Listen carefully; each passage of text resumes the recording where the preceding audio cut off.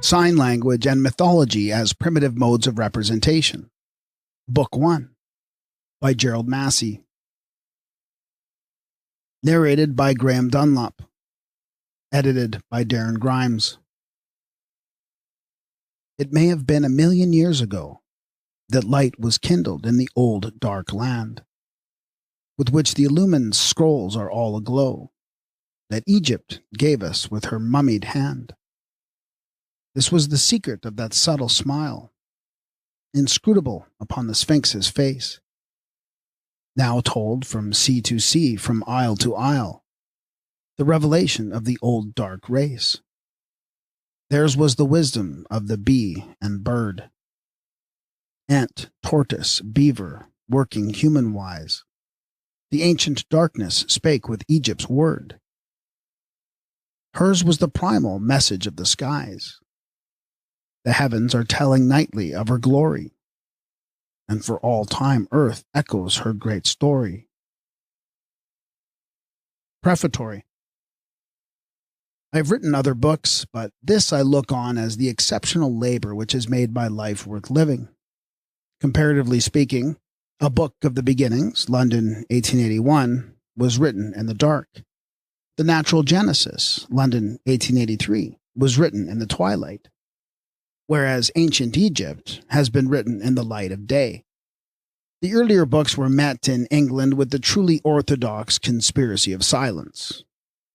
Nevertheless, 4,000 volumes have got into circulation somewhere or other, up and down the reading world, where they are slowly working in their unacknowledged way.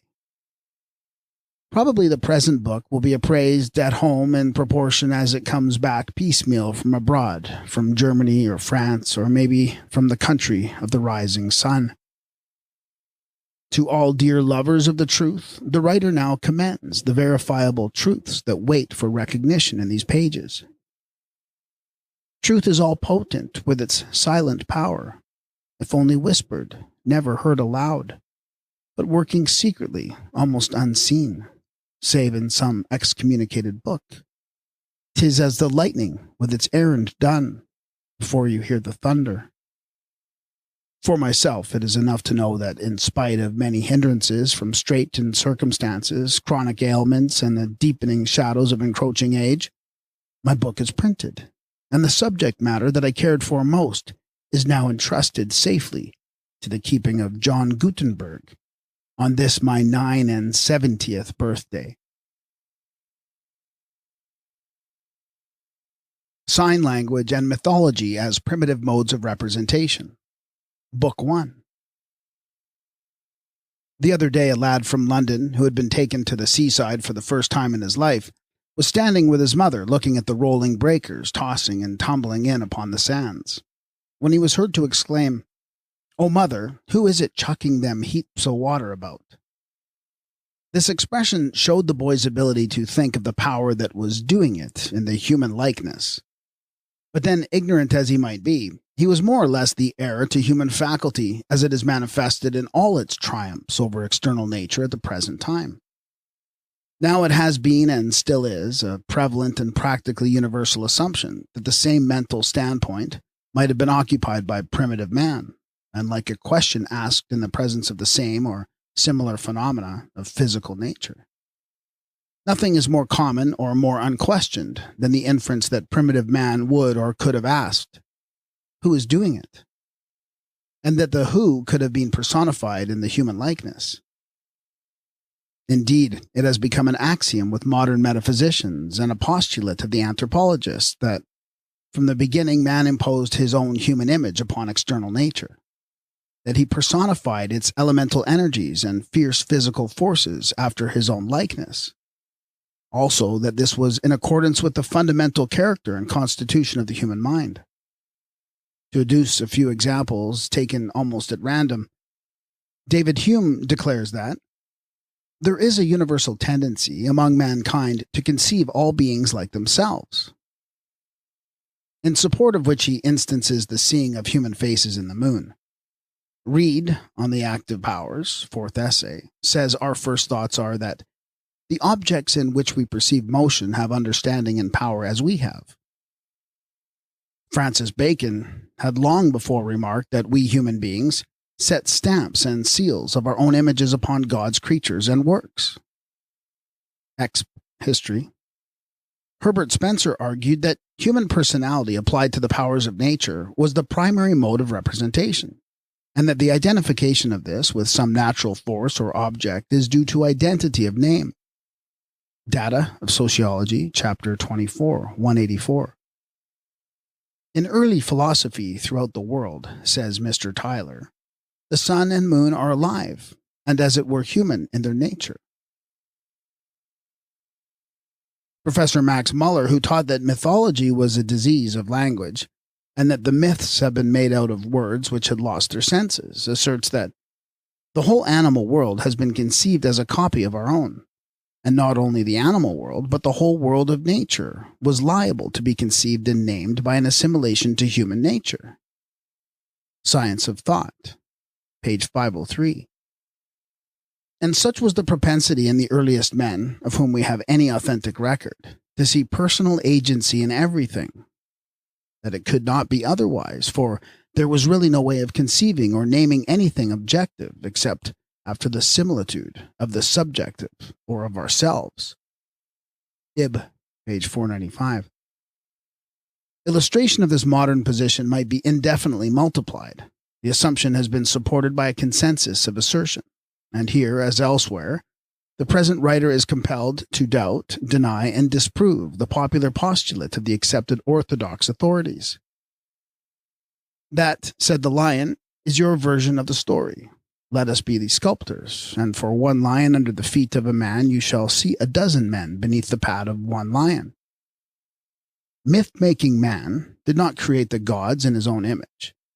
The primitive divinities of Egypt, such as Sut, Sebek, and Shu, three of the earliest, were represented in the likenesses of hippopotamus, the crocodile, and the lion, whilst Hapi was imaged as an ape, Anup as a jackal, Ta as a beetle, Tot as an ibis, Seb as a goose. So was it with the goddesses. They are the likenesses of powers that were superhuman, not human. Hence Apt was imaged as a water cow, Hecate as a frog, Tefnut as a lioness, Surk as a scorpion, Ranut as a serpent, Hathor as a fruit tree. A huge mistake has hitherto been made in assuming that the myth-makers began by fashioning the nature powers in their own human likeness. Totemism is formulated by myth-making man with types that were the very opposite of human, and in mythology, the anthropomorphic representation was preceded by the whole menagerie of totemic zootypes. The idea of force, for instance, was not derived from the thews and muscle of a man. As the Kamite sign language shows, the force that was chucking them heaps of water about was perceived to be the wind, the spirit that moved upon the face of the waters from the beginning. This power was divinized in Shu, the god of breathing force, whose zootype is the lion as a fitting figure of this panting power of the air. The element audible in the howling wind, but dimly apprehended otherwise, was given shape and substance as the roaring lion in this substitution of similars. The force of the element was equated by the power of the animal, and no human thews or sinews could compare with those of the lion as a figure of force. Thus the lion speaks for itself, in the language of the ideographic signs.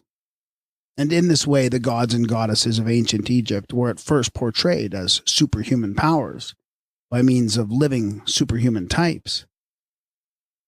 If primitive man had projected a shadow of himself upon external nature, to shape its elemental forces in his own image, or if the unfeatured vasts had unveiled to him any likeness of the human face, then the primary representation of the nature powers, which became the latter divinities, ought to have been anthropomorphic, and the likeness reflected in the mirror of the most ancient mythologies should have been human.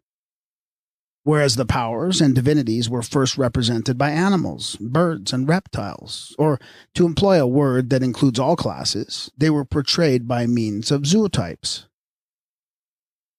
The sun and moon were not considered human in their nature. When the one was imaged as a crocodile, a lion, a bull, a beetle, or a hawk, and the other as a hare, a frog, an ape, or an ibis, as they are represented in the Egyptian hieroglyphics by means of the zootypes. Until Harur, the elder Horus, had been depicted as the child in place of the calf or lamb, the fish or shoot of the papyrus plant, which was comparatively late, there was no human figure personalized in the mythology of Egypt. Primitive or Paleolithic man was too beggarly poor in possessions to dream of shaping the superhuman powers of nature in a human likeness.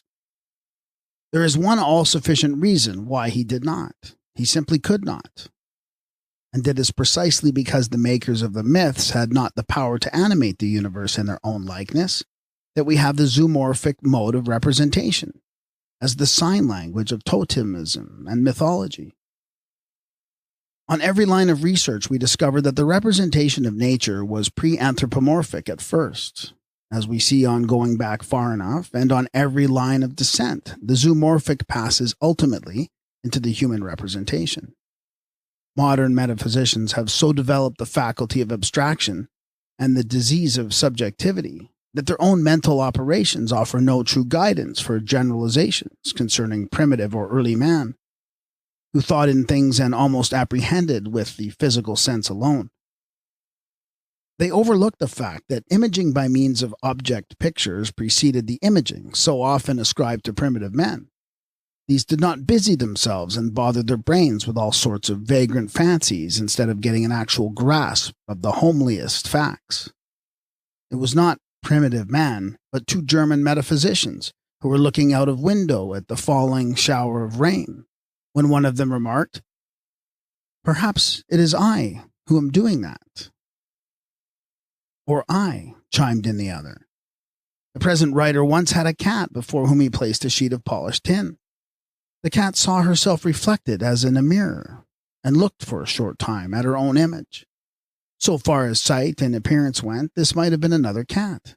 But she proceeded to apply the comparative process and test one sense by another, deliberately smelling at the likeness to find out if any cat was there. She did not sit down as a non-verifying visionary to formulate hypotheses or conjure up the ghost of a cat. Her sense of smell told her that, as a matter of fact, there was no other cat present. Therefore, she was not to be misled by a false appearance, in which she took no further interest. That, we may infer, was more like the action of primitive man, who would find no human likeness behind the phenomena of external nature. Indeed, man was so generally represented by the animals that the appearance could be mistaken for a primitive belief that the animals were his ancestors. But the powers first perceived in external nature were not unlike the human. They were very emphatically and distinctly more than human, and therefore could not be adequately expressed by features recognizable as merely human. Primitive men were all too abjectly helpless in presence of these powers to think of them or to conceive of them in their own similitude. The one primordial and most definite fact of the whole matter was the distinct and absolute unlikeness to themselves. Also, they themselves were too little the cause of anything by the work of their own hands to enter into the sphere of causation mentally. They could only apprehend the nature forces by their effects, and try to represent these by means of other powers that were present in nature, but which were also necessarily superior to the human and were not the human faculties indefinitely magnified. The human being could only impress his own image on external nature in proportion to his mastery over natural conditions. He could not have figured the thunderbolt as a stone axe in the hands of a destroying power until he himself had made and could wield the axe of stone as the weapon of his own power. But he could think of it in the likeness of the serpent already known to him in external nature as a figure of fatal force. An ignorant explanation of the Egyptian sign language was begun by the Greeks, who could not read the hieroglyphics. It was repeated by the Romans, and has been perpetuated by classical scholars ever since. But as the interpreter of Egypt, that kind of scholastic knowledge is entirely obsolete. Ignorance of primitive sign language has been and is a fertile source of false belief. For example, Juvenal asks, who does not know what kind of monsters Egypt insanely worships? Sat 15:1. And having seen or heard of the long-tailed ape in an Egyptian temple, the satirist assumed without question that this animal was set up as an object of worship. He did not know that the ape itself was the worshipper, as an image in sign language and as the saluter of the gods.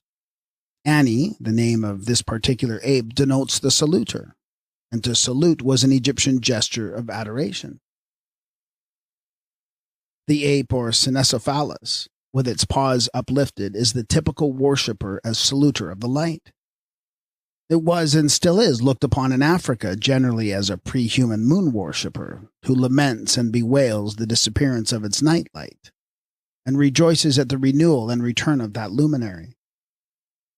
Hor Apollo, B. 114, also Captain Burton in a letter to the author. In the vignettes to the ritual, Ani the ape is the saluter of the rising sun, that is of Ra, upon the Mount of Sunrise. One of the most profound perversions of the past has been made in misapprehending this primitive sign language for what it was designated, worship, whether as sun worship or serpent worship, tree worship, or phallic worship. The tree, for example, is a type, but the type is not necessarily an object of worship, as misunderstood by those who do not read the types when these are rooted in the ground of natural fact.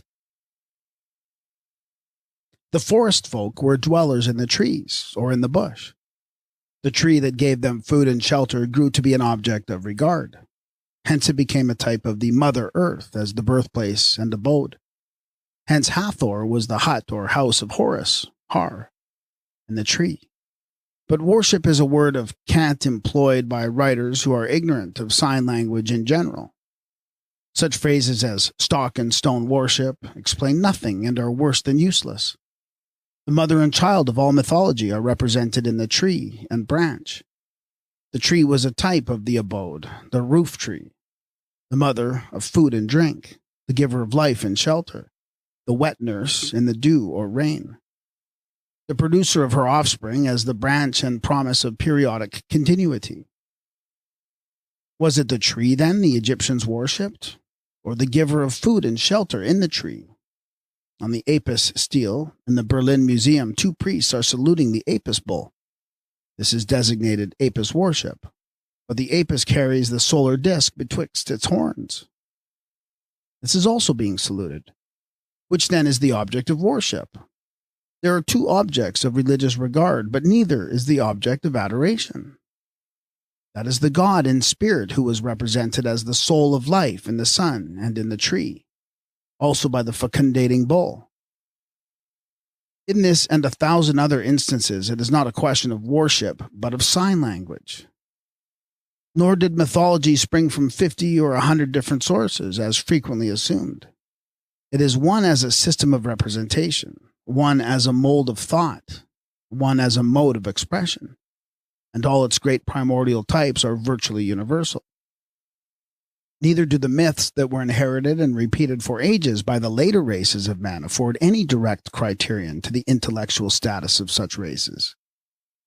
A mythical representation may be savage without those who preserve it being savages. When the Egyptians in the time of Unas speak of the deities devouring souls, it is no proof of their being cannibals at the time. Mythology has had an almost limitless descent. It was in a savage or crudely primitive state in the most ancient Egypt. But the Egyptians who continued to repeat the myths did not remain savages. The same mythical mode of representing nature that was probably extant in Africa 100,000 years ago survives today amongst races who are no longer the producers of the myths and Mark Chen that they are of the language itself. Egyptian mythology is the oldest in the world. And it did not begin as an explanation of natural phenomena, but as a representation by such primitive means as were available at the time. It does not explain that the sun is a hawk or the moon a cat or the solar god a crocodile. Such figures of fact belong to the symbolical mode of rendering in the language of animals or zootypes. No better definition of myth or mythology could be given than is conveyed by the word sem in Egyptian. This signifies representation on the ground of likeness. Mythology, then, is representation on the ground of likeness, which led to all forms of sign language that could ever be employed. The matter has been touched upon in previous volumes, but for the purpose of completeness, it has to be demonstrated in the present work that external nature was primarily imaged in the pre-human likeness. It was the same here as in external nature. The animals came first, and the predecessors of man are primary in sign language, mythology, and totemism. It is quite certain that if the primitive method had been conceptual, and early man had possessed the power to impose the likeness of human personality upon external phenomena, it would have been in the image of the male as a type or in the types of power, whereas the primal human personification is in the likeness of the female. The Great Mother, as the primal parent, is a universal type. There could be no divine father in heaven until the fatherhood was individualized on earth. Again, if primitive men had been able to impose the human likeness on the mother nature, the typical wet nurse would have been a woman. But it is not so. The woman comes last. She was preceded by the beast itself, the sow, the hippopotamus, or lioness, and the female form that wears the head of the zootype, the cow, frog, or serpent, on the body of a divinity. Moreover, the human likeness would, of necessity, have included sex. But the earliest powers recognized in nature are represented as being of no sex. It is said in the Akkadian hymns, "Female they are not, male they are not." Therefore, they were not imaged in the human likeness. The elements of air, earth, water, fire, darkness, and light are of no sex, and the powers first recognized in them, whether as destructive or beneficent, are consequently without sex. So far from nature having been conceived or imaged as a non-natural man in a mask, with features more or less human. However hugely magnified, the mask of human personality was the latest that was fitted to the face of external nature. Masks were applied to the face of nature in the endeavor to feature and visibly present some likeness of the operative elemental forces and manifesting powers of air, fire, water, earth, thunder and lightning, darkness and dawn, eclipse and earthquake, sandstorm or the drowning waters of the dark. But these masks were zoomorphic, not human. They imaged the most potent of devouring beasts, most cunning of reptiles, most powerful birds of prey. In these monstrous masks, we see the primal powers of nature, all at play, as in the pantomime, which still preserves a likeness to the primordial representation of external nature that is now chiefly known under the names of mythology and totemism. The elemental powers operant in external nature were superhuman in the past, as they are in the present. The voice of thunder, the death stroke of lightning, the coup de soleil, the force of fire, or of water in flood and the wind in a hurricane were superhuman. So of the animals and birds, the powers of the hippopotamus, crocodile, serpent, hawk, lion, jackal, and ape were superhuman, and therefore they were adopted as zootypes and as primary representatives of the superhuman powers of the elements. They were adopted as primitive ideographs. They were adopted for use and consciously stamped for their representative value, not ignorantly worshipped, and thus they became the coins, as it were, in the current medium of exchange for the expression of primitive thought or feeling. Sign language includes the gesture signs by which the mysteries were danced or otherwise dramatized in Africa by the Pygmies and Bushmen, in totemism, in fetishism, and in hieroglyphic symbols.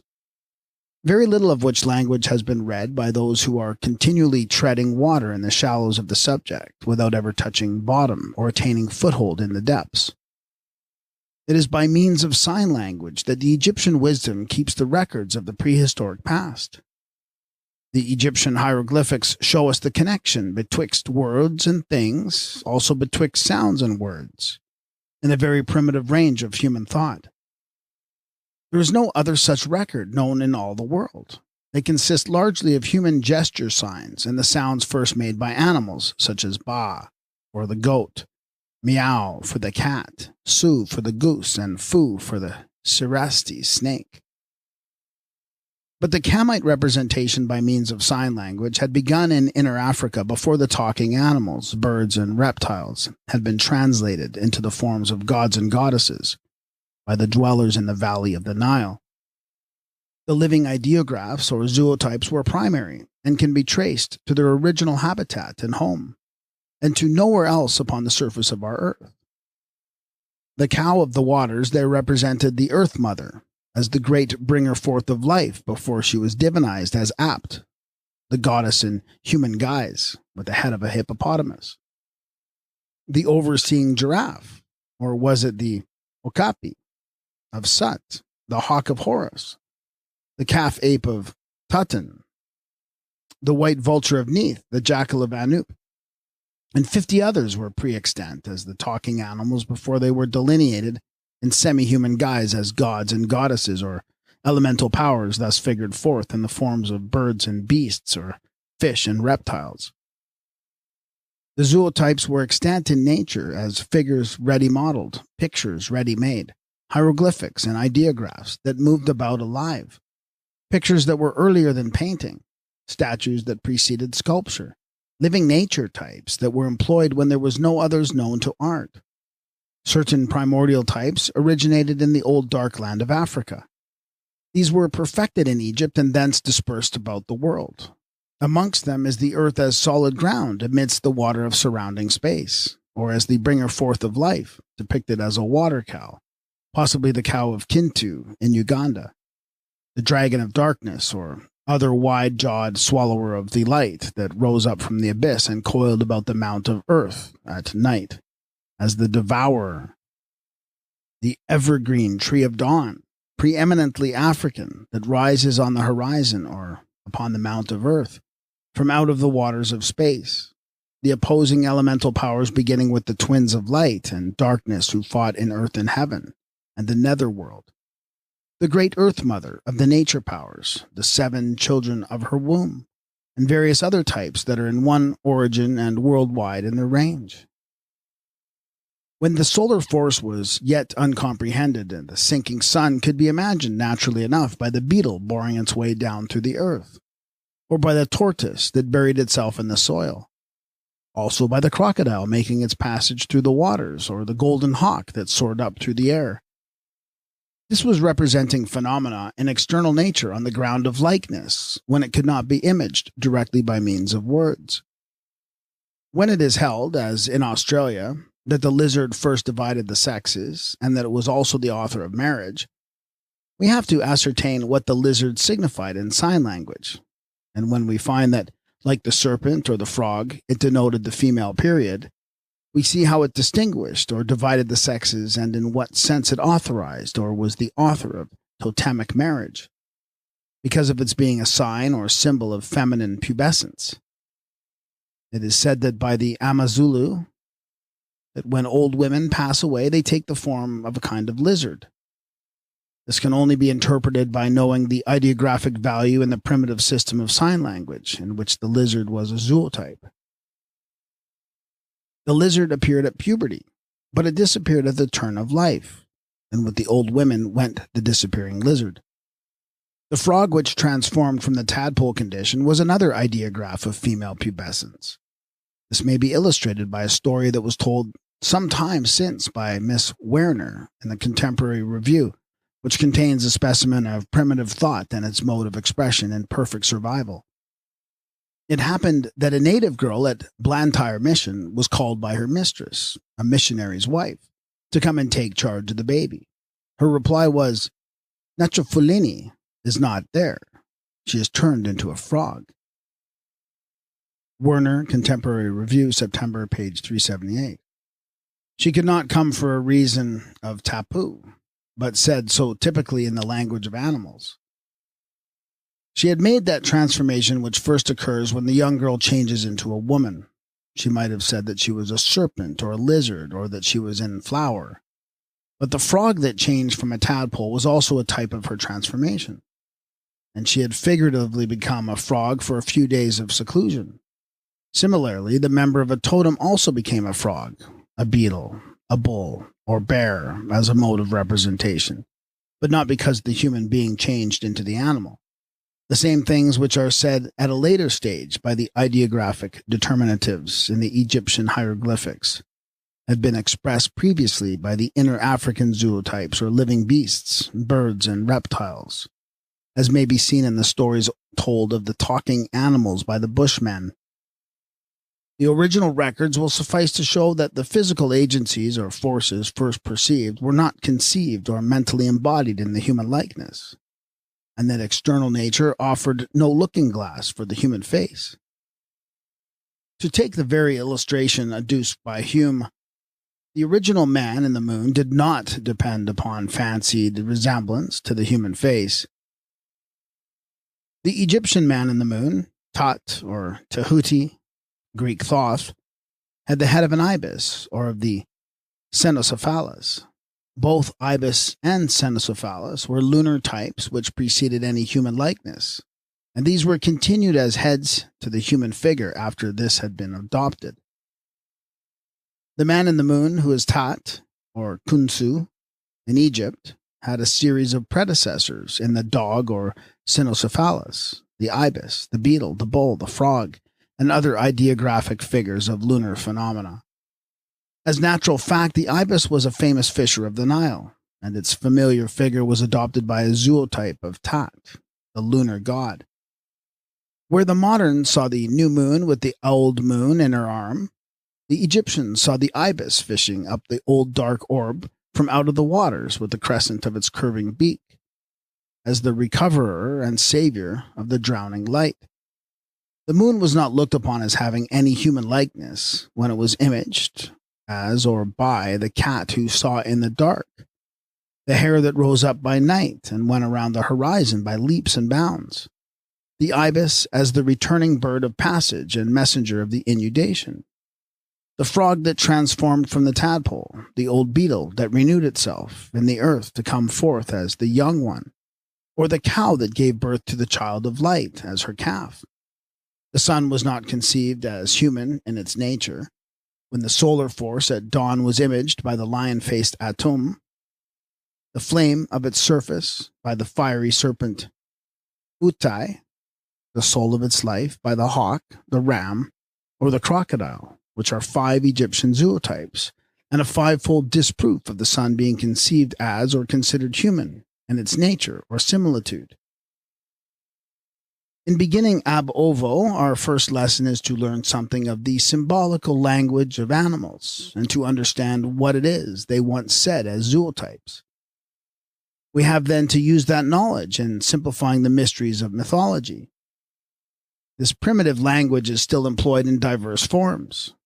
It is extant in the so-called dead language of the hieroglyphics, the ideographs and pictographs, and the totemic types and figures of tattoo, in the portraiture of the nature powers which came to be divinized at length in the human likeness as the gods and goddesses of mythology, and in that language of the folk fables still made use of by the Bushmen, Hottentots, and other Africans, in which the jackal, the dog, the lion, the crane, the white vulture, and other beasts and birds keep on talking as they did in the beginning,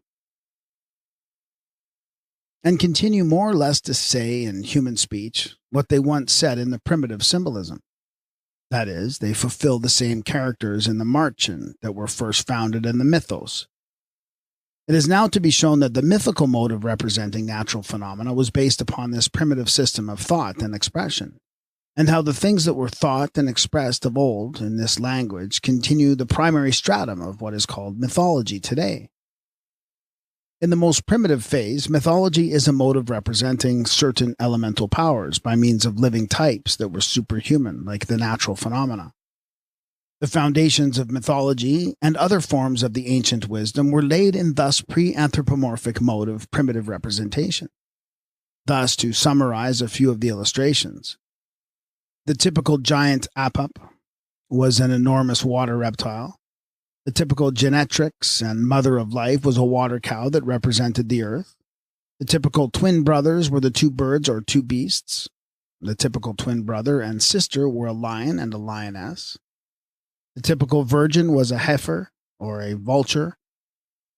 The typical messiah was a calf or a lamb or unbu, the branch.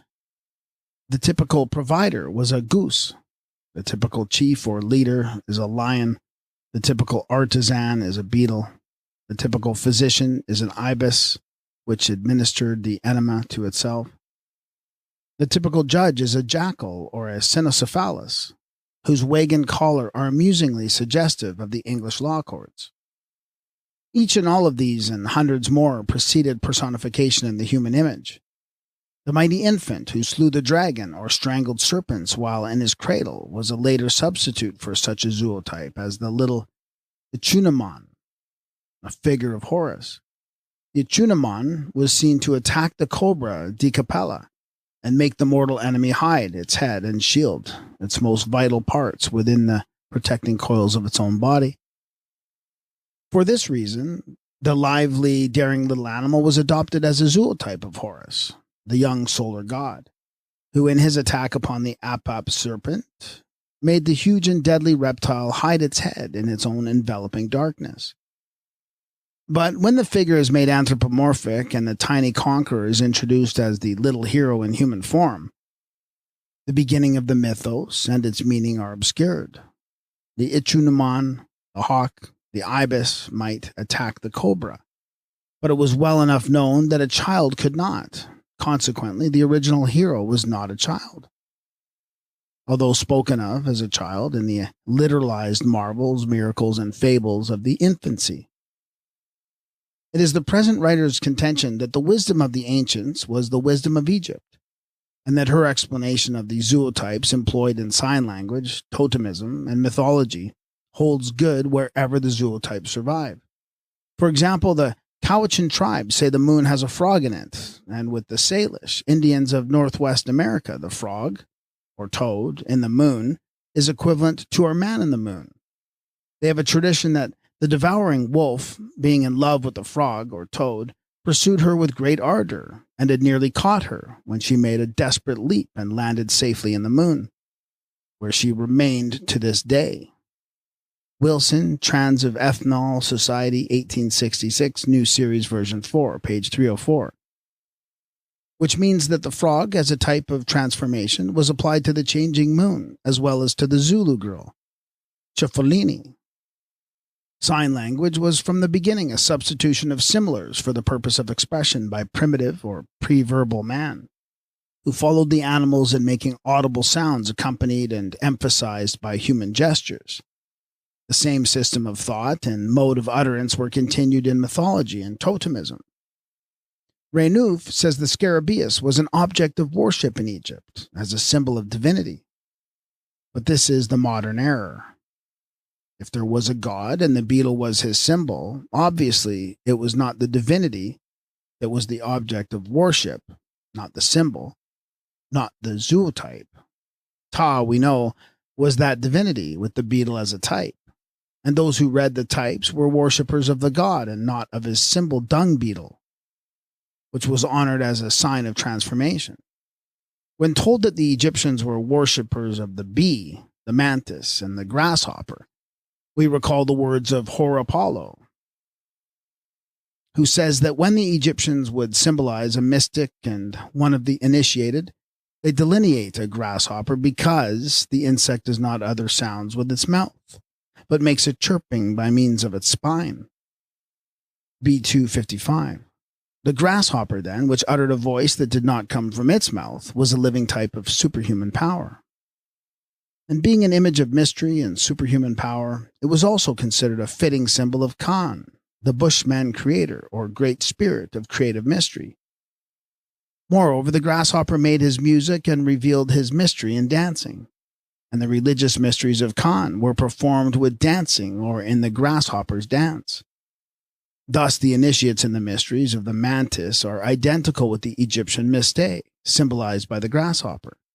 And the dancing probably goes back to the time when pre-verbal man was an imitator of the grasshopper, which was a primitive type of mystery, like the transforming frog and the self-interring tortoise. There is a religious sect still extant in England who are known as the Jumpers, and their saltatory exercises still identify them with the leaping grasshoppers and the praying mantis and the mysteries of old. They still dance that dance. The moon belongs to the mantis, say the Bushmen, which goes to show that the mantis was not only a lunar type as the leap around the horizon, but on account of its power of transformation. And this again suggests the reason why the mantis should be the zootype of the Mistai, who transformed in trance, as well as leaped and danced in the mysteries. The frog and the grasshopper were earlier leapers than the hare. These also were figures of the moon that leaped up in a fresh place every night. It was the leaping up of the light that was imitated in the dances of the Africans who jumped for joy at the appearance of the new moon, which they celebrated in the monthly dance, as did the Congo Negroes and other denizens of the Dark Continent, who danced the primitive mysteries and dramatized them in their dances. The leapers were the dancers, and the leaping mantis, the grasshopper, the frog, the hare, were amongst the pre-human prototypes. The frog is still known in popular weather wisdom as the prophesier of rain. As such, it must have been of vastly more importance in the burning lands of Inner Africa. And there is reason to suppose that Heket, the consort of Khnum, the king of frogs, was frog-headed as the prophetess or foreteller on this ground of natural fact. Ehrman says that the great men of the South, the privy councillors of the royal orders, were almost always invested, I know not why, with the office of prophet and the frog-headed goddess Heket. Life in Ancient Egypt, page 82, English translation. The frog was a prophet of rain in some countries and of springtime in others. In Egypt, it was the prophet of the inundation. Hence, Heket was a consort of Khnum, the lord of inundation, the king of frogs. Heket was also the seer by night in the moon, as well as the crier for the waters and foreteller of their coming. From her, as seer in the dark, we may derive the names of the witch as the Hexi, the Hag, the Haggadis, and also that of the dark goddess Hecate, the sender of dreams. As prophesier of rain or of the inundation, it was the herald of a new life to the land of Egypt, and this would be one reason for its relationship to the resurrection. But in making its transformation from the tadpole state to that of the frog, it was the figure of a still more important natural fact, that in this mythology was applied the transformation and renewal of the moon, and to the transformation of the mortal into an immortal in the eschatology, a type of Ta, who in one form is portrayed as the frog-headed god. This, in the mythology, was applied to the transformation and renewal of the moon, and to the transformation of the mortal into an immortal in the eschatology, a type of Ta, who in one form is portrayed as the frog-headed god. Lamps have been found in Egypt with the frog upon the upper part, and one is known which has the legend, I am the resurrection. Lanzone Dizenario, page 853, Budge, the Mummy, page 266. In this figure, the lamp is an equivalent for the rising sun, and the frog upon it is the type of Ta, who in his solar character was the resurrection and the life in the mythology before the image passed into the eschatology, in a spiritual sense. The frog was a type of transformation, and the frog-headed Ta made his transformation in Amenta to rise again as the opener of the nether earth. And as he represented the sun in Amenta, the frog, like the Cynocephalus of Memphis, writ chapter 42, was imaged as golden. Thus we find the sun in the lower earth of two depicted in the golden frog. And as stated by John Bell, the Lamas had an idea that the earth rested on a golden frog, and that when the frog stretched out its foot, there was an earthquake. A Journey from St. Petersburg to Peking in the year 1719. Pinkerton's Voyages, Volume 7, page 369. Here the frog beneath the earth, like the tortoise, is Egyptian, and as such we can learn what fact in nature was represented by it as a zootype of Ta in the netherworld, called the Earth of Eternity, where the typical tadpole that swam the waters made its transformation into the frog that stretched itself and set its foot on land. It is related in a Chinese legend that the lady Mrs. Chang No, obtained the drug of immortality by stealing it from Si Wang Nu, the royal mother of the West. With this she fled to the moon, and was changed into a frog that is still to be seen on the surface of the orb. Denny's Folklore of China, page 117. As Egyptian, the mother of the West was the goddess who received the setting sun and reproduced its light. The immortal liquor is the solar light. This was stolen from the moon.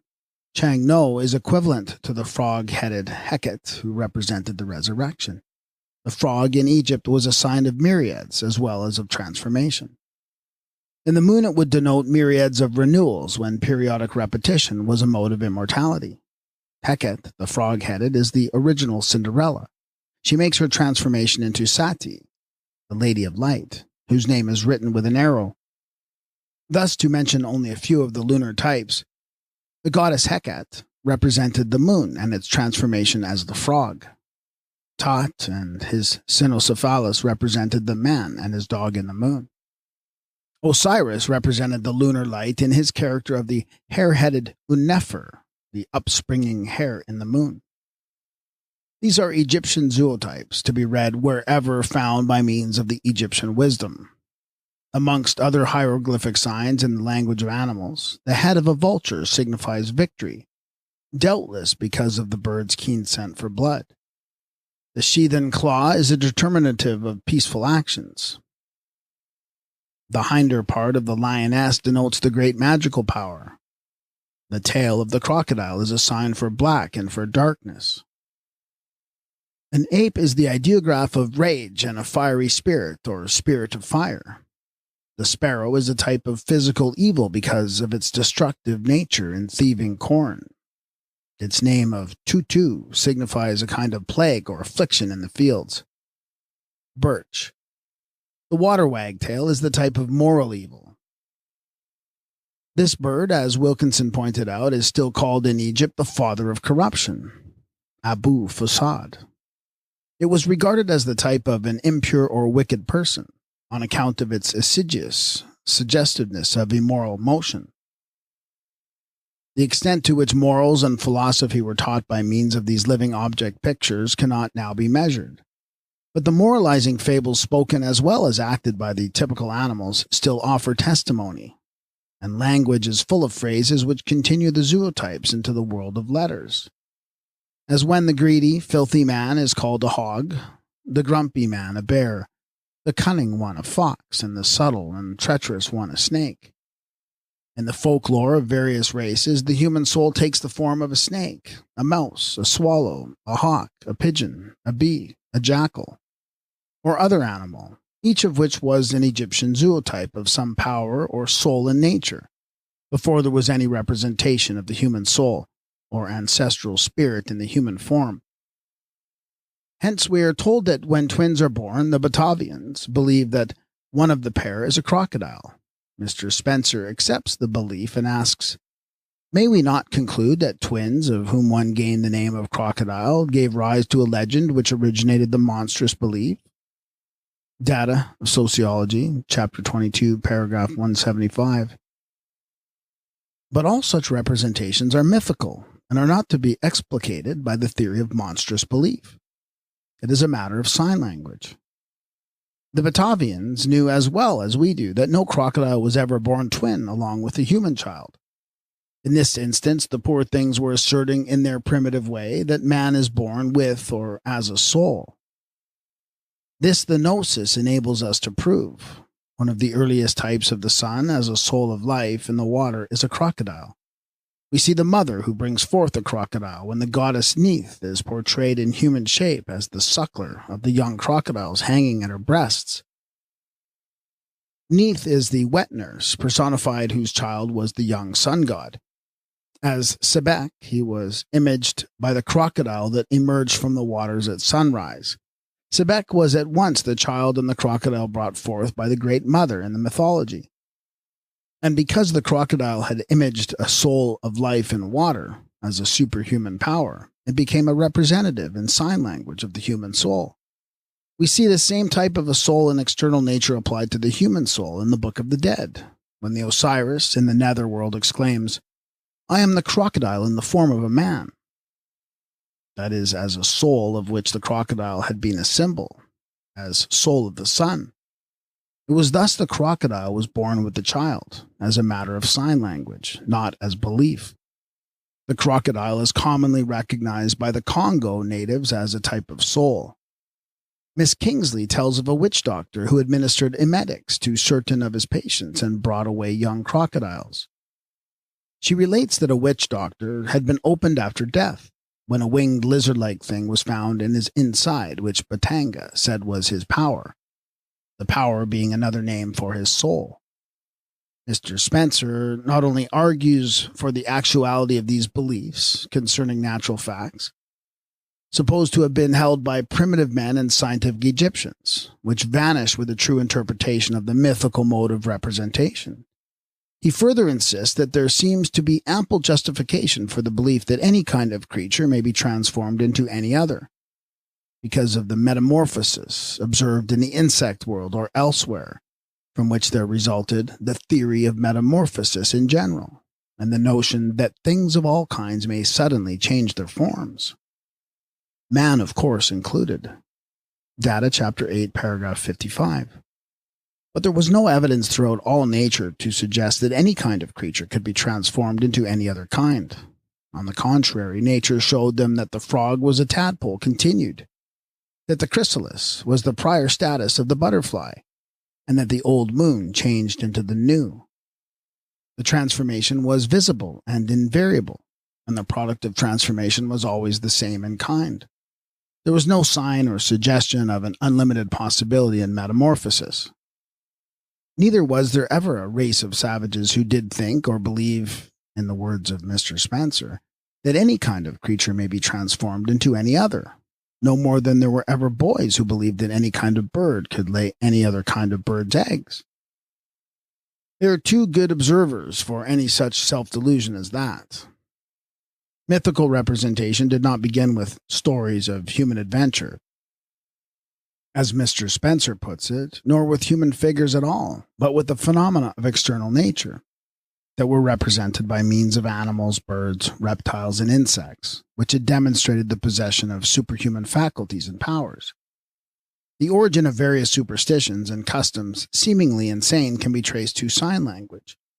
In many parts of England, it is thought necessary to tell the bees when a death has occurred in the house, and to put the hives into mourning. The present writer has known the housewife to sally forth into the garden with a warming pan and key and stripes to crape to tell the bees, lest they should take flight when one of the inmates of the house had died.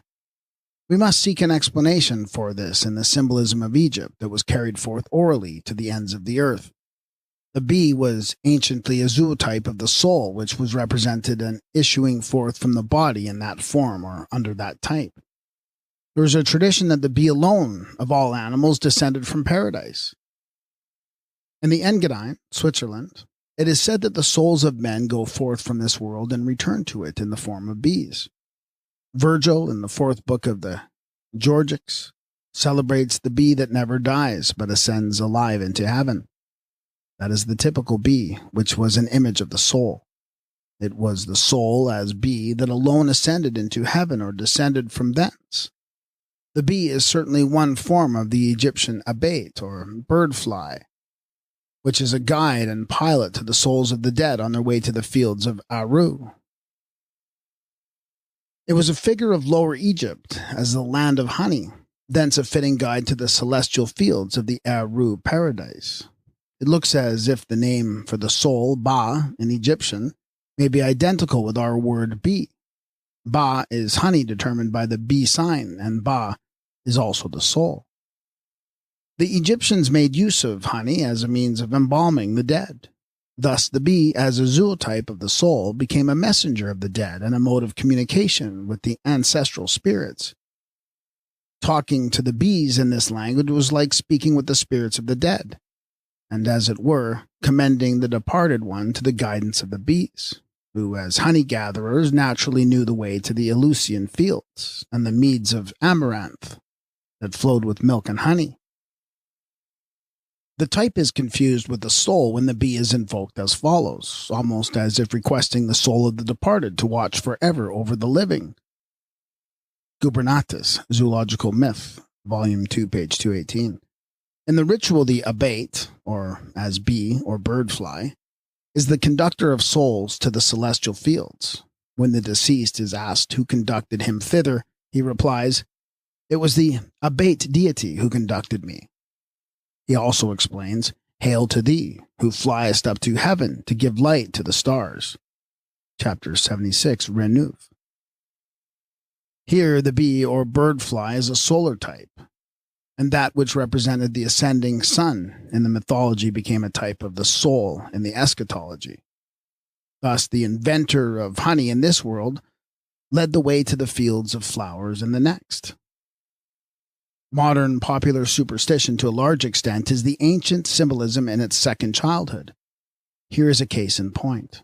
The cock having been a representative of soul or spirit, it is pure to be said that the human soul has entered the cock by a kind of reincarnation. Hence we read of a legacy left to a fowl by a wealthy lady named Silva of Lisbon, who held that the fowl of her dead husband survived in a cock. Daily Mail, May 26, 1892. So it has been with the zootypes of other elemental souls that were continued for the human soul, from the crocodile of the Batavians to the red mouse of the Germans. Folklore is full of fables that originated in this language of signs. The jackal in the Egyptian representation is the guide of the sun upon its pathway in Amenta, who takes up the young child Horus in his arms to carry him over the waters. In the Hottentot prototype, the jackal finds the sun in the form of a little child and takes him upon his back to carry him. When the sun grew hot, the jackal shook himself and said, "Get down." But the sun stuck fast and burnt the jackal, so that he has a long black stripe down his back to this day. Bleak, Reynard, page 67. The same tale is told of the coyote or prairie dog, who takes the place of the jackal in the mythical legends of the red men. In the ritual, the jackal who carried Horus, the young sun god, had become the bearer and supporter of souls. In passing the place where the dead fall into darkness, the Osiris says, "Aput raiseth me up," chapter 44. And when the overwhelming waters of the deluge burst forth, he rejoices, saying, "Anup is my bearer." Writ, chapter 64. Here, as elsewhere, the mythical type extant with the earlier Africans has passed into the eschatology of the Egyptians. The eternal contest betwixt the powers of light and darkness is also represented in the African folk tales. The hare or rabbit, Kalulu, and the Dzimwi are two of the contending characters. The hare, as in Egypt, is typical of the good power, and no doubt is a zootype of the young, upspringing moon. The Zwimi is the evil power, like Apap, the giant, the ogre, the swallower of the waters or the light. Warner, African Folklore, Contempt Rev., September 1896. It is very cunning, but in the end is always outwitted by the hare. When the Zwimi kills or swallows the hare's mother, it is the dragon of darkness, or eclipse, devouring the lunar light. The moon mythos is indefinitely older than the solar, and the earliest slayer of the dragon was Lunar, the mother of the young child of light. Here she is killed by the Zwimi. Then Kalulu comes with a barbed arrow, with which he pierces the Zwimi through the heart. This is the battle of Ra and Apap, or Horus and Sut, in the most primitive form, when as yet the powers were rendered non-anthropomorphically. Again, the monkey who was transformed into a man is a prototype of the moon god Tat, who is a dog-headed ape in one character and a man in another. A young person refuses several husbands. A monkey then comes along. The beast takes the skin off his body and is changed into a man. To judge from the Egyptian mythos, the young person was lunar, and the monkey changing into a man is the lunar likewise. One of the two won the Lady of Light in the moon. This was the monkey that became a man, as did the bear in Beauty and the Beast. In another tale, obviously lunisolar, that is with the sun and moon as the characters, a girl, that is the moon, refused a husband, that is the sun. Thereupon she married a lion, that is the solar type. In other words, the moon and the sun were married in a menta. This tale is told with primitive humor. When the wedded pair were going to bed, she would not undress unless he let her cut off his tail. For this remained unmetamorphosed when he transformed into a man. When she found out that he was a lion, she ran away from that husband. So in a Hindu story, a young woman refuses to marry the sun because he is too fiery hot. Even in the American Negro stories of Brer Rabbit, Brer Fox, Brer Wolf, and Brer Terrapin, the original characters of the typical animals are still preserved as they were in the Egyptian mythology when divinized. The turtle or tortoise, the wise and sagacious one, is the hider. The fox, like the jackal, Anup, is the cunning one. The wolf is the swallower, and the rabbit equates with the hare, a type of the god Osiris or of the African Kalulu. Any number of current superstitions are the result of ignorance concerning the ancient wisdom, and one of the worst results bequeathed to us by the past is to be found in our customs of cruelty to dumb animals. These poor victims have had to suffer frightfully for the very service which they once rendered to man as primitive types of expression in sign language. In the Persian and Hebrew laws of clean and unclean, many of the animals and birds that were once held sacred in Egypt for their symbolic value are there condemned as unclean, to be cast out with curses. And so the real animals became the outcasts of the mental world, according to the later religion, in the language of the letters which followed and superseded the carven hieroglyphics of the earlier time. The ass has been a shameful sufferer from the part it played in the primitive typology. Beating and kicking the ass used to be a Christian sport practiced up and down the aisles of Christian churches, the ass being a cast-out representative of an old Hebrew and still older Egyptian deity. The cat is another sufferer for the same reason. The cat sees by night and was adopted as a type of the moon that saw by night and kept watch in the dark. Now witches are seers and foreseers, and whenever they were persecuted and hounded to death, the cat suffered with them, because she had been the type and symbol of preter-human sight. These were modes of casting out the ancient fetish images, initiated and enforced by the priesthood of a later faith. In Egypt, as Hor Apollo tells us, the figure of a mouse signified a disappearance. Now see how cruelly the little animal has been treated because it was a type of disappearance. It was, and may be still, an English custom to charm away disease by making a hole in the shrew ash or witch elm tree, and shutting up a live shrew mouse in it. In Immering, the mouse in the bole of a tree, the disappearing victim typified or enacted the desired disappearance of the disease. That which had been a symbol in the past is now made use of alive in performing a symbolical action in the present. Much misery has been caused to human beings as well as animals through the misapplication of certain mythical, that is, symbolical characters. Plutarch tells us how the evil Sut, or Typhon, was humiliated and insulted by the Egyptians at certain festivals, when they abuse red-haired men and tumble an ass down a precipice because Typhon was red-haired and like an ass in complexion. Chapter 30. The fact is also notorious in Europe that an evil character has been commonly ascribed to red-haired persons with no known warrant whatever from nature. They suffer for the symbol. Now for the origin of the symbol, according to the Egyptian wisdom. Sut, the treacherous opponent of Horus, Osiris in the later mythos, was the Egyptian Judas. He betrayed his brother to his enemies, the Sebal. He was of a red complexion, hence the red ass and the red-haired people were his types. But the complexion and red hair of Sut were not derived from any human origin. Sut was painted red, yellowish, or sandy, as representative of the desert. He was the original devil in the wilderness, the cause of drought and the creator of thirst. As the hippopotamus, Sut, like Apt the mother, was of the red complexion. As the betrayer of his brother Osiris, Sut was brought on with the Jesus legend in the character of Judas, the traitor. Hence, in the miracle plays and out-of-doors customs, Judas, true to the Sut Typhonian tradition, is always red-haired or wears a red wig. Thus, in our pictures of the past, the typical traitor still preserves this proper hue. But in the belief of the ignorant, the clue is lost, and the red-haired people come to be the viva effigies of Sut, the Egyptian Judas, as a human type of evil. Folklore in many lands is the final fragmentary form in which the ancient wisdom, the wisdom of old Egypt, still survives as old wives' fables, parables, riddles, allegorical sayings, and superstitious beliefs, consecrated by the ignorance which has taken the place of primitive knowledge concerning the mythical mode of representation.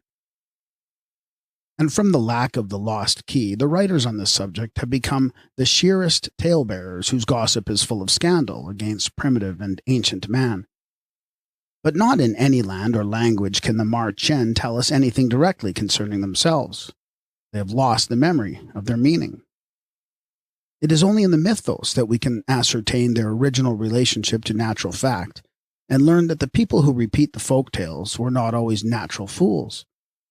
It is only in the Egyptian wisdom that the key is to be found. One of the most universal of the folk tales, which are the debris of mythology, is that of the giant who had no heart or spark of soul in his body. The Apap dragon in Africa was the first of all the giants who has no heart in his body, no root in reality, being as he is only the representation of non-existence, drought, darkness, death, and negation. To have no heart in the body is an Egyptian expression for lack of understanding and want of nous. As it is said in the Anastasia papyri of the slave who is driven with a stick and beaten like the ass, he has indeed no heart in his body. It was this lack of intelligence that made the giant of the Marchen such a big blundering booby, readily outwitted by clever little Jack, Horus, or Petit Jorg, the youthful solar god, and so easily cajoled by the fair princess or lunar lady who is held a captive in his dungeon underground. In one of the Tartaro legends, told in Basque, the hero fights a body without a soul. When the monster is coming, it is said of him, "He is about to come, this horrible body without a soul." In another tale, the seven-headed serpent, Heron Suj, bemoans his fate that he hasn't a spark betwixt his head and tail. If he had, he would burn up Petit Jorg, his lady, his horse, and his terrible dog. In this version of the monster is a serpent, equivalent to the Apap reptile or dragon of drought and darkness, which in the Kamite mythos has no soul in its body, because it is an image of darkness and negation. Most of the characters and localities, the scenery and imagery of the three Marchen, belong to the Egyptian mythos. The lake is also African, as the typical great water of those who had never seen the ocean. It remained the same type with the Egyptians after they did know the great green water of the Mediterranean Sea. In such ways they have preserved their proofs of the inner African beginnings with an adamantine unchangeableness. The lake of the goose or duck is referred to in the ritual, chapter 109. The sun was imaged as a golden egg laid by the duck or goose. The hill or island standing in the lake is the earth considered as a mount of the double earth in the Kamite eschatology. The snake or dragon in the lake, or coiling about the mound or round the tree, is the Apap reptile or the water of darkness who coils around the hill at sunset, Writ chapter 108, or attacks the tree of life, which is an image of the dawn, the great green sycamore of Hathor. Earth itself was imaged as a goose that rested on the Nun or the waters of space. This was the ancient mother goose that every morning laid her golden egg. The sun sinking down into the underworld is described in the ritual as the egg of the great cackler. The egg which Seb hath parted from the earth, Writ chapter 54. The giant with no heart or soul is a figure of darkness, as the devouring monster with no sun or soul in his body. Hence the heart or soul that was hidden in the tree, or in the egg of the bird far away. The sun is the egg that was laid by the goose of earth, that brought forth the golden egg. The soul of the giant, darkness, was not the personal soul of any human being whatsoever, and the only link of relationship is when the same image of a soul in the egg is applied to the manes in the dark of death. The soul of the sun in the egg is the soul of Ra in the underworld of Amenta, and when the sun issues from the egg, as a hawk, it is the death of darkness, the monster. Our forebears and forerunners were not so far beside themselves as to believe that if they had a soul at all, it was outside of their own bodies, hidden somewhere in a tree, and a bird, and an egg, and a hare, and a duck, a crocodile, or any other zootype that never was supposed to be the dwelling of the human soul. In the Basque story of Marlbrook, the monster is slain by being struck on the forehead with an egg that was found in a pigeon, that was found in a fox, that was found in a terrible wolf in a forest. Webster, page 83. However represented, it was the sun that caused the monster's death. So in the Norse tales, the troll or ogre bursts at sight of dawn, because his death was in the solar orb that is represented by the camite egg of the goose. The giant of darkness is inseparable from the young hero or the solar god, who rises from Amenta as his valiant conqueror. These being the two irreconcilable enemies, as they are in the ritual, it follows that the princess who finally succeeds in obtaining the giant's secret concerning the hiding place of his heart in the egg of a bird is the lunar lady in Amenta, who, as Hathor, was the princess by name when she had become the daughter of Ra. She outwits the Apap, who is her swallower at the time of the eclipse, and conveys the secret knowledge to the youthful solar hero, who overcomes the giant by crushing his heart in the egg. In fighting with the monster, the Basque hero is endowed with the faculty of transforming into a hawk. The hawk says to him, "When you wish to make yourself a hawk, you will say, 'Jesus Hawk,' and you will be a hawk."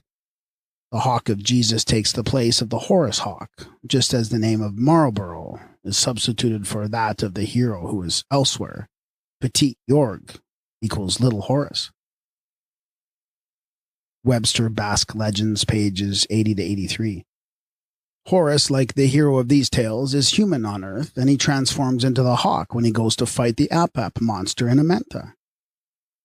In the Basque version, the human hero transforms into a hawk, or as it is said, the young man made himself a hawk, just as the human Horus changed into the golden hawk, and then flew away with the princess clinging firmly to his neck. And here the soul that was in the egg is identified as the hawk itself. At least it was when the egg was broken with the blow struck by the princess on the giant's forehead, that the hero makes his transformation into the hawk. In the mythology, it was the bird of earth that laid the egg. But in the eschatology, when the egg is hatched, it is the bird of heaven that rises from it as the golden hawk. The hawk of the sun is especially the Egyptian bird of soul, although the dove or pigeon also was a type of the soul that was derived from Hathor. In the Marchen, the duck takes the place of the goose, but these are co-types in the mythos. In the Egyptian, Horus pierces the Apap dragon in the eye and pins his head to the earth with a lance. The mythical mode of representation went on developing in Egypt, keeping touch with the advancing arts. The weapon of the Basque hero was earlier than the lance or spear of Horus. It is a stake of wood made red hot. With this he pierces the huge monster in the eye and burns him blind. The Greek version of this is too well known to call for repetition here, and the Basque lies nearer to the original Egyptian. It is more important to identify the eye and the blazing snake. Horus, the young solar god, is slayer of the Apap by piercing him in the eye. The Apap is the giant, the dragon, the serpent of darkness, and the eye of Apap was thought of as the eye of a serpent that was huge enough to coil round the mountain of the world, or about the tree of life and light, which had its rootage in the nether earth. This on the horizon was the tree of dawn. The stake is a reduced form of the tree that was figured in the green of dawn. The typical tree was a weapon of the ancient Horus, who is described as fighting Sut with a branch of palm, which also is reduced form of the tree. The tree of dawn upon the horizon was the weapon of the solar god, with which he pierced the dragon of darkness and freed the mountain of earth and the princess Inimenta from its throttling, crushing reptilinear coils. This tree, conventionalized in the stake made red hot in the furnace, formed the primitive weapon with which Horus or Ulysses or the Tartaro put out the monster's eye and pierced the serpent's head to let forth the waters of light once more and to free the lady from her prison in the lower world. When the Apap monster in the cave of darkness was personified in something like the human shape, the giant, as reptile in the earliest representation, passed into the giant as a monster in the form of a magnified man called the Cyclops, and named Polyphemus. In one of the African folk tales, the little hero Kalulu slays the monster by thrusting a huge red-hot boulder down the devourer's throat. This is a type of the red-hot solar orb which the power of darkness tried to swallow and thus put out the light. The lunar lady, as well as the solar hero, is the dragon slayer in the Basque legends. In one of these, the loathly reptile lies sleeping with his head in the lap of the beautiful lady. The hero descends to her assistance in the underworld. She tells him to be off. The monster has only 3/4 of an hour to sleep, she says. And if he wakes, it is all over with you and me. It is the lunar lady who worms the great secret out of the monster concerning his death, when he confesses where his heart lies hidden.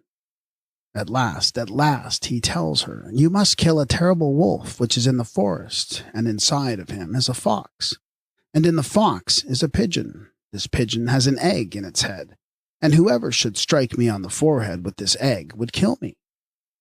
The hero, having become a hawk, secures the egg and brings it to the young lady, and having done his part, hands over the egg and says to her, at present it is your turn, act alone.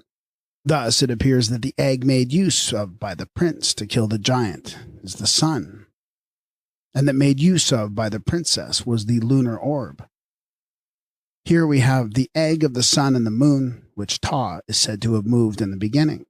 She strikes the monster, as he had told her, and he falls stark dead. Webster, Malbrook. The dragon was known in Britain as the typical cause of drought and the devourer of 9 maidens who had gone to fetch water from the spring before he was slain by Martin.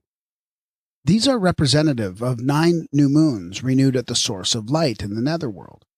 Dr. Plott, in his history at Cambridgeshire, mentions the custom at Burford of making a dragon annually and carving it up and down the town in great jollity on Midsummer's Eve. To which he says, not knowing for what reason, they added a giant. Brand Midsummer Eve. Both the dragon and giant signified the same monster that swallowed the water and devoured the givers of light. Lunar or solar, the dragon being a zoomorphic type and the giant hugely anthropomorphic. Instead of saying 9 moons passed into the dark as a mode of reckoning the months, it might be said, and was said, that 9 maidens were devoured by the dragon of darkness. The myth originated when darkness was the devouring giant, and the weapon of the warrior was a stone that imaged the solar orb. In the contest of the young and ruddy hero, David with the giant Goliath, the Hebrew version of the folk tale still remains the primitive feature of the stone. We know the universal mother as the evil reptile of the dark, forever warring with the light, that also drinks the water which is the life of vegetation, as the fiery dragon of drought. But there's a very primitive version extant amongst the Australian Aborigines, the Andaman Islanders, and the Red Men, in which a gigantic frog drinks up all the waters in the world. Here the frog plays the part of the Apap monster that swallows the waters at sundown and is pierced and cut in pieces coil by coil to set them flowing freely at the return of the day, either by the hawk of Ra or the cat or by Horus, the anthropomorphic hero. In the Andaman version of the conflict between the bird of light and the devil of darkness, the waters are drunk up and withheld by a big toad. An Iroquois or Huron form of this mythical representation also shows the devouring monster as a gigantic frog that drank up all the water of the world. The Aborigines of Lake Tyers likewise relate that once upon a time there was no water anywhere on the surface of the whole earth. This had all been drunk up and was concealed in the body of a monstrous frog. The dragon of the waters is also a denizen of the Holy Well in Britain. And here again the evil power of drought and darkness is represented by the devil in the form of a frog, as presiding spirit of the water. In the well on the Devil's Causeway between Ruckley and Acton, there is supposed to be a huge frog which represents the devil, that is, the hostile power of drought. The proper time for the malevolent frog to be seen would be when the well was dried up in the times of great drought. Hence he is but seldom seen in a rainy climate like ours. The frog still suffers even in this enlightened land of ours for supplying a zootype of the evil power. It is yet a provincial sport for country louds to hike the toad, that is by jerking it high in the air from the end of a plank as a mode of appealing to heaven for rain and the kind of weather wanted. Even so, poor Froggy has to walk the plank and suffer in the present for having been a representative in the past of the monster that drank up all the water. The Orinoco Indians used to keep toads in vessels, not to worship them, but to have them at hand as representatives of the power that drank up the water or kept back the rain. And in time of drought, the toads were beaten to procure the much-desired rain. In various countries, the monster of the dark was represented by an animal entirely black. This, in Egypt, was the black boar of Sut. And what these customs signified, according to the wisdom of Egypt, they mean elsewhere. When the Timuros are direfully suffering from lack of rain, they offer up a black pig as a sacrifice. The black pig was slain just as Apap was pierced because it imaged the dark power that once withheld the waters of day and now denies the rain or the water of life. In Sumatra, it is the black cat that typifies the inimical power that withholds the rain. Women go naked or nearly so to the river and wade in it as a primitive mode of sacrifice or solicitation. Then a black cat is thrown into the water and forced to swim for its life. Like the witch in the European custom, the black goat, the black pig, and the black cat are all Typhonian types of the same symbolic value as the black boar of Sut, or the Apap dragon. In each case, the representative of the dark and the evil power was slain or thrown into the water as a propitiation to the beneficent power that gave the rain. Slaying the type of drought was a means of fighting against the power of evil and making an appeal to the good spirit. It was a primitive mode of casting out Satan, the adversary, in practical sign language. The giant or ogre of mythology was a result of humanizing the animal types. At first, the Apap reptile rose up vast, gigantic, as the swallowing darkness or devouring dragon. This, when humanized, became the giant, the magnified, non-natural ogre of a man that takes the monster's place in later legendary lore. The Apap dragon, coiled about the mount, was the keeper of the treasures in the netherworld. So it is with the giant. In Jack the Giant Killer, it is said the mount of Cornwall was kept by a huge giant named Cormoran. Jack, our little solar hero, asked what reward would be given to the man who killed Cormoran. The giant's treasure, they told him, would be the reward. Quoth Jack, "Then let me undertake it." After he had slain the giant, Jack went to search the cave, which answers to the Amenta, in the lower earth, in which the treasure was concealed. This was the treasure of light and water that had been hidden by the giant in his lair. The Aryan fairy tales and folk tales can be unriddled in the Kamite mythos, which was based on the phenomena of external nature. It is the moon, for instance, who is a woman one half the time and a frog or serpent during the other half. In the first character, she was Sati, the Lady of Light. In the second half of the lunation, she was the frog that swam the waters of the nether earth and made her transformation as Hecate in Amenta. Some writers have denounced the savage brutality and obscenity of those whom they look upon as the makers of mythology. But in all this, they have been spinning beside the mark. Moreover, the most repulsive aspects do not belong to mythology proper, but are mainly owing to the decadence and degradation of the matter in the marchen. also to the change with which the mythos suffered in passing from the zoomorphic mode of representation. There is neither morality nor immorality so long as the phenomena are non-human and the drama is performed by the primitive actors. But when the characters are humanized or divinized in human form, the recast may be fatal to the mythical meaning.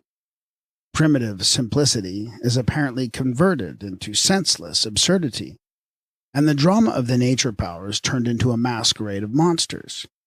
Plutarch will furnish us with an illustration with these idioti might have selected for an example. When speaking of the elder Horus who came into the world before his time, as the phantom forerunner of the true light, he says that Osiris had accompanied with Isis, his spouse, after her decease, which looks very ominous for the morals of the myth-makers, who could ascribe such immorality to their gods. It is not a fair deduction from a datum like that to infer that the Egyptians were accustomed to cohabit with the corpses of their dead women. Obviously, that is one of the possible implications, especially as Osiris, according to Spencer, was once a man. But now for an explanation on the plain ground of natural fact. Isis, in one character, was the mother moon, the reproducer of the light in Amenta, the place of conjunction and of rebegettal by the sun god when Osiris entered the moon, and she became the woman who was clothed with the sun. At the end of illumination, the old moon died and became a corpse. It is at times portrayed as a mummy in the underworld, and there it was revivified by Osiris, the solar fecundator of the moon, who was the mother that brought forth the child of light. A crippled deity that was naturally enough begotten in the dark.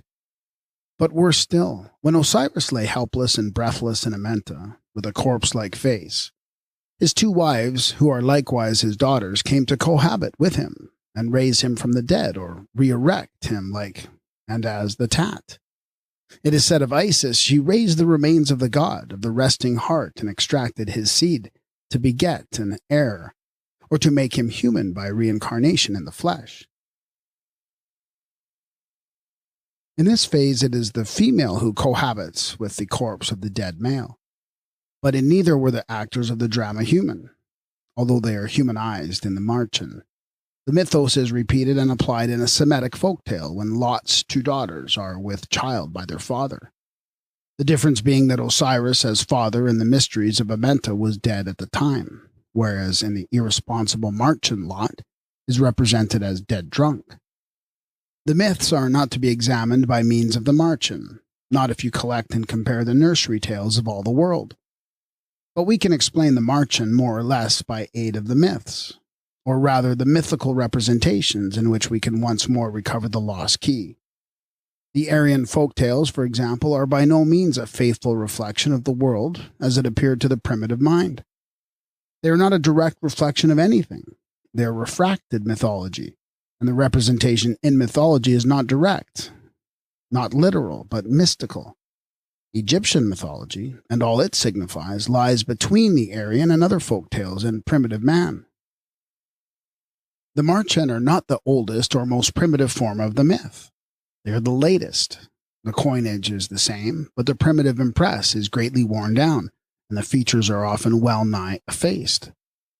In the Marchen, the ancient wise woman or old mother goes on telling her tales, but the memory of their meaning has lapsed by reason of her age. Whereas in the ritual, the representation is still preserved and repeated accurately according to knowledge. The mythos passes into the folktale, not the folktale into the mythos. In the Egyptian Sign Language, the earliest language of mythology, the sun was represented in the fullness of its power by the lion. When it went down to the underworld by night, or in the winter time, it was imaged as the disappearing mouse. Ra was the lion. Horus was the mouse. The blind shrew mouse being a type of Horus darkling in Amenta. Ra as the solar lion lost his power in the underworld, and was as the animal in the hunter's toils. Then Horus, the little hero, as the shrew mouse, came to deliver the entangled lion. Under the type of the mongoose or Ichneumon, the little hero attacked the serpent of darkness.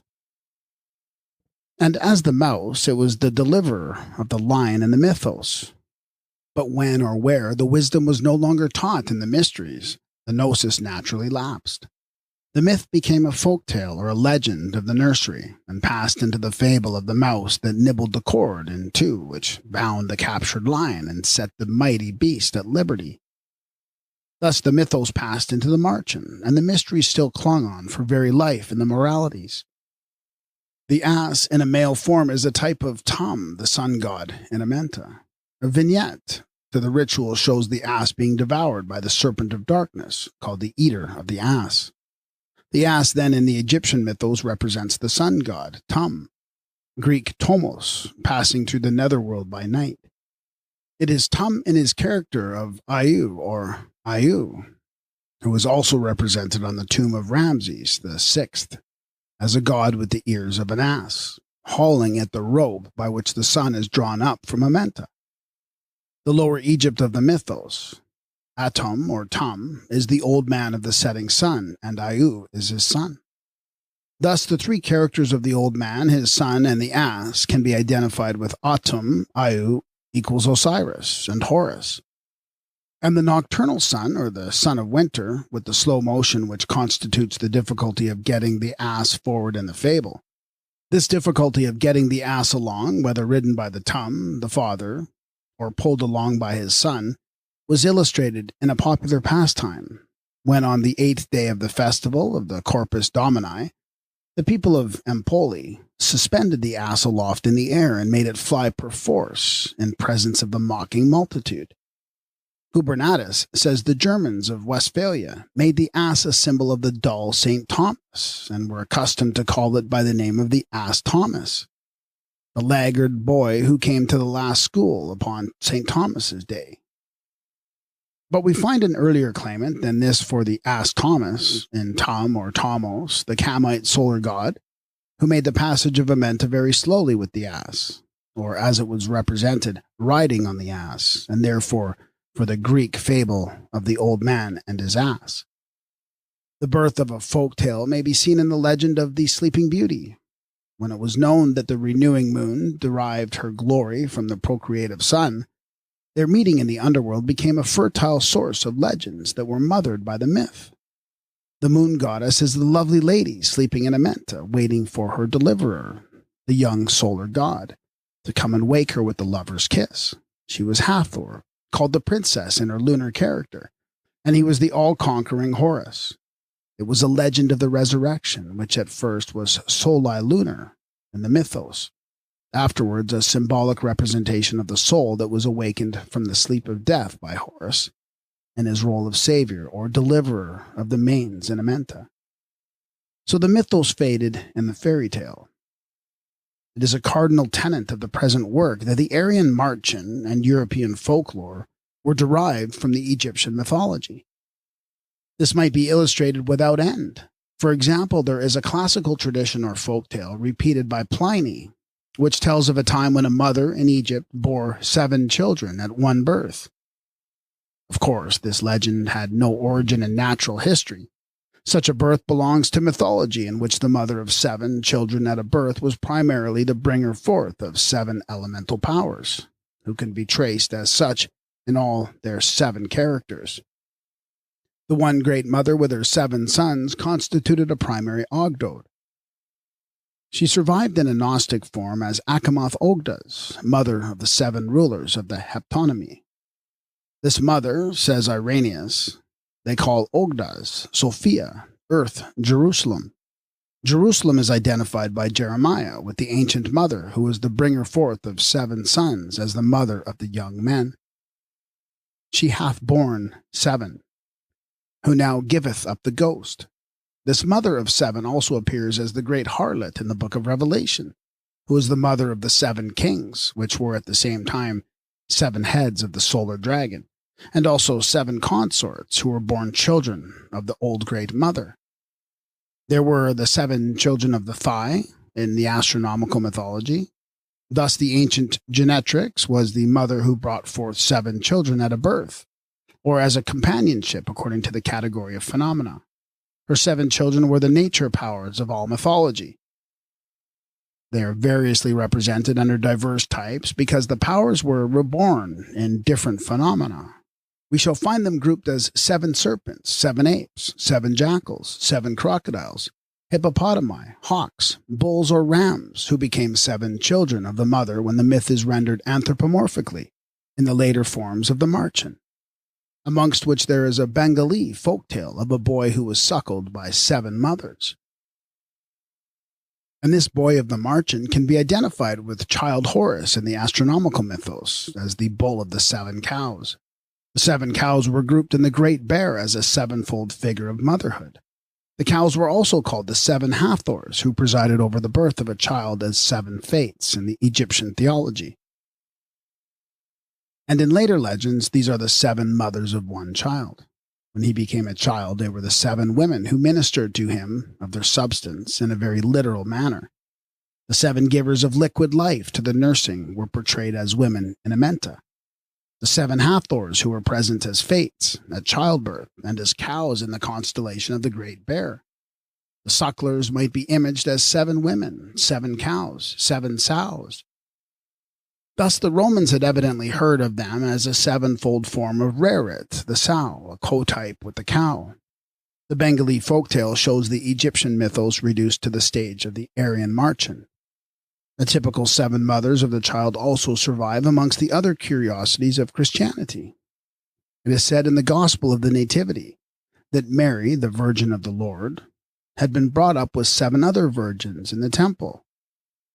Also, there are 7 women in the Gospels who minister to Jesus of their substance. Again, we are able to affiliate the folktale with the original mythos, after which it is little importance to our inquiry which country the Aryan Marchen came from last. The 7 Hathors, or cows in the mythos, are also the 7 fates in attendance at the birth of a child. And in the Babar archipelago, 7 women, each of them carrying a sword, are present when a child is born, who mix the placenta with ashes and put it into a small basket, which they hang up in a particular kind of tree. These likewise are a form of the 7 Hathors who are present at childbirth as the 7 fates in the mythos. In such ways, the Kamite mythos passed into the Aryan Marchen. The child who had no father had been mythically represented as the fertilizer of the mother when in utero, like Ta, the god in embryo. Hence he was called the bull of his mother. But why the bull? Because this was not the human child. It was Horus as the calf, born of the cow in a pre-human type, when the fatherhood was not yet individualized. The solar god at sunset made his entrance into the breeding place of the netherworld, and is said to prepare his own generation for rebirth next day, but not in human guise. The bull of his own mother is shown upon the horizon as Horus the calf. But when the persons and transactions are presented anthropomorphically, in accordance with the human terminology, the calf which had no father, but was his own bull, becomes the child, who was born without a father. Thus the mythos passed into the Marchen, or legendary lore, and the child who fecundated his own mother takes a final form as the boy-lover of Venus, Ishtar, or Hathor, the divine mother, and the subject culminated in literature, as, for example, in Shakespeare's poem of Venus and Adonis, which is at root mythology fleshed in human form. Again and again, the Egyptian mythos furnishes a prototype that will suffice to account for 100 folk tales. For another instance, take the legend of the child that was predestined to be a king in spite of the monster pursuing the mother, or lying in wait to devour and destroy the infant from before its birth. Har-ur, or Horus the Elder, was that child in the mythos. The title of Ripa will identify the child born to be the king, and that signifies the heir apparent, or the prince who was predestined to become the king. An instructive example of the way in which the mythos that we look on as Egyptian was dispersed and spread in folk tales over the world may be seen in the legend of the combat betwixt the father and son.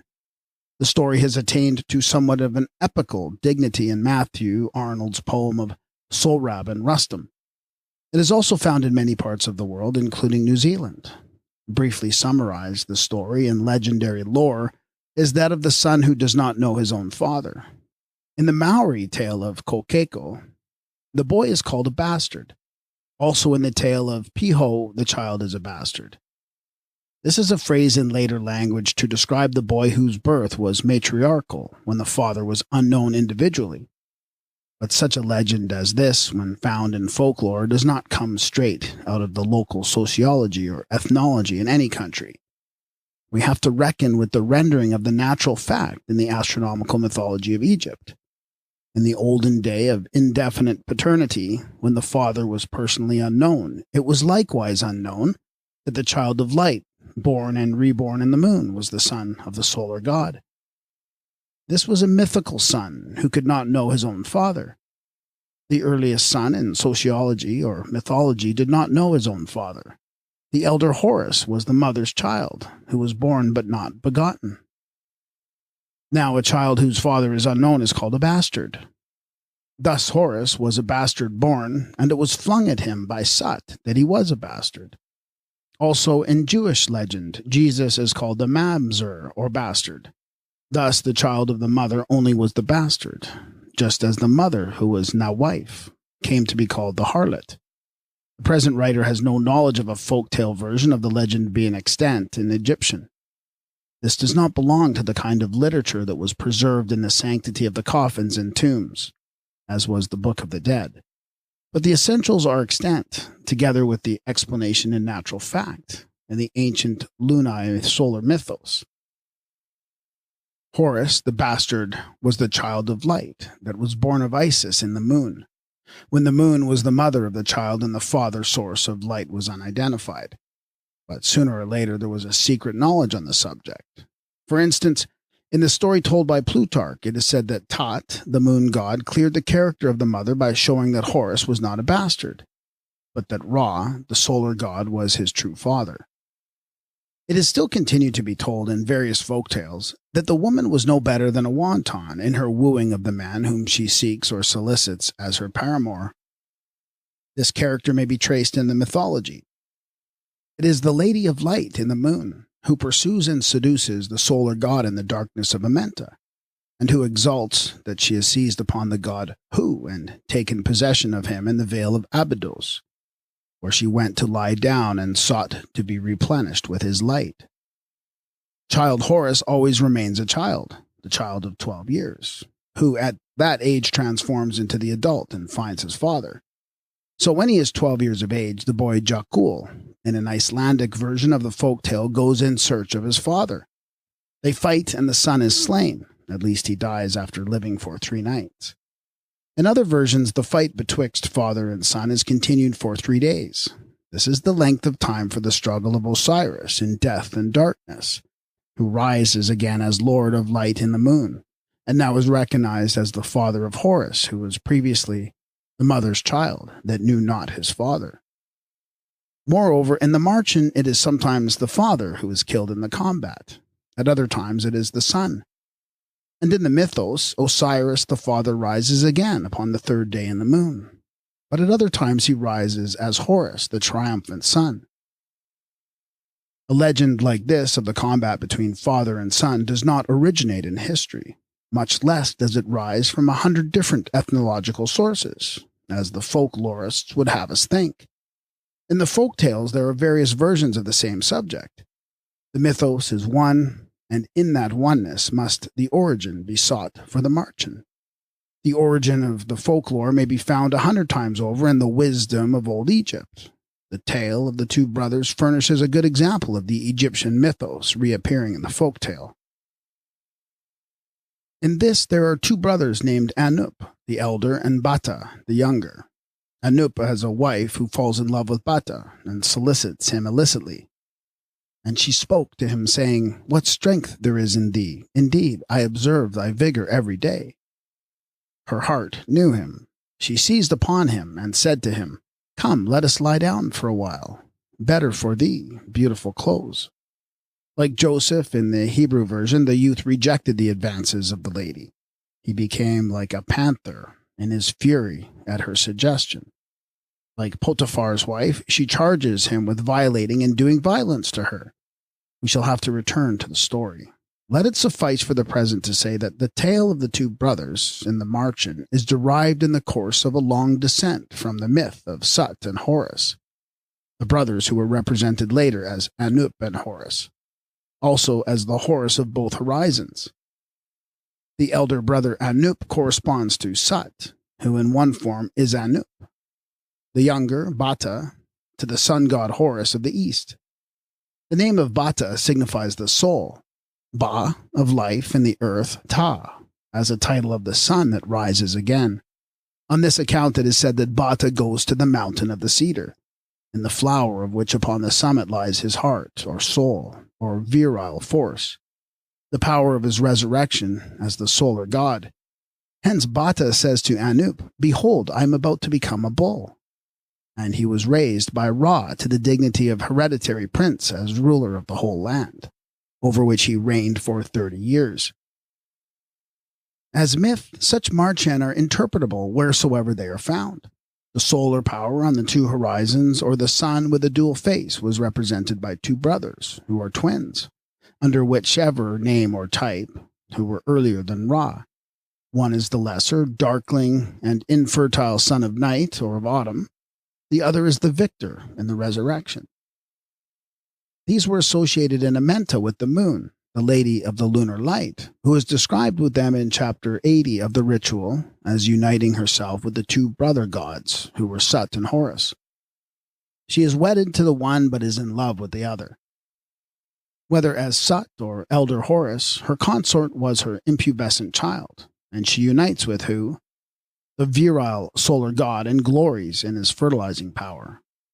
She confesses that she had seized upon Hu and taken possession of him in the vale of Abydos, when she sank down to rest, her object being to engender light from his potent solar source, to illuminate the night and overthrow the devouring monster of the dark. This is true mythos, which is followed afar off by the folklore of the tale. There was no need to moralize, as this was Egyptian mythology, not Semitic history. When the Aryan philologists have done their worst with the subject, and the obscuration has passed away, it will be seen that the legend of Daphne was a transformation that originated in the Egyptian mythos. Ages before the legend could have been poetized in Greece, Daphne was extant as an Egyptian goddess Taphne, or Tefnut, by name, who was a figure of the green Egyptian dawn. The green tree was also a type of the dawn in Egypt. The transformation of the goddess into the tree is a bit of Greek fancy work, which was substituted for the Kamite gnosis of the myth. Max Muller asked how the total change of the human being or of a heroine into a tree is to be explained. Whereas Daphne never was a human being any more than Hathor in her green sycamore, or Tefnut in the emerald sky of the Egyptian dawn. The roots of these things lie far beyond the anthropomorphic representation, and in a region where the plummet of the Aryanists has never sounded. As the Egyptians apprehended, the foremost characteristic of the dawn was its dewy moisture and refreshing coolness, not its consuming fire. The tree of dewy coolness, the sycamore of Hathor, or of Tefnut, was the evergreen of dawn, and the evergreen as fuel may be full of fire, like the ash or the laurel, into which Apollo turned the young divinity who was Daphne in Greece and Taphne in Egypt. And if Apollo be the youthful sun god like Horus on the horizon, who climbs the tree of dawn, the dews would be dried by him, otherwise the tree of moisture would be transformed into a tree of fire, and assume the burning nature of the laurel, as in the Greek story. It was the sun that kindled the fire, and as the sun climbed up the tree, the dews of Tefnut dried. It was not the dawn, qua dawn, that was changed into a laurel, but the cool green tree of dew equals Taphne equals Daphne, or the dawn that was dried and turned into the tree of blazing luster by the solar fire, or the sun, i.e. by Horus or Apollo when personified. The water of heaven and the tree of dawn precede personification, and the name of Tefnut from Tef, to drip, spit, exude, shed, effuse, supply, and Nu for heaven, shows that Tefnut represented the dew that fell from the tree of dawn. She is the giver of the dew, hence the water of dawn is said to be the water of Tefnut. Tefnu gives the moisture from the tree of dawn in heavenly dew. But in another character, she is fierce as fire, and is portrayed in the figure of a lioness. The truth is, there was Egyptian science enough extent to know that the dew of dawn was turned into the vapor that was formed into the green tree on the horizon by the rising sun of morning. And the Kamite mythos, which represented the natural fact, was afterwards converted into a Greek fancy, as in numerous other instances. When once they are identified, the myths must be studied in their Egyptian dress. It is my work to point the way, not to elucidate all the Semitic and Aryan embellishments or distortions. But we may depend upon it that in any attempt to explain or discuss the Asiatic, American, Australian, and European mythologies with that of Egypt omitted is the merest writing on the sand, which the next wave will obliterate. Max Muller asked how it was that our ancestors, who were not idiots, although he has done his utmost to make them appear idiotic in the matter of mythology, came to tell the story of a king who was married to a frog.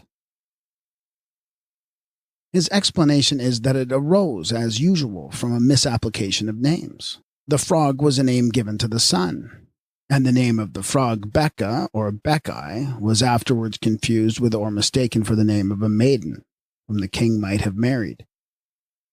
In reply to this absurd theory of the mythical origins, another writer says it was the nature of savages to make such mistakes, not merely in names but in things, in confusing natural phenomena, and in confounding frog nature with human nature, this confounding confusion being the original staple of savage myth. It would be difficult to tell which version is farthest from the actual fact. Whoever begins with the mythos as a product of the savage mind, as savages known today, is fatally in error. Neither will it avail to begin with idiots who called each other nicknames in Sanskrit. Let us make another test case of Becky the frog. The Sanskritist does not start fair. He has not learned the language of animals. The mythical representation has traveled a long way before any human king could have got mixed up with a frog for his wife. We must go back to the Proto-Aryan beginnings, which are Egyptian or Kamite. In Africa, we find these things next to nature, where we can go no further back in search of origins. Egypt alone goes back far enough to touch nature in these beginnings, and as so often to be said in the present work, Egypt alone has faithfully and intelligently kept the record. The frog was a lunar type on account of its metamorphosis, from the tadpole condition in the water to the four-legged life on land, which type was afterwards applied to the moon in its coming forth from the waters of the Nun. The name of the frog in Egyptian is Ka, whence the lunar lady, who was represented as a frog, is designated Mistress Heka or Heket, who was a consort of the solar god Numra. An inscription in the British Museum tells us that under one of his titles, Num was called the King of Frogs. There is no proof, perhaps, of his being a frog himself, but his son Ta had a frog-headed form, and his consort Heket is the frogess. This, then, is the very king by name who was wedded to a frog, but not as a human being. Such a tale was only told when the gnosis was no longer truly taught, and the ancient myth had been modernized in the Marchen. In the Kamite mythos, Kum has three consorts, the goddesses Heket, Sati, and Ankh. We might call them one wife and two consorts. The wife is Ankh, whose name signifies the mirror. She personates the moon as reflector of the sun. Heket and Sati are representatives of the dual lunation. Heket is the frog of darkness, and Sati the lady of light. As the frog, Heket sloughs her frog skin and reveals her wondrous beauty in the form of Sati, the woman in glory. These three are the consorts of Kum-Ra, who is one in Amenta with Heket, two in heaven with Sati, and three in the moon herself, as the generator of light with Ankh, or in the mirror. Kum-Ra is the nocturnal sun, and Heket, his consort, is a representative of the moon that transforms in the lower hemisphere, as the tadpole transforms and emerges from the waters in the form of a frog. Kum, god of the nocturnal sun, is king of frogs in Amenta, the hidden underworld, and it is there that Heket is his consort as the frogess. In the upper heaven, she is the lovely goddess with the arrow of light that was shot from the lunar bow with her name of Sati.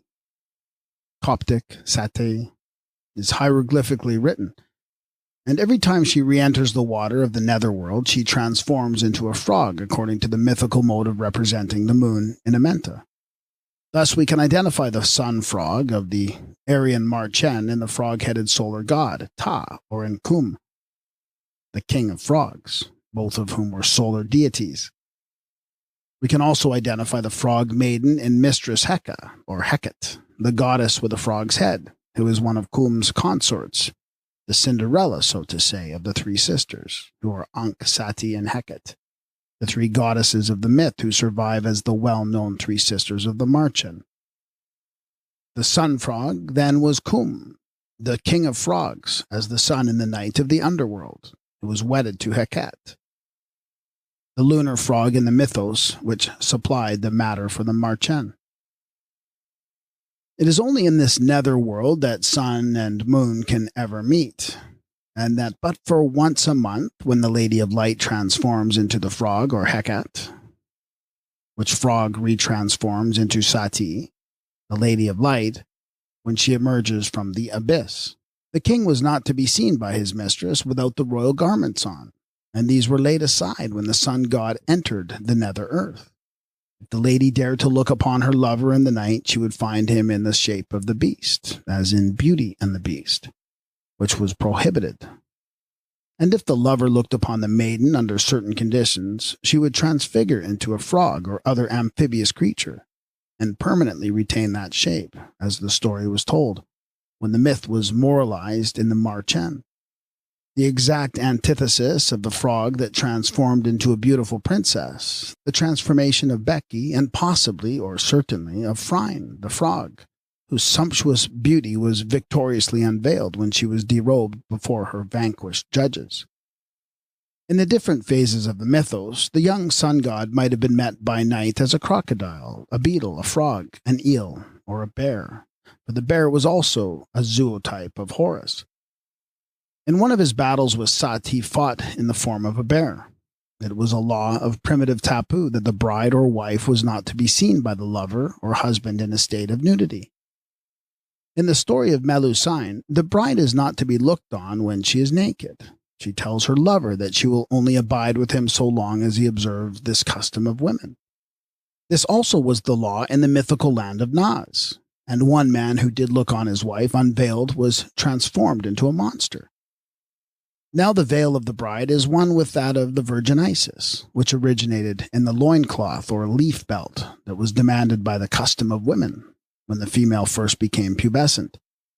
In Egypt, the dog-headed ape Ani was a zootype of the moon in her period of eclipse and change, as explained by Hor Apollo.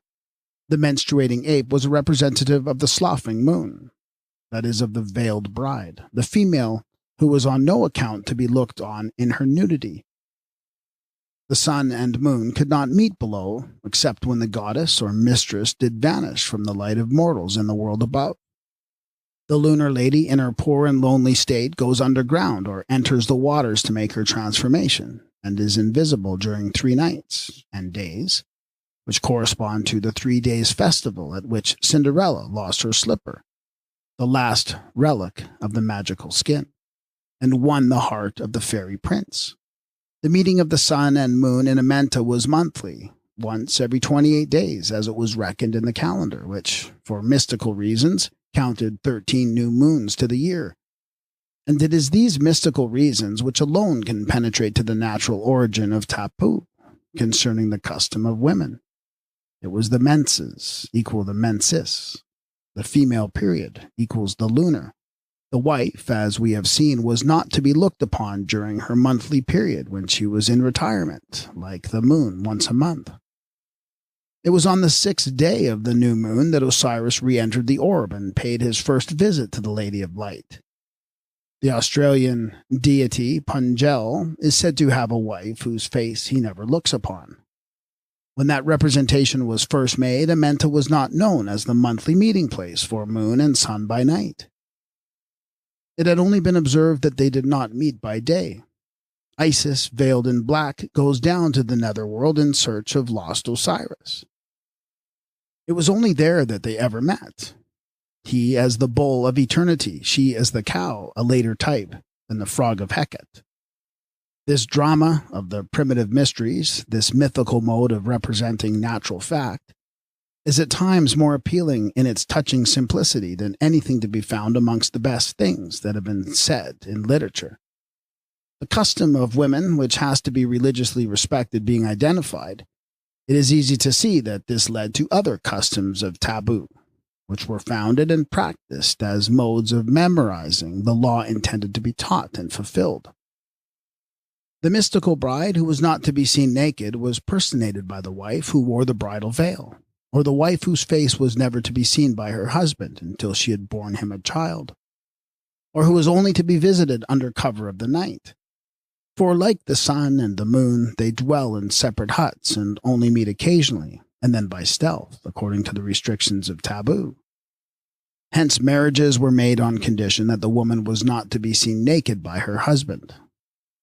When Ivan has burned the frog skin of the beautiful Helen in the Russian tale, to prevent her from turning into a frog again, she bids him farewell and says to him, "Seek me in the 27th earth in the 30th kingdom." We have here a reference to the 27 nights of the lunar light, the 3 nights of the moon out of sight, together with the transformation and re-arising on the 3rd day. But the annual conjunction of sun and moon at the vernal equinox is indicated in the Vedic version, when Urvasi promises to meet her husband on the last night of the year, for the purpose of giving birth to the child which was born monthly of the moon, and annually in the solai lunar rendering of the mythos. Urvasi says to Pururavas, "Come to me the last night of the year, and thou shalt be with me for 1 night, and a son will be born to thee." The Egyptians have preserved for us and bequeathed the means of interpreting this typology of the early sign language. The primitive consciousness or knowledge which has lapsed or got confused in inner Africa or Australia, India, or Greece lived on and left its record in their system of signs. If the Australian savage does attribute the earliest marriage laws to a crow, he is but saying the same thing as Hor Apollo, who tells us that when the Egyptians denote marriage, they depict 2 crows, because the birds cohabit in the human fashion, and their laws of intercourse are strictly monogamic. Nor is the gnosis of the original representation quite extinct. The wisdom of Manahiki is a Manjian designation of the gnosis, or knowledge of mythical representation, the secrets of which were limited to a few priests, who were the same in the Hervey Isles that the Her Seshti were to the wisdom of Egypt. A race so degraded or undeveloped as the Bushmen have their hidden wisdom, their magic, with an esoteric interpretation of their dramatic dances and pantomime, by which they more or less preserve and perpetuate the mystic meaning of the religious mysteries. What we do really find is that the inner African and other aborigines still continue to talk and think their thought in the same figures of speech that are made visible by art, such as is yet extant among the Bushmen, that the Egyptians also preserved their primitive consciousness together with the clue to this most ancient knowledge, with its symbolic methods of communication, and that they converted the living types into the later lithographs and hieroglyphics. Animals that talk in the folk tales of the Bushmen, or the Indians, or the Marchen of Europe, are still the living originals which became pictographic and ideographic in the zootypology of Egypt, where they represent divinities, i.e. nature powers at first and deities afterwards, then ideographs, and finally the phonetics of the Egyptian alphabet. No race of men ever yet imagined that the animals talked in human language, as they are made to do in the popular Marchen. No men so primitive as to think that anyone was swallowed by a great fish and remained 3 days and nights in the monster's belly, to be afterwards belched up on dry land alive. They were not human beings of whom such stories were told, and therefore those who first made the mythical representations were not capable of believing they were human. Put your living representatives of primitive and aboriginal men to the test. try them with the miracles of the Old or New Testament, presented to them for matters of fact as a gauge of credulity. What does Mr. Moffat say of his African Aborigines? The gospel appeared too preposterous for the most foolish to believe, and to speak of the creation, the fall, and the resurrection seemed more fabulous, extravagant, and ludicrous to them than their own vain stories of lions and hyenas. But they knew, more or less, that their own legends were mythical, whereas the Christian was vouching for his mythos being historical, and that they could in no wise accept. A Red Indian known to Hearn as a perfect bigot with regard to the arts and tricks of the jugglers could yet by no means be impressed with the belief in any part of the Christian religion, or the documents and vouchers for its truth. When Robert Drury told the Malagasy for the first time how God created a man and made a woman from one of his ribs while he was asleep, they said it was a plain untruth, and that it was a shame to tell such lies with a serious countenance. They at once proceeded to test the statement by reckoning the ribs of a woman and man. They said that to talk of what was done before man was made was silly, and that what I had said of God's talking with man and telling them such things had no proof, and the things I pretended to know and talk of were old women's stories. When I mentioned the resurrection of the body, they told me it must be a lie, and to talk to them of burning in fire after this life was an abominable lie. And a further description of Madagascar by the Abbé Alexis Rochon. The Aborigines do not mistake the facts of nature as we have mistaken the primitive method of representing them. It is we, not they, who are the most deluded victims of false belief. Christian capacity for believing the impossible in nature is unparalleled in any time past amongst any race of men. Christian readers denounce the primitive realities of the mythical representation as puerile indeed. And yet their own reality is alleged to be eternal, from the fall of Adam to the redemption by means of a crucified Jew, are little or nothing more than the shadows of these primitive simplicities of an earlier time. It will yet be seen that the culmination of credulity, the meanest emasculation of mental manhood, the densest obscuration of the inward light of nature, the completest imbecility of shut-eyed belief, the nearest approach to a total and eternal eclipse of common sense, have been attained beyond all chance of competition by the victims of the Christian creeds. The genesis of delusive superstitions is late, not early. It is not the direct work of nature herself. Nature was not the mother who began her work of development by nursing her child in all sorts of illusions concerning things in general. She did not place her hands upon his eyes and bid him not to interpret the world subjectively. Primitive man was not a metaphysician, but a man of common sense, and if limited as a limpet, he clung hard and fast to the rock of reality as the sole ground he had to go upon. The realities without and around were too pressing for the senses to allow him to play the fool with delusive idealities.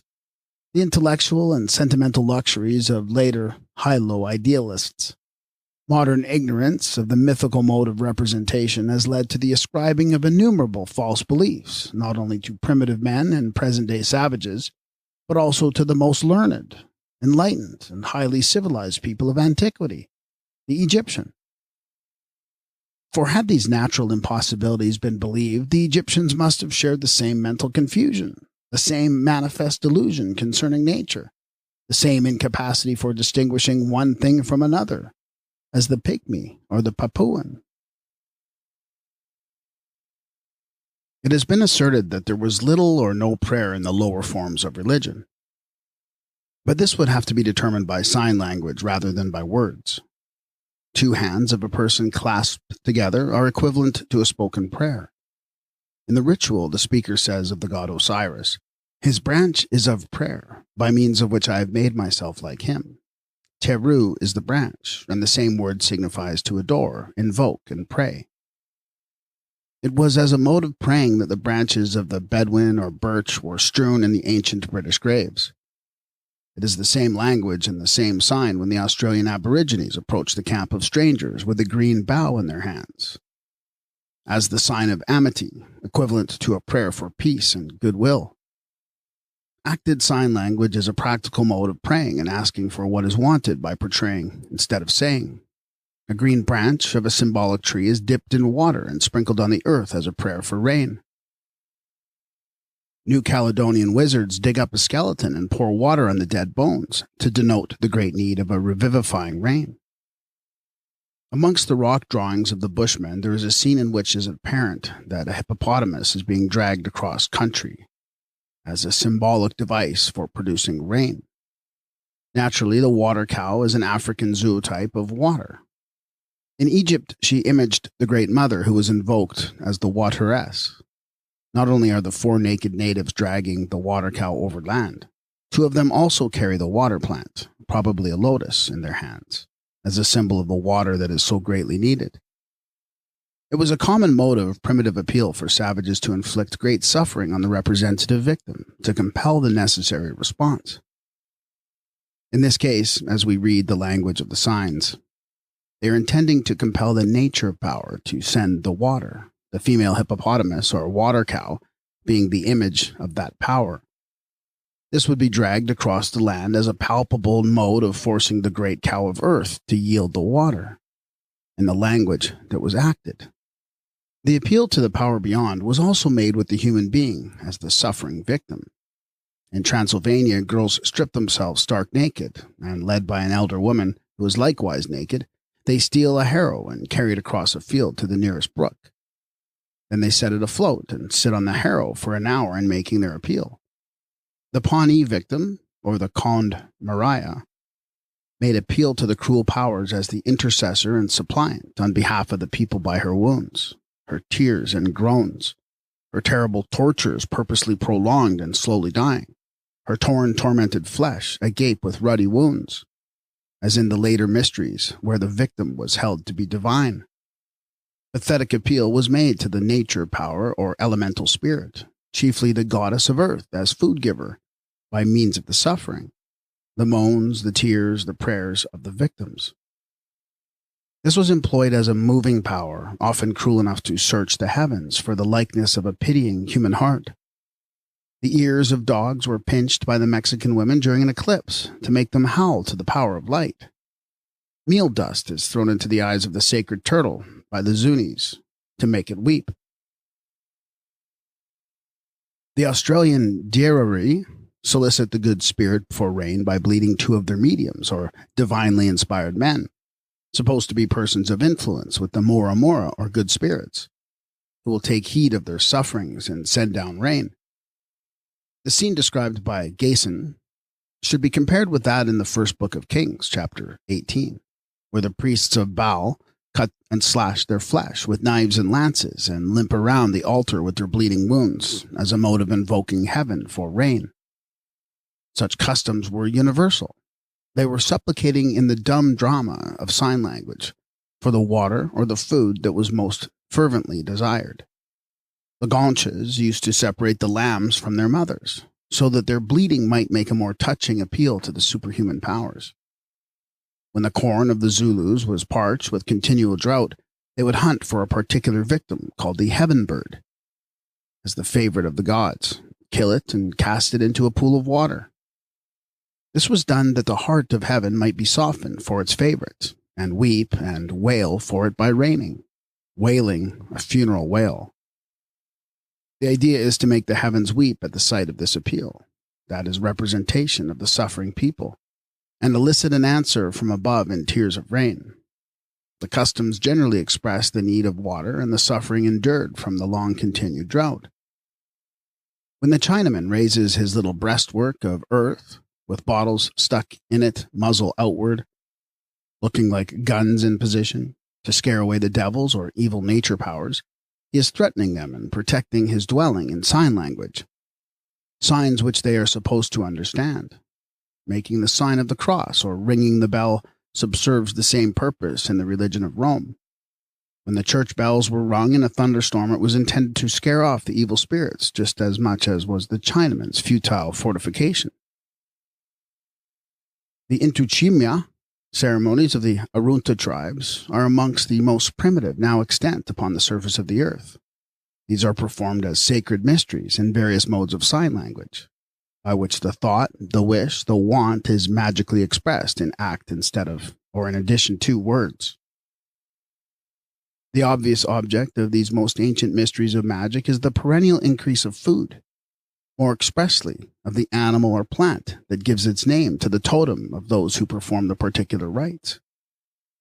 The members of the Wichita grub tribe perform a mystery of transformation in relation to the grub, which is an important article of diet. With magical incantations, they call upon the grub to lay an abundance of eggs.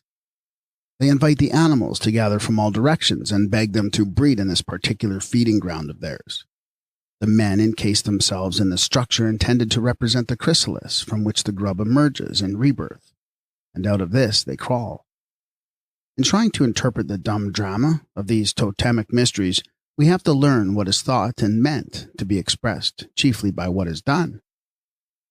Thus, we see the mystery of transformation is acted magically by the men of the Wichita grub totem for the production of food in the most primitive form of a prayer meeting or religious service, and the powers are solicited, the want made known by signs, especially by the sign of fasting during the performance. They shuffle forth one after another in imitation of animals newly born. Thus they enact the drama or mystery of transformation in character. The primary phase of what has been continually miscalled phallic worship originated in the idea and the symbolism of motherhood. The earth itself, as producer of food and drink, was looked upon as the mother of life. The cave in the earth was the womb of the bringer forth, the uterine symbol of the genetrix. The mother in mythology is the abode. The sign of the female signified the place of birth. The birthplace was in the cave, and the cleft in the rock or entrance to the Mother Earth was the earliest phallic type identified throughout external nature. The cave, the cavern, or cleft in the rock was an actual place of birth for man and beast, and therefore a figure of the uterus of the Mother Earth. Hence the mount of earth, or the rock, was made a type of the Earth Mother in the stone seat of Isis, or the conical pillar of Hathor. The stone image of the mount of earth, as Mons Veneris, was identified at times as female, by the Ketis being figured on it, as it was upon the conical stone of Elagabalus, or the impression of Aphrodite, which was pointed out upon the black stone at Mecca by Byzantine writers. The Siti, or Yoni, was the natural entrance to or outrance from the mount, and all its co-types and equivalents because it was an emblem of the mother who brought forth her children from the earth. The natives of Central Africa have a widespread tradition that the human race sprang out of a soft stone. This goes far towards identifying the stone as a symbol of the earth, especially the stone with a hole in it that was made use of in the mysteries as the emblem of a second or spiritual birth. The Yao of Central Africa affirm that man, together with the animals, sprang from a hole in the rock. This birthplace, with the Arunta of Australia, is represented by the stone with a hole in it, from which the children emanate as from the womb of creation. In their magical ceremonies, they represent a woman by the emblematic figure of a hole in the earth. Also, a figure of the vulva, as to the door of life, is imagined on certain of their totems. The Esquimalt, Great Mother Sydney, is the earth itself as producer of life and provider of food, who is a figure of the mother. The origin of so-called phallic worship then began with the earth herself being represented as the womb of universal life, with the female emblem for a figure of the birthplace and bringer forth.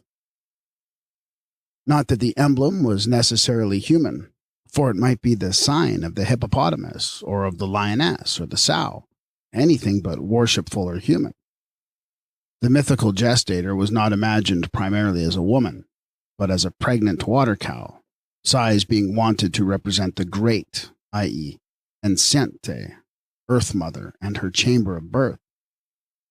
But under whatsoever type, the mother was the abode, and the oval image drawn by the cave dwellers on their walls as the universal figure of the female proves the type to have been uterine.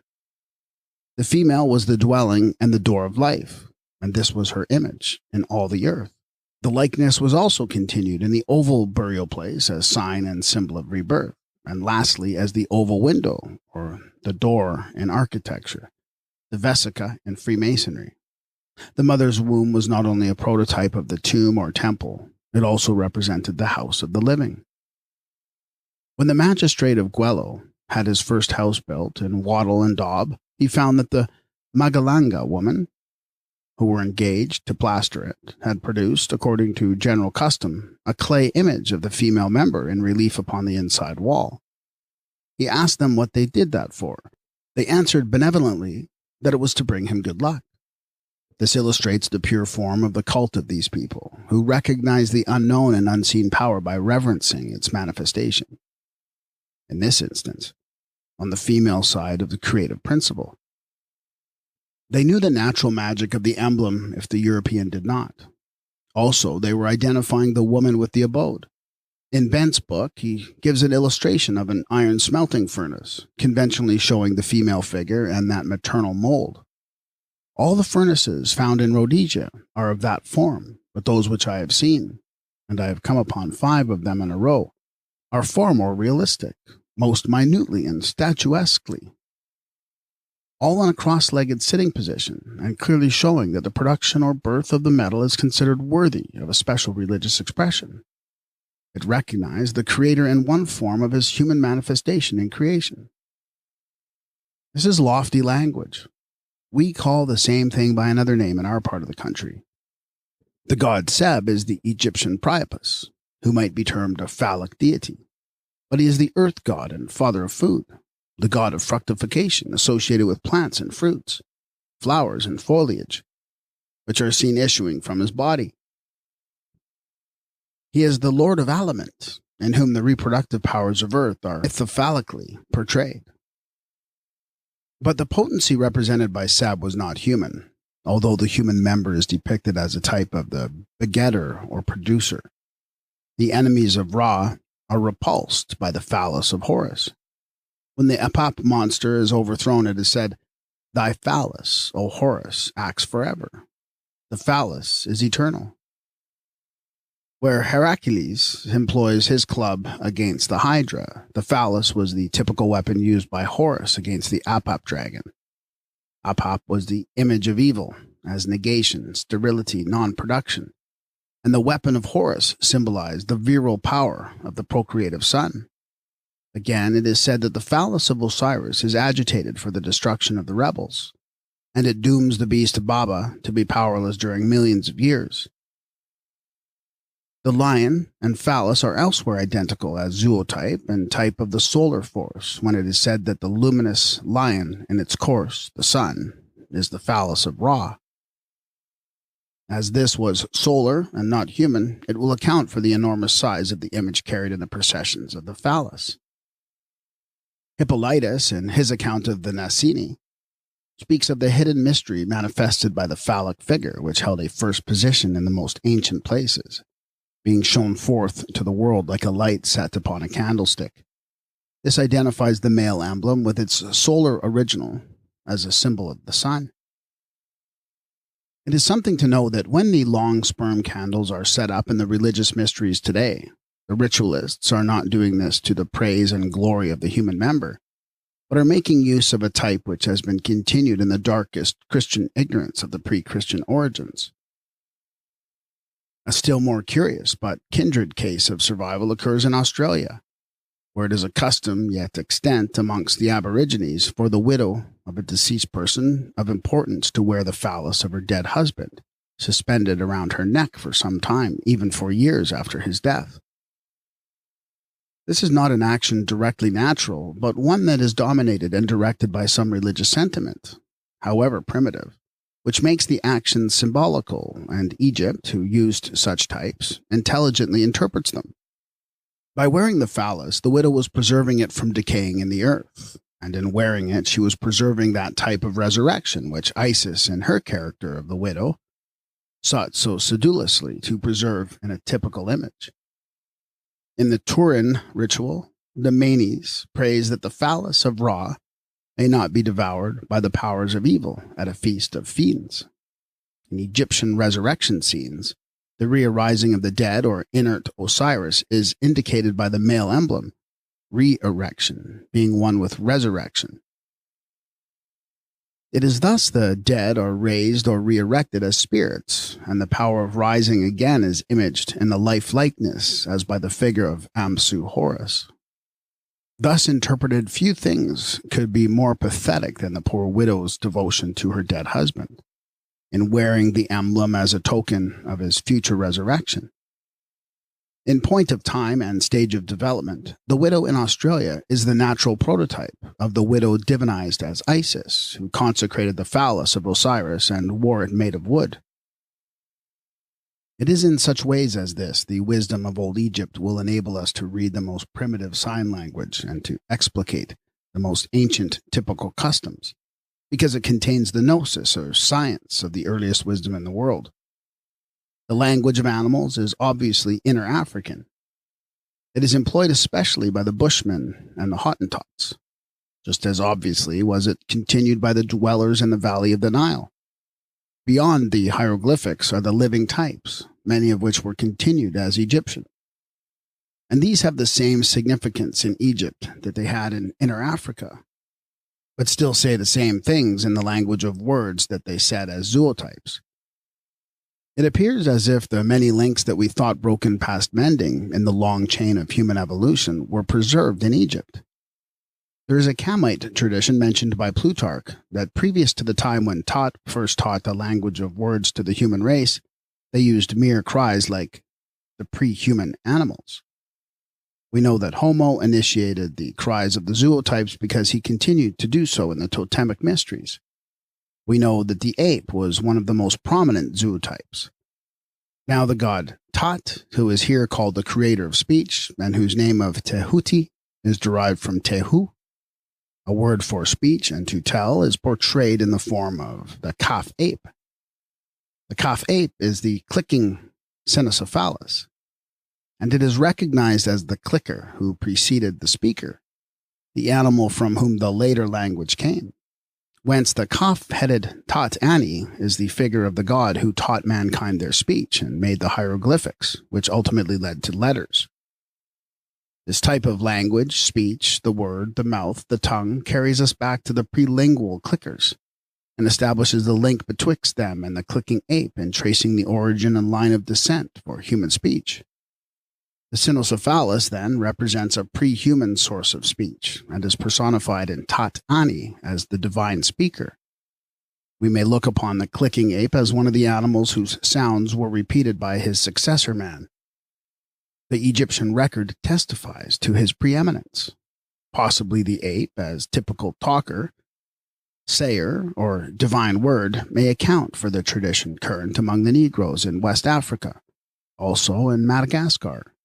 That the apes once talked and could do so yet, but they conceal their faculty of speech for fear they should be made to work. The ass was also honored, like the ape of Tot-Ani, as a saluter of the gods of nature powers.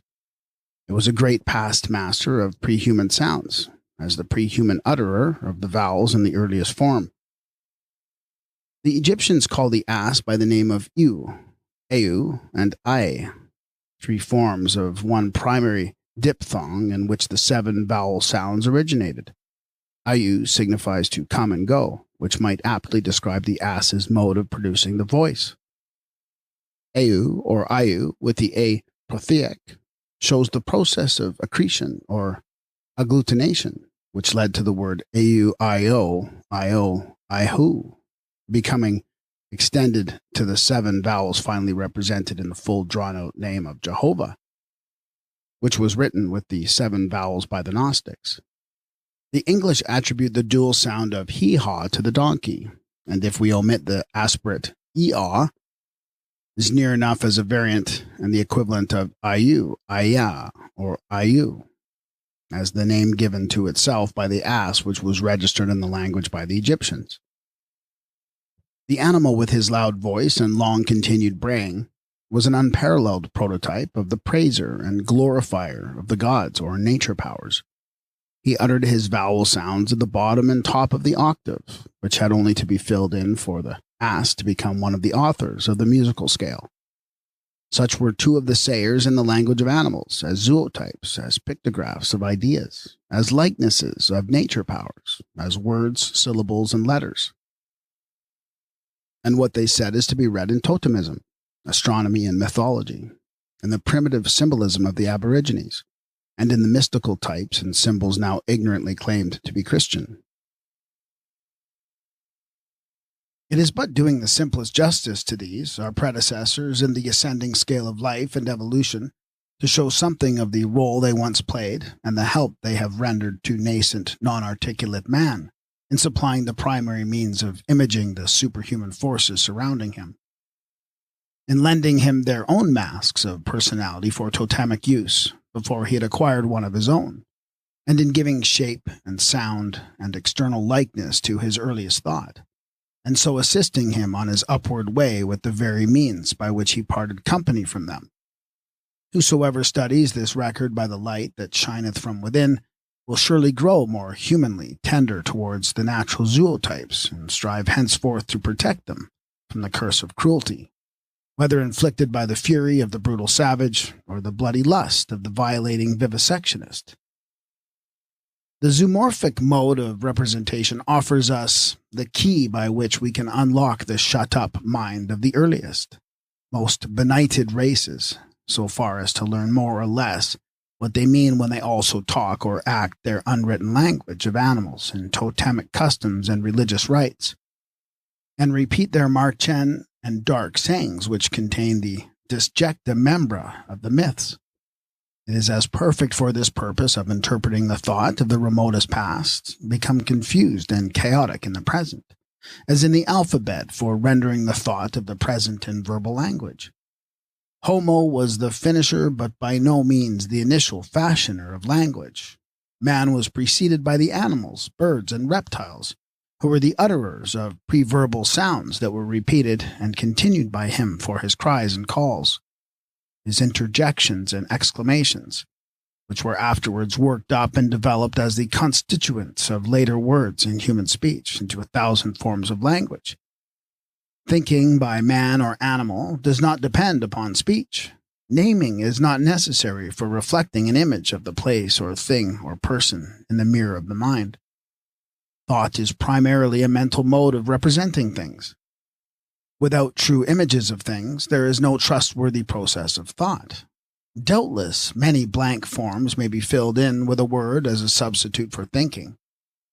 But words are not the image of things, nor can they be the equivalent of the mental representation, which we call thinking. It is the metaphysician who thinks, or thinks he thinks, in words alone, not the poet, dramatist, or natural man. The Argus-eyed peasant did not think in words, but in images and colors when she painted certain spots upon the feathers of her young progeny. Thought is possible without words to the animals. Thought was possible without words to inarticulate man and the mere clickers. The faculty of thinking without words is inherent in the dumb, and it is impossible that such faculty should be extinct or not exercised by articulate man. Much thinking had been acted without words before the appearance of man upon the planet, also by Homo, while as yet there were no words but only cries, ejaculations, and animal sounds. The dog can think without words. To make its hidden meaning heard, how pleadingly he will beseech without one sound of human speech. So it is with the human being.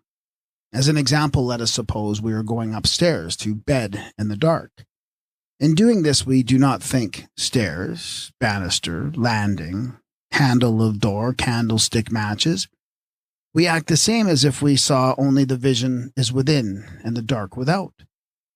We see the stair and feel for it with the foot. We see the banister mentally and clutch it with the hand.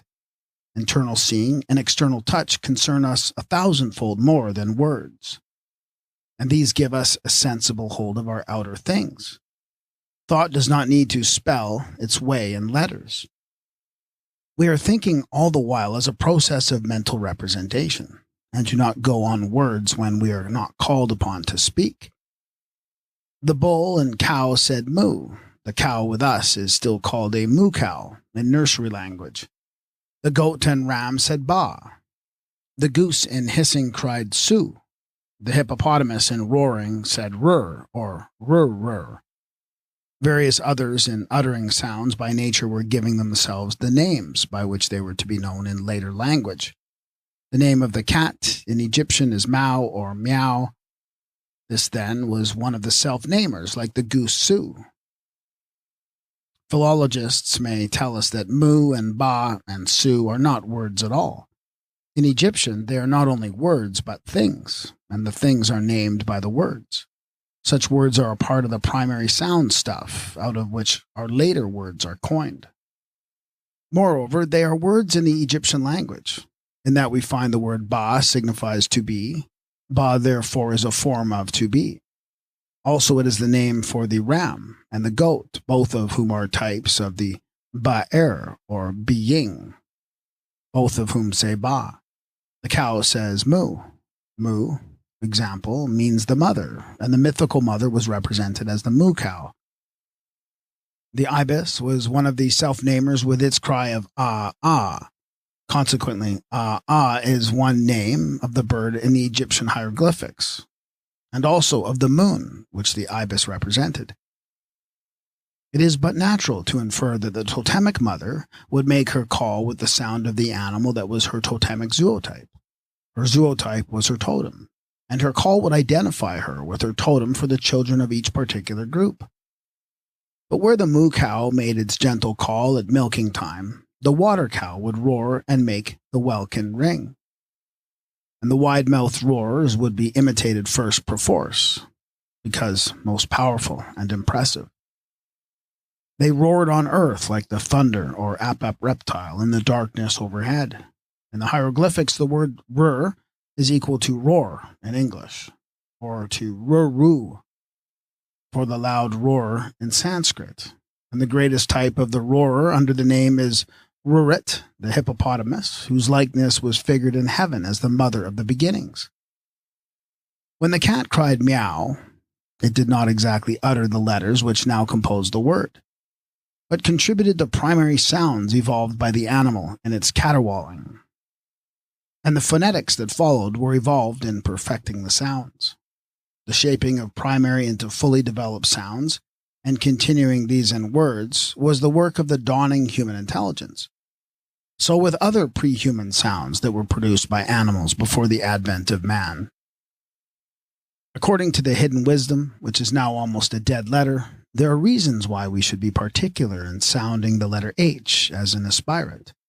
In the hieroglyphics, one H, or Ha sign, is the forepart of a lion, signifying that which is first, beginning, essence, chief, or lord. And Shu, the power of the breathing force, is represented by a panting lion. This then is the Ha, and in expelling the breath it makes the sound of Ha. Thus the lion says Ha, and is the figure of breathing force. And this one of the origins in language survives in the letter H, when properly aspirated. There's a dark saying of the rabbins that all came out of the letter H. The Egyptian zootypes and hieroglyphics are the letters in which such dark sayings were written and can still be read. The letter H, Hebrew He, Egyptian Ha, is the sign of breath as a soul of life. But as the hieroglyphics show, even the breath that is first signified was not human. The earliest typical breather is an animal. The panting lion imaged the likeness of the solar force and the breath of the breeze at dawn, as an ideographic zootype of this especial nature power. On the line of upward ascent, the lion was given to the god Shu, the Egyptian Mars. On the line of descent, the ideographic type passes finally into the alphabet for common everyday use as the letter H. The supremacy of the lion amongst animals has made it a figure of firstness.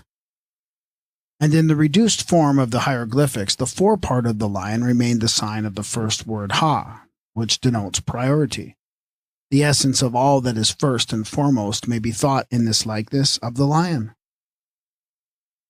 Amongst the natural zootypes which served at first as ideographs that were afterwards reduced to the value of letters in the final phonetic phase, we see that beast, bird, fish, and reptile were continued until written superseded the painted alphabet. These pictorial signs, as Egyptian, included an A from Am, or Hab, the ibis, A from Aku, a bird. A from Akam, the eagle. A from An, variant Un, the hare. Capital A, small a, from Ka, the calf. B from Ba, a Nycticerax. B from Ba, the goat or ram. F from Fu, the puff adder. H from Ha, the panting lion. H from Hem or Hum, the grasshopper. K, an erect serpent. K from Ka, an ape. K from Kam, the crocodile's tail.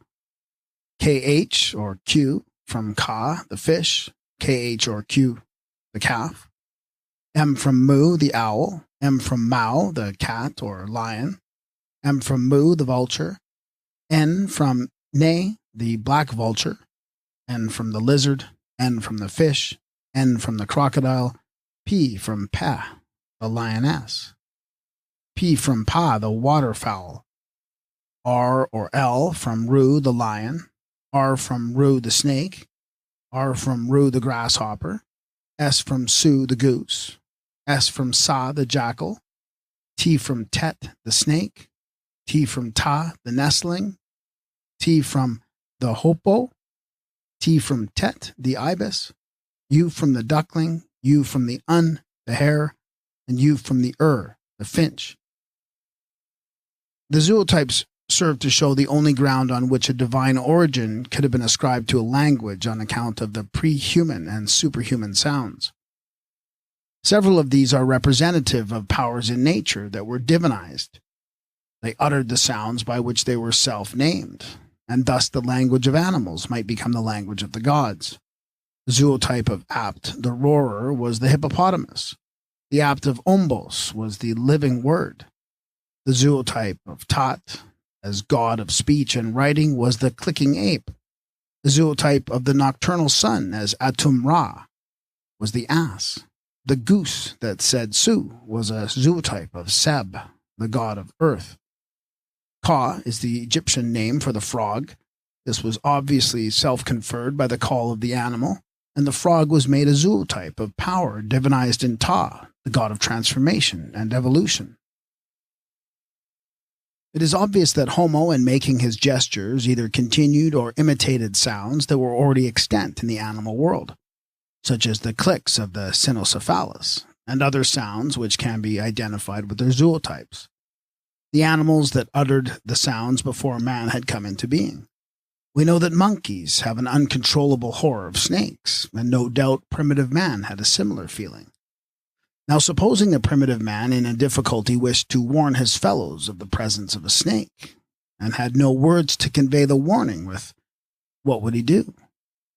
What could he do but make use of the imitative faculty which he possessed in common with the ape? He would try to utter some signal of warning in an imitative manner. The sound would have to be self-defining, i.e. a snake sound for a snake. It is usually said that snakes hiss, but the Africans represent them as puffing and blowing rather than hissing, and we have it expressed in the name of the puff adder. When the snake swelled and distended itself, reared up and puffed, it made a sound which constituted its own audible sign, and the human being would naturally repeat that sound as his note of warning to anyone in danger. The apes will do so much, for they will swell and puff and thrust out the mouth, expel their breath, and spit at the sight of a snake. This representative sound, turned into a note of warning, would in time be accompanied by a gesture that portrayed to the eye some visible likeness to the thing signified by the sound. To do this, the mimic would swell and puff out his cheeks in puffing out his breath. He would thus become the living likeness of the puff adder, both to eye and ear.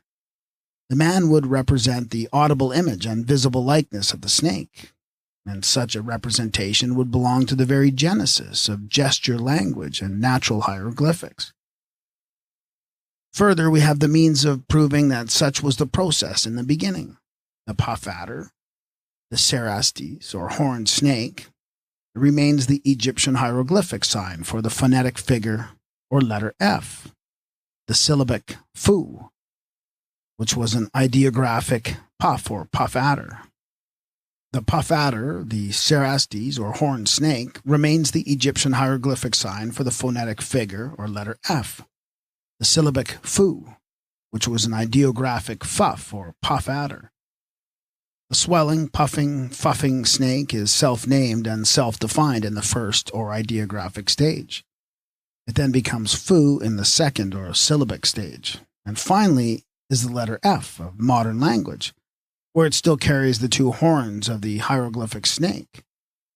Here we see the survival of the snake as one of the mystical authors of language, like the ape, the ass, the goose, the hisser, purrs, grunters, roars previously described.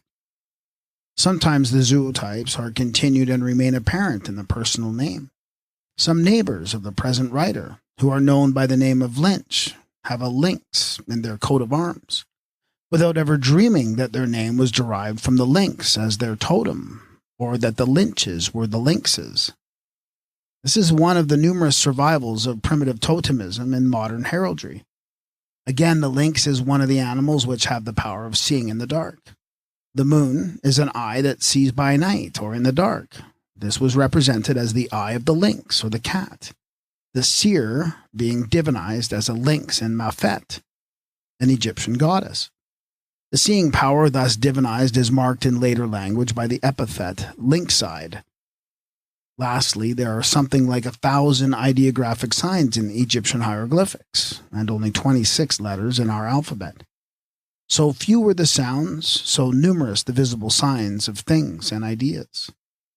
We now know that man had a language of gesture signs when he was otherwise dumb, or could only accompany his visible signs with clicks and other ape-like sounds, which he kept on repeating with intention until they were accepted at an exchangeable value as the first current coinage or counters of speech before words.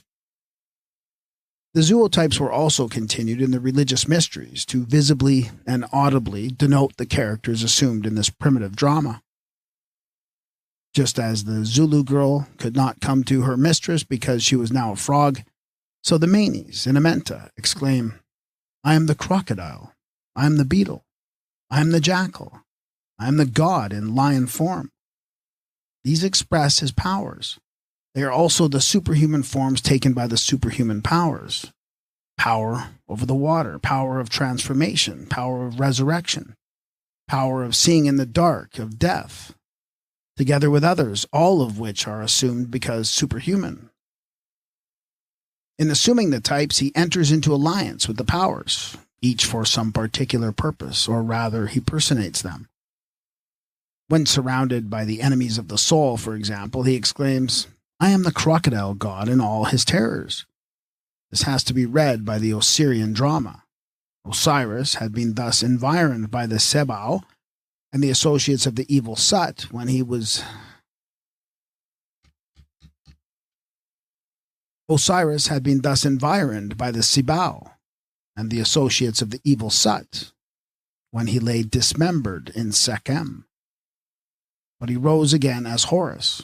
In this case, the crocodile type of terror was employed, and down went the adversaries before the Almighty Lord, thus imaged in sign language. The masquerade continued in later mysteries with the transformation of the performers in the guise of beasts and birds and reptiles, had been practiced in the mysteries of Amenta, where the human soul, in passing through the netherworld, assumed shape after shape and made its transformation from one to the other in a series of new births, according to the Kamite doctrine of metempsychosis. The masquerade continued in later mysteries with the transformation of the performers in the guise of beasts, birds, and reptiles, had been practiced in the mysteries of Amenta, where the human soul, in passing through the netherworld, assumed shape after shape, and made its transformation from the one to the other in a series of new births, according to the Kamite doctrine of metempsychosis, which was afterwards perverted and turned into foolishness in India and in Greece. In this divine drama, the soul from earth is assimilated to the zootypes or is invested in their forms and endowed with their forces, which had figured forth the earlier nature powers in the mythology. The Egyptian ritual is written in this language of animals, and never was it read in the past. Never will it be in the future. unless the thinking can be done in the ideographic types of thought. Merely reading the hieroglyphics as phonetics is but a first lesson in sign language.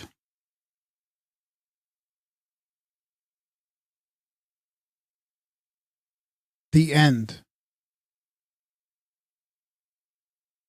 This has been an audio recording of Ancient Egypt, the Light of the World, Volume 1, Book 1, Sign Language and Mythology as Primitive Modes of Representation, by Gerald Massey. Read by Graham Dunlop. Edited by Darren Grimes.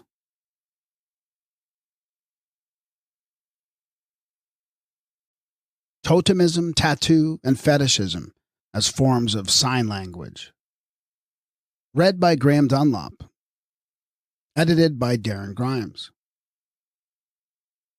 With due search, we shall find that the unwritten and remotest past of primitive man is not immemorial after all that may have been lost by the way.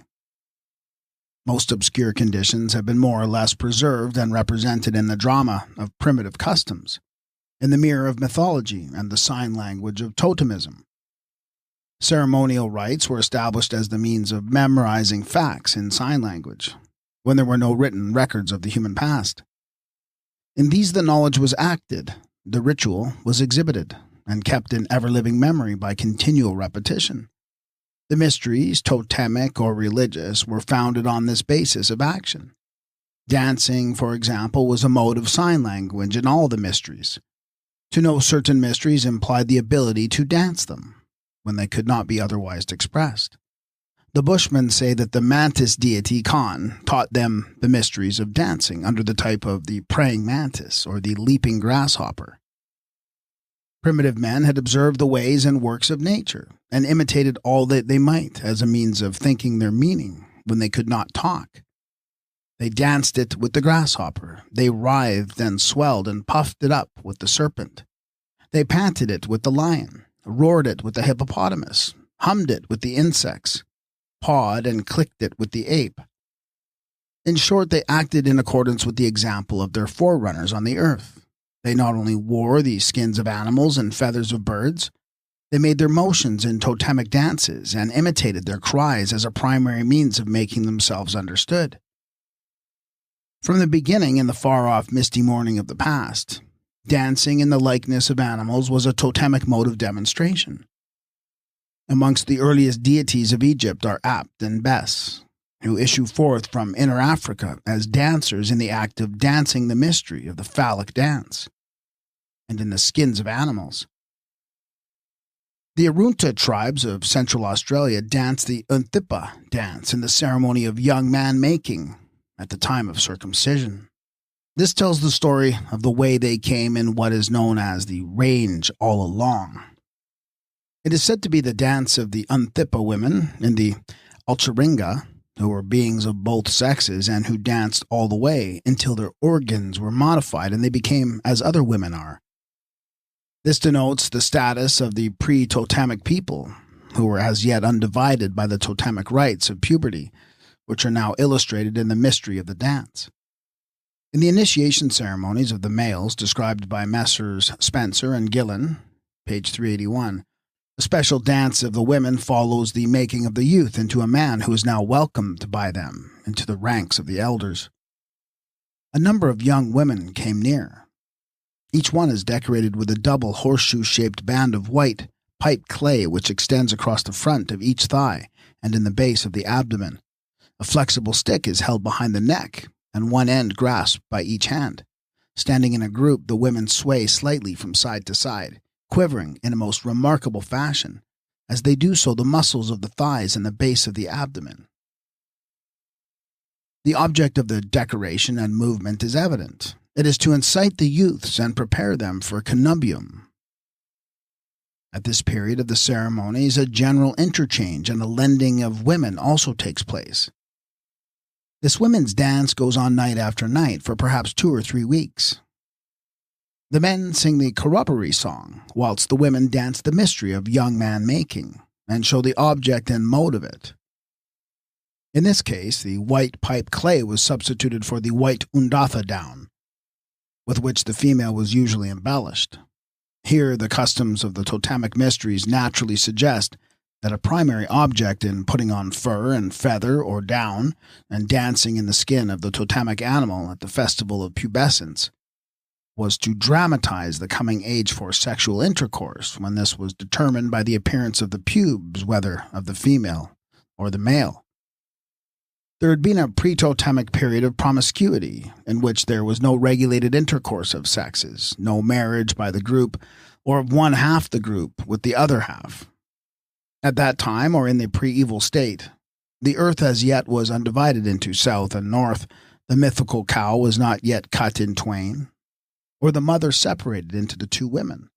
Much is told us by tradition if we can but interpret truly. It says the race of beings was not then divided, and had but one leg to go or stand on, meaning there was but one stock. All the earth, in later phrase, being of one blood and of one language. The sexes were not yet divided by the lizard, as female pubescence was quaintly figured. There was no cutting of the male or opening of the female with the fire stick or the stone knife by which the sexes were divided, or made, or in the latter phrase, created into men and women. These were the inapertois beings in the Ulcharinga, who preceded women and men and were pre-totemic. These were the unopened or the uncircumcised, who had to be transformed into women and men by cutting and opening. That is, by introcision and circumcision or subincision, by which they were made into women and men in becoming totemic. Dancing then was a dramatic mode of rendering the mysteries of primitive knowledge in visible sign language. With the she-speaking peoples, Sofa, the name of the priest signifies the dancing man. The African Acholi, in their dances, says Sir H. Johnston, imitate animals most elaborately. An African potentate has been known to dance for some 10 or 15 minutes together in receiving a distinguished European visitor, like Richard Burton, before he had represented all his own titles of honor and claims to admiration in the language of dance and gesture signs. With the Bechuanas, each totem has its own special dance, and when they want to know the clan to which a stranger may belong, they will ask, "What dance do you dance?" as an equivalent for the question of, "To what clan do you belong?" These dances are continued in the initiatory ceremonies of totemism. They tend to show that the shapes and sounds and movements of the totemic animals were imitated in the primeval pantomime by way of proclaiming the clan to which that particular group belonged. The totemic type was thus figured to sight in gesture language before it could be known by name. Admission into the Dakota clan was effected by means of the Great Medicine Dance. The medicine men of the Iroquois have 4 dances which are sacred to themselves, no other person being allowed to dance these mysteries. The first is the Eagle Dance, the second the Dark Dance, performed in the dark. The other 2 are the Pantomime Dance and the Witches' Dance. The eagle being the bird of light, the sunbird, we may infer that the first 2 dances told the story of the beginning with light and darkness, which was thus rendered in gesture language and continued to be memorized in that fashion by those who danced such primitive mysteries. We also learn from the sacred dances of the Aborigines in the character of the bear, the wolf, the seal, the crab, or the other animal that the gesture language included an imitation of the totemic zootype. The Mandan Indians dance the buffalo dance, the heads of the dancers being covered with a mask made of the buffalo's head and horns. In other dances of the dog and bear totems, the dancers acted in the characters of the animals. The Lamas of Tibet dance the Old Year out and the New Year in whilst wearing their animal masks. The snake dance is still performed by the Moqua Indians of Arizona, and also amongst the Australian Aborigines when they make the snake in their sacred procession of the mysteries. It was a common totemic custom for the brothers and sisters to perform their commemorative ceremonies or mysteries in the likeness of the totemic animal.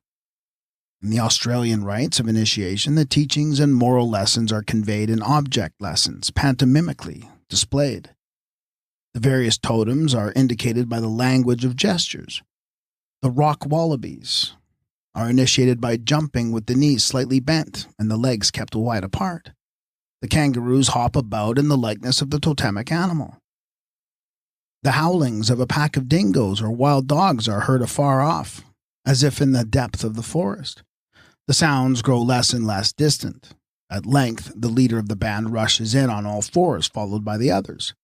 They run around each other, on all fours, round the fire, imitating the action of wild dogs in the dingo dance. With the Inuits at their religious fetes and anniversaries of the dead, the biographies of the departed are told to the spectators in dumb show and dancing. With the Kakians of northern Burma, it is the custom to dance the ghost out of the house at the time of the funeral. The Egyptian mourners also accompanied the Manis on the way to Amenta, with song and dance, as may be seen in the vignettes to the Book of the Dead, where the text deals with the mysteries of the resurrection. The same mystery is expressed in the black fellow's jumping and the white fellow when he rises from the dead.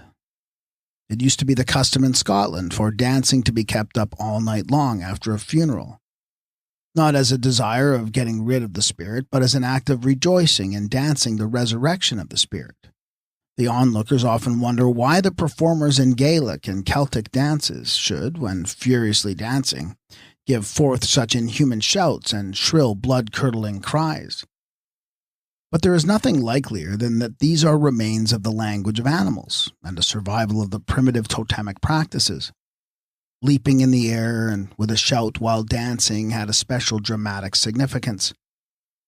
What this was may be inferred from the Egyptian funeral scenes.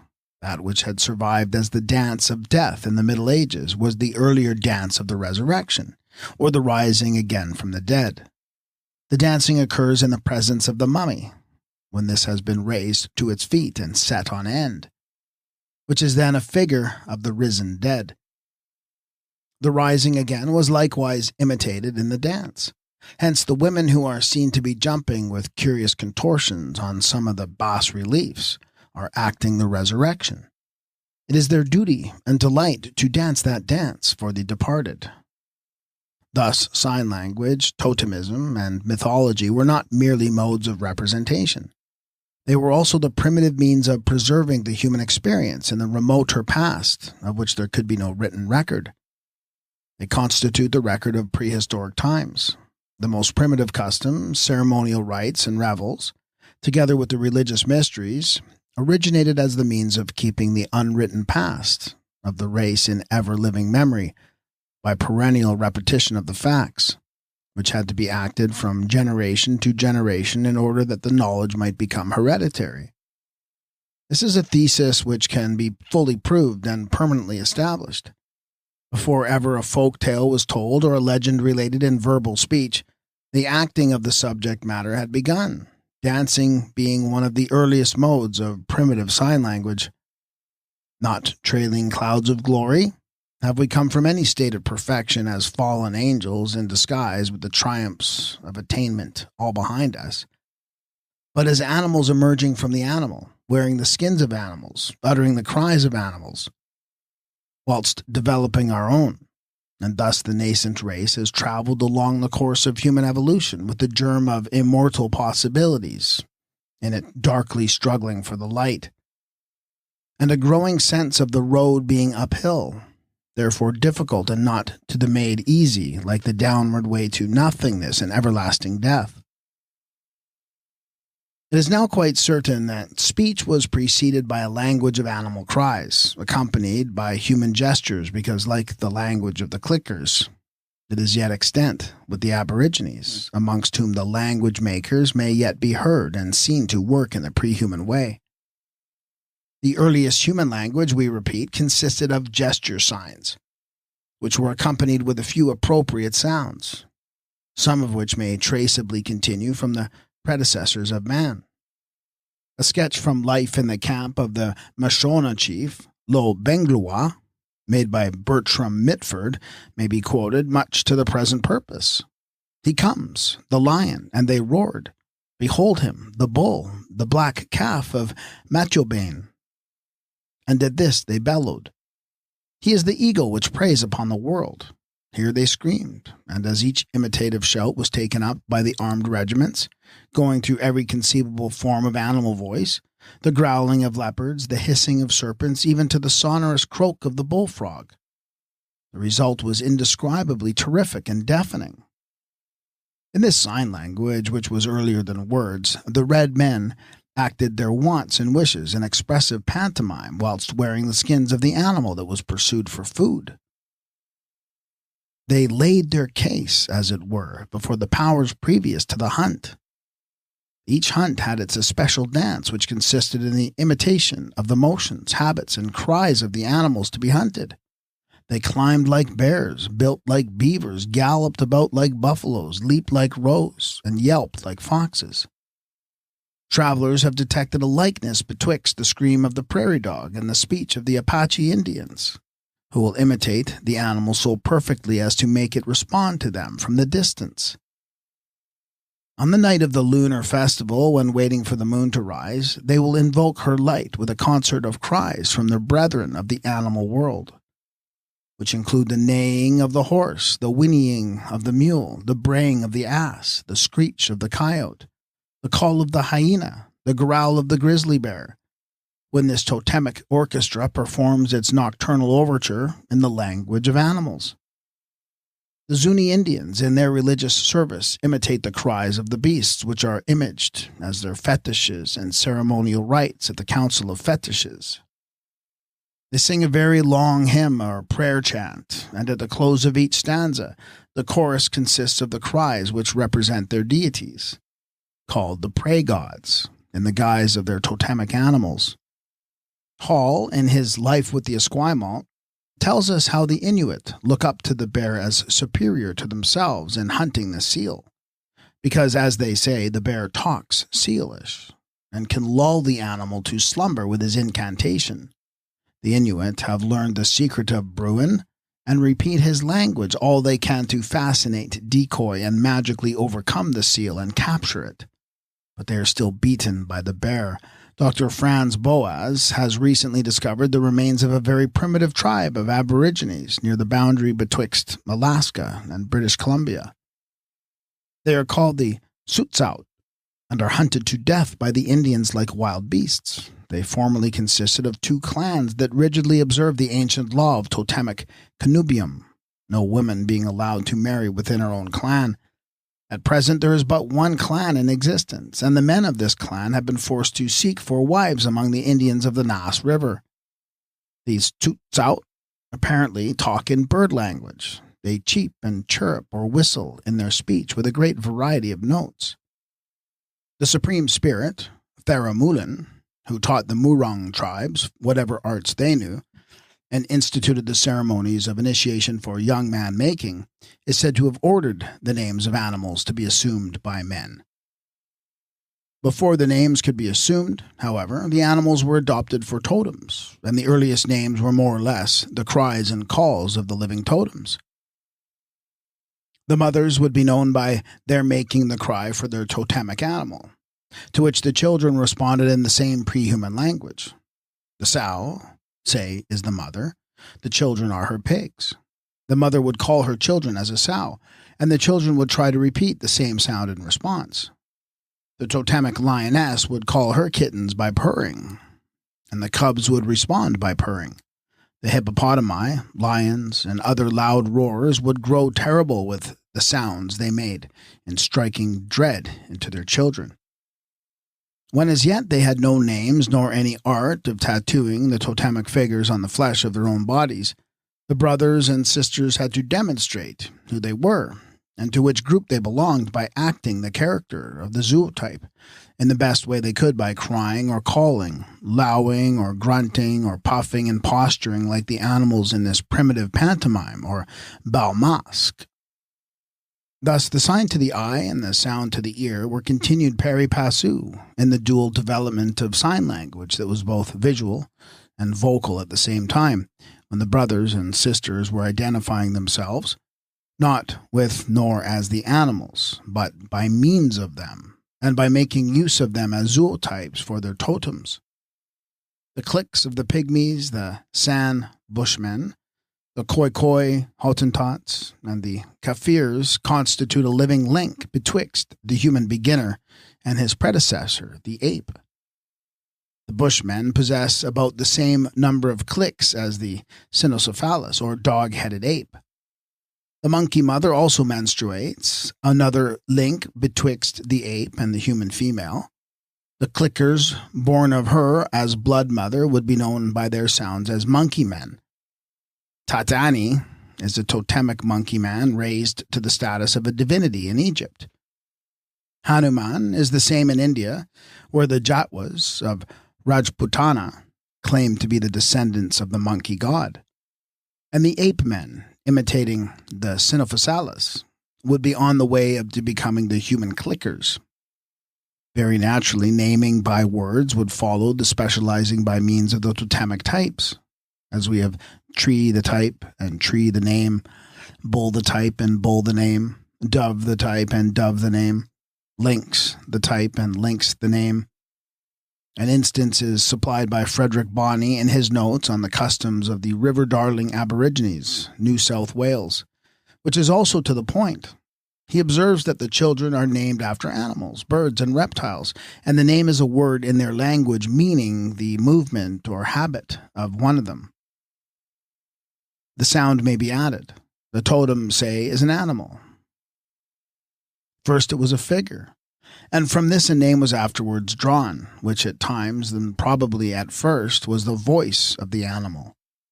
The earliest formation of human society, which can be distinguished from the gregarious horde, with its general promiscuity of intercourse between the sexes, is now beginning to be known by the name of totemism, a word only heard the other day. Yet nothing later than the totemic stage of sociology is fundamental enough as ground to go upon in discussing sign language, mythology, and fetishism, or in tracing the rootlets of religion, and the study of the subject has just been commenced. It has been omitted with all its correlates and implications from previous consideration and teachings concerning the prehistoric past and present status of the scattered human family. On this line of research, the inquiries and explorations which go back to this tangible beginning are now the only profitable studies. The results of these alone can be permanent. All the rest were tentative and transitory, but no satisfactory explanation of the origin of totemism has yet been given. So says the writer of a book on the subject, Fraser J.G. Totemism. The author of Primitive Marriage, who first mooted the subject in England, could make nothing of it in the end. According to his brother, a preface to the Patriarch, MacLennan gave up his hypothesis and ceased to have any definite view at all on the origin of totemism. Nevertheless, MacLennan was right in his guess that the so-called animal worship of the Egyptians was descended from a system of totems or fetishes. Through worship, we protest again and again is not the word to employ. In this connection, it is but a modern counterfeit. The totem, in its religious phase, was as much the sign of the goddess or the god as it had been of the motherhood or brotherhood. It was an image of the superhuman power. Thus, the Mother Earth as giver of water was imaged as a water cow. Seb, the father of food, was imaged by the goose that laid the egg. Horus, the bringer of food and water, was imaged by the fish or papyrus shoot. These, so to say, were totems of the nature powers. But when it came to worship, it was the powers that were the objects of supreme regard, not the totems by means of which the powers were represented. Not the water cow, the goose, the fish, the shoot, but the goddess Apt, and the gods Seb, Sebek, and child Horus. It is in the most primitive customs that we must seek for the fundamental forms of rites and ceremonies. It is in totemism only that we trace the natural genesis of various doctrines and dogmas that have survived to be looked upon as a divine revelation, especially vouchsafed to later times, in consequence of their having been continued as religious mysteries without the guidance of the primitive gnosis. The human past in its remoter range might be divided then into two portions for the purpose, and described as pre-totemic and totemic. The first was naturally a state of promiscuity, more or less like that of the animals. when there were neither totems, nor law of taboo, nor covenant of blood, nor verbal means of distinguishing one person from another. The only known representatives of this condition now living are the pygmies of the Central African forests. By totemism we mean the earliest formation of society in which the human group was first discreted from the gregarious horde that grovelled together previously in animal promiscuity. The subject, however, has various aspects. The term has many meanings, which have to be determined by their types. Many years ago, the present writer sought to show that totemism, mythology, fetishism, and the hieroglyphic system did not originate in separate systems of thought and expression, as any modern ism sets up for itself, but that these had a common rootage in sign language, of which there are various modes or forms. Totemism originated in sign language rather than in sociology, the signs being afterwards applied for use in sociology, as they were in mythology and fetishism. The name totem is supposed to have originated in the language of the North American Indians. The word totem exists in the Ojibwe language for a sign, a symbol, mark, or device of the group, gens, or tribe. The Reverend Peter Jones, an Ojibwe, tells the word todame. Francis Asikinek, an Ottawa Indian, renders it by Udodam. The Abbé Thavenet, quoting from the Algonquin language, gives Nind Otem for my tribe and Kit Otem for thy tribe. The root of the word as here rendered is tam or dem. The name and things thus denoted are found to be universal for a group, a gathering, a collection, a total of persons, animals, huts, or houses. The Magar Thum is the phratry or clan, of which there were 12 altogether. The Attic township was called a dem. The Sanskrit Dhamma is the home, Greek domos, Latin domos, Slavonic domu, English dome. The Tembe equals the dome is the roof in Nyamwezi. In Zulu, the tumo is an assemblage. In Maori, the tamin is a collection of people. Also, the toma is a cemetery, like the Scottish Tom, and the tumuli, where the dead were gathered together. Tomo, in archaic Japanese, denotes a gathering of persons who are companions. In Assyrian, likewise, the timi are the companions. As is usual in the present work, we turn to Egypt to see what the great mother of civilization has to say concerning the tem and the totem. Tom in Coptic signified joining together as in the tem. The word tem has various applications in Egyptian. It signifies man, mankind, mortals, also to unite, be entire or perfect. Moreover, it is a name for those who are created persons, as in making young men and young women in the totemic ceremonies, of which more hereafter. If ever the word created could be properly applied to the making of men and to those who were grouped together, it is in totemism. In Egyptian, tem or temti is not only a total, but to be totaled. The sign of temti in the hieroglyphics is the figure of a total compassed of two halves. Thus the tem is one with the total, and the total comprised two halves at the very point of bifurcation and dividing of the whole into two. Also of totaling a number unto the whole which commences with a twofold unity. And when the youths of the Aborigines on the River Darling are made men of in the ceremonies of puberty, that is, when they are created men, they are called tumba. It would seem as if the word tem, for the total in two halves, had been carried by name, as well as by nature, to the other side of the world. For two classes in St. George's Sound are universally called Iranung and Tem. The whole body of natives are divided into these two moieties. The distinctions, says Nind, are general, not tribal. They agree, however, with the Arunta division into two classes of the Chiringa at the head of the totems, which represent the subdivisional distinctions. The Egyptian Tem is also a place name as well as a personal name for the social unit or division of persons.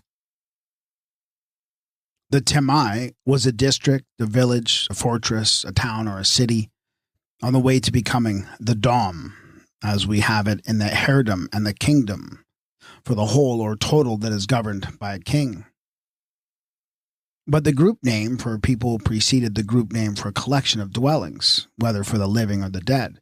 Here the tem is a total, as we have it in English for a team of horses, a brood of ducks, a litter of pigs. Egypt itself has passed out of the totemic stage of sociology in monumental times, but the evidence for its prehistoric existence are visible extant, and in the place names and in the mirror of mythology, which reflects aloft a pre-monumental past of illimitable length. In Egypt, the zootypes of the motherhoods and companionships had become the totems of the gnomes.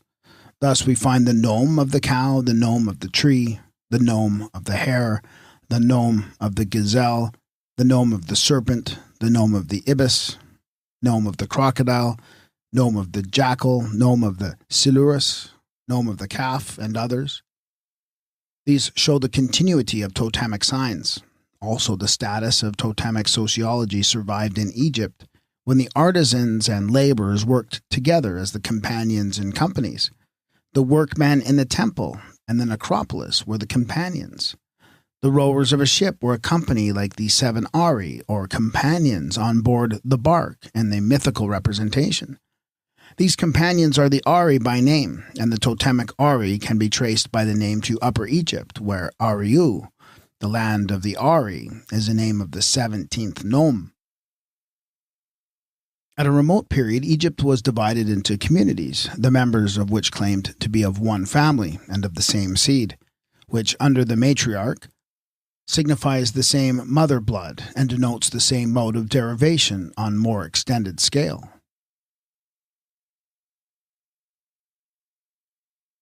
So ancient was totemism in Egypt that the totems of the human mothers had become the signs of goddesses, in whom the head of the beast was blended with the figure of the human female.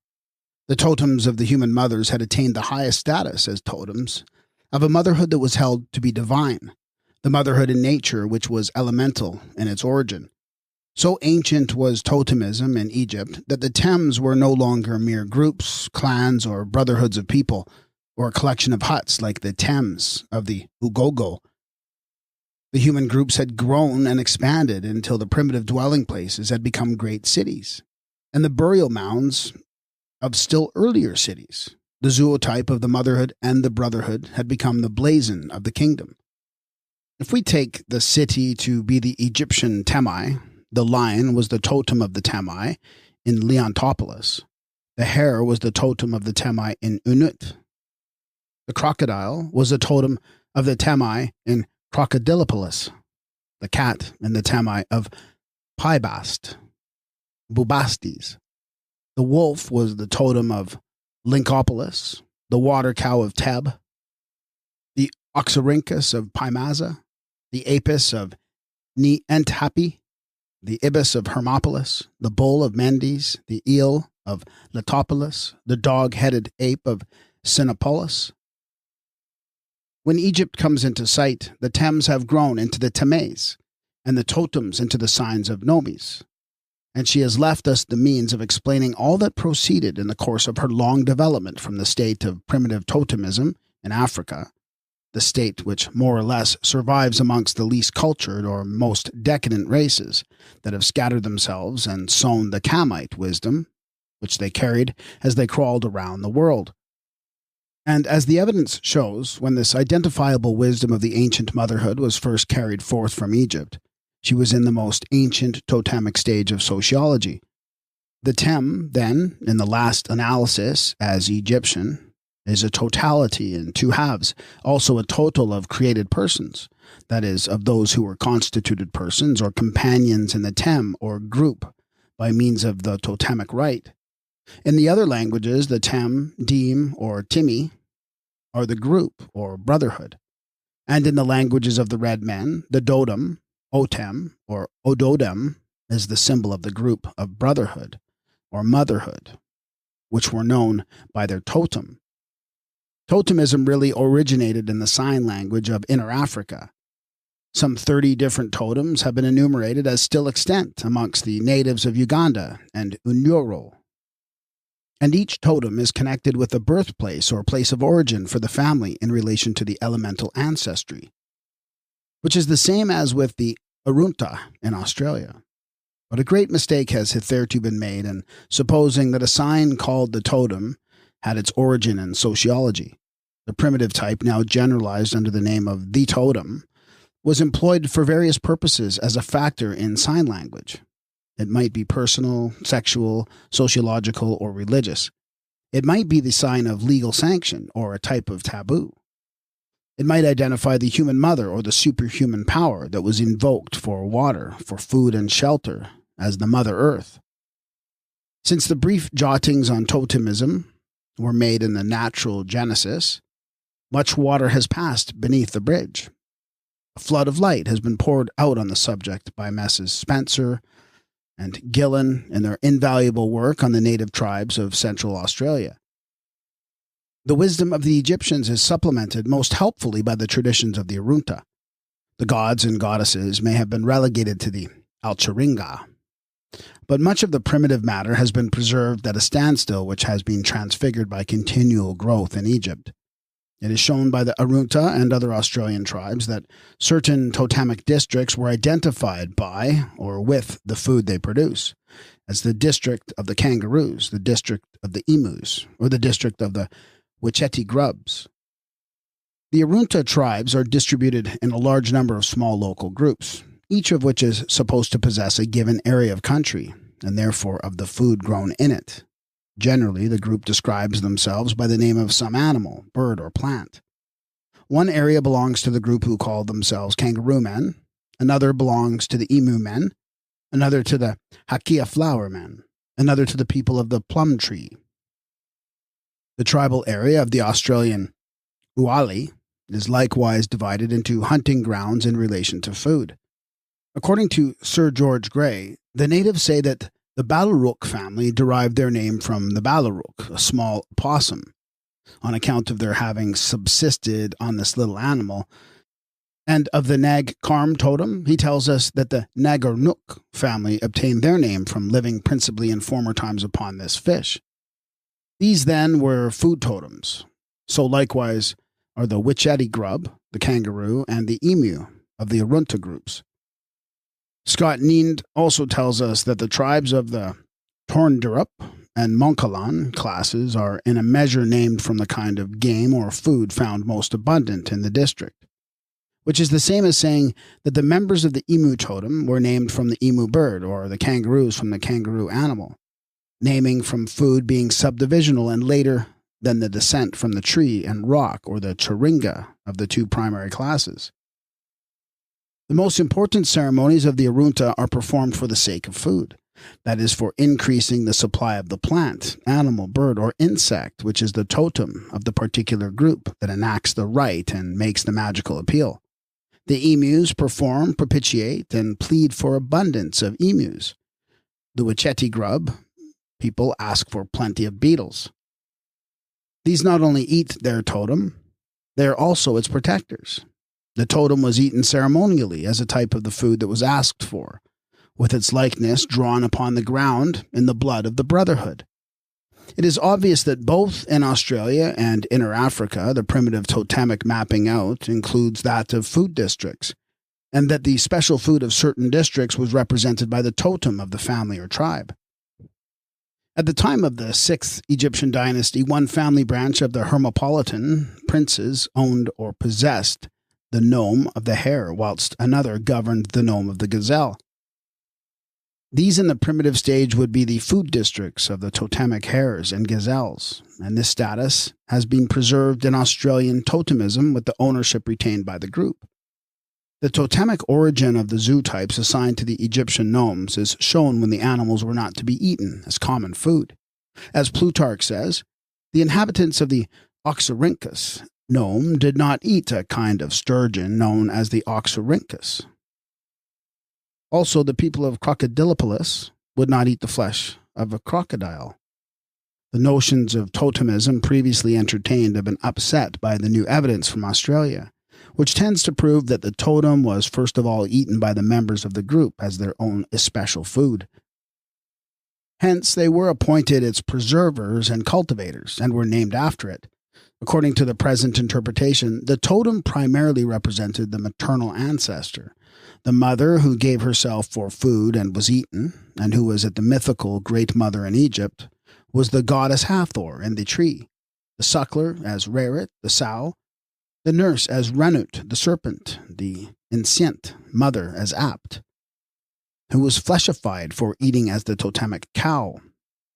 The object of certain sacred ceremonies associated with the totems is to secure the increase of the animal or plant, which gives its name to the totem. Each totemic group has its own ceremony, and no two of them are alike. But however they may differ in detail, the most important point is that one and all have for their main object the purpose of increasing the supply of food, not food in general, but the particular food that is figured by their totem. For example, the men of the emu totem perform their special ceremony and pour out the oblation of blood in soliciting plenty of emu. There can be no mistake in the kind of food that is piously besought, as a likeness of the emu bird is portrayed on the ground in the blood of the tribe to indicate the power that is appealed to. Thus, in the very dawn of ownership by the group, when property was common and not several, the totem would be a sign of that which came to be called property, as the special food of the totemic family or clan. A group of totemic kangaroos would be the owners and eaters of the kangaroo in their locality. A group of totemic emus would be the owners and eaters of the emu. Those whose totem was the tree would eat the fruit of the tree, a totem being the veritable image of the food. The women of the grass seed totem fed upon the grass seed in the acharinga. The women of the haki totem always fed upon the haki flower in the acharinga. After the men of the witchetty grub have performed the intuchumia ceremony for increase of food, the grub becomes taboo to the members of the totem and must on no account be eaten by them until the animal is abundant and the young are fully grown. If this rule should be broken, it would nullify the effect of the ceremony. If the witchetty grub men were to eat too much of their token, the power of performing the ceremony for plenty would depart. At the same time, if they were not to eat a little of the totemic animal, it would have the same effect as eating too much. Hence the sacred duty of tasting it at certain times. The people of the emu totem very rarely eat the eggs. If an emu man who was very hungry found a nest of eggs, he would eat but one. The flesh of the bird may be eaten sparingly, and only very little of the fat, eggs and fat being more taboo than the meat. The same principle holds good to all the totems. A carpet snake man will eat sparingly of a poor snake, but he will scarcely touch the reptile, if it be fat. That was left like the finest grain for seed. So the members of the Irakura totem do not eat their totem for some time after the ceremony of Intuchima. The man of the Idnamita totem, a large long-horned beetle, may not eat the grub after Intuchima until it becomes abundant. It is the same with the men of the bandicoot totem. But when the animal becomes plentiful, those who do not belong to the totem go out in search of one, which when caught is killed and some of the fat put into the mouth of the bandicoot men, who may then eat a little of the animal. Again, the Arunta have a custom or ceremony in which the members of any local group bring in stores of the totemic plant or animal to their men's camp and place them before the members of the totem. Thus, as Messrs. Spencer and Gillen remark, clearly recognizing that it is these men who have the first right of eating it, because it was their totem. In this social aspect, then, totemism was a means of regulating the distribution of food, and in all likelihood it must have included a system of exchange and barter that came to be practiced by the family groups. In this phase, the totem was a figure of the especial kind of food that was cultivated and sought to be increased by the magical ceremonies of the group.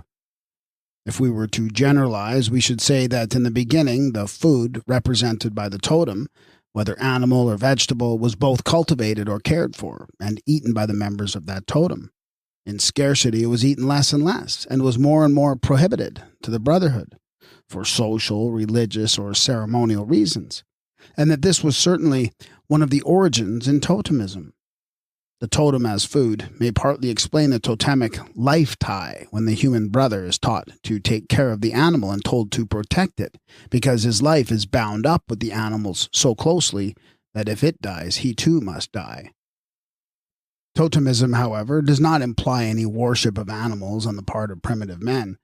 It is the sheerest fallacy to suppose that the most undeveloped aborigines began to worship, say, 50 beasts, reptiles, insects, birds, or shrubs, because each in some way or measure fulfilled one of the 50 different conceptions of a divinity that was recognized beneath its half-hundred masks.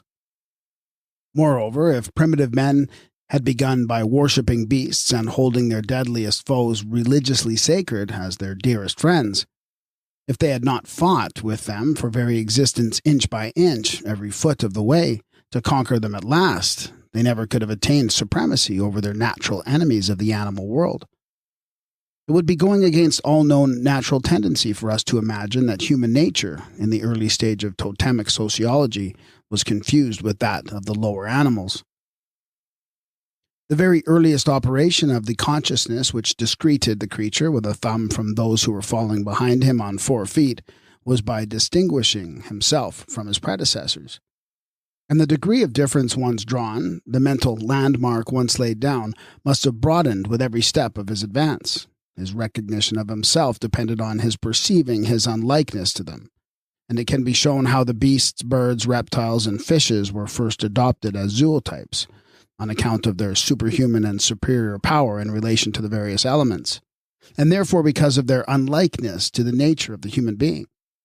The ancestral animal, then, is neither an ideal nor imaginary being as a primitive parent, supposed to have been a beast or a bird, a plant or a star, any more than the first female as head of the Gaelic clan, Shetan, was a great cat, or was believed to be a great cat by the brothers in the clan Sutherland.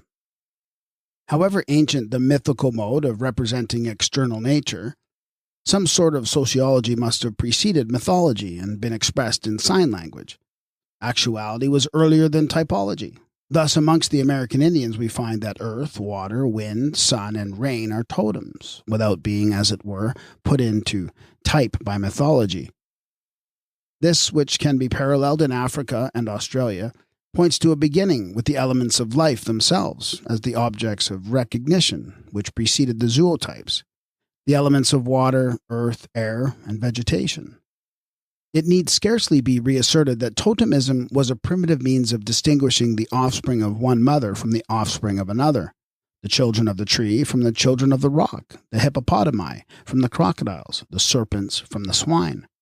The earliest sociology touches on promiscuity at the point of departure from the human horde, when the mother was the only parent known. The mother comes first, and from that point of departure the Egyptian representation reflects the sociology in the mirror of the mythos. In the pre-totemic stage, there was one mother as head of the family. This is repeated in Egyptian mythology. In totemism, the motherhood is divided between 2 sisters, or a mother and an elder sister. This is repeated in Egyptian mythology. In totemism, the dual motherhood is followed by the brotherhoods. This is repeated in Egyptian mythology, beginning with the twin brothers Sut and Horus, or the black vulture and the golden hawk, which are equated by or continued as the crow and the eagle hawk of Carween and Punjel in Australia. In totemism, the 2 brothers are followed by 4 or 6 in a group, and these are consorts of the sisters in group marriage. So is it in the Egyptian mythos. In this way, mythology will lend its searchlight to show the backward path of prehistoric totemism. At a very early stage, the boys became the consorts of the mother. When of age, they would enter into connubium with her, the eldest being first. Incest at the time was naturally unknown, it being the same with them as with the animals. This status is reflected in the mirror of mythology. For example, there is evidence that the eldest son was the earliest representative or outline of the father, and that he cohabited with his own mother on purpose to keep pure the mother blood. This is an African institution. The queens of Cape Gonzales and Gabon are accustomed to marry their eldest sons as a means of preserving pure the royal blood. It was a very stringent law and custom with the Incas of Peru that their heir to the kingdom should marry his eldest sister. This custom also is reflected in Egyptian mythology. Indeed, so perfectly have the prehistoric sociological conditions been preserved by the Egyptians and their mythical rendering of the natural fact that the very beginning in heaven is first with the departure from utter promiscuity as it was on earth. The genetrix, as typical woman, is both mother and consort to her own children. Hence Apt, the old first mother of the gods and men, was called the great mother of him who is married to his mother. That is, of Horus, as the crocodile-headed Sebek. Sut, the male hippopotamus, was also both son and consort of the same first mother. As Hor Apollo says, when the male hippopotamus arrives at his prime of life, it consorts with its own mother. This was the status of Sebek Horus, who was termed the husband of his mother. The earliest powers born of the Earth Mother were thought of as fecundating her in utero. Sut as the hippopotamus, Sebek as the crocodile, Shu as the lion, elder Horus as the child. The tradition of the sons who consorted with the mother is to be detected in the story told of Mars by Herodotus. He describes an Egyptian festival which the priests informed him was instituted to celebrate or commemorate the ravishing of his mother by the god Mars. Now Mars in Egypt is the warrior Shu, who was one of the sons that cohabited with the mother. Thus Sut, Horus, and Shu are all three described in this pre-totemic character. There were 7 altogether of these sons who were consorts of the mother in mythology, and who reappear with the old harlot and partake of her cup of fornication in the book of Revelation. At a later time, both Sut and Horus were denounced as violators of their mother. When Isis uttered the cry of "No crocodile," Horus had violated his mother, and it was the mother who effected the act of salvation by refusing the incestuous intercourse of son and mother, whether of the uterine son or only of the same totem, which in this case was the crocodile. With Sut as violator, it was the hippopotamus, with Horus the crocodile, with Shu the lion. Thus, in the mirror of Egyptian mythology, human promiscuity is reflected when the great mother's own sons are her consorts. Polyandry is represented when the brothers and sisters couple together, as did Shu and Tefnut. The African marriage of one male with 2 sisters is reflected in the mythos when Osiris is the consort of Isis and Nephthys. If we take the word totem to indicate a sign, the earliest sign or symbol to be identified in totemism was related to the fact of feminine pubescence. This was the word that issued out of silence in the beginning. The earliest law of covenant or taboo was based upon the transformation that occurred at the time when the girl became a woman ready for connubium. This was the mystery of a transformation that was a primal source of all the transformations in the folk tales of the world. The girl became a woman as natural fact. This had to be expressed in the visible language already drawn from the external nature.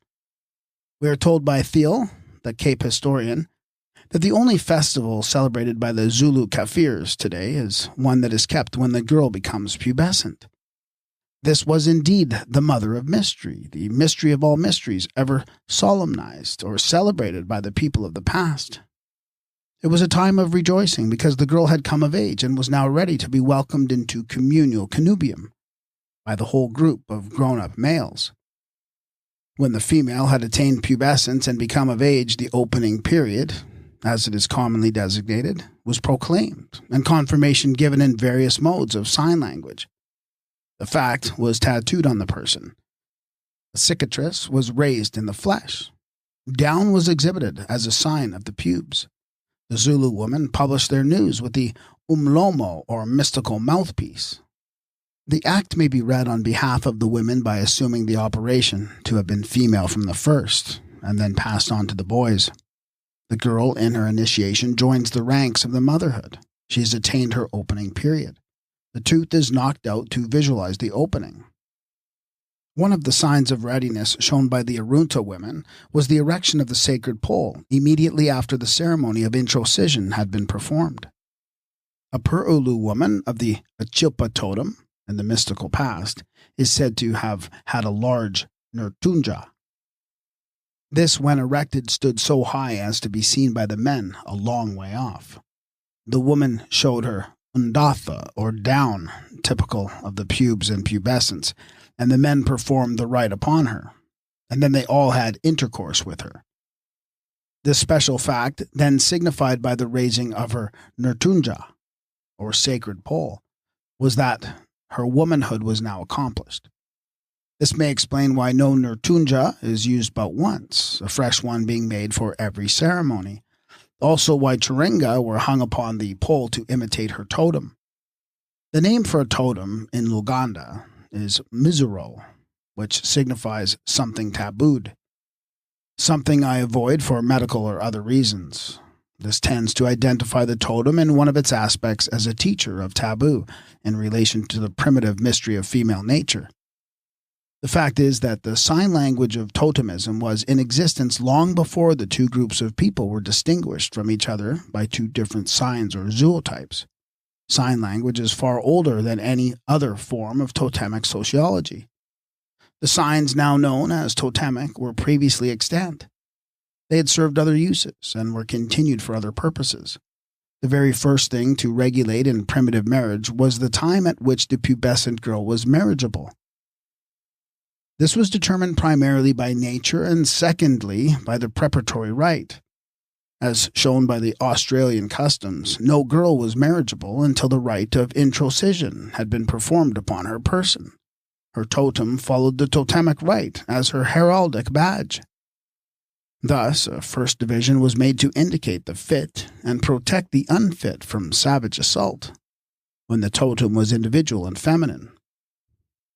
So in the mysteries of Artemis, no young woman was considered marriageable until she had danced in the bearskin at the mysteries.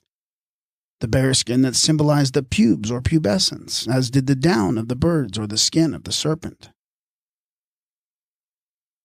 The natural raison d'etre, the primary need for the totem, was in its being a sign of feminine pubescence. In a state of sexual promiscuity, the first thing to be determined was the mother blood. This was manifested at the period of puberty, and the totem was adopted as the symbol of motherhood. The manifester was now a frog, a serpent, a she-bear, or, as we say, a woman, to be distinguished by her totem. The totem, then, was the sign of Earth's first blood, on this most primitive natural ground.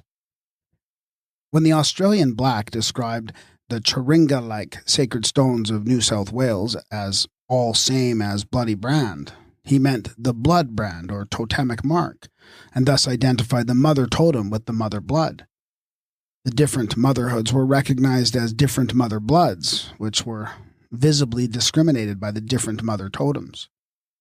The recognition of the mother blood, even in the undivided horde, would naturally lead to the blood motherhood, which we postulate as fundamental in totemism. At first, no barrier of blood was recognized. The brothers and sisters of the same mother intermarried, although they were, or because they were originally, of the same one blood. When the nations of the earth were all of one blood, it was the blood of the mother, who in her mystical aspect is the virgin mother of the mythos and the eschatology. On entering the ranks of the motherhood, the girl assumed her sign, which signified that she was now a woman. In being made totemic, she was recognized by her zootype, that is, by the reptile, beast, or bird of the totem, into which she had first made her transformation at the time of puberty. In various legends, it was said that in making this transformation, the young women were changed into beasts. Once on a time, a young girl in Arcadia transformed into an animal. It is common in the folk tales for the female to change into a hyena, a tigress, a serpent, a lioness, or some other beast or reptile. It was the same with the Zulu Kafir girl who became a frog. When her change occurred, she was no longer a tadpole of a girl, but a full-blown frog, and in the human sense, a woman. The beginnings were very lowly in sign language. It had been awesomely remarked that the serpent had the faculty of sloughing its skin and renewing itself. Hence it is said by the Kafirs that when the girl makes her change, she is visited by the great serpent, or in other legends, she is said to change into a serpent. In the Arunta tradition, the two females who are the founders of totemism and finishers of the human race made their transformation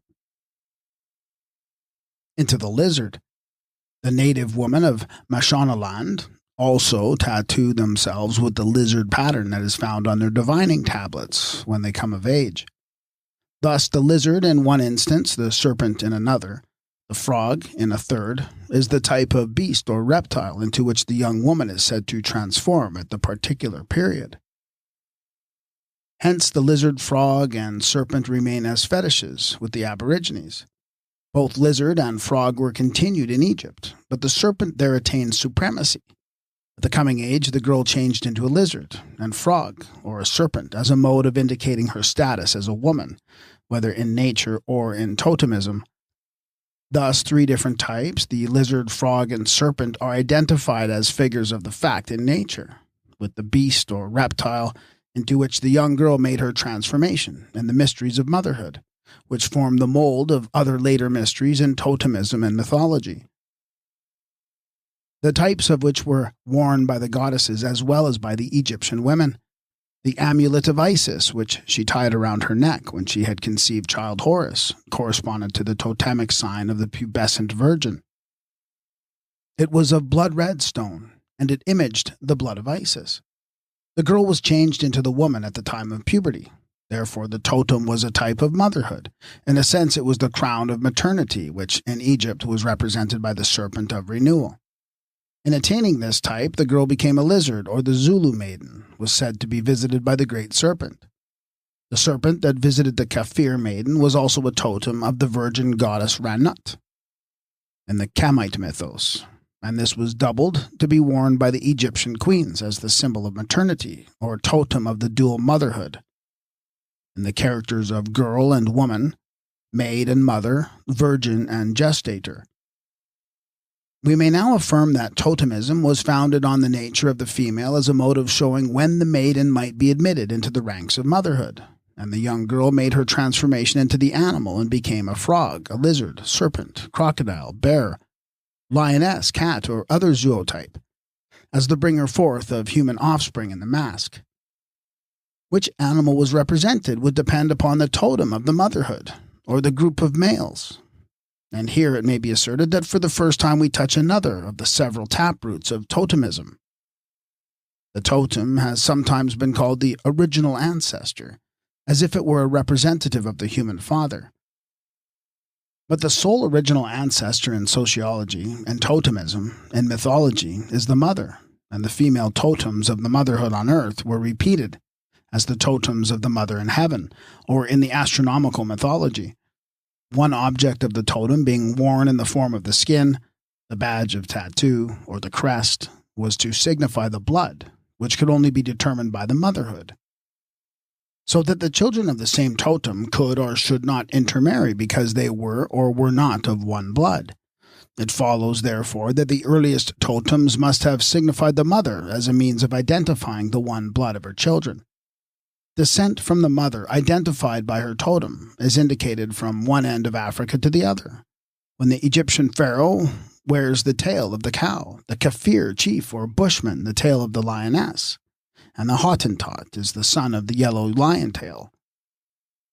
So is it in the Egyptian mythology, where the priority of the mother totem is well exemplified.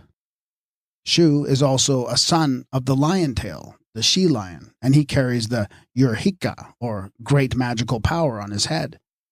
This is the hinder part of a lioness, and a tail of a lioness on his head denotes the lioness as a mother totem, from which the child traces his descent as a lion. The earliest human being individualized was necessarily the mother. She and her children formed the primal family, whose tie was that of blood motherhood, a tie that must have been already common with the horde in pre-totemic times. The one blood of motherhood being the original source of all blood brotherhood.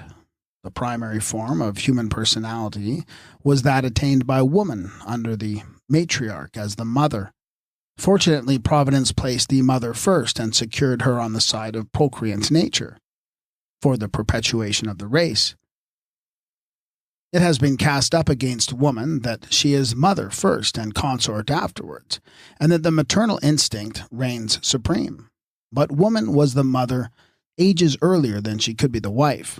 The mother had the start by many thousand years. The child was known as hers from the beginning. The husband was not. Her function was that of breeder for the group and bearer for the tribe, and not for love of the individual. She fulfilled the ideal of primitive man as the woman of infinite capacity, like the lioness, hippopotamus, or other huge titanic type of superhuman power and size. She may have had her individual likes and dislikes, but was grimly governed in the grasp of stern totemic law. It was perforce her duty to provide pasturage for 40 feeding as one, or the whole tribe, not to cultivate her own personal preferences. The mother necessarily grew predominant in the duality of her nature, and still the noblest nature yet evolved is hers who desire for maternity is dual, and who blends most perfectly the love of the mother and wife in one. The solution of the problem now propounded is that the secret of the totemic sphinx, in its ultimate secrecy, originated with the totem being first of all a sign of feminine pubescence, and a personal means of making known the natural fact, that it thus became a blazon of mother blood and primal family group, which tends to corroborate the suggestion now sought to be established that the totem was a figure of the female from the beginning, and that this was followed by a long and manifold development in the application of the sign to the motherhoods and brotherhoods, and to the intermarriage of the groups now called totemic. There are two classes of tradition derived from totemism concerning the descent of the human race.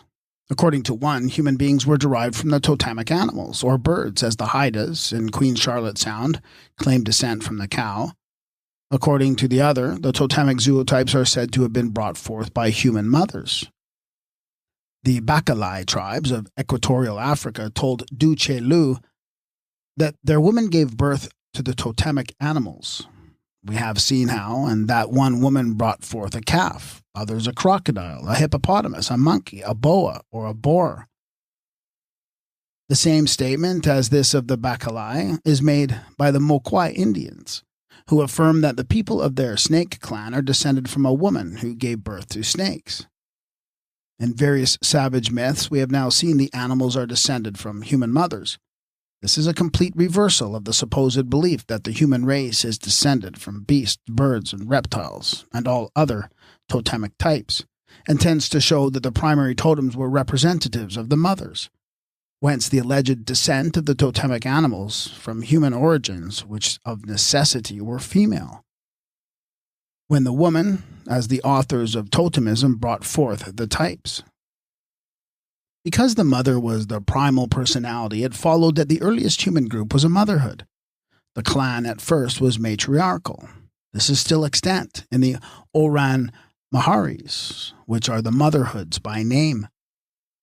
When there was no individual fatherhood yet determinable, descent was in the female line, from the mother to the oldest daughter.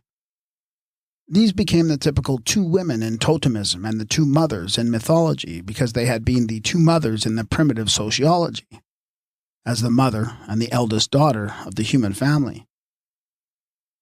The primary human group was naturally uterine. The family first formed were the children of one mother, and the human pact or tie was founded on the one blood of the mother, the blood motherhood, which determined the blood brotherhood. According to Schoolcraft, the totems of the Algonquins denote the mothers. The emu, which is also the woman, Nagabal, is a mother totem of the Kurnai in Australia. When the Ukali tribe of Australia take their totem names from their mothers and are divided into two groups as the light-blooded and the dark-blooded, and indicates a twofold derivation from the one mother blood, whether pre-totemic or totemic. If we take the bear as a mother totem, we can understand the Ainu of Japan, when they say their earliest ancestor was suckled by a bear. In that case, the totemic mother was a she-bear, and the fact was memorized when the Ainu woman suckled the young bear that was to be killed and solemnly eaten at the annual festival. Besides which, when the she-bear was eaten in place of the human mother, the sex of the totem was determined by her being invested with a necklace and adorned with eardrops like a woman, It is the same when the Snake clan of Arizona claimed descent from a woman who gave birth to snakes. She was the mother of that totem, and the snakes were her children. But there was a mother in mythology who did give birth to the totem animals, and who is confused at times with the human motherhood. This was the Mother Earth, who was represented by the snake as renewer of vegetation in the goddess Ranut. Egyptian mythology is a mirror of totemism from the beginning with the human mother, who was the primal parent. And as it was in totemism, so it is in the mythology and eschatology of Egypt. In the beginning was the Great Mother, because the first person recognized in totemism was the mother. The totemism of Egypt was the basis of all its mythology and eschatology. But that stage of sociology was almost silted under and hidden out of sight as one of the several strata of Egypt's buried past. The Indians, who traced their descent from the spirit mother and a grizzly bear, acknowledged that the bear, like that of the Ainos, was a she-bear and consequently a mother totem. The Tugas claimed descent from a she-wolf and the Tufans from a she-dog. Descent from the mother or in the female line was universally recognized by the Aborigines. From this it follows that the zootypes first represented the motherhoods. And when the males came to the fore, the same animal would serve two purposes. As female, it would represent the motherhood, as male, the brotherhood. A tribe of Indians, still living in the Northwest America, claimed to have descended from a frog. If this was a totem of the motherhood, the descent would be the same as if it were from the goddess Heket. Only their sign is simple frog, whereas the frog had been elevated in status by becoming an image of the mother as Mistress Heket. The frogess who typified the Divine Mother in the transforming moon. The divine cow of the Todas is an extant type of the Great Mother, as the giver of food, equivalent to Hathor, the Egyptian Venus, the cow that protected her son with her body, primarily when the mother was a water cow. The Toda Palal, or high priest, obviously personates the divine son, and is the dispenser of blessings to the world for the divine motherhood that was represented by the cow. No race on earth so ignorant but that it has claimed descent from the mother. And this human descent being the recognized fact in totemism from the remotest times, the descendants from the mother, who could be and was identified as their own flesh and blood and breath, the mother who gave visible birth to the human offspring, and no other, from the womb, never could have claimed an actual descent from animals, reptiles, birds, trees, stones, and other objects, animate and inanimate. An Australian tribe considered themselves to have been ducks, who at one time were changed into men. In that case, the duck would be a totem of the mother, as the means of tracing their descent in the female line. When they became men, the descent would be reckoned from the male progenitor. The Bygauds have a tradition that the foster mother of the first man was a Mitch tigress, and therefore, as we show, a mother totem. In this statement, the foster mother is distinguished from the human mother and is identified by means of her totem as the tigress and lioness, or sow and water cow, or any other female zootype. The hyena was a mother totem of Inner Africa. The Wanika in East Africa reverence this animal as ancestral. When a hyena dies, it is bewailed by the whole people. The mourning for a chief is said to be nothing compared with the death of a hyena, because, as we hold of its being a maternal zootype, it is certain that the hippopotamus was a mother totem with the natives of the Zambesi, who have now the greatest horror of touching its flesh. Livingstone's pilot would go without food rather than cook in the same pot which had contained any of the meat.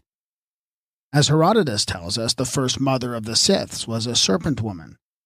With the kings of Abyssinia, the line of descent was traced from the serpent, which was therefore a mother totem.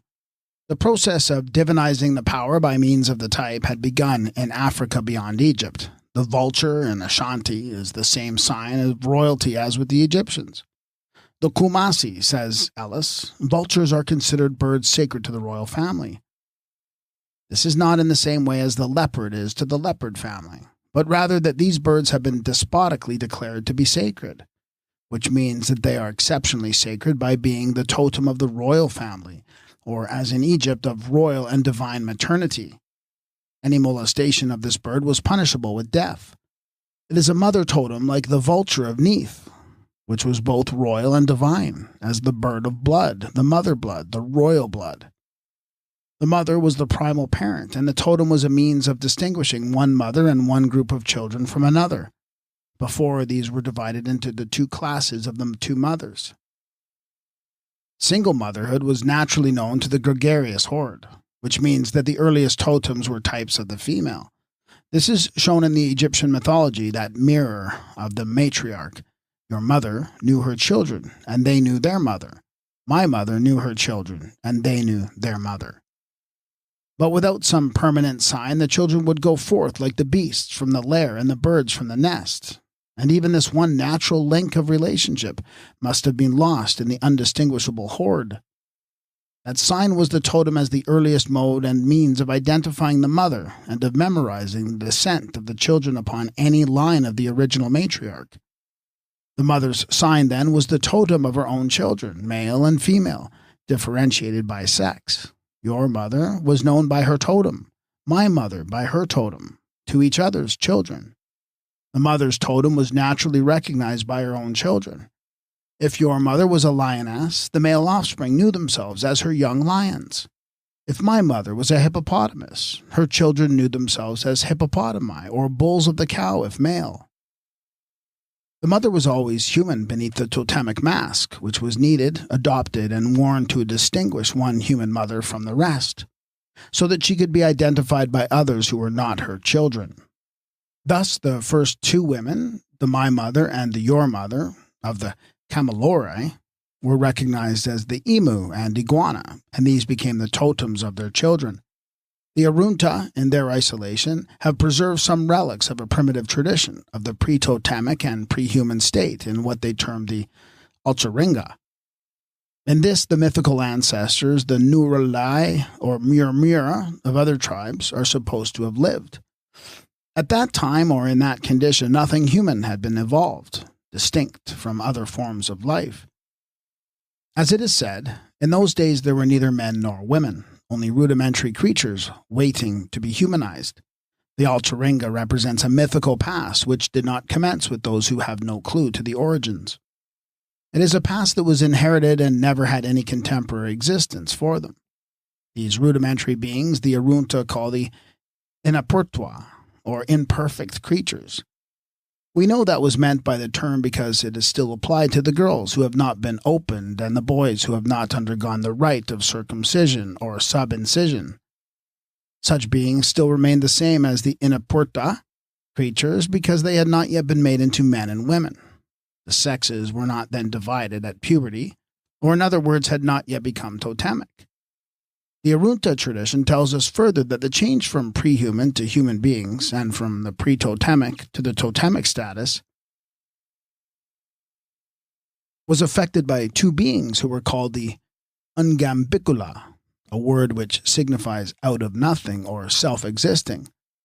Though these two are not designated women, they are two females, there being no men or women in those days, only the rudimentary Inapurtua. It was the work of the Ungambicula to shape the Inapurtua creatures into men and women, with their la lira, or great stone knives made of quartzite. These two beings were the primitive creators of men and women from the undistinguishable horde of the imperfect Inapurta as founders of totemism by means of the totemic rites. They are said to have changed the Inapurta into human beings belonging to 6 different totems.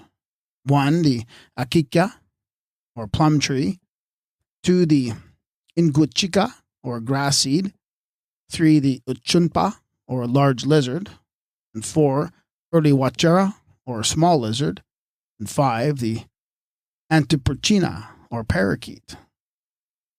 6, the Untania, or small rat.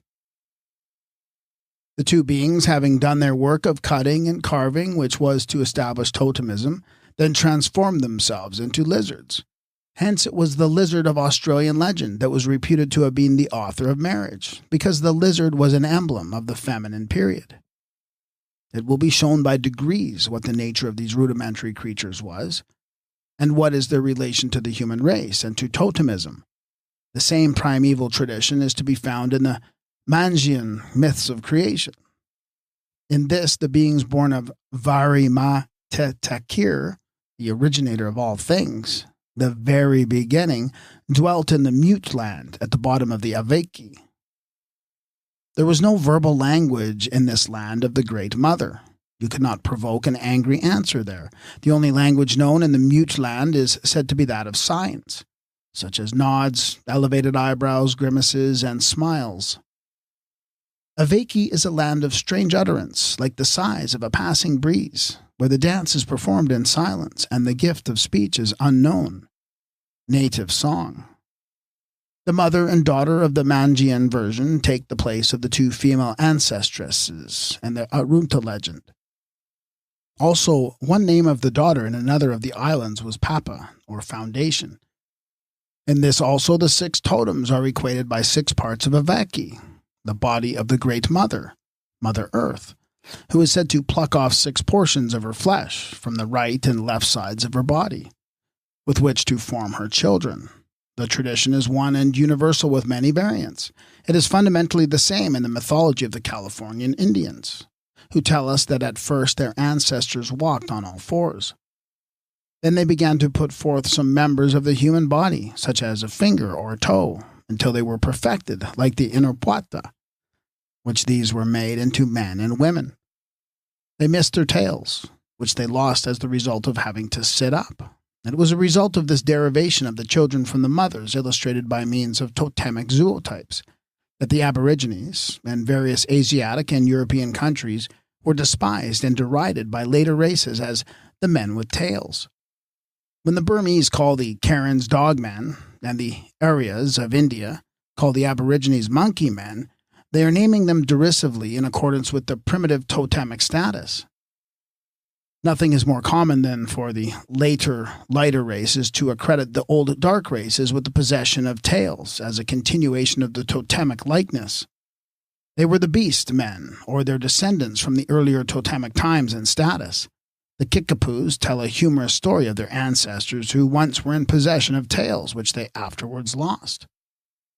Then the impudent frog would send every morning and ask them how they felt without their tails, much to the amusement of the bear, who used to listen and shake her fat sides with laughter at the joke. As the frog had likewise lost its tail in the process of becoming a frog from a tadpole, we may see in this the particular totemic type of the Kickapoos that lost their tails. The tail, or hinder part, is naturally a mother totem. The tail of the lioness carried on its head is the mother totem of Shu. The Egyptian kings were men with tails.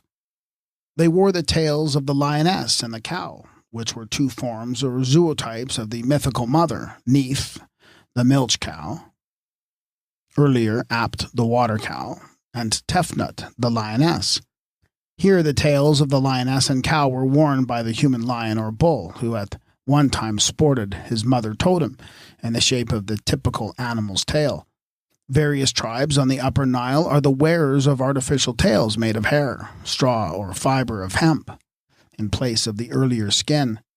On grand occasions, the Egyptian judges and other dignitaries wore the tails of jackals made of horsehair.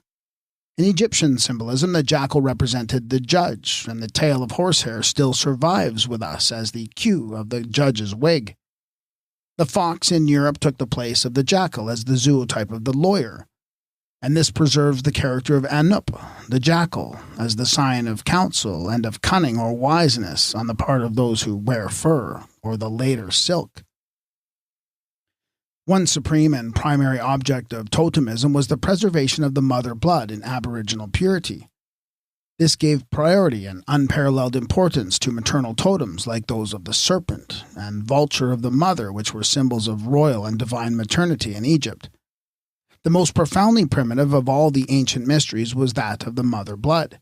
At the same time, it was the most profoundly natural. By this mystery, it was demonstrated that the blood was the basis of womanhood, of motherhood, of childhood, and in short, of human existence. Hence the preciousness of the mother blood. Hence the customs instituted for its preservation and the purity of racial descent. Only the mother could originate and preserve the nobility of lineage or royalty of race. And the old dark race in general has not yet outlived the sanctity of the mother blood, which was primordial, or the taboo laws which were first made statutable by means of the mother's totem. In the Egyptian system of representation, there are 7 souls or life forces recognized in nature. 6 of these were pre-human, elemental powers, born in the primary Great Mother, when there was as yet no human soul distinguished from the 6 that were the souls, such as light or air, earth or water, and animal or vegetable life. The 7th soul alone was human. This was the soul of blood, brought forth by a goddess in the human likeness. The earliest soul considered to be human, the soul that was made flesh in the child Horus, was born of the mother blood, the blood of Isis, and, as such, was distinguished from the earlier elemental powers, otherwise the 6 totemic and pre-human souls. The blood mother was imaged as the Virgin Neith, who was represented in one phase by the vulture that was fabled, like the pelican, to pierce its thigh and give its offspring her own blood for nourishment. This was as the conceiver of a soul that was incarnated by the blood mother. The blood that was considered to be the soul of life in a series of 7 souls is the blood of the female, not the typical blood of the male, the blood of Isis, not the blood of Adam, Atum, or Belus. And it can be shown that the human race, distinguished from the preliminary people, originated in the mother blood. This was a demonstration made by nature herself on grounds as permanent as they were primitive. The reproduction of human life and the means of descent were dependent on the mother blood. By this same means, the mother also attained her supremacy, the matriarch being based upon the mother blood that was to be so preciously preserved and memorized. According to the Egyptian wisdom, the salvation of the human race was affected by the blood of Isis. Salvation was perpetuation. Isis was the Virgin Mother, and hers also was the mother blood. The blood of the mother, who was primarily the Virgin, being the earliest recognized source of human life, thence came the doctrine of a Virgin Mother and the saving blood in eschatology. This mother blood originated with the Virgin at the time of puberty. It passed into the racial mother blood in the phase of fulfillment with marriage. The Virgin, represented in the Egyptian mystery, was the maiden who conceived. In her second character, she was the bringer forth. These 2 mothers were imaged by the double uraeus crown of maternity. The mythical Virgin Mother had a very natural origin. She represents the pubescent female who was the fount and source in nature for the one original blood. The blood of Isis was the virgin blood. She was the mother of life in the mythical representation, and in the first 2 characters she was the Virgin Mother, when her sister Nephthys is the bringer forth or nurse of the child. The sacredness of the virgin blood, the earliest mother blood, will help to account for the sanctity of the prepubescent virgins, who were so carefully secluded from the outer world at the time of its primary manifestation. Among the Otdanans of Borneo, the prepubescent girl is sometimes shut up during the 7 years, awaiting her sign of the virgin motherhood. This is born in blood, and she is consequently looked upon as one newly born into life. She is led forth to breathe the air, and is shown the sun, the water, and the trees. Then the event is celebrated by the sacrifice of a slave, and her body is painted with his blood. This was the blood mother as a virgin, and the first of the 2 characters assigned to the female. Thus, the 2 women in totemic sociology were the Virgin and the Mother. It is the same in the mythology, and lastly in the eschatology. The first of the 2 was the pubescent virgin who conceives. The second is she who brings forth. Hence the doctrine of a double motherhood. Ra is said to be united to his double mother. One of the Ptolemies claims to be the beloved of the double divine mother. The double mother was also the double sister in another relationship with Horus. "I am thy double sister," says Isis to Osiris. In this duality, Isis is the blood mother and Nephthys, the milch mother. Hence, she is called the nurse. Isis is at once the Great Mother and also the Virgin Mother, who keeps the primary place in the mythos because the Virgin preceded the bringer forth of the child as source itself. This double motherhood is also assigned to Jesus in the Gospels with the two mothers as two sisters, the first being the Virgin Mary, the second Mary, the wife of Cleopas. In modern times, the blood in certain families is considered to be royal, and royal blood is the blood to be sacredly or very carefully preserved from any base admixture, although the origin of royal blood is hitherto unknown. Under the matriarch, there could be no blood royal by derivation from the male. There was but one blood, that of the mother. It was impossible at first for the males to transmit. There was but one means of descent for the race. This was the mother blood, hence the primitive customs for preserving it in purity and sanctity. The mother blood was not only known as the one blood of the race, it also denoted the one flesh or the one stock. Descent from the mother connoted the one blood or one flesh. It would be a way of preserving the mother blood in totemism for the brother and sister of the same totem to intermarry, the same totem being a determinative of the motherhood, as the means of identifying the original mother blood. Misters Spencer and Gillen tell us that the Arunta traditions point to a time in the Ocharinga when it was the normal condition for the male to cohabit with a woman of the same totem as his own. The evidence points back to a time when the brother and sister of the same totem always married each other. It was long sought to keep the mother blood intact by the intermarriage of the uterine brothers and sisters. They used to cohabit, and such intercourse was at one time considered to be not only natural and proper, but was esteemed as preferable.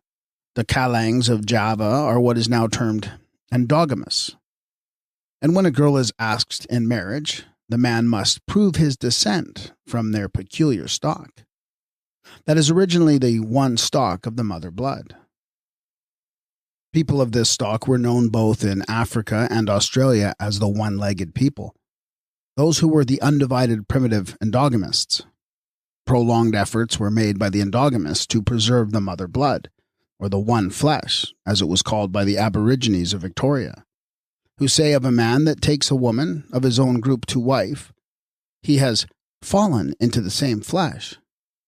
It was a custom long continued by the Egyptians to preserve the mother blood by the marriage of the brother and sister, a custom that was sacred to the royal family, thus showing that the mother blood transmitted by the elder sister was the royal blood. The Guayuros of Colombia and South America have divided and subdivided into a score of totemic groups, but they all preserve the descent in the female line, and therefore from the mother blood. For if a member wounds himself with his own knife, he is not allowed to spill any of his own blood without paying for it. His family on the mother's side demand blood money in compensation for their loss. There was no individual property in the mother blood. This belonged to the family or tribe. It happens with the Gonds of central India, that they have lost much of their pure blood by intermixture with the Hindu race. Hence, at the installation of a Raja, his forehead must be touched with a drop of blood drawn from the body of a pure Aborigines of the tribe to which the Raja belongs. Intermarriage has now come to be called endogamy in opposition with exogamy, or marriage outside the group. But the family trace from the mother blood was earlier than the totemic tribe. When the children of one and the same mother intermarried, a kind of endogamy, however limited, would be founded. And when the children of one mother were compelled to marry the children of another mother, a sort of exogamy was established. The mother was the foundress of the family, consisting of herself and children. The foundation of the human structure was in blood, the blood of the mother. The fact was commemorated in blood sacrifice when the victim was immured, or the blood was poured out at the base of a building. The custom, like others, is a mode of memorial that was continued in sign language, when the origin and meaning of the act were inexplicable. The mother blood, we repeat, was primary, and various customs, rites, or ceremonies show the purpose that was intended to keep the one first blood, that of the mother, intact. Each family would be proud and prefer their own fount of source, and endeavor to keep it pure. Hence the marriage of the uterine brother and sister was a mode of preserving the mother blood. Hence also the eating of the mother living was a way of preserving her blood to the consanguineous group. The mother eaten sacramentally was the earliest victim of blood sacrifice. In this great cruel rite, the body was eaten living to preserve the mother blood.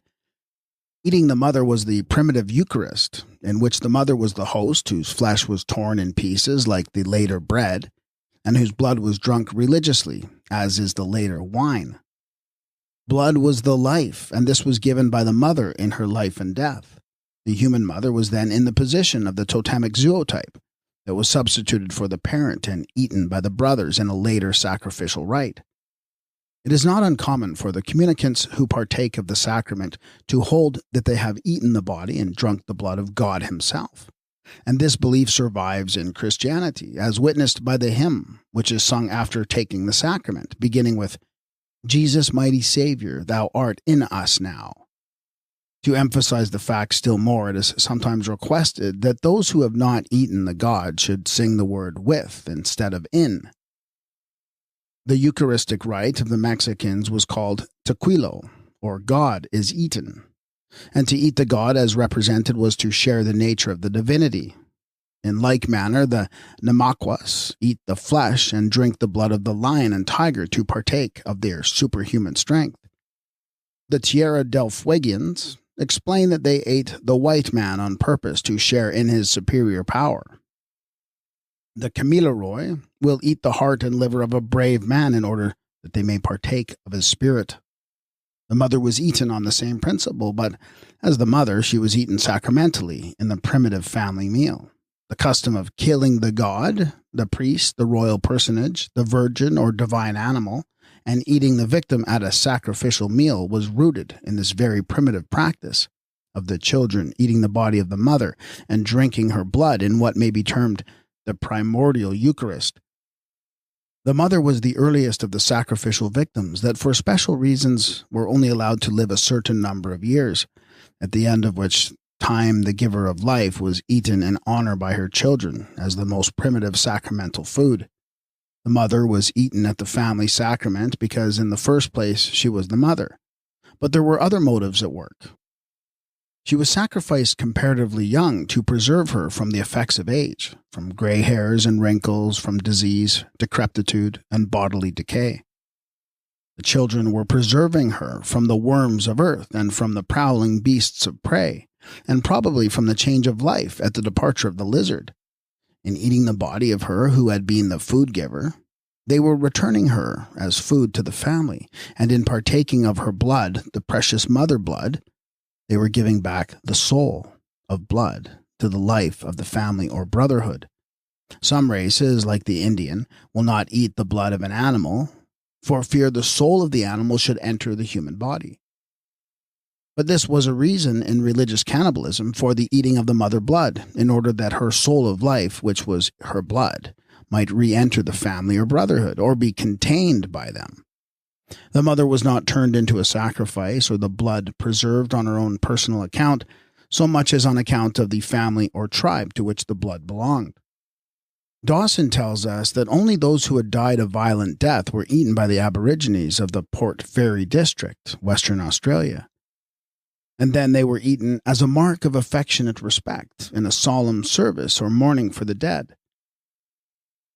The dead were eaten as a sign and token of mourning for those who were taken away before their time, and thus religious cannibalism is resolved into a solemn mourning for the dead, and the significance would be the same when the funeral feast was furnished by the body and blood of the mother. The Fijians, among other races, used to put their mothers to death before they had attained old age. There is an account in Wilkes's exploring expedition at the putting to death of a mother. She was walking about as gay and lively as anyone, when one of her boys invited Mr. Hunt to the funeral. Her two sons considered she had lived long enough. They had prepared her funeral feast, and were now going to kill and bury her. They were doing this from love of their mother, and said that none but themselves, her own sons, could perform so sacred an office. Among the wandering Bihors of India, who are cannibals, the parents in articulo mortis will beg their children to kill and eat them, and this is done as an act of filial piety. At the British Association meeting for 1895, it was testified by Captain Hind that one of the finest races of the Congo Negroes are still in the habit of eating the old and decrepit members of their families. Now, as the mother was the earliest parent known and honored, it was she who would be eaten by the children in the earliest form of a funeral meal. According to Herodotus, it was a custom observed by the Isidones to eat the dead bodies of their parents. But we repeat, the mother was the only parent known at first, therefore the only one that could be knowingly eaten as the parent. The Mongols and other races considered it impious for any part of the sacrifice to remain uneaten or unconsumed. Terrible penalties were inflicted for such sacrilege. Now there is nothing like the eating of the mother with honor that can so plausibly explain the origin of such a custom. The mother as sacrifice would be very sacred indeed, and to eat the body wholly and entirely, including the bones and viscera, would be giving the proof of the highest honor and the profoundest affection which at the time was humanly possible. Nothing was considered unclean because it was the mother. At first the body of the human mother was religiously eaten as the most primitive Eucharistic meal. Her flesh thus eaten was the sacred food, and her blood was the drink, when these were devoured warm with life. Her representative, the totemic zootype, was adopted later and torn piecemeal to be eaten in a similar manner. This tearing of the host in pieces, tooth and nail, was continued in the Egyptian, Greek, and other mysteries. And so it comes about that the body of Osiris, or the Christ, was torn in pieces as flesh in the form of bread, and every one of the communicants must drink of the wine as blood. Hence the commandment, drink ye all of it. And here it may be remarked that the sacrificial victim in the gospel is eaten alive, or at least the Last Supper is solemnized before the victim was crucified. We next see the group of communicants extending beyond the inner circle when, as related by Angus, the different parts of the body were apportioned according to the human relationship, the choicest portions being given to those who had been nearest and dearest to the departed in this life. It was from affection the children ate their parent, but the ceremony of devouring her alive was awesome and cruel. It had to be performed from motives that sufficed to establish the custom, but she was not eaten because the act was cruel. Still, the cruel ending of her life made her become a sacrificial victim, and as she was eaten piously, the meal was sacramental and the prototype of all the sacraments in which the totemic zootypes, or the divine Son, succeeded as the victim of sacrifice at the Eucharistic meal. The mother gave her life back to the family or tribe whilst living. She was literally eaten alive. In accordance with the law of taboo, it was the custom for everyone to share and share alike all round in killing and eating the sacrifice. This was so when the victim was a fawn or a kid, but no victim was so naturally calculated to raise the initial difficulty of striking the first blow in a form so acutely cruel as the mother. This must have verily necessitated the practice of all the participants falling on the victim together to avoid the sense of individual blood guiltiness. Everyone must partake of the body, everyone must tear the flesh and lap the blood. Everyone must share the responsibility of the awful act. The mother was not only eaten physically, there was a primitive kind of spiritual communion celebrated in the rite, which raised it to a religious status. The body and blood were supposed to be converted into spirit. The theory is explicitly expressed in the Greek statement that the dead was raised again in the same sacrifice. All tasted the sacrificial flesh, so that the life of the victim was renewed in the lives of those who ate it. And this, of course, applied to the mother as well as to any other victim whose flesh was eaten as a sacrifice. In eating the flesh and blood of the mother, the brothers were absorbing her soul of life, and she was being converted into a spirit. The idea survives in the Alcestis. As pointed out by Percy Gardner, the heroine of the drama is scarcely dead before she is invoked by the chorus as a superhuman power, able to give and to withhold favors, now that she has been transubstantiated. Eating the human mother as the Eucharist at the family meal led naturally to eating the mother of life who gave herself in food, that men might live.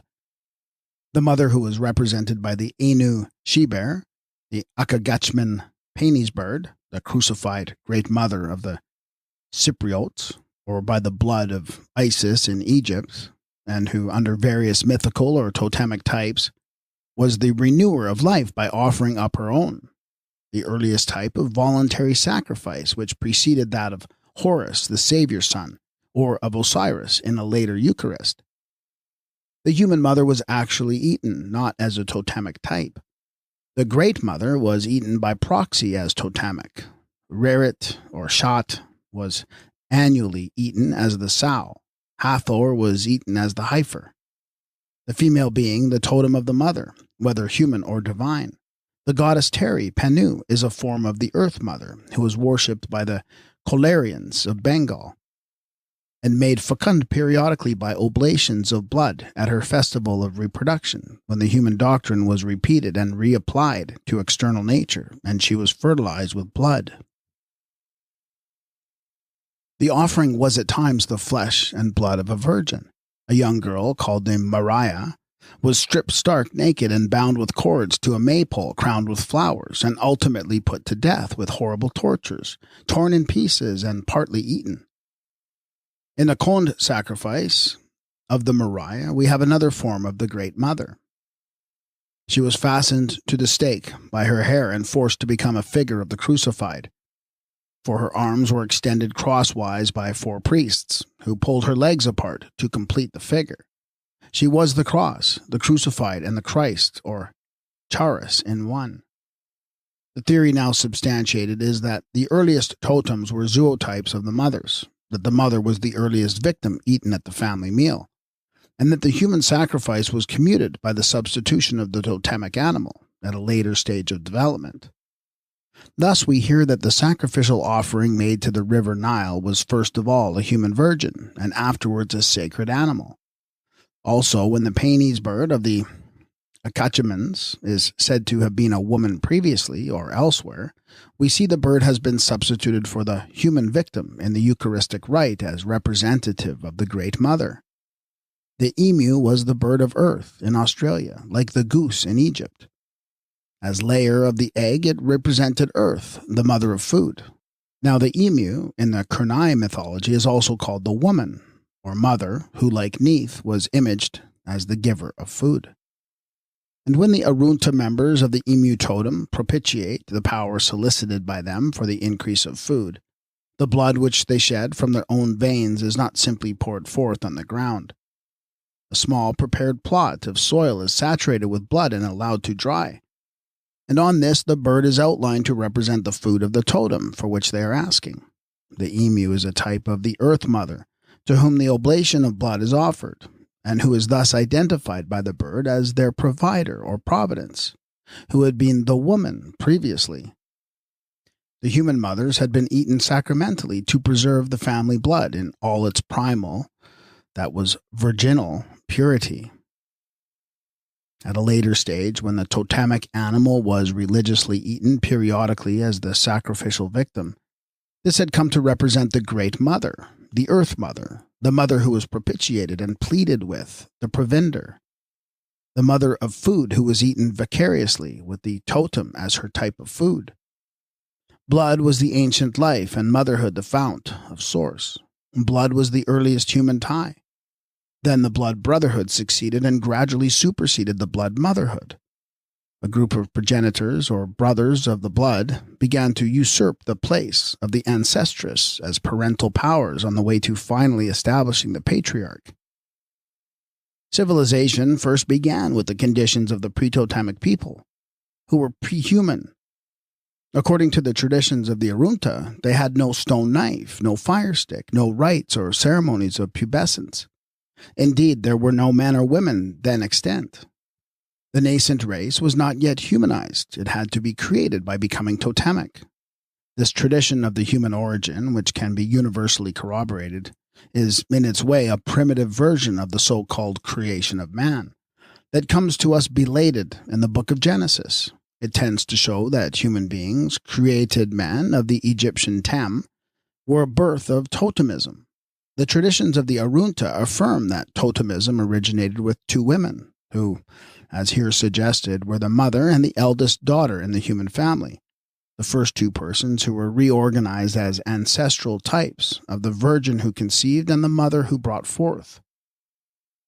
There is ample evidence to show that totemism was founded by two women, the two women, who were the mythical ancestress of the race. These are represented by the two females who prepared young girls for sexual intercourse at the period of pubescence by performing the opening rite of introcision, and who were consequently the typical founders of totemism. The Arunta say it had been found that many of the younger women died in consequence of unlimited promiscuous intercourse with men who were unrestrained and women unprepared for the opening rite, when there was as yet no law of taboo. The opening rite was preparatory and considered necessary to befit the young women for sexual intercourse, and also to protect them previously from savage treatment. Therefore, we argue that it was devised by the mothers for the protection of the daughters.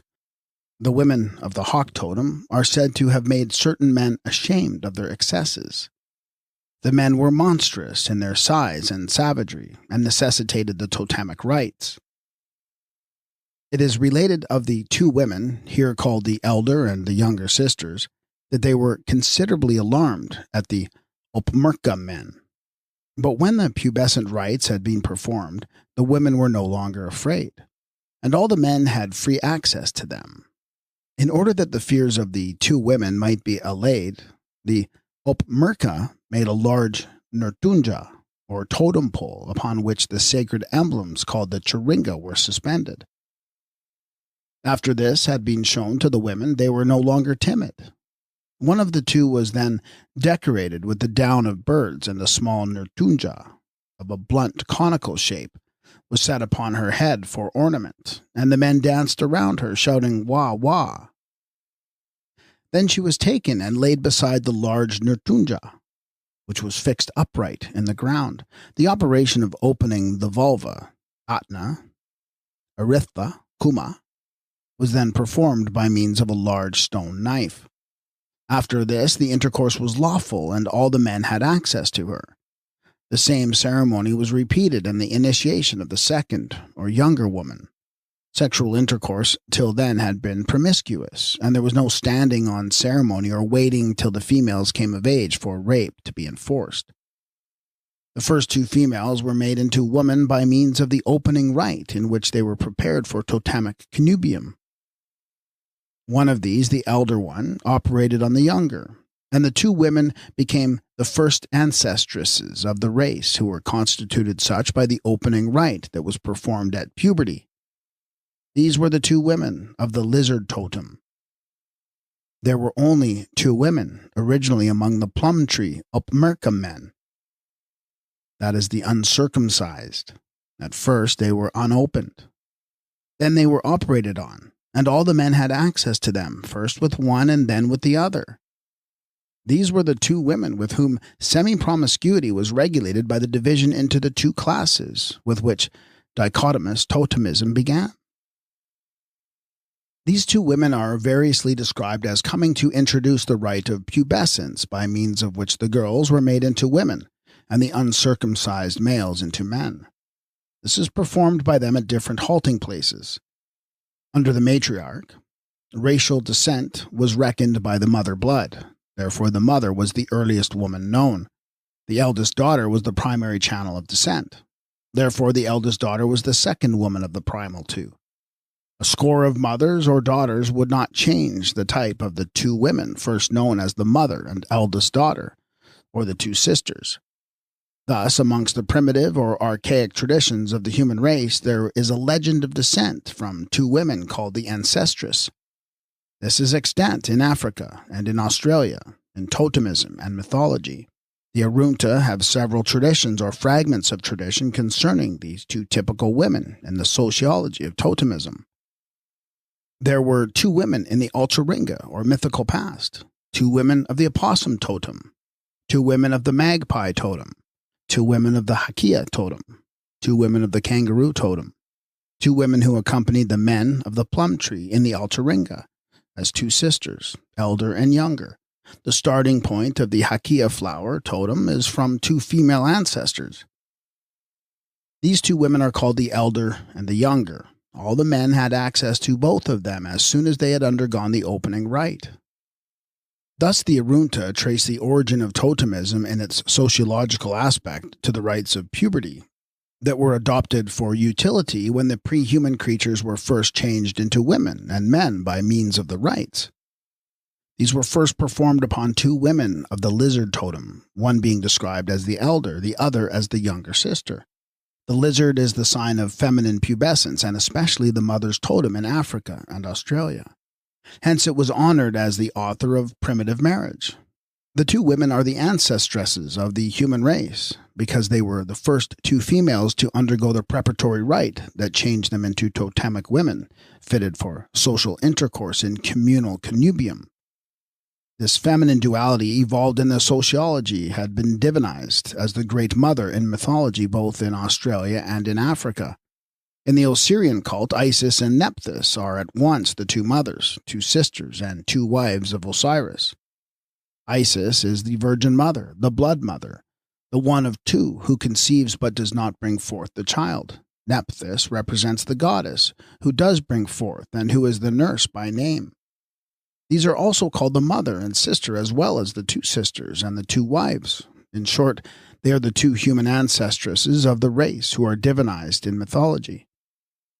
Thus, the two women who were the authors of totemism are the two ancestresses, who may be described either as two mothers, two sisters, elder and younger, mother and daughter, or the virgin and gestator in the various legends because they are the typical two that were from the beginning, when the mother and eldest daughter were the means of descent during the matriarch.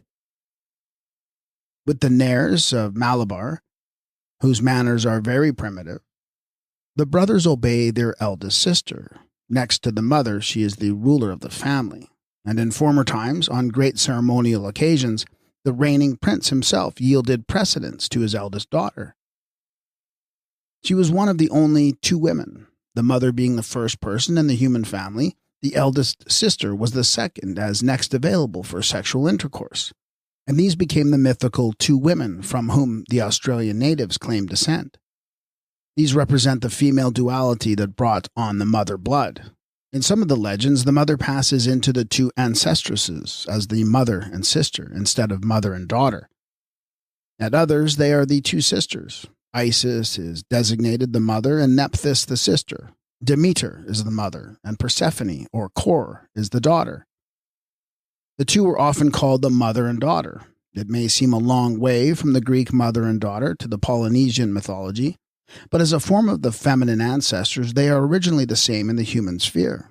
In the Australian ceremonies of initiation, there is what Howitt terms the feminine duality of Nagalbal and the wives of Daramulin.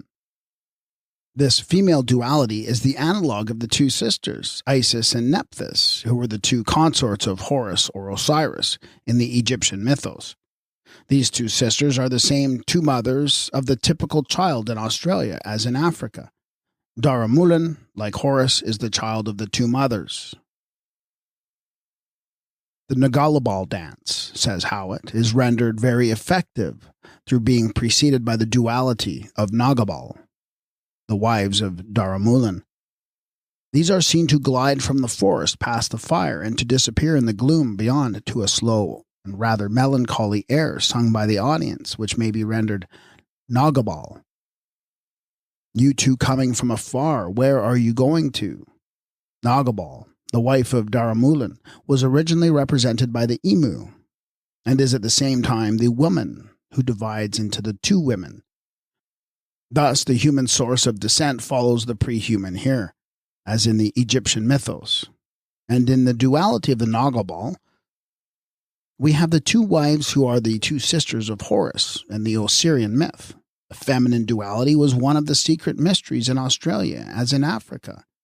Communal marriage, as practiced in totemism, had been reduced in Egypt to their system of two wives, the one being known as the Hemet, or wife, the other as the Neb Teparu, or mistress of the house. This was also an inner African marriage institution. The first corresponded to Isis, the wife, the second to Nephthys, the mistress of the house. The wives of Osiris were also his sisters. Isis says to Osiris, "I am thy double sister." This she in the two characters of Isis and Nephthys, because the Great Mother, qua mother, duplicated in the two females as ancestresses. Hence the double divine mother who is mentioned in the texts. Not that Osiris was supposed to have married two blood sisters, but that sister was the earlier name for the wife, because there was a totemic sisterhood corresponding to the totemic brotherhood. This dual symbolism extant amongst the Australian Aborigines has been divinized and preserved in the mythology of Egypt, because it was once extant in the sociology. In these two sisters, who were two wives, one sees the totemic consorts reduced to that number, as the sisters of one brother, on the way to complete monogamy. At an earlier social stage, which we find among the Namanqua Hottentots, two chiefs had 4 wives in common among them. This was a departure from the equality of the more primitive communal connubium, in which 4 brothers were husbands to 4 sisters, as in Africa, or 10 brothers to 10 sisters, as in Britain. There would have been 2 ancestresses to the human race in the Hebrew Genesis if the legend had been properly reported. In the extra-biblical tradition, Adam had 2 wives, Lilith and Shavah. But Lilith, the more mystical female of the two, has been damned by orthodoxy as the demoniacal destroyer of children, equals she who did not bring forth. In a more mystical phase, the female duality of nature was prepubescent and pubescent. It is mentioned here because the dogma of a virgin mother originated in this natural reality, and because of the 2 divine women, Isis and Nephthys, also represent the virgin and the mother in this mystical character. Isis was the virgin and Nephthys was the matrona. The virgin who conceived, and matrona who brought forth the child. Female nature of itself divides into the 2 phases of girlhood and womanhood, the virgin and the mother, the one being the mother of blood, the other the milch mother of the child. Such was the origin of a double motherhood, which is personified in the Egyptian mythos. In one cult, the goddess Neith is the mother who conceives the child, and Sekhet is the bringer forth. Now Neith was the mystical virgin, whilst Sekhet was the goddess of sexual passion. But in the Osirian cult, this female duality was represented by Isis, the virgin, and Nephthys, the nurse. These are the 2 human ancestresses, Teriti, divinized, but not merely as 2 sisters in sociology. The marital or sexual relations were at first promiscuous. Then there was a division of the gregarians into 2 communities or classes in which the primal promiscuity was regulated for group marriage, with the totality divided in 2 halves and subdivided afterward by the totems, which were extended more and more until they reached the radius of the upper 10, or the Chinese 100 families. As will bear repeating to the confusion of various writers, the Arunta have traditions of a time when a man always married a sister of his own totem. This, as tribal, followed the marriage of the brother and sister of the blood in natural endogamy. The same intermarriage that is found in African totemism. There was a time, the Arunta also say, when, under the old system, all the Perula women were eligible as wives to a Panungo man, whereas under the new system only 1/2 of the women were marriageable to him, those of the other half being strictly forbidden to him. This shows that utterly promiscuous intercourse was followed and superseded by the division of the whole into 2 halves, which we take to have been the intercourse that was sacred to the brother and sister of the blood within the matriarchal family, and which was afterwards divided into the first 2 exogamic, intermarriageable groups. As testified to the latest witnesses, the fundamental feature in the organism of the Australian tribes is the division of the tribe into 2 exogamous intermarrying groups. In the Urubona tribe, which may be taken as typical, the whole tribe is divided up into 2 exogamous intermarrying classes, respectively called Mathuri and Kiravawa. These 2 classes are subdivided into 2 sixes as totemic groups, all descent is counted from the mother both as regards class and totem, and the men of the one half of the tribe must marry the women of the other half. In marriage by the group, no such thing as individual marriage being known. One of the Australian Aborigines who had traveled far and wide has stated that he was furnished with temporary wives by the various tribes amongst whom he sojourned in his travels, that his right to these women was recognized as a matter of course, and that he could always ascertain whether they belonged to the division into which he could legally marry, though the places were 1,000 miles apart and the languages were quite different. Starting from the beginning with the two classes, one man at that stage was entitled to half the women. As we find, the two divisions spread out over the great parts of the land. Totems were added and further divisions made when the two were divided into 4 and the 4 into 8. But if the man belonged to one of the primary two classes, his right to half of the women corresponding to his totem would still hold good if they were scattered over all the country. His range in the communal marriage would be more circumscribed if his were one of the well-known 4 totems, and become still more limited if it were only one of the 8 into which the two were so frequently subdivided in Australia and America. On certain festival occasions, the women of all the totems are held as common property, or there is a partial promiscuity of the sexes by a return from the subdivisional arrangement to that of the first two classes, as when a man will lend his wife to a stranger, always provided that he belongs to the same class as himself, the class that was anterior to the totem. This common right of all the tribal brothers of one class to all the women of the other, even from the beginning, when they were but 2, will explain certain perplexing marriage customs of later times, when the marriage of individuals was slowly taking the place of marriage between groups or classes, which may be termed customs of exemption from the primitive communal connubium, such as the right of the tribal elders to act the part of Baal Peor, and the droit du seigneur, still extant, although communable, in the Isle of Jersey. As a natural fact, the human race originated from the Mother Earth in 2 classes. They were the forest folk and the troglodytes born of the tree and the rock, and such a fact was sure to have been preserved in the Kamite record. In the very first stage, there were the children of the earth, or the earth mother. The mother is then divided or followed by the 2 women who are distinguished from each other by their emblems of the birthplace, the tree and the rock or stone with a hole in it, which is an image of the Mother Earth. We can now compare the wood and stone charinga of the Arunta with other emblems of the tree and rock of earth. The Australian totemic system begins with being dichotomous. There is a division of the whole in 2 halves. The Arunta erect 2 totem posts or sacred poles, one for the south and one for the north, by which the division is most carefully distinguished. There are 2 ancestresses or self-existent female founders, 2 kinds of charinga made of wood and stone, 2 women of the lizard totem. There are several instances in which the first departure from promiscuity remains final, because it has never been outgrown. This is so in the case of the 2 classes still extant and still recognizable, which held good for marital rights all over the continent. The whole universe was divided into 2 primary classes of things, corresponding to the 2 primary totemic classes of the Australian Aborigines. The Port Mackay tribe in Queensland divided all nature between their 2 primary motherhoods.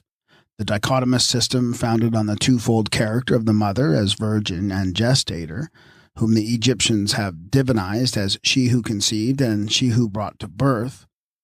The totems commonly follow the 2 divisions as the signs of subdivisions. Indeed, it appears that we get a glimpse here and there of the 2 divisions without any totems following them, as if the most rudimentary organization had extended no further. The Banks Islanders, for example, appear to have been divided into 2 primary classes, and to have had no subdivisional totems. Reading Totemism by aid of the Egyptian wisdom, it is evident that the 2 classes, the 2 kinds of charinga, wood and stone, the 2 poles, north and south, the 2 women, represent the motherhood that was duplicated in the 2 female ancestors. and that the totems of the subdivisions represented the blood brotherhoods, thus affiliated to the mother blood, which were followed finally by the blood fatherhood. The Arunta beginning is immeasurably later than the Egyptian tradition preserved in the astronomical mythology. Their beginning is in fact with totemism. This was preceded by a period or condition of existence called the Alcharinga, or the far-off past of the mythical ancestors, of whose origin and nature they have no knowledge but have preserved the tradition. The twofold division was fundamental and universal in Egypt. Beginning with the two Egypts and the two Tiruti, they had the two halves, north and south, divided by the equinoctial line. The two earths, upper and lower, the two houses of earth and heaven, the two houses of government, the two houses of the treasury, the two granaries, the two fields of sacrifice. The war department was twofold. The property of the state and of the temple was divided into two parts. An endeavor to recover the Kamite mythology from the traditions of the Arunta may look like fishing the infinite, but deep-sea dredgers sometimes find strange things. The ritual preserves a record of the fact that, in the primary division of the total or the whole earth in two halves, the boundaries of south and north were determined by two trees. Hence, when the sun or solar god rises in the east, he is said to issue forth from betwixt the two sycamores of the north and the south. This division of the oneness in space into north and south in locality has been curiously preserved by the Arunta tribes, who make use of the two poles in their religious or totemic ceremonies. One, the Nutunja, is erected in the north. The other, called the Waninga, is made use of in the south. These are equivalent to the Kamite two sycamore trees of the north and south, as types of the original division of the earth and of the later earth and heaven, also called the two trees in the Garden of the Beginning. This primordial division of the whole into two classes still persists in the Christian scheme of the future life, where the dichotomous arrangement of the promiscuous multitude is continued, as from the first. There are to be only two classes of people in the world to come, and only two totems, the sheep and the goat, to distinguish those who are still described in gesture language as being the one on the right hand, the other on the left, which is a re-beginning hereafter in exact accordance with the first totemic bifurcation of the human race on earth. In the course of time, as human consciousness increased, the mother would be made exempt from the primitive promiscuous intercourse. Here it may be observed that much of the early wisdom was secreted in the totemic tablets that were recited to the initiates in the mysteries of young man and young woman making. The Buffalo clan of the Omaha Indians are prohibited from eating a calf whilst it is red. But when it turns black, the animal may be eaten. This, as we understand it, was a mode of memorial by means of taboo. There was a similar prohibition in the Red Maize clan. The youngsters of the sub-clan are told that if they were to eat of the red maize, they would break out in running sores all around the mouth. Nothing is more common in the initiation of Australian youth than for these to be solemnly warned against eating forbidden food. They are not to eat the emu, that is a totem which represents the mother, as did other forms of prohibited food, including the tree. Thus, eating the fruit of the forbidden tree is violating the mother or female, in one of the phases known to be prohibited. If, as herein advanced, the totem first represented the mother, we may find a root reason why it came to be prohibited from being eaten, excepting as a sacrament at the religious festival of promiscuity once a year. We know that in the totemic mysteries it was the mothers or female elders who inducted the boys into a knowledge of connubium. This probably registers the fact that when the boys became pubescent, the mothers showed their own the way in the early state of promiscuity, and the likelihood is that the mother was made taboo to her own children as the earliest law of prohibition, from what came to be considered unnatural sexual intercourse, which had been at one time natural. They were prohibited from eating of her in this sense, and the mode of memorizing the law would be by not eating of the zootype which represented the mother.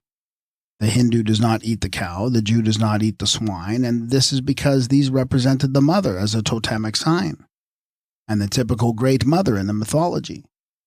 Descent from the mother was represented by descent from a totem. Thus, if the totem were a cow and it was said in a mystery, "Thou shalt not eat of the cow," when it was intended to repudiate the primitive practice, the command would signify a sign language. "Thou shalt not eat the mother." She was now forbidden food, whether as the cow, the sow, the emu, or the tree, the same as with the red calf, which represented the child. According to Bailey, the custom of the Vedas sanctions the marriage of a man with his younger sister. But to marry an elder sister or aunt would, in their estimation, be incestuous, whereas marriage with the younger sister is considered to be natural. It was in fact the proper marriage. To understand this, we may assume that the elder sister of two stands for the mother, and that the taboo was originally directed against connubium betwixt the son and the mother, whereas the marriage of a brother and sister, blood or tribal, was allowed as the only proper connection, now for preserving the mother blood without committing incest. If the totem is a means of taboo, as we know it to have been, and the mother or the sister is represented by the totem, then the human female is aimed at under various totemic types. "Thou shalt not eat the calf whilst it is red" would convey protection for the prepubescent girl. There are 20 different kinds of game forbidden to the Naranyeri youths in their initiation.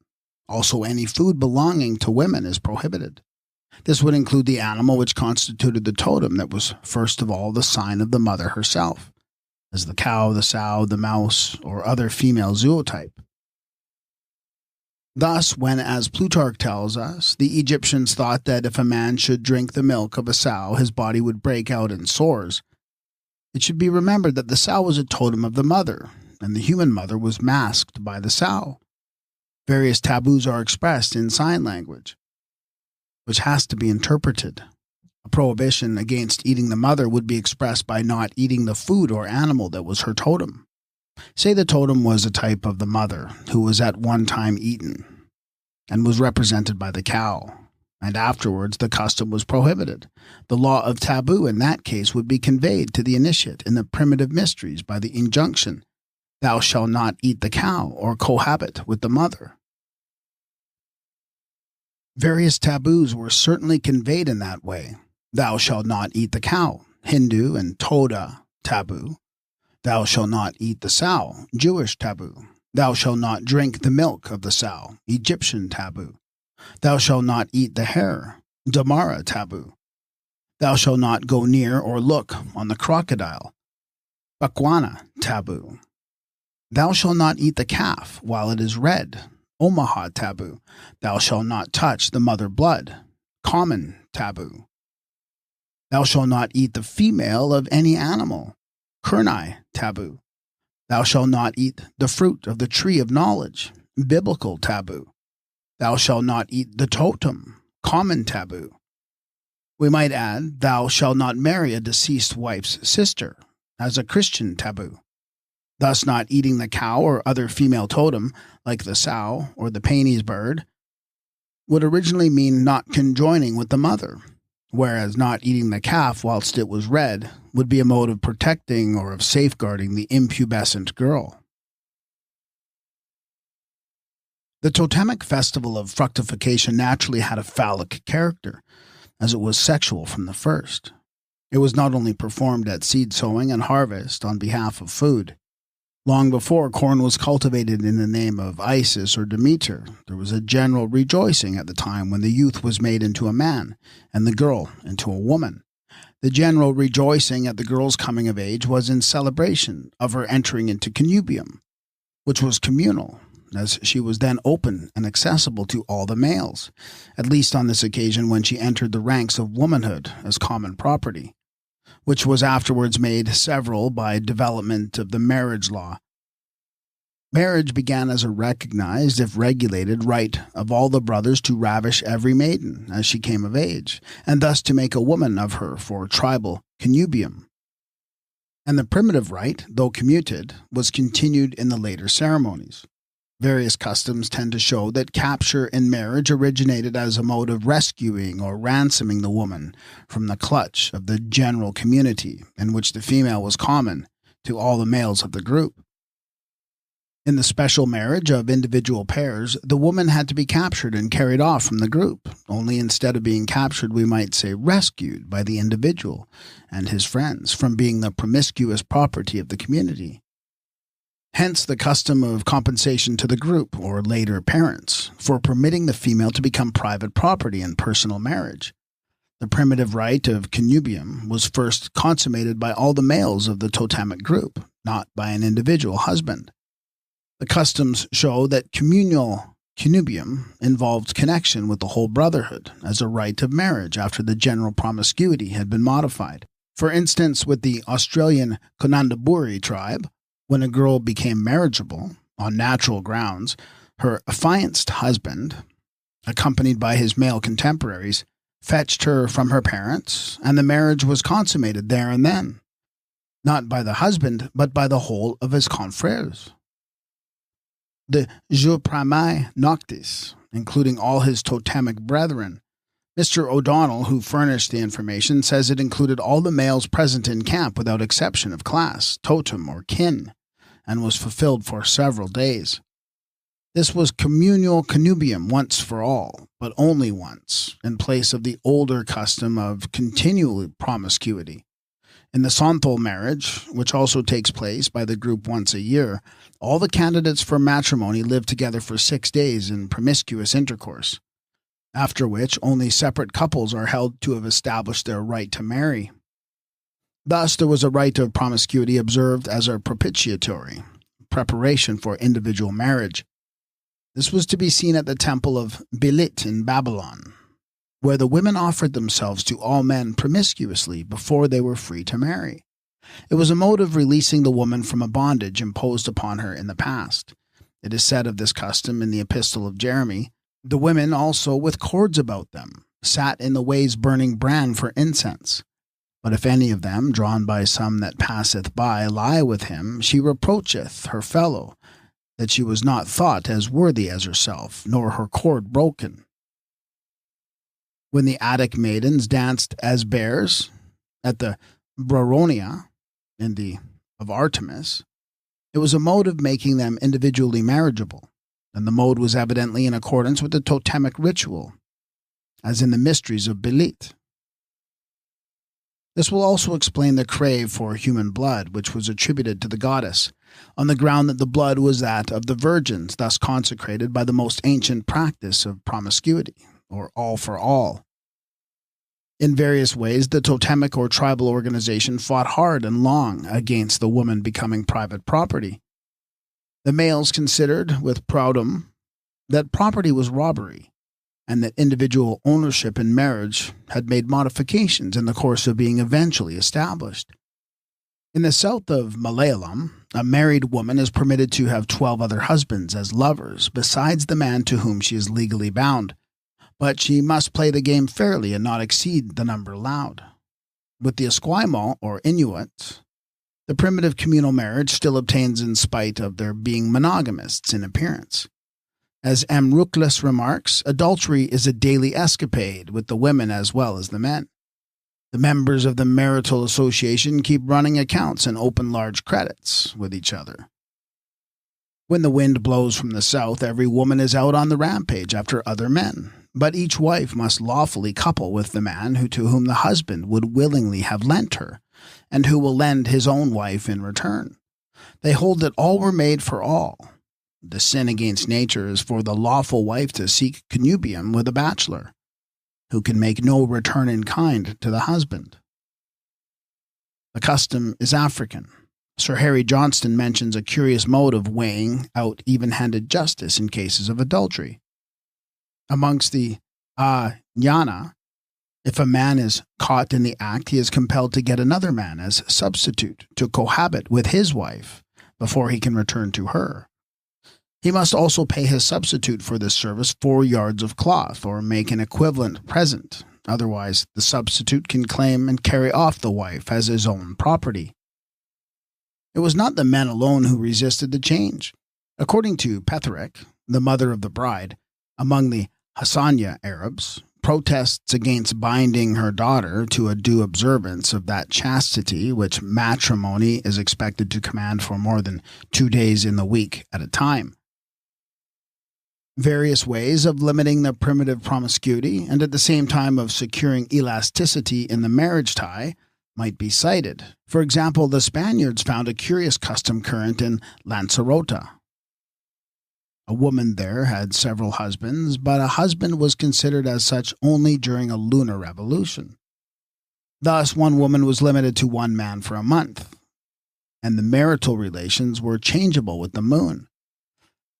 That which was once the woman's right is still sought for as a privilege when the Estonian woman claimed to repeat the rites of the ancient Saturnalia, such as dancing in a state of nudity at the festival of spring. With us, the matriarch still survives on Friday, the Woman's Day, and in February, the month in which the women claim the right to choose their husbands every leap year. On certain festival occasions, there is a total or partial return to the pre-evil status of the sexes. This return occurs at the phallic festival of primitive agape. In a corrobori of the Arunta, which lasts for 10 days or a fortnight at a time, there is a partial return to promiscuity, or the sexual license, which the natives say was a practice of the Altaringa, or old times. This does not stand alone. According to the report of Mr. Kuhn in Kamilaroi and Kurnai, the men of the Tura tribe were not debarred from sexual intercourse with women of their own totem, in the orgies of the Grand Corroboree. This shows the same return to utter promiscuity for the time being as in all other celebrations of the phallic festival, when the only law was that of all for all. It was a return pro tem to the most ancient usage, which is represented in mythology by the old first mother in connubium with her own sons. The primitive customs were established as a means of memorizing that which could not otherwise be registered. Thus, the Arunta danced the history of their descent from the time when the race was not divided by the lizard. And thus the state of promiscuous intercourse was repeated in the religious mysteries, including those of the Christian Church. According to a Latin myth, the Saturnalia of ancient Rome was held in commemoration of the sexual promiscuity that once obtained. Such customs constituted the record of prehistoric, if not primitive man. That is why their performance is so permanent and so universal. A change in the human descent from the motherhood to the fatherhood is apparent in the Egyptian mythology, as early as the time of Ptah, the father of Atum-Ra. The mother, human or divine, was primordial. Next came the sisters, then the brothers, the same in mythology as in totemism. Previous to the dynasty of Ptah, there were 7 brothers born of the sevenfold motherhood, when there was as yet no father individualized. 6 of these were prehuman, for instance: Sut, the male hippopotamus; Sebek, the crocodile; Shu, the lion; Hapi, the ape; Apuat, the jackal; Habsinuf, the hawk; and 1, the elder Horus, was human, as the child of Isis, the blood mother. The 7 souls are commonly reckoned as 6 plus 1. The 6 are pre-anthropomorphic. They were the powers of the elements represented by the zootypes, such as the soul of earth that was imaged by the beast of earth, the soul of water by the crocodile, the soul of breathing force by the lion, the soul of fire by the ape, the soul of vegetation by the serpent. The 7th soul was human. This was imaged in child Horus, who became the chief of the 7 and leader of the company. The Dog Rib Indians preserved a tradition which is also repeated along the Pacific coast from Alaska to Oregon, that the ancient mother of the human race was a woman who was mated with a dog. The woman gave birth to 6 pups, which used to throw off their skins at will when they were alone and play in human shape. This, in its quaint way, is another form of the mystery of the 6 as pre-human souls, which culminated in the 7th soul that attained the human status together with the anthropomorphic type. In the Mangian Mute Land, at the root of all beginning, there are 2 women called the mother and her daughter. This beginning was at the bottom of the hollow coconut shell called Avaki. Vari is the name of the mythical Great Mother. Tumetua is the daughter. Her name, which signifies stick by the parent, is knowingly natural. Another point, she is the last product of the Great Mother, the only female child, and is called her support, her beloved child. These two are the ground and basis of a world in 6 divisions. Now, there came a time in Egypt when the brothers, who had previously been the children of the mother, were called the sons of Ta, and all their powers were comprehended in the unity of the God, who was portrayed as both mother and father in one person. In the text, Ta is called the husband of his mother, which shows the polygamous patriarch who afterwards entered the monogamic state with Sekhet, Merptah, for his single consort. It has been previously shown that the custom of Kuvaid was a dramatic mode of affiliating the offspring to the father, which had previously derived its descent from the mother. It is certain that in this the male impersonates the mother because he acts as if in gestation with the child and sometimes undergoes a fictitious parturition. But the supreme peculiarity of this primitive mystery is that the male parent not only acts the part of the mother but also of the father, both parents in one person. It is in this sense only that Sut, who was the firstborn of the 7, is called in later language a father of the gods. In Akkad, or Babylonia, the group of 7 males is divided into Ea, as a father with his 6 sons.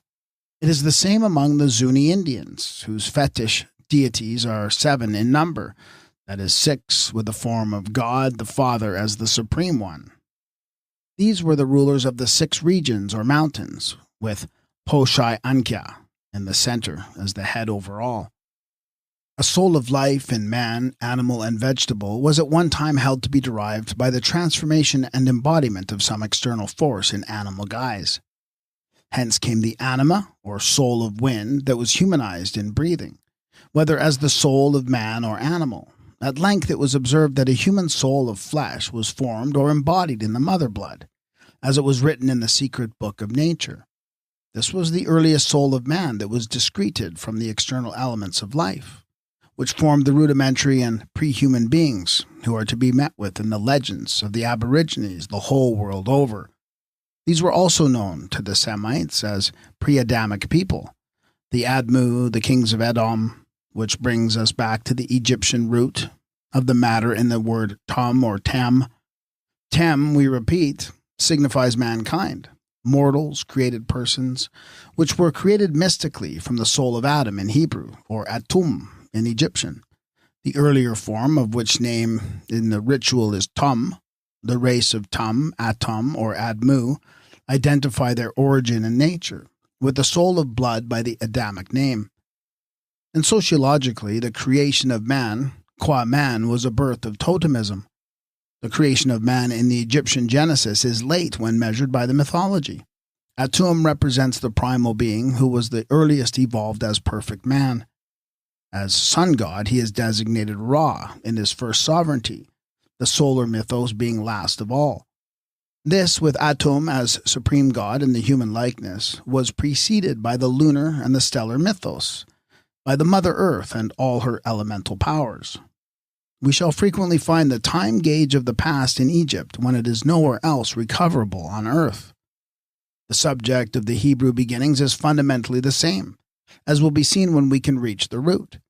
It is the evolution of the human race from the pre-human conditions that were actual in nature, and not, as alleged, the abortions of a false belief.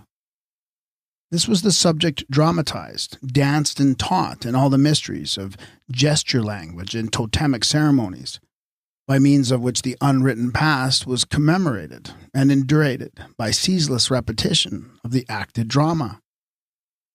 The so-called legends of creation would be more correctly termed the legend of human evolution. Although in a different sense from that of Darwinian development, as Semite they came to us in the latest and least genuine form, with no clue to any true interpretation. In the Maori myth, man was created by the god Tiki from red clay. This he kneaded with his own blood, or with red water from the swamps. Man is Atum in Egyptian, Admu in Assyrian, Adam in Hebrew, and this was the creation of the human being discriminated from the preliminary and pre-human beings of the mythos and the Marchen in legendary lore. It was the soul of blood distinguished from the earlier souls or forces of the external elements, which were the six preceding the human soul as supreme one. The origins in mythology are very natural underneath the mask. Indeed, they are 100-fold more natural than the pretended explanations of their modern misinterpreters.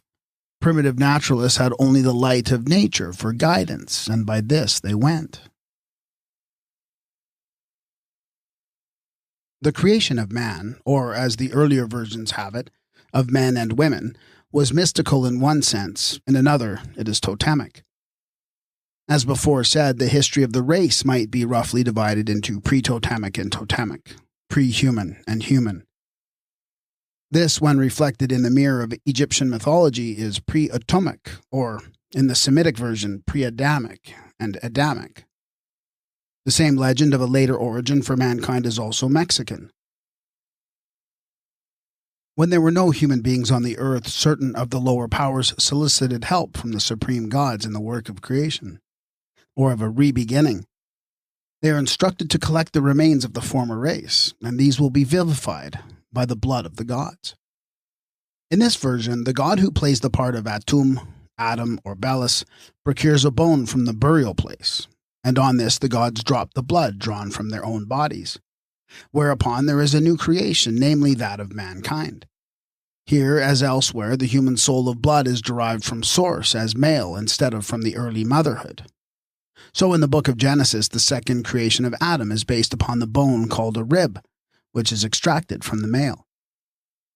It is in Atum, the son of Ta, that man was perfected.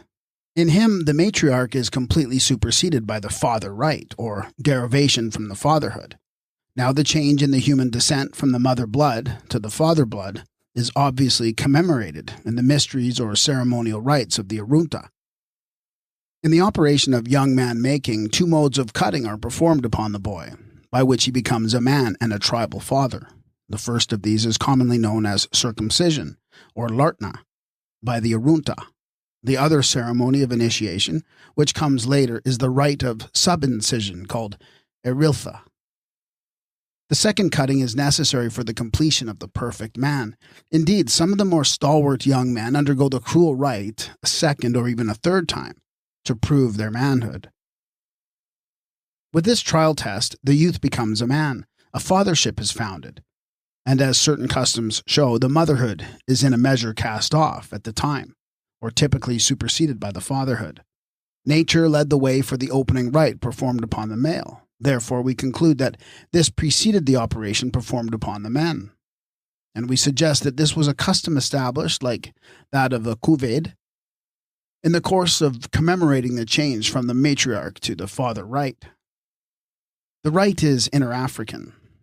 It is universally practiced by the Fan, or Fang, tribes. An uncircumcised native is not considered as a man either for fighting, working, or inheriting, but is regarded as a non-entity and not allowed to marry. The rite proves the reality of manhood. We have previously traced the custom of Kuved to Ta, and now propose to trace the rite of Iriltha, or sub-incision, to the full-formed father Atum, who was his son. When the Arunta performed the rite of sub-incision, which follows that of the primary operation, a slit is cut in the penis right down to the root. The natives have no idea as to the origin of the practice. But as the practice proves, it is performed as an assertion of manhood and is the mode of making the boy into a man, or creating man. Now, at this time it was customary to cast the motherhood aside by some significant action. That is, at the time when the fathership is established in the initiation ceremony. And in the Arunta rite of sub-incision, the operating Mura, first of all cuts out an oval-shaped piece of skin from the male member, which he flings away. The oval shape is an emblem of the female all over the world. And this we take to be another mode of rejecting the mother and of attributing begetal to the father, as it was attributed in the creation by Atum Ra, who was both male and female, as the one all-parent. The human soul was preceded by the elemental forces of external nature, which were typified in a tradition that is universal. The soul that followed these as human was then born of blood, at first of mother blood, the blood of Isis, which was followed by a creation from the father blood. In the Babylonian legend concerning the generation of mankind attributed to Oannes by Berosus, the beginning is with the hideous beings in the abyss, which are described as human figures mixed with the shape of beasts. The person who was supposed to have presided over them was a woman named Omaroka. This is the Great Mother, who at first was Mother Earth.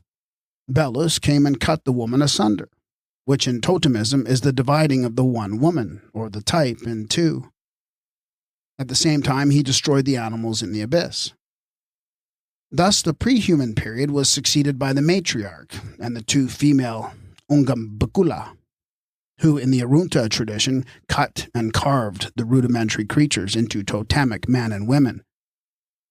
Then Belus, the deity, cut off his own head, upon which the other gods mixed the blood with the earth, and from thence men were formed. Thus the source of life, or a soul of blood, was changed from the female to the male deity, who in the Egyptian theology is Atum-Ra, or Tum, the image of created man, or of man who was created from the soul of blood, that is at first female and afterwards was fathered on the male. This creation of man, or Tum, is represented in the Book of the Dead. The god, as father, takes the mother's place. The matriarch terminates in the mythology of Egypt. Tum is described as giving birth to Hu and Sa, as the children of him, who now unites the father with the mother as divinity in one person. Hu denotes matter. Sa, or Ka, signifies spirit. This creation, then, is from blood and spirit, the double primitive essence, first assigned to Ta. The change from the mother blood to the father source is the same in the Kamite legend as in the Semitic version, but the modus operandi was different. Belus produces the blood by cutting off his own head, whereas in the ritual father, Atum draws the blood from the genitalia of a divine being, who is both male and female blended in the formation of the father-mother, from whom the soul of blood was now derivable. The drops of blood are described as issuing from the person of Atum, when he performed the rite of sub-incision, or of mutilation on himself, in the generation now attributed to the solar deity, considered to be male as well as female, or finally male instead of female. Thus, the Arunta are still performing a blood covenant in the rite of Ariltha on the male, which is attributed to Atum-Ra in the Egyptian mythos, and by which he demonstrates the parentage of the children Hu and Sa, in the course of changing the descent from the matriarch to the patriarch. The primitive essence of human life was blood derived from the female source, with nature herself for the witness. In the later biology, it was derived from the double primitive essence of Ta that was continued in Atum and his two children, Hu and Sa. Thus, the basis of being was shifted from the mother blood to that of blood and spirit assigned to the fatherhood. From the cutting of the male member now attributed to Atum-Ra, we infer that the rite of circumcision and of subincision was a mode of showing the derivation from the human father in supersession of the motherhood, and that in the Arunta double cutting, the figure of the female was added to the member of the male. Nor is this suggestion without corroboration. In his ethnological studies, Dr. Roth explains that in the Pita Pita and cognate Bolia dialects, the term Miku, Maro, denotes the man with a vulva, which shows that the oval slit was cut upon the penis as a figure of the female and a mode of assuming the motherhood.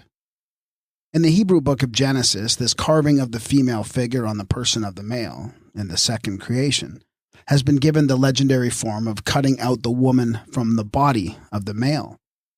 Adam is thus imaged in the likeness of the Bayun parent. The foundation of Jewish monotheism was laid in the blood of the new covenant, which followed the cult of the female. It is noticeable that when the Jewish child is circumcised, it is said of him that he is made to enter into the covenant of Abraham, that is, of the great father in Israel. Moreover, the man who stands sponsor as the godfather is called the master of the covenant. This may possibly explain the recircumcising of the children of Israel. If, as the story asserts, they dedicated to the female in the earlier time and were afterwards circumcised in a covenant made with the deity as God the Father, recircumcising would be a means of denoting a change in the rite. when the people were circumcised on the hill of foreskins. And this is the cause why Joshua did circumcise. The two covenants would thus tally with the two forms of the ceremony performed in first circumcision by the Arunta and in subincision, which is recircumcising in the rites of the same people. Thus were the two covenants, one sealed in the blood of the female, one in the blood of the male, and both were applied to the deity according to the sex. This mode of affiliation to the male deity is likewise obvious in the legend of the Guatemalans, who besought the Quiche god, Tohil, to favor them with the element of fire. This he gave them on condition that they united themselves to him by drawing blood beneath the girdle. That is, by drawing it from the membrum virile in a covenant of blood. When they did this, they received the fire from heaven, which was derived direct from God the Father as begetter, who was Atum Ra in Egypt, and God the Father in spirit as well as in flesh and blood.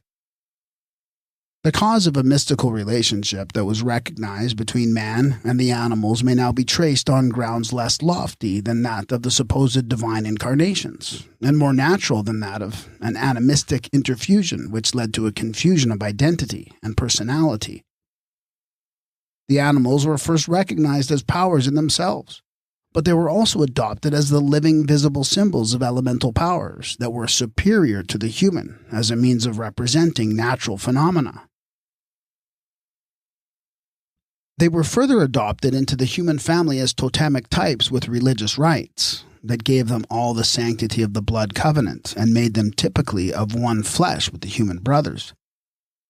Thus they were doubly adopted, and this led to their becoming later living fetishes as the naturalized representatives of superhuman powers, though not as the direct object of human worship.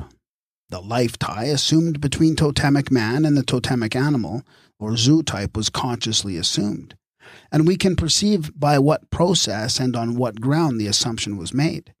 The zootype being adopted as a badge of distinction, the primeval coat of arms. It was a custom for the human beings to enter into a brotherhood of blood. That is, the men who were not born of the same mother, or of two sisters, could extend the natural tie of blood by a typical rite to others who were born of different mothers. In this way, the larger kin, clan, or tribe was formed on the basis of brotherhood under some totemic sign. Now, if the animal becomes of kin to the human brother by virtue of a covenant intentionally made in the blood of both, that proves the kinship did not exist before. The relationship did not spring from any root in nature or any false belief, but was ordained for the purpose and is consequently limited to the particular beast and brotherhood. The bull is only kinsman to those whom he serves as a totem, an image of the ancestor and a type of the fraternity. So is it with all the other zootypes, which had been employed from before the time when the individual fatherhood was known. There is no necessary confusion of identity.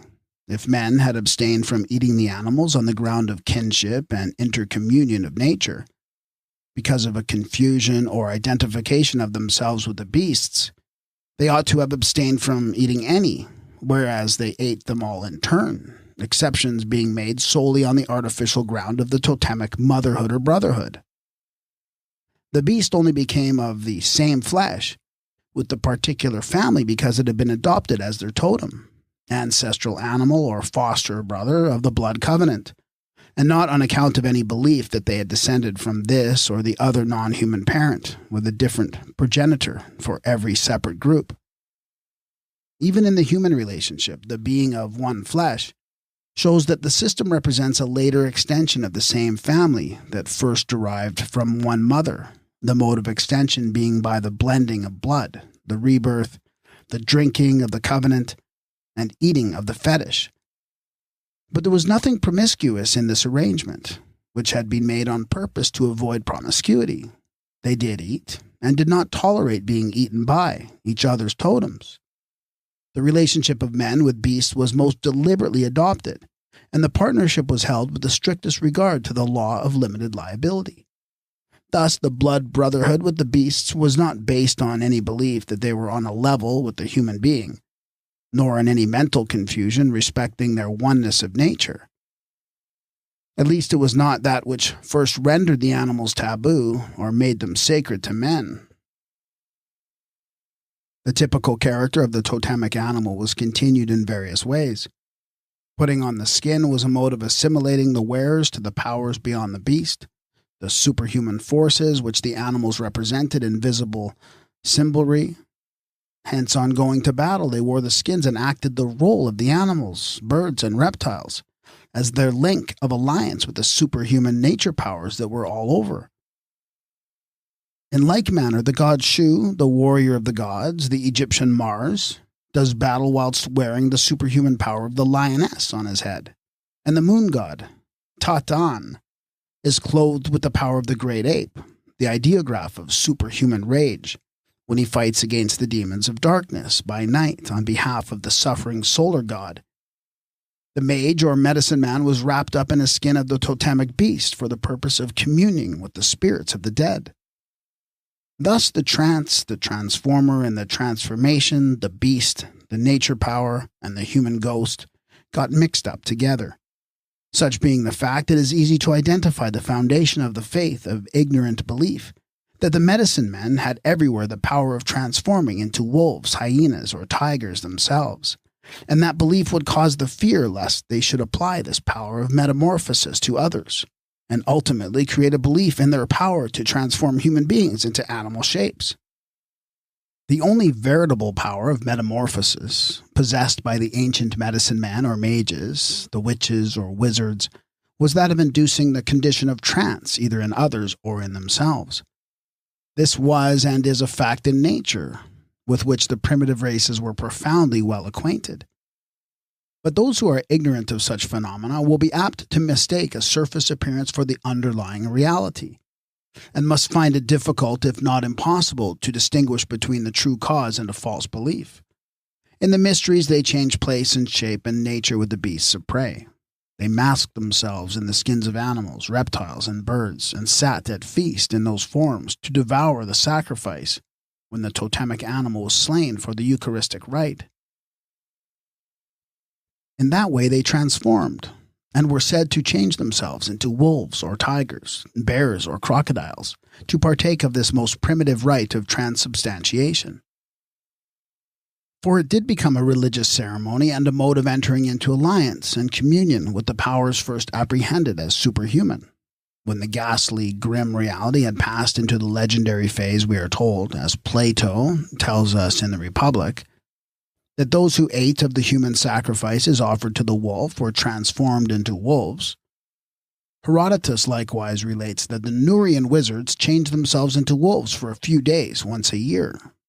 First, the men who ate the flesh of the beast had changed themselves into wolves to eat it, according to the mode of masking. Next, it was said that by eating human flesh, men would become werewolves. And lastly, we have the werewolf as a man who is supposed to turn into the wolf on purpose to devour human flesh. Such are the tricks of typology based on the primitive simplicity and the agnostic misinterpretation of later times when the mythos passes into the fable, which deposits these types of the werewolf, the mermaid, the cockatrice, the serpent woman, the vampire, or the ghoul.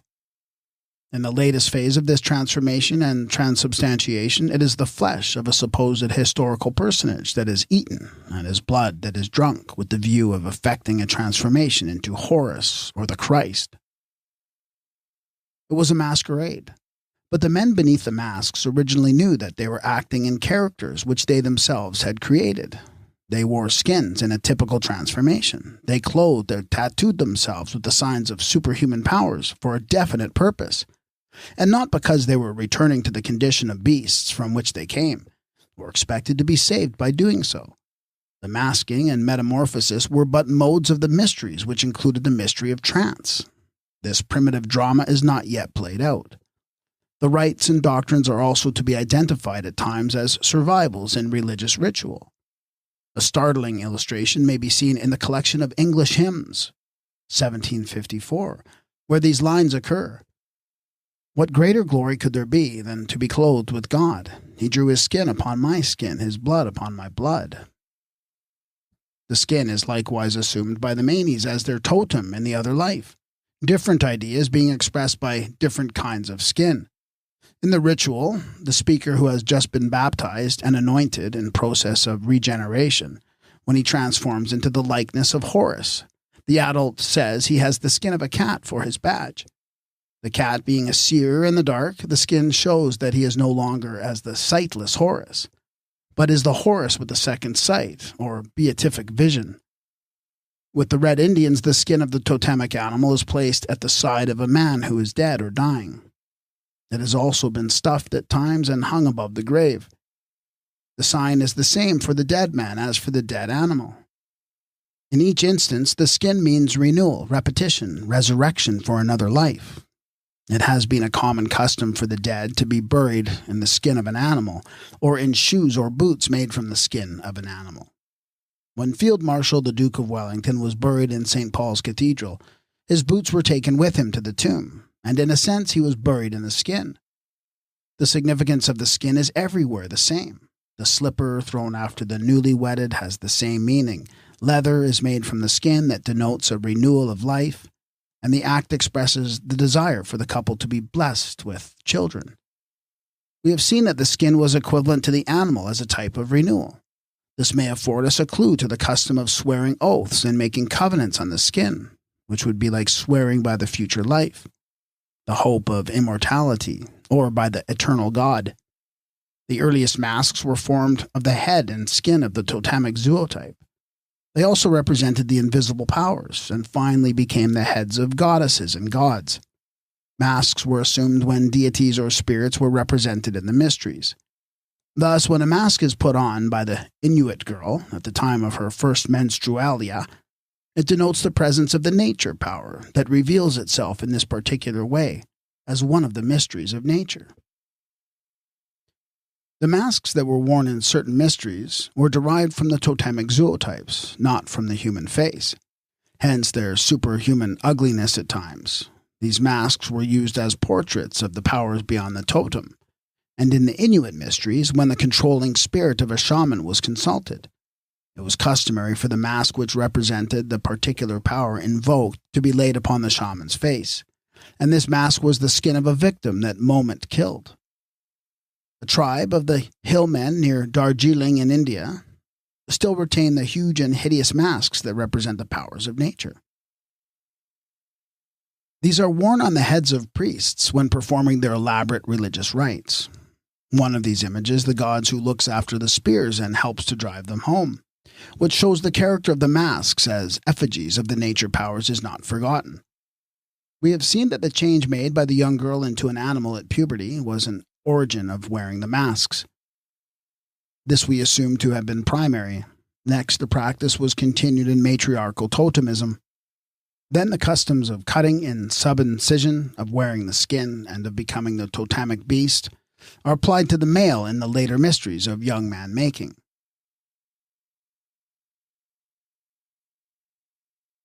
The totemic mysteries survived as eschatological in the Osirian religion. For example, when Horus the child, who was born of the mother only, under the divine matriarch, makes his transformation into Horus the adult, who rises from the dead in Amenta, it is in the character of the anointed son of the Father. Anointing had then become the mode of showing the glory of the Father in the person of the Son. This was imaged with the holy oil upon the face of Horus. He who had been Horus the mortal in the flesh is now Horus in spirit, personalized and established as the anointed son. The typical anointed originated as the youth who was made a man of at the period of puberty, at which time the mother's child assumed the likeness of the father at the time of his totemic rebirth. The boy who was initiated into the mysteries of the Australian blacks was equally made the anointed in however primitive a fashion. When his probation terminated and the stringent rules of his novitiate were relaxed, he was rubbed by an old man with fat that was taken from the totemic animal, which was previously forbidden food. He was not permitted to eat the female of any animal, nor the emu, that primordial mother totem, and he becomes a free man by having the fat of the animal smeared over his face.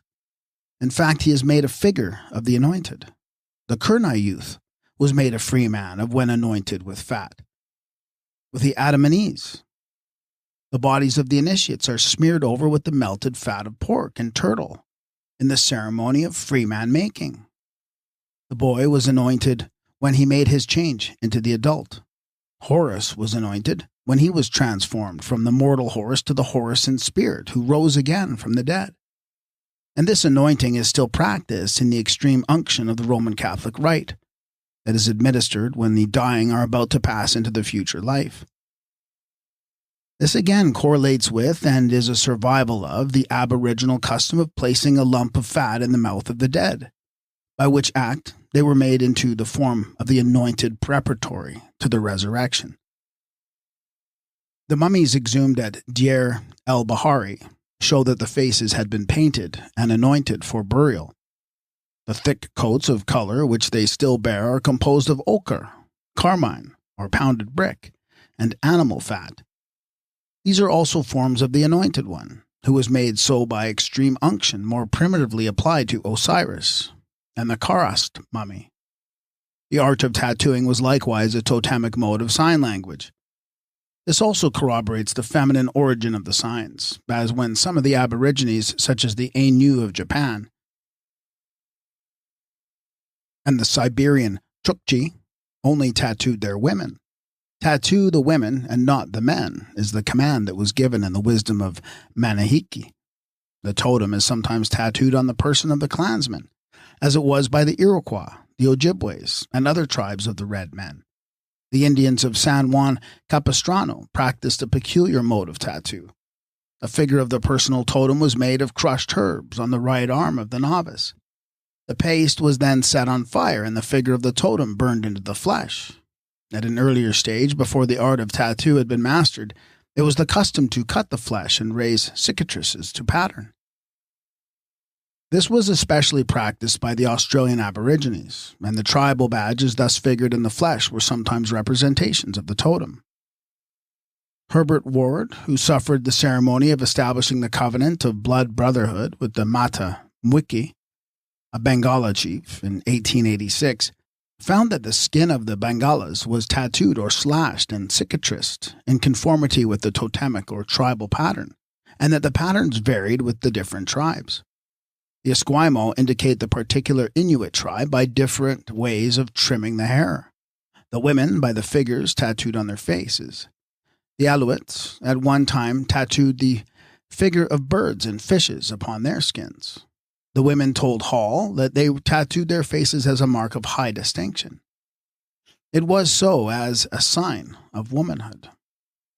The custom of tattooing the totemic token upon the body may be traced in survival through all the later mysteries, as a mode of identifying the initiates with their particular community. It is more than probable that the habit of the ancient Britons mentioned by Roman writers in staining their bodies with woad really refers to the system of totemic tattoo, as is indicated by the description of the Picts found in Claudian's Del Bello Gittico 24:417-18.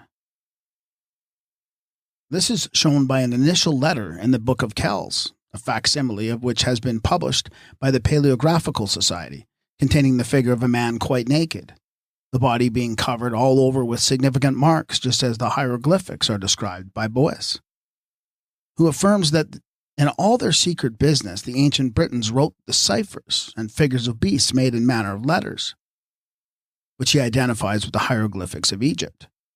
Thus, the woad-debobbed men, stigmatized as savages, become the more intelligent illustrators of totemic times and customs who wore the stigmata of tattoo. And the Picts, or painted men, are the men who carried the totemic marks, either painted or branded, on the living book of their own bodies.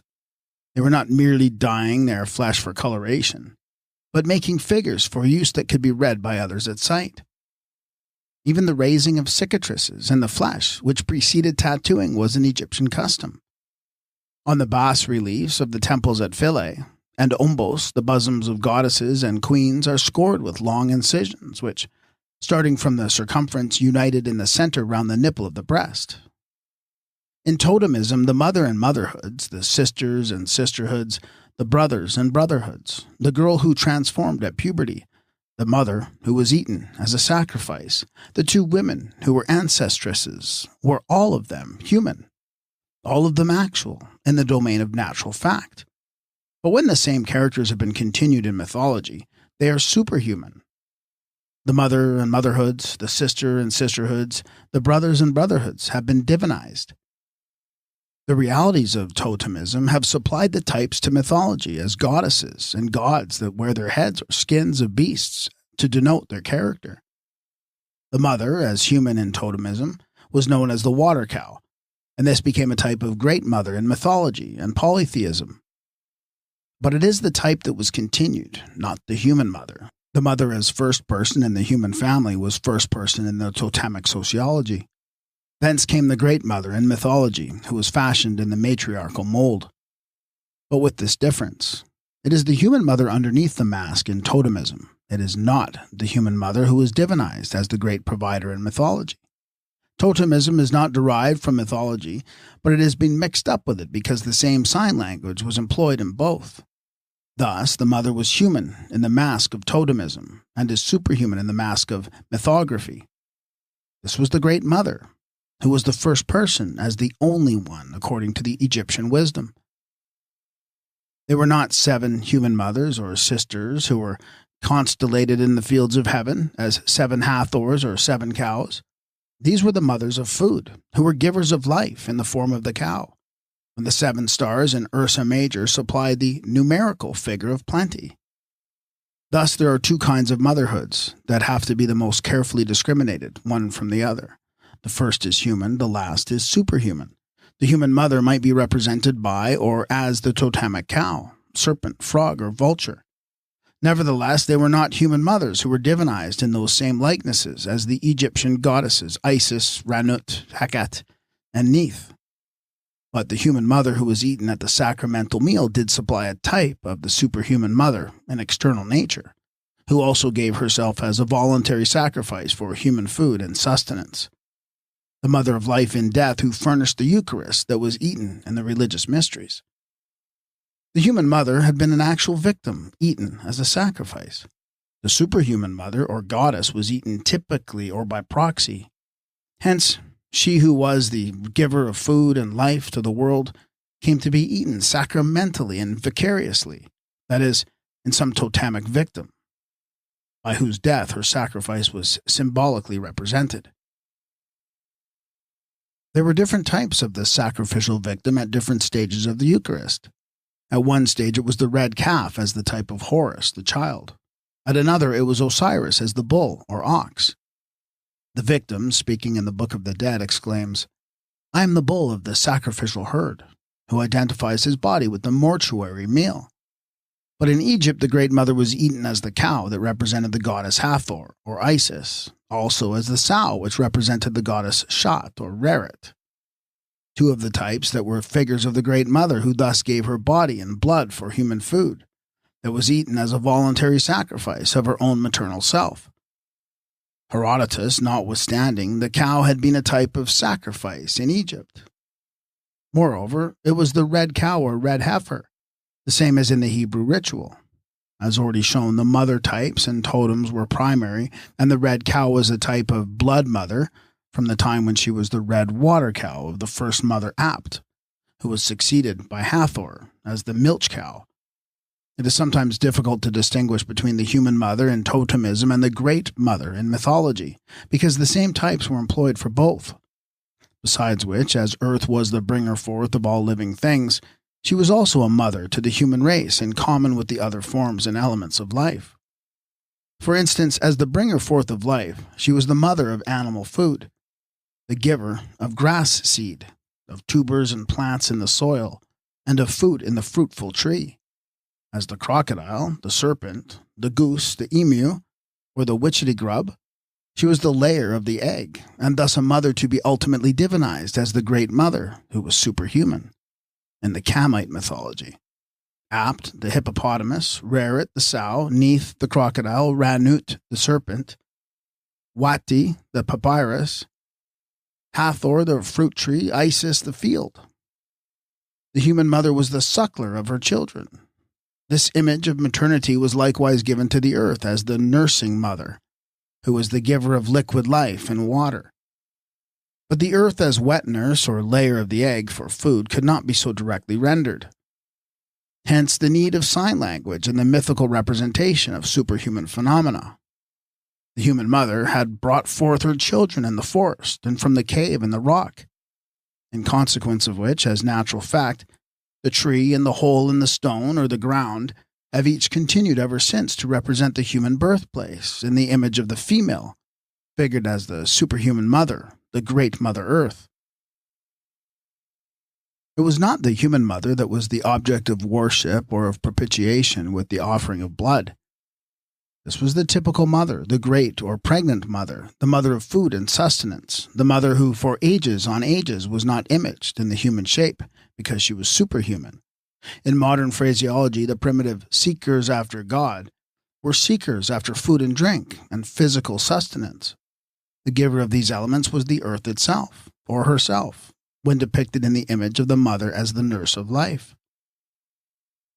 Nothing simpler has been recovered from the past than the religious system of the Arunta tribes of Central Australia, who in their sacred rites are self-portrayed as seekers after food.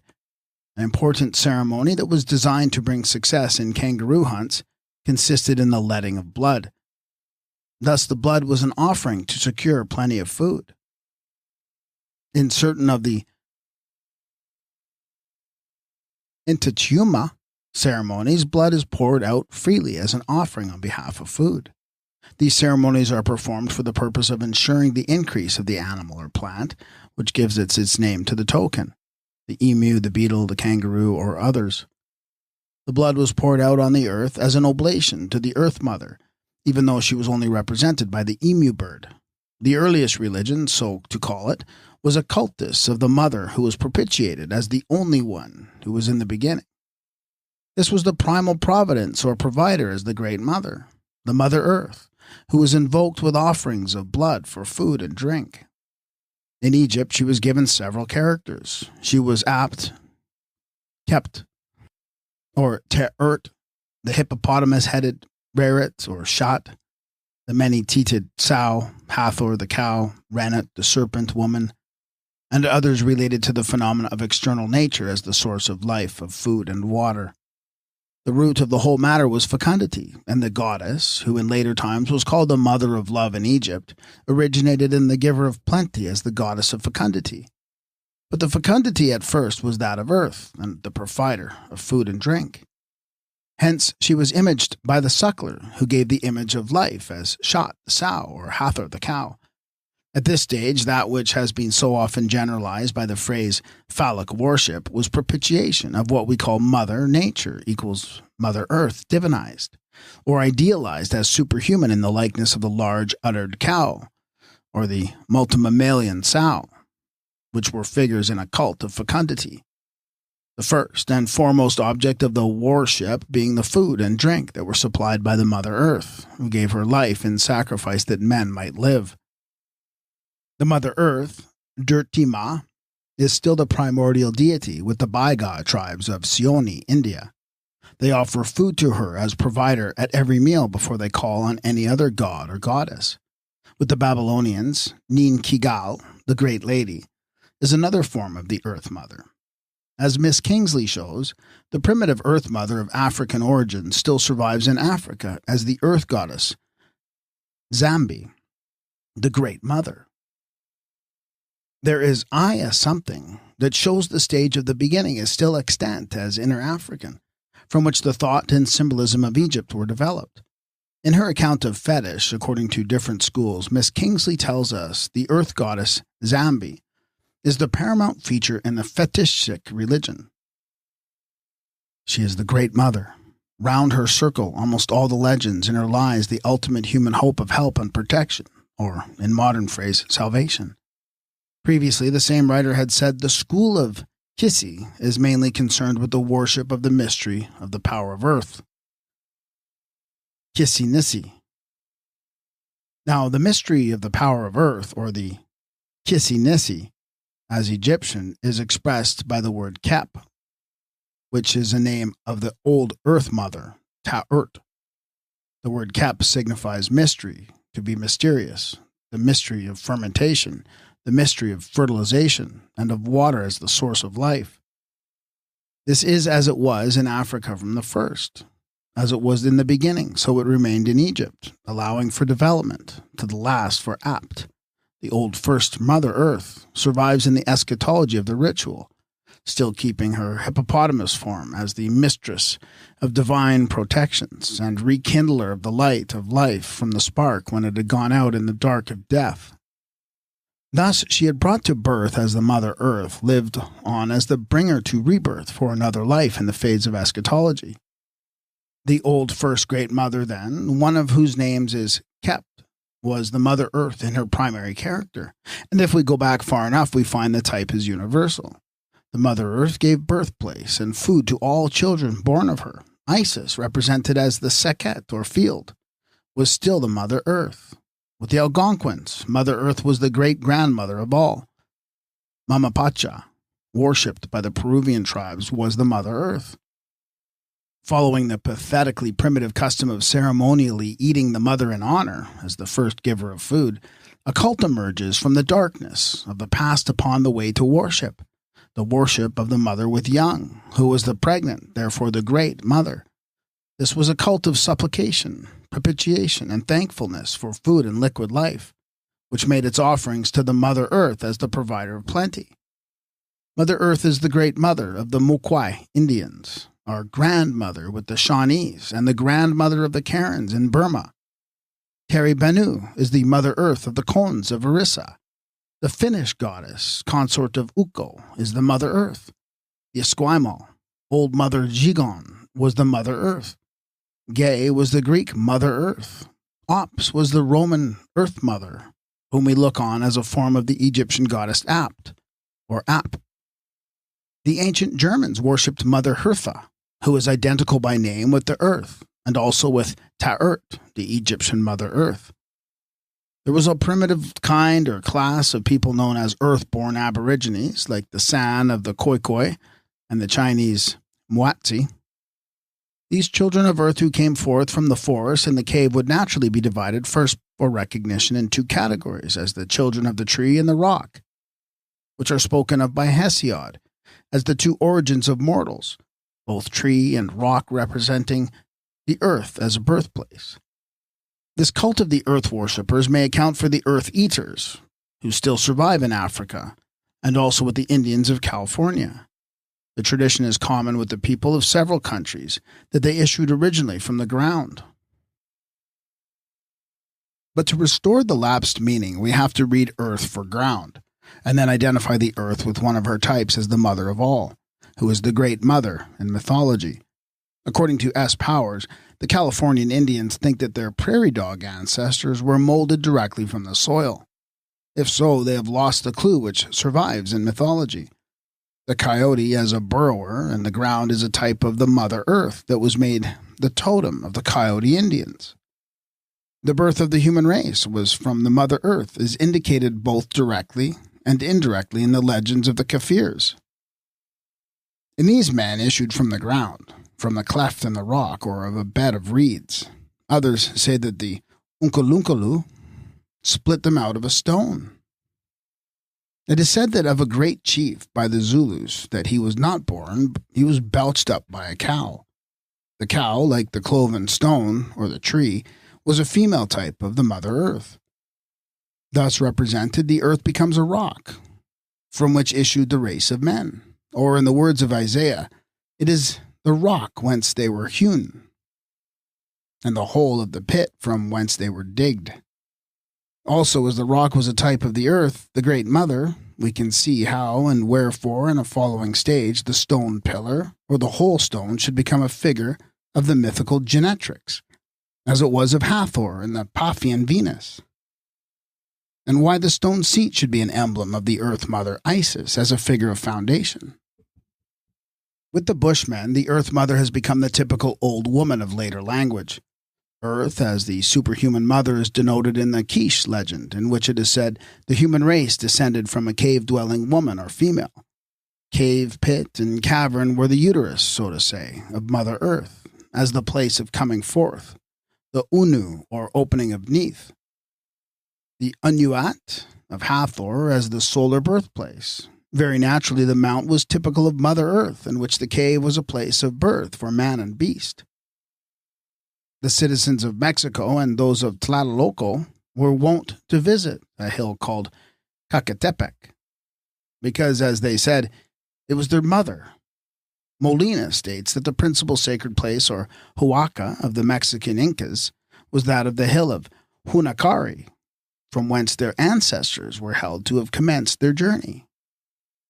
The mount with the cave, and it was a natural figure of the Mother Earth to the troglodytes who were born and there came to consciousness. When the Navajos issued from the womb, euphemistically from the bowels, of a great mountain near the San Juan River, that mountain is an image of the Mother Earth. The Oneida, Ojibwe, and Dakota Indians, who claim derivation from a sacred stone, at the same time trace their descent from the mountain of the race. Naturally, the cave as birthplace of the Earth Mother was identified with the uterine abode.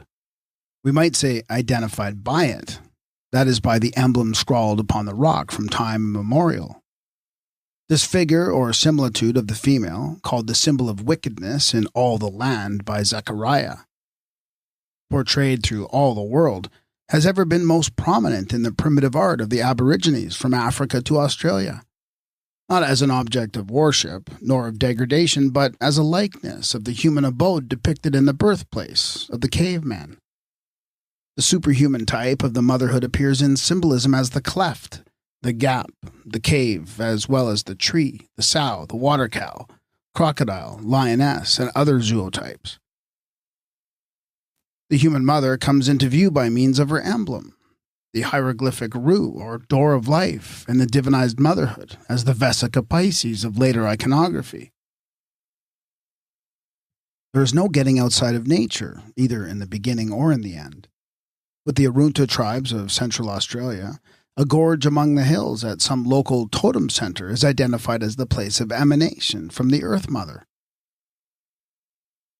This is exactly in keeping with the gorge of Neath, whence issued the younglings of Shu as spirits of breathing force. Local tradition tells that the Emily Gap, near the Alice Springs, certain witchetty grubs became transformed into witchetty men. Otherwise stated, the elemental souls passed into the mothers of that ilk to be specialized in the human form instead of becoming animal, bird, or reptile. If we take Hathor as the abode of birth, that is, the Mother Earth as the birthplace and the bringer forth of life, the stone or conical pillar of Hathor was a type of this birthplace.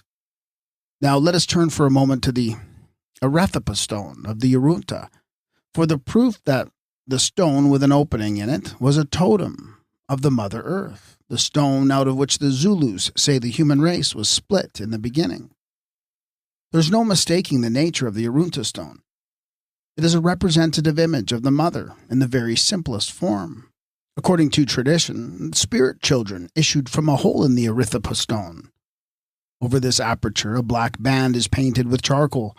This completes that figure of the female which has been portrayed in all the earth as a symbol of the human mother, applied to her who was externalized as the superhuman mother, the primeval birthplace. The Fijian pillar stones were girdled round the waist with the primitive cestus, or laiku of hair, to typify pubescence and identify the motherhood. It is common for the tree to be draped in female attire and hung with the feminine ornaments, as when the Israelite women wove hangings for the Asherah. Two female figures of stone and wood are to be found not only in the Arunta, Chiringa, but at the head of all human descent and all the stock and stone worship of the world. They are recognized by Homer when Penelope says to Ulysses, "Tell me thy lineage and whence thou art, for thou dost not spring from the ancient tree nor from the rock," meaning that he must be an immortal, whereas these are two types of an origin that is of the earth. Hesiod also speaks of the tree and rock as being amongst the mysteries of the beginning pertaining to the ever-living, blessed immortals. The earlier name of the chief sanctuary in Israel, called Bethel, was Luz, or the almond tree. Bethel was the place of the stone pillar, as the abode of the god, and Luz, the locality of the tree.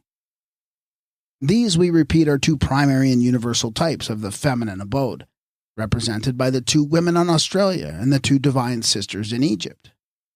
They are classed together also as objects of abhorrence in the later casting out of the primitive types.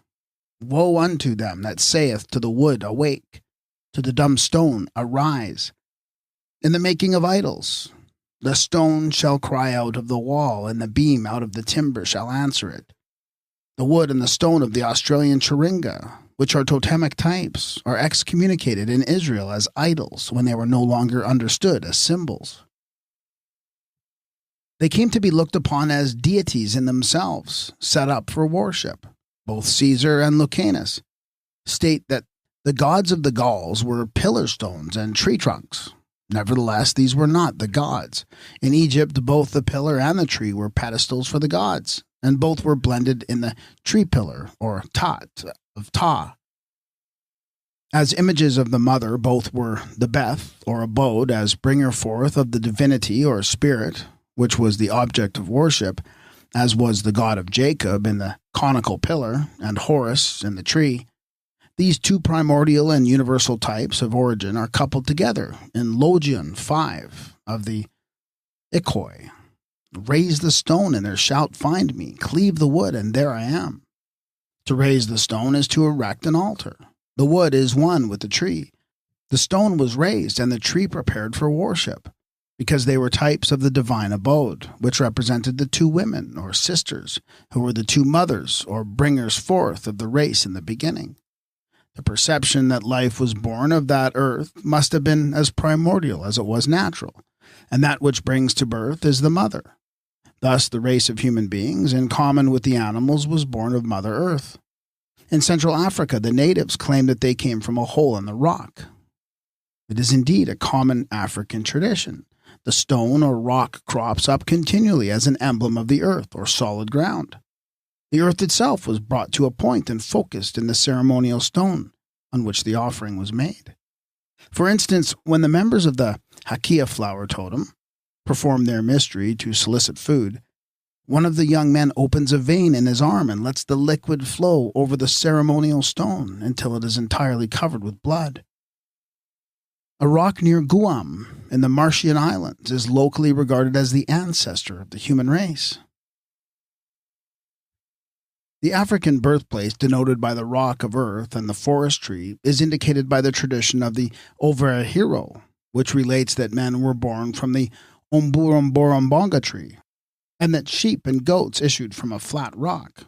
Now, the great goddess who was worshipped with the gory rites of many lands originated as the Mother Earth, who was fertilized with blood, and with the definite object of procuring food.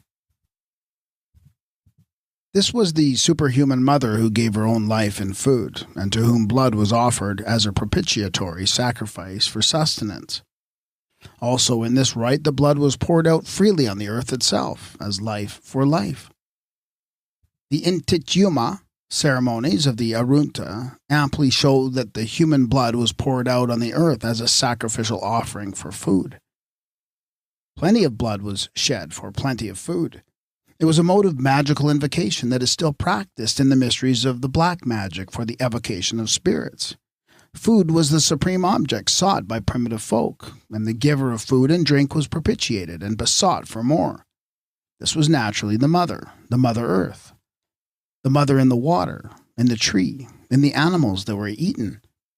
Hence the Intitiuma ceremonies of the Arunta are still performed for the increase of the animal or plant which gives its type or name to the totem. The sole object of these ceremonies is that of increasing the total food supply. The Arunta of the emu totem pour out their blood lavishly upon the earth in asking for plenty of emu, an image of which is painted on the ground to be deluged with blood. On the other hand, the men of the Witchetty Grub totem, in praying for food, will paint their totem on the body of each man in red ochre, which is a local substitute for blood. Then they represent the mystery of transformation from matter to spirit, from death to life, and await the emergence of the fully developed insect from the cocoon of the chrysalis. In the one case, blood was offered actually, in the other symbolically, but in both it was offered for continuance and increase of food. Thus, the Intuchimia ceremony is festival celebrated for the increase of food. especially of the totem that was eaten solemnly at the Thanksgiving meal.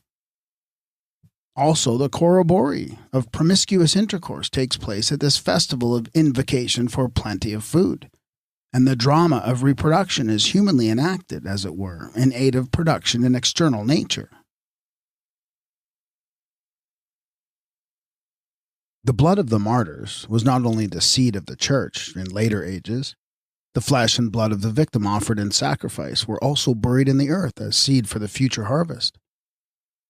In West Africa, it was a custom for man and woman to be killed with spades and hoes in the month of March, and for their bodies to be buried in the middle of a newly tilled field to secure a better crop. The Maramos, a Bakuna tribe, offered up a victim for the welfare of their crops. The man chosen for a sacrifice is taken to the field and slain amongst the wheat, according to their phrase, to serve as seed. The custom was not only African. The Pawnee Indians offered the flesh and blood of a sacrificial victim at the time of seed sowing. As late as the year 1837, a captive Sioux girl was sacrificed by them at the time of planting the maize. The flesh was torn in morsels to be buried in the earth, and the corn was sprinkled with drops of her propitiating blood. The appeal for food and drink was natural and universal. According to the ancient wisdom, this appeal was made to the Mother Earth as the source of life, who was imaged as the giver of sustenance in various forms, but first and foremost as the superhuman suckler, the sow, the water cow, or milch cow. Egypt has registered the permanent proof that a superhuman power was first besought for food and drink in the person of the Great Mother. The human mother, who was eaten sacramentally, had supplied the type for the Great Mother in mythology. The sacrifice was offered to the goddess on the hilltop, on the altar stone, in the field or granary, or under the green tree, as these were different types of the Earth Mother. The palm tree that is being fecundated on the Mesopotamian monuments represents the Mother Earth as source of food, one form of which is the produce of the tree. The tree is female. The cone held in the hand of the genie is an emblem of the male, or solar power by which the earth is fertilized. Earth is the mother of food, the universal matrix. The tree is but a type, like other representatives of the bringer forth. The sacrifice portrayed beneath the tree upon the Hindu monuments is frankly phallic. Under whatsoever type or name, the so-called tree worship or phallic worship is a festival of fertilization, celebrated in propitiation of the earth goddess, who is the genetrix besought for food and sustenance, and blood was the primitive oblation made to the Mother Earth. This, however, was not the only one, as is shown by the invocatory rites.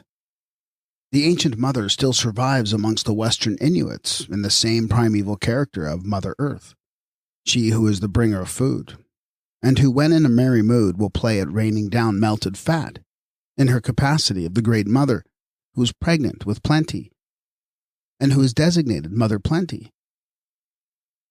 We are not likely to get much nearer the primitive nature than amongst these Esquimaux, who still perform the mystery of generation and celebrate their Arctic agape at the annual festival of fecundity. In one of the scenes, the shamans enact the resurrection of life as the reproduction of food. The prey is hunted to death with savage cries. Whilst fleeing from the pursuers, the man in a mask, who acts the part of the animal, seizes hold of a brand from the fire and hurls it aloft to the roof, so that when it falls back to the ground it throws out a shower of live sparks. "What does this portend?" asks Reclus. The answer is that, surrounded as it is by its persecutors, the quarry forgets its danger to reproduce its species, an exploit which all the spectators greet with acclamation. It is not enough to kill the prey, it must also reproduce itself, so that its race may not die out or food become scarce. This festival was universal once. It was celebrated all over the world as a drama of reproduction, first and foremost for the reproduction of food. The resurrection of food by reproduction in animal life is thus enacted at the Inuit festival, as it has been acted in 100 other mysteries, Ituchima, Eucharists, corroborees, and religious revels. By the dim glimmer of this distant light, we see the victim's death was followed with the act of a begettal to new life. It was a drama of reproduction in which the sacrificial victim from the first had represented food, the new food of another year, or of another life in the religious mysteries. It was, we repeat, a drama of reproduction in which the victim that died and was eaten, as the Eucharist, was symbolically reproduced in the corroboree that followed. From very early times, the sacrifice of a victim was solemnized and followed by the phallic feast, whether in the corroboree or the arunta or the Christian agape. First, the sacrificial victim is slain and eaten, ante luctum, at the evening meal or last supper, and next the festival of reproduction was celebrated in the agape. This reproduction was performed by universal promiscuity from a time when paternity was impersonal and the relationship of the sexes was that of all for all, when boundless license was the only law befitting the Great Mother. This promiscuity is also recognizable when Tertullian repeats the charges that were brought against the conduct of the Christians at their festivals. We now come to the secondary cause of what has been called phallic worship. The first we found in Earth, herself being imaged and propitiated as the Great Mother in the pre-anthropomorphic mold, when she was represented by the water cow, the sow, the goose, or other figure of food. Long before the god Seb was divinized as the father of food, the earth was mother of food and gave drink as the wet nurse, with the sow as suckler of her children, and the cave and the rock as her womb. The goddess Hathor, the Egyptian Venus, was the fairest representative of Mother Earth. She was propitiated as the mother of plenty, like the Inuit Sydney, and was imaged in the likeness of the cow or sow as the figure of food and fecundity. She was also the goddess of generation, maternity, and childbirth, as well as of music and the dance, of loveliness and love. Length of time and the course of development have to be allowed for. The Greek Venus in her nudity is immeasurably distant from the goddess Hathor offering her milk to be glorified. Nevertheless, the mother of food was primary as Mother Earth, and the goddess of love explains the phallic nature of the later cult of fertilization. The most exact and comprehensive title for the religion designated phallic worship would be the cult of the Great Mother, taking Hathor for the type, who was the womb of life as Mother Earth, the suckler as the cow, the giver of food, shelter, and water as the tree, and who in the course of time became the goddess of love, of fecundity and childbirth. Moreover, in the later phallic cult, the type had been changed from the cow to the human female.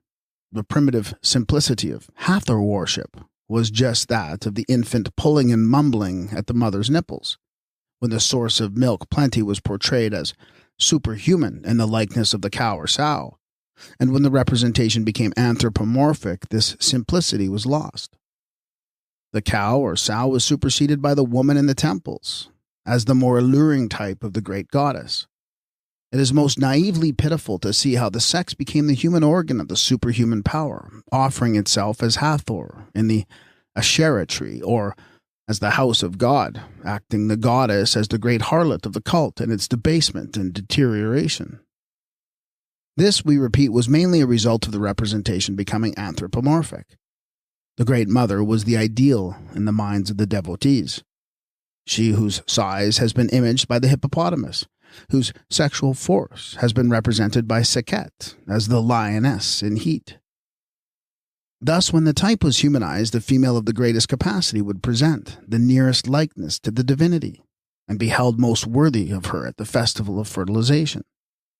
The Great Mother, when represented in the human form, becomes the harlot of promiscuous intercourse, who brought much revenue to the religious house by her capacity for performing the rite on behalf of the Great Mother in her tree tent or rock cave or later sanctuary.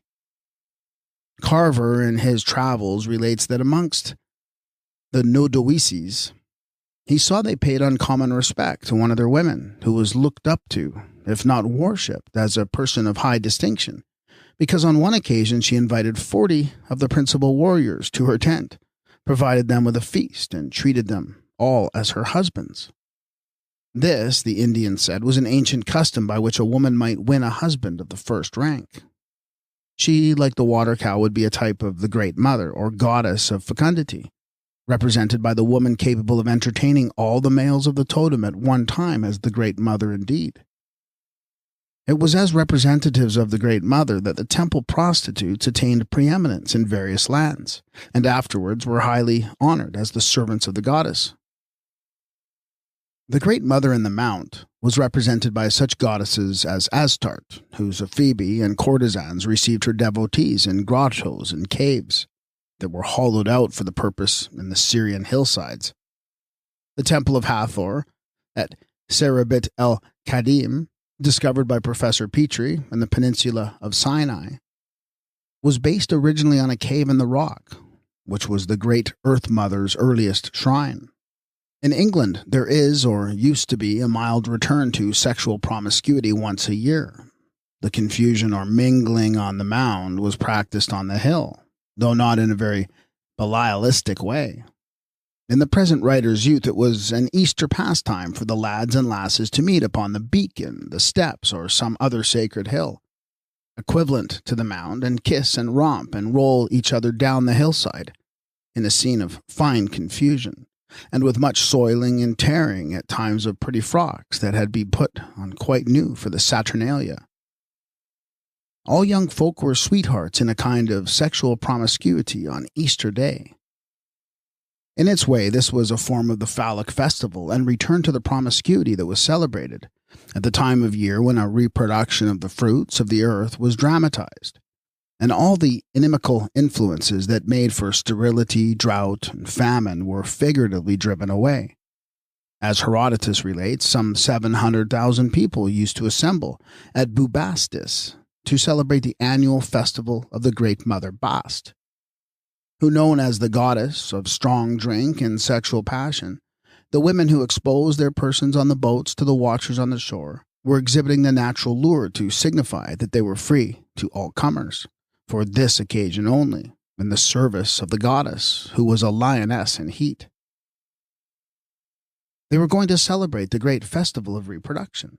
He says that when the barges passed the riverside towns, some of the women danced on board. Others stood up and exposed their persons to those who were watching them from the banks of the Nile. The phallic festival was periodically celebrated in honor of the Great Mother, the first supreme power in nature, personalized as the goddess of fertility, the giver of food and drink, the celebration being in accordance with the primitive usage and the promiscuous sexual intercourse of pre-totemic times. The phallic festivals were chiefly repeated at the equinoxes, that is, at seed time and harvest. The equinox was a figure of equality, of all things being on a level. This fact is expressed in the names of our fairs and evens. Promiscuity was a mode of making things fair and even in the sexual Saturnalia. High and low, rich and poor, young and old, commingled on the mound, the hill, the high places. It was a world in which old maids and bachelors were not allowed, and there was at most a 6 months' lease for private ownership in womankind, from one equinox to the other. Hence we learn from the witches' confessions that the women were the strongest supporters of the Sabbath. Laws of taboo were violated with impunity for this occasion only. At this time and no other, men and women of the same totem cohabited promiscuously. The Asherah is a sacred simulacrum of the goddess whose desire was to be forever fecundated. And when the women of Israel set up the Asherah and wore the hangings for curtains of concealment, they became the representatives of the Great Mother, who was denounced by the biblical writers as the Great Harlot, but who was a most popular mother in Israel, and Sekhet for her own second self in Egypt. There's every reason for concluding that the unlimited access indulged in promiscuity at the phallic festival was designed to represent the desire for an illimitable supply of food, the boundlessness of the one being dramatically rendered by the latitude and license of the other. It was a magical mode of the mysteries in which the meaning was expressed in act as a primitive form of sign language, addressed to the superhuman power as the Great Mother. The customs of the savage, or as we prefer to say, the aborigines, are modes of memorizing. For ages and ages, their only means of keeping an historic record of the past, the sole mode of memorial, have been the customs. And with what faithful persistence these have been fulfilled, promiscuous connubium is recognized by the Arunta as the condition that obtained in the remotest times. They connect it with the custom of exchanging wives at the corroboree, saying this was the practice of the Ulcharinga. That was in the time beyond which nothing is or can be known, because nothing was formulated in the lawless state of utter promiscuity. How it relates that on one occasion when the aurora australis was more alarming and portentous in appearance than usual, the Kurnai tribe beheld it with great terror and betook themselves to intersexual communism by the exchange of wives as a mode of warding off the calamity supposed to be impending.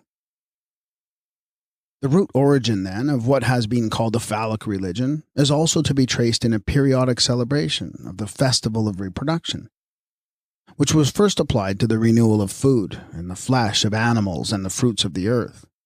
This reproduction being rendered in the grossest human guise on the hugest scale, and in the most prodigious manner befitting the Great Mother in communal connubium with all her sons together. The festival of fertilization is a survival from the far-off past when the Mother Earth was the all and the only one to be propitiated as the giver of food. Being the mother, she was represented by the female, who was at first prehuman and finally human. Thenceforth, woman was the living type of the mythical Great Mother, instead of the cow or sow, the goat or the she-bear. And at this festival, all womankind were one in imaging the Mother who from the beginning had been the All-One. Nothing was recognized but the female, the typical organ of motherhood, which imaged the earth as mother of sustenance, the mother who was propitiated and solicited in various ways, by oblations of blood and other offerings, was also invoked in the likeness of the human female to be fertilized in human fashion. She was the Great Mother, the All-One, and nothing less than the contributions of all could duly, hugely, adequately represent the oblation.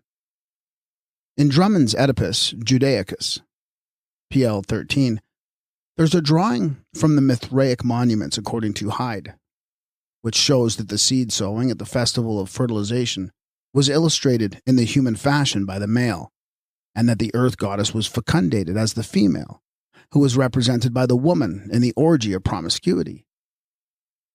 The mystery of reproduction was acted in the festival, as the vicarious mode of fecundating the Great Mother and Good Lady by the bountiful sowing of human seed. It was a primitive mode of representing her, on behalf of whom all womankind contributed vicariously. Call it worship, phallic worship, or any other worship. The supreme object of devotion at first was food and drink, which were represented by the earth and crop, the tree and fruit, the animal pregnant with young. By the mammalia, the water cow, the sow, the milch cow, the goose, the emu, the kangaroo, and lastly by the goddesses and the woman who represented Mother Earth as Apt or Isis, Nin Kigal or Demeter. When the latter had been objectified in Hathor, the goddess of love or Sekhet, the goddess of sexual communion as divinity in female form. As it is said of Pepi in the texts, "Thy sister Isis hath come to thee rejoicing in thy love. Thou hast had intercourse with her, and hast made her to conceive." In these celebrations the woman took the place of the goddess. At the time when the begetters were not yet individualized, a single pair of actors would have conveyed but little meaning. The soul of procreation was tribal, general, promiscuous, and the mode of reproduction in the most primitive mysteries was in keeping therewith. Reproduction by the soul of the tribe was rendered by all the members contributing to fecundate the Great Mother. Hence the phallic Saturnalia, in which the reproduction of food, especially in the future life of the animals and the continuation of the species, were dramatized in a primitive phallic festival, which survived eventually as the love feast of the Christian cult. Many examples could be cited of this custom, which was universal as it was primitive, and which may be looked upon as the festival of reproduction that represented the begettal of future food in human fashion, and in connubium, as it were, with the Great Mother, the Mother Nature, or the Mother Earth, like Pepi with his divine sister Isis. In India today, young girls are married to the gods. The doctrine is the same in the Roman cult, when the virgins are the dedicated brides of Christ. In the earlier rite, it was the males who, like the pharaoh Pepi, were married to the Divine Mother, who was personated by the women in the mysteries of the primitive religion. At such a time, whatsoever their status attained in civilization, the people lapsed pro tem into a state of general promiscuity. The women lost all feeling of modesty and became raging bacchantes. Men and women were more furious than animals in the indulgence of their passion at this wild debauch. As described by M. Reclus, divinized Mother Earth had to be stirred from her winter sleep by naively lascivious spectacles for the purpose of exciting the spirit of fecundity. She was represented by young wantons of women, who danced and frolicked indescribably, or lay down and scraped the ground with their heels, caressed it with their hands, and offered their embraces, like so many naked Danaas wooing the fertilizing sun. In this Saturnalia, there was a general reversion to the practice of an earlier time, somewhat analogous to the throwback of atavism in race, with this difference. The intentional lapse in moral status was but temporary, although periodically recurrent. It was a stripping off, or rather bursting out, of all the guises and disguises, trappings, ties, and stays of civilization, and running amok in all the nudity of nature. There is a pathos of primitive simplicity in some of the appeals thus made in the lower ranges of the cult that is unparalleled in literature.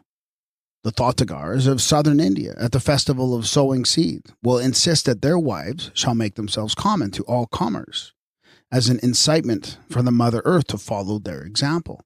The husbands improvise shelters by the roadside, and stock them with provisions for their wives, and call upon the passers-by to procure the public good and ensure an abundance of bread. Apropos of this same festival, Israel is charged by Hosea with having become a prostitute by letting herself out for hire upon the corn floor. Thou hast gone a-whoring from thy God. Thou hast loved hire upon every corn floor. In this case, the harlot was a representative of the Mother Earth as goddess of corn, who was being fertilized by proxy on the grand scale in the phallic festivities, which included connubium upon the corn floor, as well as upon the hill, under the green tree, or in the embrace of the earth itself. Phallic religion, then, as here maintained, did not originate in a worship of the human sex. The Great Mother, pregnant with plenty, was the object of propitiation and appeal, as the bringer to birth and the giver of food. This was the superhuman mother in mythology, and not the human parent, as in totemism. Phallic worship originated in the cult of the motherhood. It was the mother who was honored. Her body and blood were sacredly eaten in the primitive Eucharist, if not as an act of adoration. It was an act of primitive homage and affection. The type was then applied to Mother Earth as the giver of life, of food and drink, the great mother in mythology, who was thus fertilized and fecundated, as it were dramatically in the human fashion for increase of food. The drama of reproduction also involved the mystery of resurrection and rebirth applied to the periodic renewal of food, which was represented in character by the victim. Reproduction was represented in various modes of resurrection, including the dance. It was a common custom for the skin of the animal, bird, or reptile to be preserved entire and suspended on a pole as the sign of reproduction for another life. This might be the skin of the Anu bear, who is invoked to come back soon into Anu, whilst being offered up as a sacrifice. They then rejoice and sing, and both sexes dance in ranks as bears. Judging from other forms of the primitive agape, we surmise that what is meant by the sexes dancing in ranks as bears is that the performers at this festival coupled together in the skins of the bear for the reproduction of their future food, which in this case was the bear, but elsewhere might be the buffalo, the bull, the boar, or other totemic animal that was slain and eaten sacramentally. The resurrection acted in the mysteries of Amenta still continues, the totemic type when the reproducer is Osiris, the bull of eternity. It was the same festival of reproduction when the goat was the sacrificial type, as when it was the bear or calf or lamb or other zootype that was eaten, food being the primitive object in propitiating the superhuman power. It was the mystery of reproduction and renewal of the animal for future food. whether this was the bear, the bull, the goat, the turtle, or any other totemic type. The secret of the mystery is that the food was the object of the festival of reproduction, and the Great Mother was propitiated for abundance of food. Sexual intercourse was known to be a mode of reproduction, and the performers not only danced in totemic guise as animals, they acted the characters. In this mad festival of fertilization for the production of food, men also dressed and acted as women. Women dressed and acted as men, the function of each being thus apparently doubled. We know that in the totemic mysteries, the performers wore the skins of animals as a mode of acting in character, and when they acted thus in pairs, it would inevitably give rise to statements that men and animals commingled in dark rites without distinction of nature. Now, the goat was a Jewish type, totemic or religious, and the Jews were reputed to be goat worshippers after the animal had been made a symbol of the evil Sut in Egypt. But the goat was at one time good, as a giver of food and flesh and milk, when those of the totem would dance in the skin of the goat and be denounced by later ignorance as worshippers of the Sheddim or of the Satan. Hence they were charged with running after heifers, just as the Jews were denounced for running after she-goats. The root of the whole matter is that in this festival of fructification, the animals which are eaten for food are represented by the totemic actors in the skins as reproducing themselves for food hereafter. The fact is disclosed by the Inuit ceremony in which the prey must reproduce itself before the sacrificial victim dies, so that the species shall live on and future food may be secured. The mystery was the same the wide world around. The early Christians had to be admonished against running after heifers in their mysteries, performed at Christmas and on other days. This was the survival of a primitive custom that, like all others, had its genesis in the nature that was blindly groping in the gloom with dark religious rites. The fact was patent in all the mysteries that promiscuous sexual intercourse was an act which came to be called religious. The agape did not originate with what is termed Christianity, but was one of the most primitive institutions of the human race, which began as the festival of fertility when the invocation of the superhuman power was for food and sustenance addressed to the good lady, the earth goddess, the Great Mother, in her several elemental characters. It was a festival of fructification at which she was represented by the human female, the more the merrier, the primary object being future food, far more than human offspring. And it was this desire that gave the touch of religious feeling to the orgy of the sexes, in which the seed was sown broadcast, so to say, for future harvest. Following totemism, we find that fetishism takes up the tale of development in sign language. By fetishism, the present writer means the reverent regard for amulets, talismans, mascots, charms, and luck tokens that were worn or otherwise employed as magical signs of protecting power. Fetishism has been classified as the primal universal religion of mankind. It has also been called the very last corruption of religion. But it will not help us to comprehend the position of the primitive races by simply supposing them to have been in an attitude of worship, when they were only groping mentally on all fours. On the contrary, we consider the so-called fetishes to be a residual result of sign language and totemism, and do not look on fetishism as an organized religious cult. The name of fetishism was given by de Brosses in his work on the cult of the fetish gods, published in 1760. The word fetish is said to be derived from a root which yields our word faith. Fetico, in Portuguese, is the name for an amulet, a talisman, or magical charm. The word would seem to have been adopted by the West Coast natives and applied to their grugrus, jujus, inquisi, or moquiso, which are worn for mental medicine as the representative type of some protecting superhuman power. But fetishism did not originate with the Portuguese. Also, the same root word is found in the Irish as fide. An ancient Irish wedding ring in the shape of two hands clasped together was called a fide. This too was a fetish, as a sign of fidelity or faith. The same thing was signified by the Egyptian sa, for the amulet or magical charm.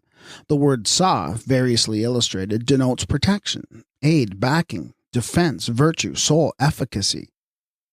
An earlier form of the word is ka, there was a divinity named Sao, or Ka, who was the god of fetish figures, which are identifiable as amulets, charms, knots, skins, and other things that were worn as types of protective power. In Egypt, Sa, or Ka, was the author or creator of the types which became fetishistic. Nothing can be more pathetic than the appeal that was made to Sa, the god of amulets. The word Sa also signifies touch. Thus, the protecting power appealed to as the god of fetish was the god of touch. The amulet brought the power nearer to be laid hold of and made its presence veritable to the sense. Thus, fetishism was a mode of sign language, which supplied a tangible means of laying hold of the nature powers that were to some extent apprehended as superhuman without being comprehended. Hence the talisman, the amulet or magical charm is worn as something tangible, a thing to touch or to clutch hold of, on purpose to keep in touch with the power represented by the fetish.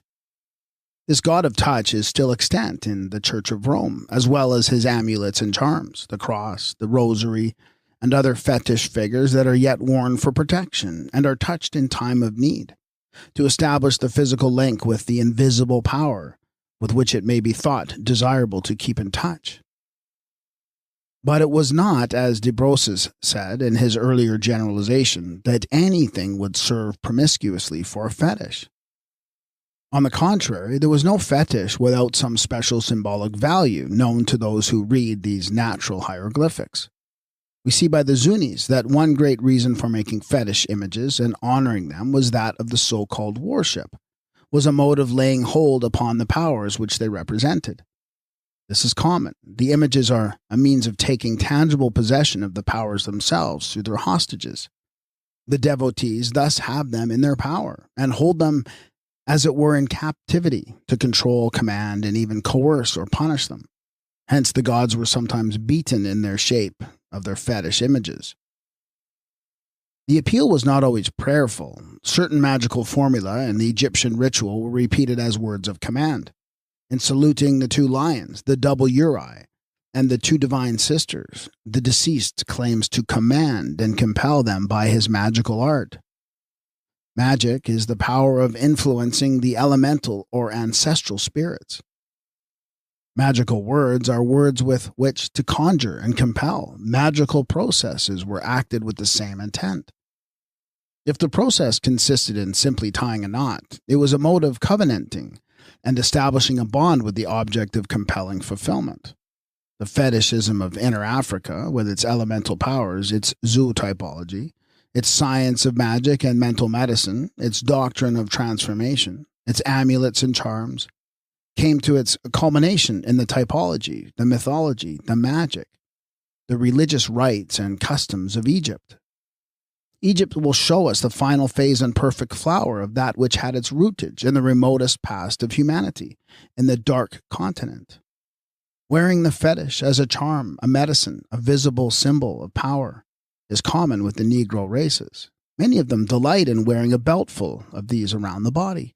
If the Negro has to bear a heavier load than usual, he will clap on a fresh fetish for every pound of extra weight, thus adding to his burden by his mode of outsetting the weight, because the fetishes represent a helpful power.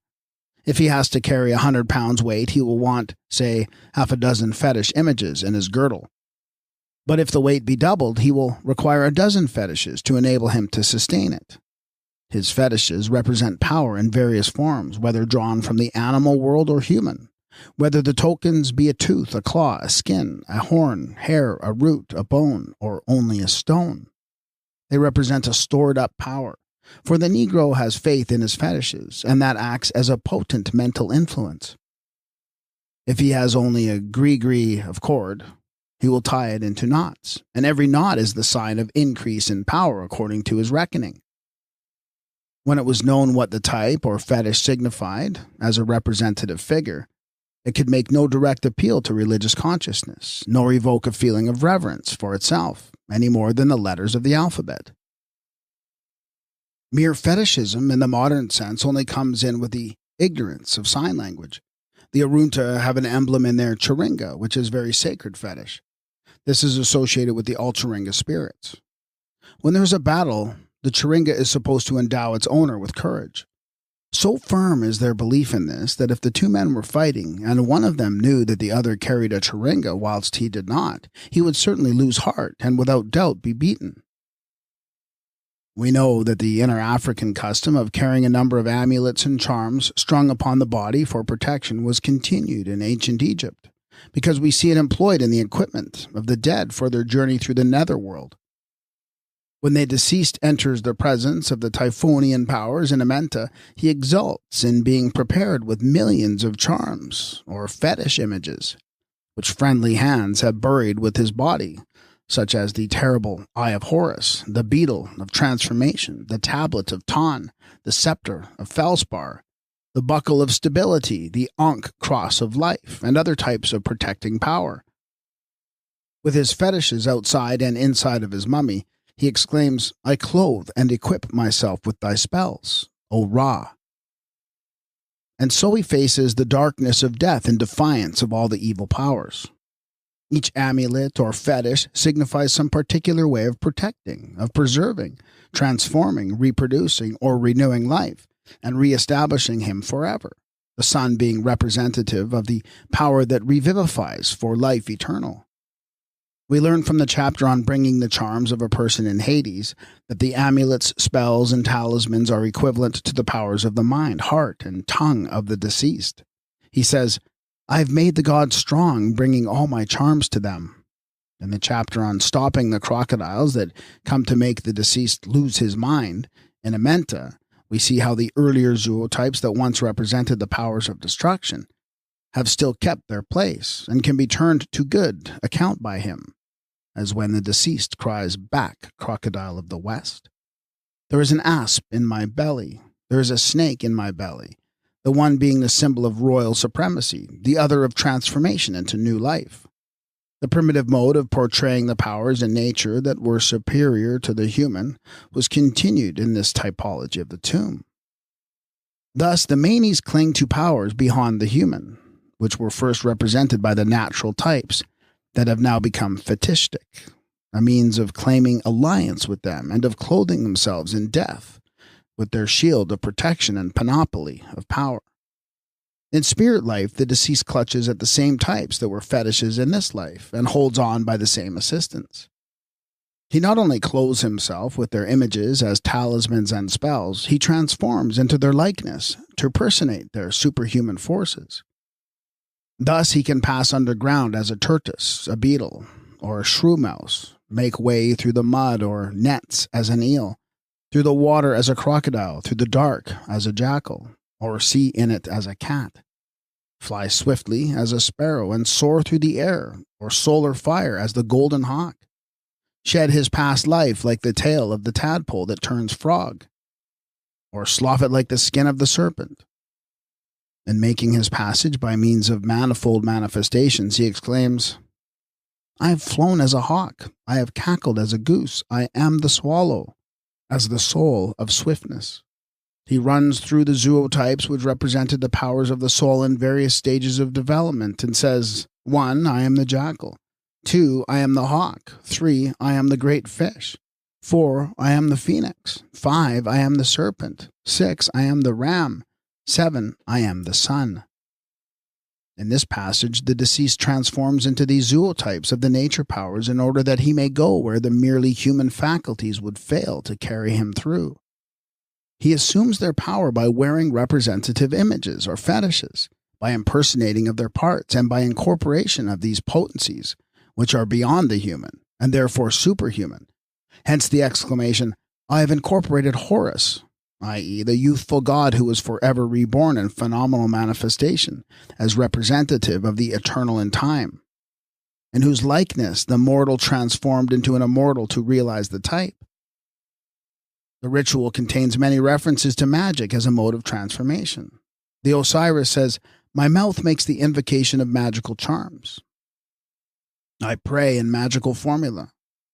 That is the precise explanation of the primitive modes of invocation and evocation. I pray in magical formula. And these magical formula were acted, performed, and signified by 1,000 things that were done in place of being said. My magical power gives vigor to my flesh. Masters of truth, who are free from evil, living forever, lend me your forms. Give me possession of your magical charms, for I know your names. Chapter 64 is spoken as a hymn that caused the reader to go into a state of ecstasy. He no longer sees, no longer hears, whilst reciting this pure and holy composition, which obviously points to the condition of trance that was attributed to the magical power of the formula. Hekau, great in magical words of power, is a title of Isis, who was considered the very great mistress of spells and magical incantations. It is said of her, the beneficent sister repeateth the formula and provideth thy soul with her conjurations. Thy person is strengthened by all her formula of incantation. It is the power beyond the type that goes far to account for the origin and persistence of fetishism. The African knows well enough that the power is not necessarily resident in the fetish, which fails him continually and in the times of greatest need. But his trust is in the power that is represented by the fetish, the power that never dies and therefore is eternal. The magical incantations which accompany the gesture signs also prove that the appeal, whether in dumb show or in words, was being made to some superior superhuman force, that is, one of the elemental powers in mythology, which became the goddesses and gods in the later eschatology. The hawk will show us how a fetish image was educed from a type or sign of superhuman force. The bird in Egypt was a symbol of the Horus sun on account of its swiftness and its soaring power. It was used to signify height, excellence, spirit, and victory. And just as letters are reduced ideographs, so the hawk's foot and kite's feather will denote the power first represented by the bird itself, and as such they are worn upon the person. They are the visible signs of swiftness or upward flight, and therefore a true medicine or fetish to speed one on. Also, when superhuman powers in nature were represented by the superhuman types or zootypes, it was not that the deceased changed into an animal or bird or reptile, either in this life or the next, when he is self-assimilated to the type. When the deceased in the ritual says, I am the lion, he is clothing himself in the strength of the great power that had been represented by the lion, which might be that of Shu or Atum-Ra. The wearers of the fetish images, whether on earth or in Amenta, are affiliated or assimilated to the power beyond by means of the type. Whether this is represented by wearing the whole skin or a piece of it, the horn, the hoof, the tooth, or tail of the animal, the feathers of the bird, or rattle of the snake. Thus, the horn of the bull, or a portion of it, might be worn to assimilate the wearer to Osiris, the bull of eternity. An old fan hunter gave Miss Kingsley a little ivory half-moon which was specially intended to make man see bush, otherwise for her to see her way in the night of the forest. So the eye of Horus, which images the moon, is given to the deceased for his night light in the darkness of death. Horus presents the solar eye by day and Tot, the lunar eye, by night. The eye was an emblem of great magical and protecting power. With many of the West Coast Africans, the eyeballs of the dead, more particularly of Europeans, constitute a great medicine, fetish, or charm. Dr. Nassau told Miss Kingsley that he had known graves to have been rifled in search of them. The amulets, charms, and tokens of magical power that were buried with the Egyptian dead became fetish on account of what they imaged symbolically, and fetishistic symbolism in sign language in one of its ideographic phases. The Usek collar indicated being set free from the bandages and rising again from the dead in the glorified form of the Sahu mummy. The Tam scepter signified union with the loved and lost. As Egyptian, one of the fetish figures buried with the dead is the sign of the corner or angle, named Nekah. It is the mystical cornerstone of the Masonic builder, and a sign of building on the square for which the symbol stands. Building on the square, or a fourfold foundation, is to build forever. Paul speaks as a Mason or a Gnostic when he makes the mystical Christ the chief cornerstone and the temple that is builded for an habitation of God in the Spirit. The Ankh cross signified the life to come, that is, the life everlasting. The Shen ring imaged continuity forever in the circle of eternity. The heart of green basalt showed that the deceased in this life was sound-hearted. The beetle Kepler typified the self-reproducing power in nature, which operates by transformation, according to the laws of evolution. The jackal-headed user scepter was buried as an image of sustaining power. The vertebral column of Sut or Osiris that supported the heavens. The tat, a pillar or tree trunk, was an emblem of stability and type of the god Ta, as the fourfold support of the universe. We have heard much of the savage who was able to secrete his soul in a stone or a tree, but without the gnosis by which alone such nursery tales could be explained. Now in one of the numerous changes made by the Osiris in Amenta, he transforms into a stone, saying, "I am the tablet of Felspar." This was the Haute amulet that was placed in the tomb as a type of that which was forever green, fresh and flourishing, equivalent to the green jade found in Neolithic graves. In this, an evergreen was, so to say, made permanent in stone and buried with the dead as a type of eternal youth. The deceased exclaims, "I am the column of green felspar," and he rejoices in the stone being so hard that it cannot be crushed or even receive a scratch, saying, "If it is safe, I am safe. If it is uninjured, I am uninjured." The power of this amulet was in its impenetrable hardness, which represented eternal permanence for the soul which it imaged. One of the most sacred fetishes in Egypt was an amulet of red stone, which represented the blood of Isis. That is the mother blood in theology, the blood by which salvation came to give eternal life, a sublimated form of the mother blood in totemism, which came to give the human life. Isis, moreover, is the virgin divinized. We speak of the blood tie between mother and child. This was first figured by means of the totem, and naturally the figure became a fetish. The Egyptians, being more advanced, were able to manufacture fetishistic types like the Ankh image of life, the Tat emblem of stability, the Nefer amulet of good luck, the Scarabaeus of transformation, the serpent of eternity. It must have been a work of proud accomplishment for a primitive man when first he made a string of hair or of any fibrous material and could tie a knot in it. We might say primitive woman, hers being the greater need. It is like the goddess Ankh, who wears the hemp stalks on her head, the goddess Neith, who is the knitter divinized. The knotted tie is one of the most primitive and important of all the African fetishes to be found in Egypt. It is the grigri of Inner Africa. The Ankh tie itself is originally merely a piece of string called a strap. It is the sign of dress, of undress, to tie or fasten, and of linen hung up to dry. The tie in Egypt takes several forms in the Ankh, the Tet, the Sa. The Ankh denotes life. The Sa has 10 loops or ties, which in the language of signs might signify a period of 10 lunar months. The Tet tie, now a buckle, represents the blood of Isis. The saving blood, the soul of blood derived from the Virgin Mother, which was imaged in the human Horus.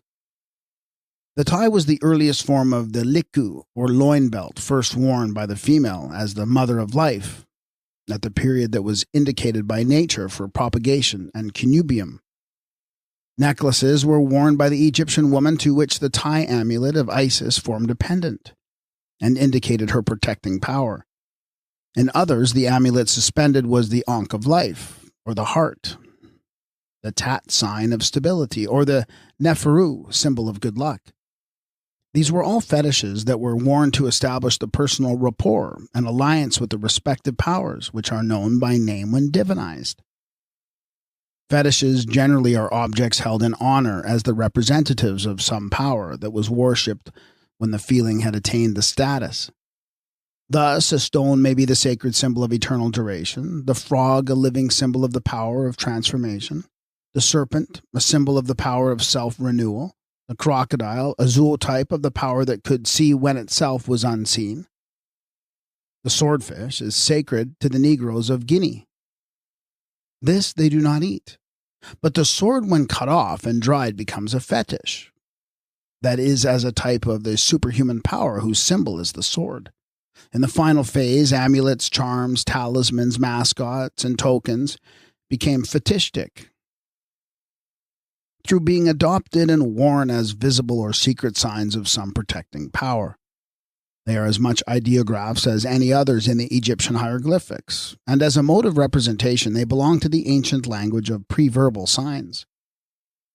In Egypt, the great First Mother Apt was propitiated as the mistress of protection, and the protection was signified by types of permanence and power that were natural at first, then artificial when the horn and tooth were succeeded by the ivory that was carved into amulets and charms, which objectified the power of protection for the living or the dead. The power of Apt was portrayed in nature by the hippopotamus, and a tooth of the animal would symbolize its strength. Hence we find that figures of the animal were shaped in ivory or stone to be worn as types of the mistress of protection. Figures of hippopotami carved out of red stone have been discovered lately in the prehistoric sites of Egypt, which were obviously intended to be worn as amulets. Thus, the fetish was at first a figure of the entire animal that represented the protecting power as the superhuman mother, Apt. Afterwards, the tooth, the horn, the hoof would serve to image the power when worn upon the person of the living or buried with the mummy of the dead. A tooth is one of the most primitive types of power. Lions' teeth are worn by the Congo blacks as talismans or amulets. Crocodiles' teeth are worn by the Malagasy. Dogs' teeth by the Sandwich Islanders. Tigers' cats' teeth by the Landaks. Boars' teeth by the Kukis. Hogs' teeth by the natives of New Guinea. Sharks' teeth by the Maori.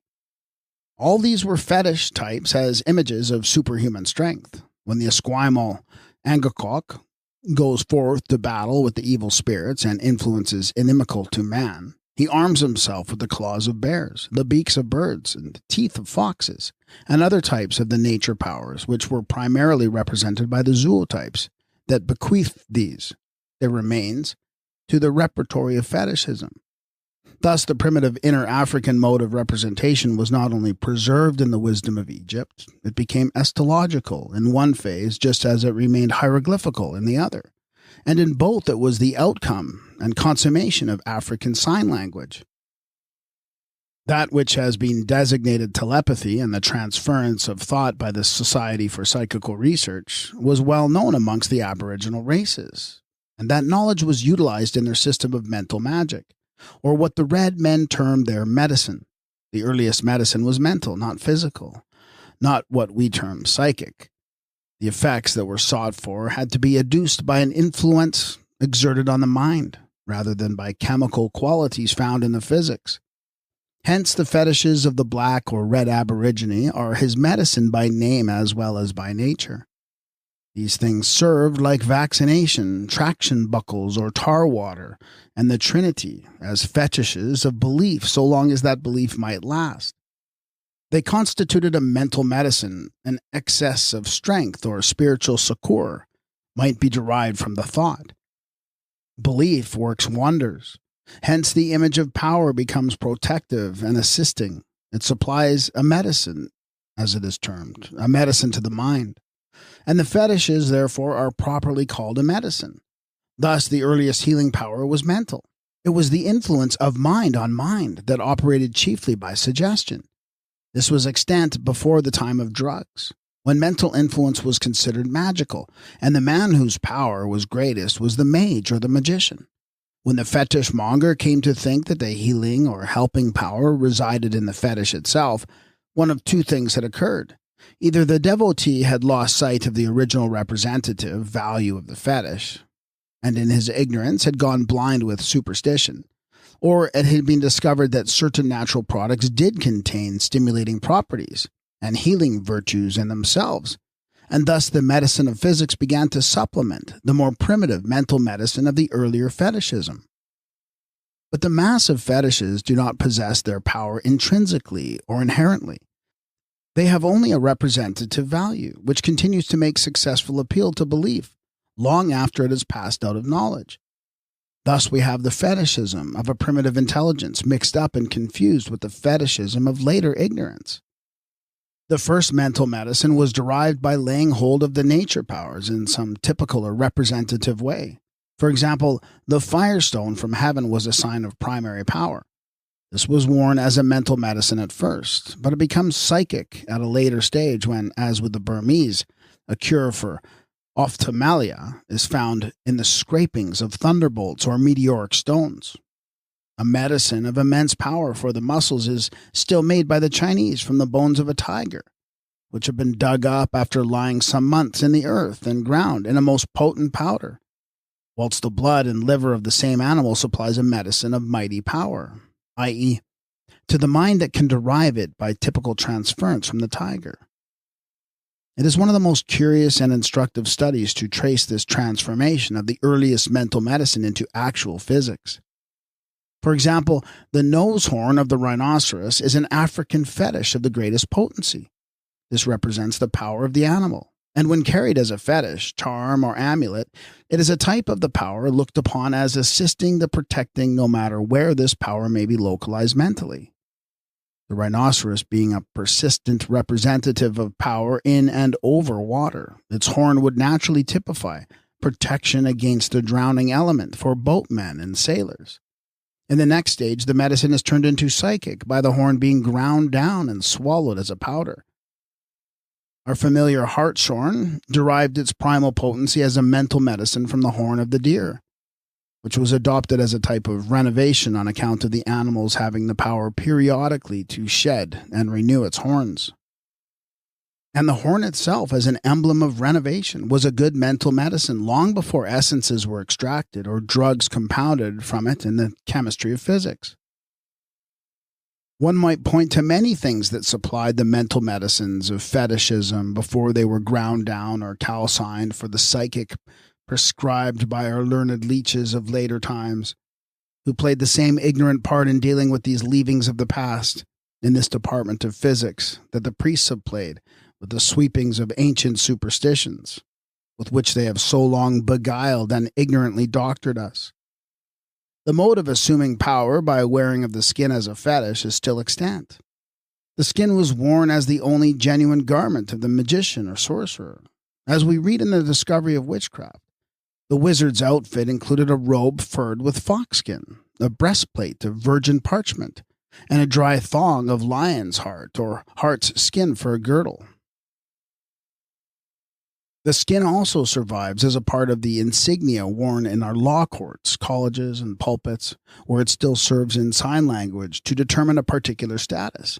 It likewise survives as the cap and tails on the head of the clown in a less serious kind of pantomime.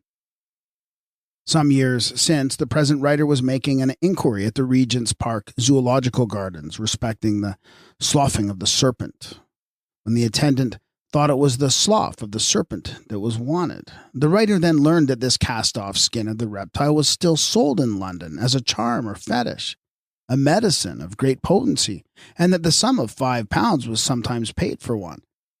The fetishes acquired their sacred character, not as objects of worship, but from what they had represented in sign language, and the meaning still continued to be acted when the language was no longer read.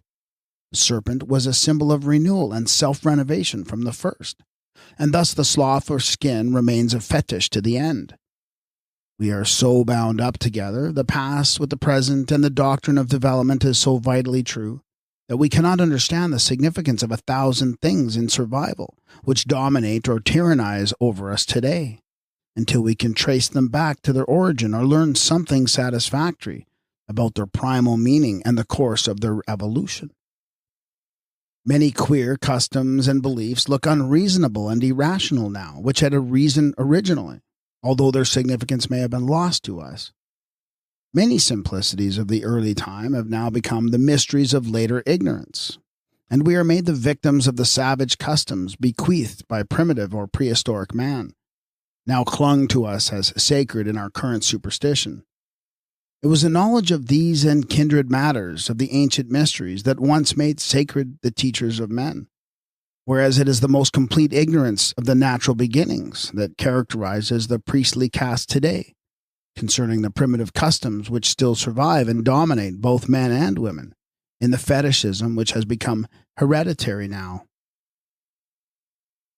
The end. Totemism, tattoo, and fetishism as forms of sign language. Narrated by Graham Dunlop. Edited by Darren Grimes.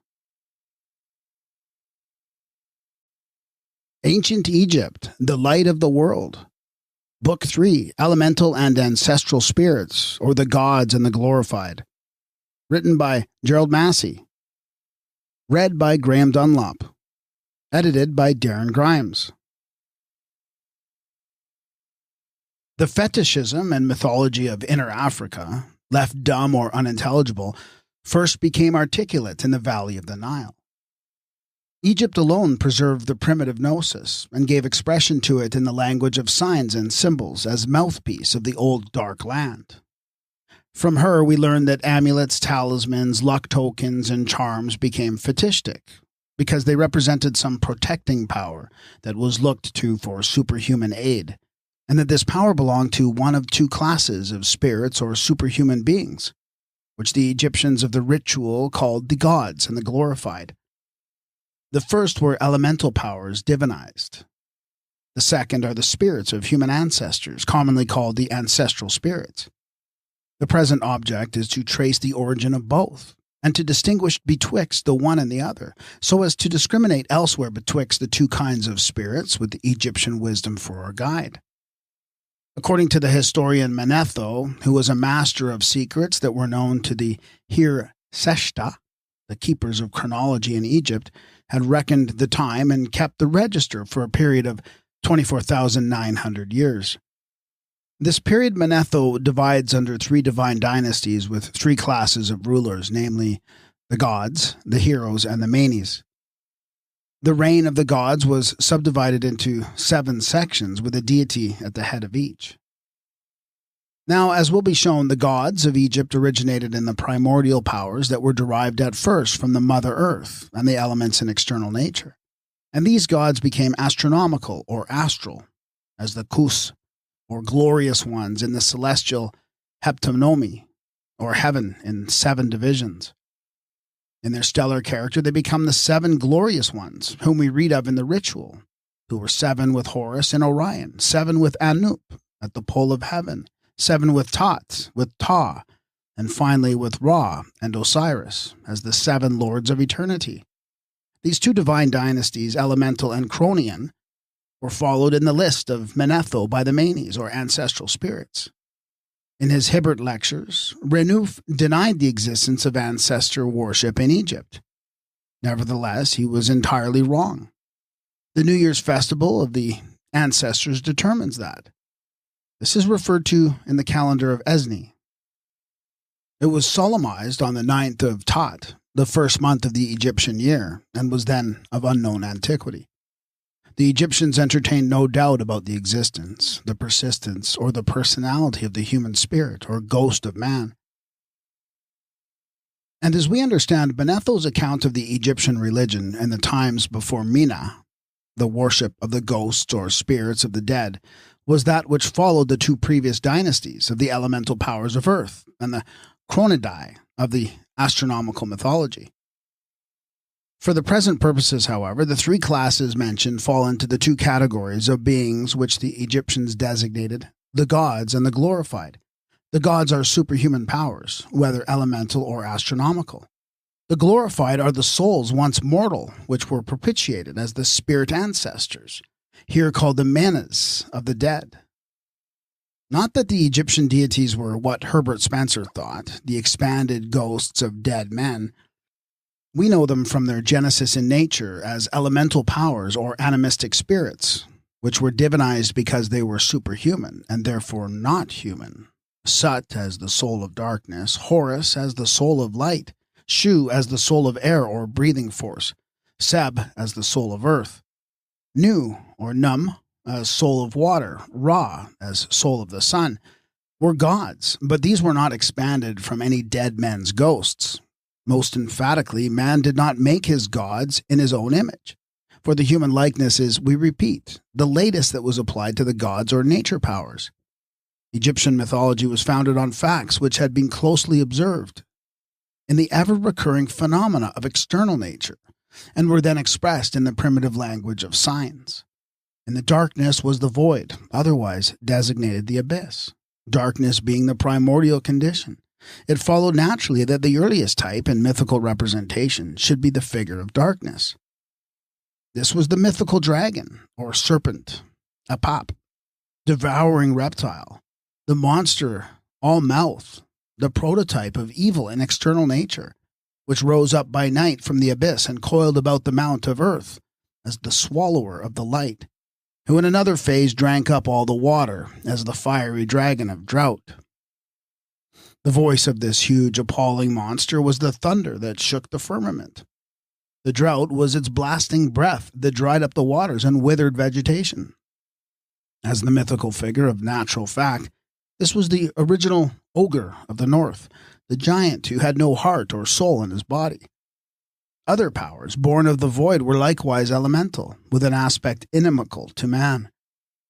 These were the spawn of darkness, drought, and disease. In the ritual, they are called the Samai, demons of darkness, or the wicked Sabao, who forever rose in impotent revolt against the powers that wrought for good. These Samai, or black spirits, and Sabao supplied fiends and spirits of darkness to later folklore and fairyology. And like the evil Apap, the offspring also are of neither sex. Sex was introduced with the Great Mother in her Huggest, most ancient form of the water cow, as representative of the Mother Earth and bringer forth of life amidst the waters of surrounding space. Her children were the elemental powers or forces, such as wind and water, earth and fire, but these are not to be confused with the evil progeny of Apap. Both are elemental in their origin, but the first were baneful, whereas the latter are beneficent. When the terrors of the elements had somewhat spent their force, and were found to be non-sentient and unintelligent, the chief objects of regard and propitiation were recognized in the bringers of food and drink, and the breath of air as the elements of life. Those were the beneficent powers born of the Old Mother as elemental forces, that preceded the existence of the gods, or powers divinized. The transformation of an elemental power into a god can be traced, for example, in the deity Shu. Shu as an elemental force was representative of wind, air, or breath, and more especially the breeze of dawn and eve, which was the very breath of life to Africa. Darkness was uplifted or blown away by the breeze of dawn. The elemental force of wind was imaged as a panting lion crouched upon the horizon or the mountain top, as lifter up of darkness or the sky of night. The power thus represented was animistic or elemental. Next, Shu was given his star, and he became the Red God, who attained the rank of stellar deity as one of the 7 heroes who obtained their souls in the stars of heaven. The Lion of Shu was continued as the figure of his force, and thus a god was born, the warrior god, who was one of the heroes, or one of the powers in an astronomical character. 3 of these beneficent powers were divinized as male deities in the Kamite pantheon, under the names of Nu, Shu, and Seb. Nu was the producer of that water which in Africa was looked upon as an overflow of very heaven. Shu was the giver of the breath of life. Seb was divinized and therefore worshipped as the god of earth and father of food. These 3 were powers that represented the elements of water, air, and earth. Water is denoted by the name of Nu. Shu carries the lion's hinder part upon his head as the sign of force. The totem of Seb is the goose that lays the egg, a primitively perfect figure of food. These, as elemental powers or animistic souls, were life-givers in the elements of food, water, and breath, not as begetters or creators, but as transformers from one phase of life to another, finally including the transformation of the superhuman power into the human product. There are 7 of these powers altogether, which we shall have to follow in various phases of natural phenomena and on diverse radiating lines of descent. Tentatively, we might parallel darkness equals Sut, light equals Horus, breathing power equals Shu, water equals Nu or Happy, earth equals Tumatuf, or Seb. Fire equals Kabsinuf. Blood equals child Horus. These were not derived from the ancestral spirits, once human, and no ancestral spirits ever were derived from them. 6 of the 7 were pre-human types. The 7th was imaged in the likeness of child Horus, or of Atum, the man. 2 lists of names for the 7 are given in the ritual, which correspond to the 2 categories of the elemental powers and the glorious ones, or heroes. Speaking of the 7, the initiate in the mystery says, I know the names of the 7 glorious ones. The leader of that divine company is An-Aref, the Great by name. The title here identifies the human elemental as the sightless mortal Horus. That is, Horus who was incarnated in the flesh at the head of the 7, to become the first in status, he who had been the latest in development. In this chapter of the ritual, the 7 have now become astronomical, with their stations fixed in heaven by Anup, whom we shall identify as deity of the pole. They do better, says Plutarch, who believe that the legends told of Sut, Osiris, and Isis do not refer to either gods or men, but to certain great powers that were superhuman, but not as yet divine. The same writer remarks that Osiris and Isis passed from the rank of good demons, elementals, to that of deities. This was late in the Kamite mythos, but it truly follows the earlier track of the great powers when these were Sut and Horus, Shu and Seb, and the other elemental forces that were divinized as gods. In the astronomical mythology, the nature powers were raised to the position of rulers on high, and this is that beginning which was described by Manetho with the gods as the primary class of rulers, whose reign was divided into 7 sections, or, as we read it, in a heaven of 7 divisions. That is, the celestial heptonymy. Certain of these can be distinguished in the ancient heavens yet as figures of the constellations which became their totems. Amongst such were the hippopotamus bull of Sut, the crocodile dragon of Sebek Horus, the lion of Shu, the goose of Seb, the beetle of Kepler, Cancer, and other types of those starry souls on high, now designated deities, or the glorious ones, as the Kuti. The ancient mother, who had been the cow of earth, was elevated to the sphere as the cow of heaven. It was she who gave rebirth to the 7 powers that obtained their souls in the stars, and who were known as the children of the thigh, when that was her constellation. These formed the company of the 7 glorious ones, who became the Ali, or Elohim, divine masters, timekeepers, makers, and creators, which have to be followed in a variety of phases and characters. The Egyptian gods were born then as elemental powers. They were born as such of the old first great mother, who in her character of Mother Earth was the womb of life, and therefore mother of the elements, of which there are 7 altogether, called her children. The 7 elemental powers acquired souls as gods in the astronomical mythology. They are given rebirth in heaven as the 7 children of the old great mother. In the stellar mythos, they are also grouped as the 7 Kus, with Anup on the mount. They are the 7 Tasu, with Tat in the lunar mythos, and 7 Kemu, with Ta in the solar mythos. They then pass into the eschatology of the 7 souls of Ra, the Holy Spirit, and the 7 great spirits glorified with Horus as the 8th in the resurrection from Amenta. The Egyptians have preserved for us a portrait of Apt, Keb, or Ta-Urt, the Great Mother, in a 4-fold figure as the bringer forth of the 4 fundamental elements of earth, water, air, and heat. As representative of the earth, she is a hippopotamus. As representative of water, she is a crocodile. And as the representative of breathing force, she is a lioness. The human mother being imaged by the pendant breasts and procreant womb. Thus, the mother of life is depicted as bringer forth of the elementals of life, or at least 4 of these as the elemental forces or souls of earth, water, fire, and air, which 4 are imaged in her compound corpulent figure, and were set forth as 4 of her 7 children. Apt was also the mother of sparks, or of souls as sparks of starry fire. She was the kindler of life from the spark that was represented by the star. This, we reckon, is the soul of Sut, her firstborn, as the beneficent power of darkness. The power of water was imaged by Sebek Horus as the crocodile. The power of wind or air in one character was that of the lion god Shu. And the power of the womb is the child Horus, as the fecundator of his mother. These, with some slight variations, are 4 of the 7 powers of the elementals, identified with the mother as the bringer forth of gods and men, whom we nowadays call Mother Nature. 6 of the total 7 were represented by zootypes, and Horus was personalized in the form of a child. Evidence for a soul of life in the dark was furnished by the star. Hence, the soul and star are synonymous under the name of Kabsu in Egyptian. This was an elemental power of darkness divinized in Sut, the author of astronomy. Evidence for a soul of life in the water was furnished by the fish that was eaten for food. This elemental power was divinized in the fish god Sebek and in Ichthus, the mythical fish. Evidence for a soul of life in the earth was also furnished in food and in periodic renewal.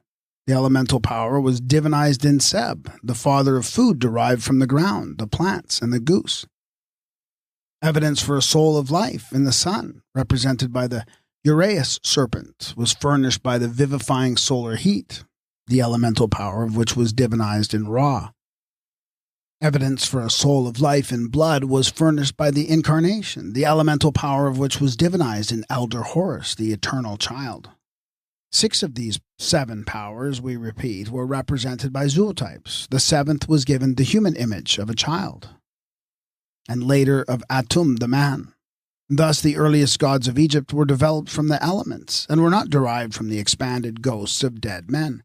Otherwise stated, the ancestral spirits were not primary.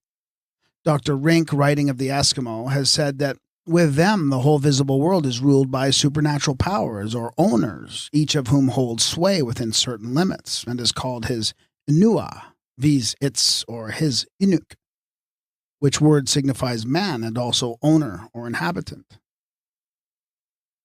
This is cited by Herbert Spencer as most conclusive evidence that the agent or power was originally a human ghost, because the power may be expressed as the Inuk or its man, the man in it. That is, the man's ghost in it. The writer did not think of the long way the race had to travel before the power could be expressed by its man, or how late was the anthropological mode of representing the forces of external nature. The man as type of power belongs to a far later mode of expression. Neither man nor woman nor child was among the earliest representatives of the elemental forces in external nature.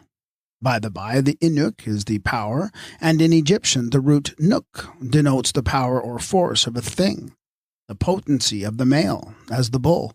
Thence Nukta is the strong man or giant.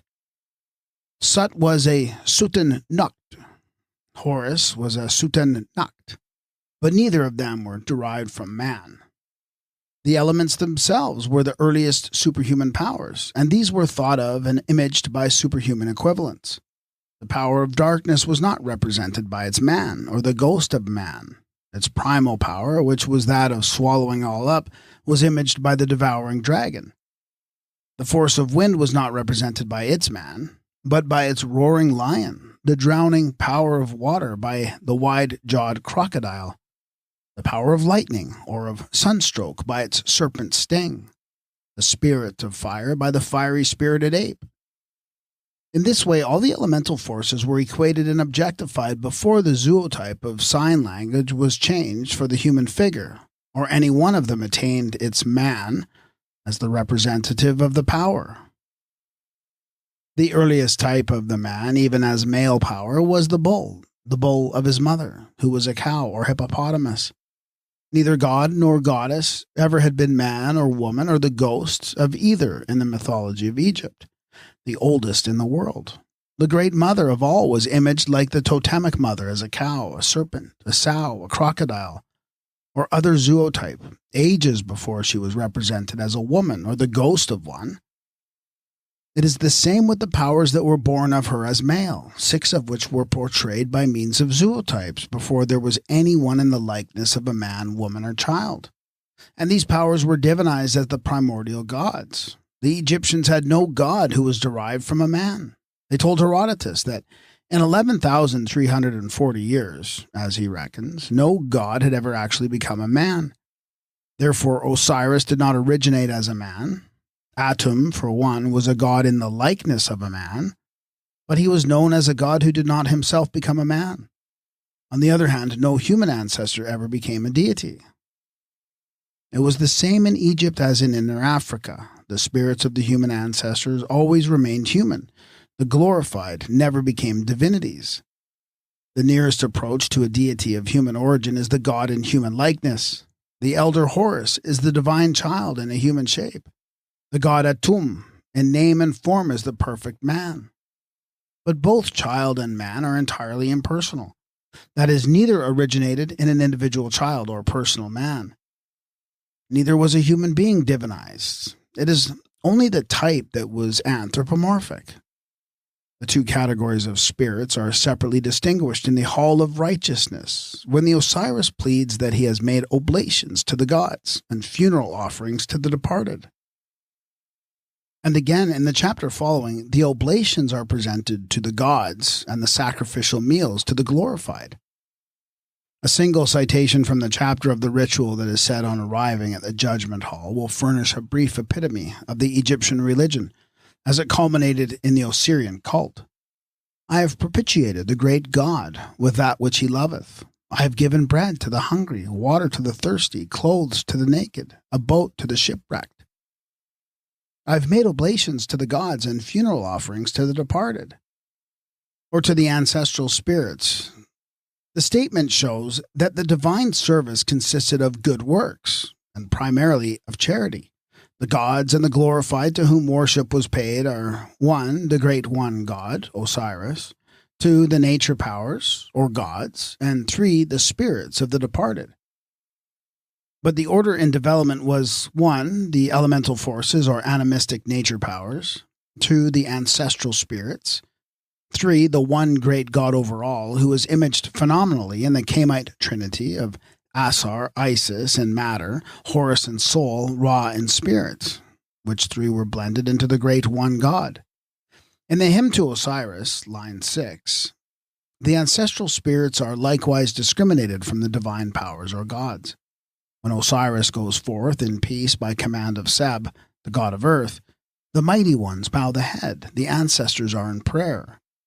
These latter are the commonality of the dead, the human ancestors in general, distinguished from the gods or powers of the elements that were divinized in the astronomical mythology. In one of the texts, the spirits of the king, the ever-living Mer-en-Ra, are set forth as an object of religious regard, superior in status to that of the gods, by which we understand the ancestral spirits are here exalted above the elemental powers as the objects of propitiation and invocation. The Egyptian gods and the glorified were fed on the same diet in the fields of divine harvest, but are entirely distinct in their origin and character. The glorified are identifiable as spirits that once were human, who have risen from the dead in a glorified body as Sahus. The gods are spirits or powers that never had been human. We know the great ones, female or male, from the beginning as elemental forces. They were always extant in nature. These were first recognized, represented, and divinized as superhuman. The ghost, when recognized, was human still, however changed and glorified. But the Mother Earth had never seen a human mother, nor had the serpent Ranut or Nut, the celestial wateress. The god of the pole, as Anup, the moon god Tat, the sun god Ra, had never been spirits in a human guise. They were divinized and therefore worshipped or propitiated as the superhuman powers in nature, chiefly as the givers of light, food, and drink, and as keepers of time and reason. These, then, are the goddesses and gods that were created by the human mind as powers that were impersonal and non-human. Hence, they had to be envisaged with the aid of living types. Spirits once human manifest as ghosts in human form. It follows that the gods were primary, and that worship or extreme reverence was first addressed to them and not to the ancestral spirits, which, according to H. Spencer and his followers, had no objective existence. Neither is there any sense in saying the Egyptian deities were conceived in animal forms. This is to miss the meaning of the sign language altogether. Conception has naught to do with Horus being represented by a hawk or a crocodile or a calf, Seb by a goose, Shu by a lion, Ranut by a serpent, Isis by a scorpion. The primary question is, why were the goddesses and gods or powers presented under these totemic types, which preceded the anthrotype and the different modes of mythical representation? 3 of the 7 children born of the Great Mother had been traced in the portrait of Apt, the first genetrix, as Sut, the hippopotamus, Sebek, the crocodile, and Shu, the lion. But there was an earlier phase of representation with her 2 children, Sut and Horus, who were born twins. It is the same in the Kamite mythology as in external nature. The 2 primary elements were those of darkness and light. Sut was the power of darkness, Horus the power of light. In one representation, the 2 elements were imaged by means of the black bird of Sut and the white bird, or golden hawk, of Horus. Thus we can identify 2 elemental powers, as old as night and day, which are primeval in universal mythology.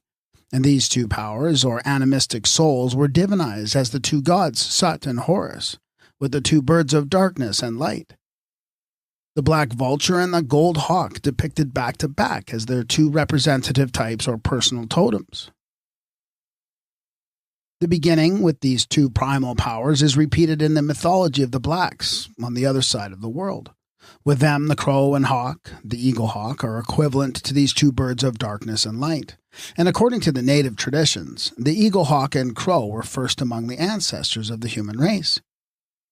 That is, as the first 2 of the elemental powers which became the non-human ancestors in mythology. They are also known as the creators who divided the Murray blacks into 2 classes or brotherhoods, whose totems were the eagle hawk and crow, and who now shine as stars in the sky.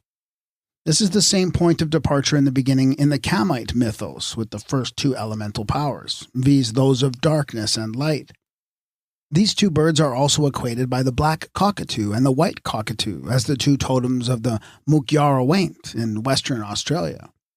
The 2 animistic souls or spirits of the 2 primary elements can be paralleled in the 2 souls that are assigned to man or the manas, and the traditions of certain aboriginal races, called the dark shade and the light shade, the first 2 souls of the 7 in the ritual. These, as Egyptian, are 2 of the 7 elements from which the enduring soul and total personality of man is finally reconstituted in a menta after death. They are the dark shade, called the Kabsu, and the light shade, called the Sahu. A Zulu legend relates that in the beginning there were 2 mothers in the beds of reeds who brought forth 2 children, one black, the other white. The woman in the 2 beds of reeds was Mother Earth, who had been duplicated in the 2 mothers who brought forth in space when this was first divided into night and day. Another version of the mythical beginning with a black and white pair of beings was found by Duff MacDonald among the natives of Central Africa. The black man, they say, was crossing a bridge, and as he looked round he was greatly astonished to find that a white man was following him. These are the powers of darkness and daylight who were portrayed in Egypt as the Sut and Horus twins, one of whom was the black Sut, the other the white Horus, and the 2 men were elementals. The natives on the shores of Lake Rudolph say that when it thunders a white man is born, but the white man thus born is the flash of light or lightning imaged by an anthropomorphic figure of speech. The Aborigines of Victoria likewise say the moon was a black fellow before he went up into the sky to become light or white. Horus in Egypt was the white man as an elemental power, the white one of the Sut and Horus twins, who is sometimes represented by an eye that is white, whereas the eye of Sut was black. In the mythos, Horus is divinized as the white god. The children of Horus, who are known to mythology as the solar race, are the Kuti. These are the white spirits, the children of light. The solar race at last attains supremacy as chief of all the elemental powers, and in the eschatology the Kuti are the glorious ones. The Kusain is the beautiful white bird. This signifies a spirit, and the spirit may be a human ghost, or it may be the spirit of light, otherwise light imaged as a spirit. Thence Horus, the spirit of light in the mythology, or the glorified human spirit called the Ku in the eschatology. The symbol of whiteness, such as the white down of birds, pipe clay, chalk flour, the white stone, and other things employed in the mysteries of the black races and in their mourning for the dead, derive their significance from white being emblematic of spirit, or the spirits which originated in the element of light being the white spirit. The turning of black men into white is a primitive African way of describing the transformation of the mortal into spirit. It is the same in the mysteries of the Aleutians, who dance in a state of nudity with white eyeless masks upon their faces, by which a dance of spirits is denoted. With the blacks of Australia, the secret wisdom is the same as that of the dark race in Africa. According to Buckley, when the black fellow was buried, the one word, animediate, was uttered, which denoted that he was gone to be made a white man. But this did not mean a European. Initiates in the totemic mysteries were made into white men by means of pipe clay and birds of down, or white masks, the symbols of spirits in the religious ceremonies. This mode of transformation was not intended as a complement of the pale face of Europe. Neither did white spirits and black originate with seeing the human ghost. Horus is the white spirit in the light half of the lunation. Sut, in the dark half, is the dark fellow, because they represent the elements of light and darkness that were divinized in mythology. Hence the eternal contention of the twins Sut and Horus in the moon. It is common in the African mysteries for the spirits to be painted or arrayed in white, and the custom of pipe-claying the face on purpose to cause dismay in battle. The white was intended to suggest spirits, and thus to strike the enemy with fear and terror. Also, when spirits are personated in the mysteries of the Arunta and other tribes of Australian Aborigines, they are represented in white by means of pipe clay and the white down of birds. It is very pathetic, this desire and strenuous endeavor of the black races from Central Africa to Egypt, or to the heart of Australia, to become white as the children of light, and to win and wear the white robe as a vesture of spiritual purity, if only represented by a white mask or coating of chalk, pipe clay, or white feathers. Many a white man has lost his life and been made up into medicine by the black fellows on account of his white complexion being the same with that assigned to the good or white spirits of light. In a legend of creation preserved among the Cabinda, it is related that God made all men black. Then he went across a great river and called upon all men to follow him. The wisest, the best, the bravest of those who heard the invitation plunged into the wide river, and the river washed them white. These were the ancestors of white men. The others were afraid to venture. They remained behind in their old world and became the ancestors of black men. But to this day the white men come as spirits to the bank on the other side of the river and echo the ancient cry of "Come thou hither," saying, "Come, it is better over here." These are the white spirits, called the white men by the black races, who originated in the representation of light as an elemental spirit, the same term being applied afterwards to the white bird, the white god, and the white man. This legend is also to be found in Egypt. As the ritual shows, there was an opening day of creation, designated the day of "Come thou to me." The call was made by Ra, from the other side of the water, to Osiris in the darkness of Amenta.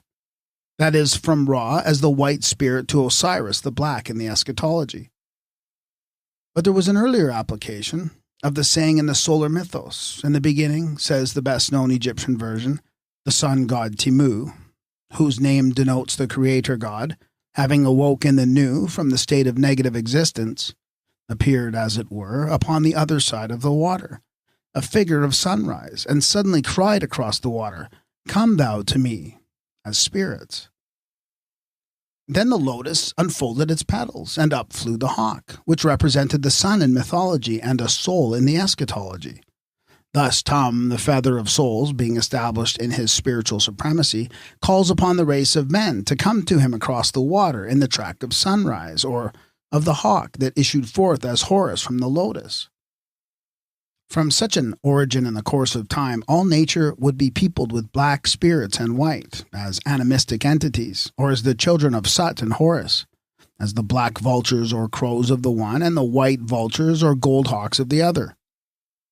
Thus we have traced a soul of darkness and a soul of light that became Egyptian gods in the twin powers, Sut and Horus, and were called the dark shade and the light of other races, the two first souls that were derived as elementals. The anima, or breath of life, was one of the more obvious of the 6 souls, whose genesis was visible in external nature. This was the element assigned to Shu, the god of breathing force. In the chapter for giving the breath of life to the deceased, the speaker in the character of Shu says, "I am Shu, who conveys the breezes or breathings. I give air to these younglings as I open my mouth." These younglings are the children whose souls are thus derived from Shu, when the soul and breath were one, and Shu was this one of the elemental powers divinized as male. Misters Spencer and Gillen have shown that up to the present time, the Arunta tribes of Central Australia do not ascribe the begettal of a human soul to the male parent. They think the male may serve a purpose in preparing the way for conception, but they have not yet got beyond the incorporation of a soul from the elements of external nature, such as wind or water, that is, the power of the air or of water, which was imaged in the elemental deity. Spirit children, derivable from the air, are supposed to be especially fond of traveling in a whirlwind, and on seeing one of these approaching, a native woman who does not wish to have a child will flee as if for her life to avoid impregnation. This doctrine of a soul is supposed to be incorporated from the elements is so ancient in Egypt as to have been almost lost sight of or concealed from view beneath the mask of mythology. The doctrine, however, was Egyptian. The insufflation of the female by the spirit of air was the same when the goddess Neith was impregnated by the wind. With the Arunta tribes, it is the ordinary woman who is insufflated by the animistic soul of air. In Egypt, from the earliest monumental period, the female was represented mythically as the great mother Neith, whose totem, so to call it, was the white vulture, and this bird of maternity was said to be impregnated by the wind. This kind of spirit not only entered the womb of Neith, or of an Arunta female, it also went out of the human body in a whirlwind. Once when a great Fijian chief passed away, a whirlwind swept across the lagoon. An old man who saw it covered his mouth with his hand and said in an awestruck whisper, "There goes his spirit." This was the passing of a soul in the likeness of an elemental power, the spirit of air that was imaged in the god Shu, the spirit that impregnated the virgin goddess Neith.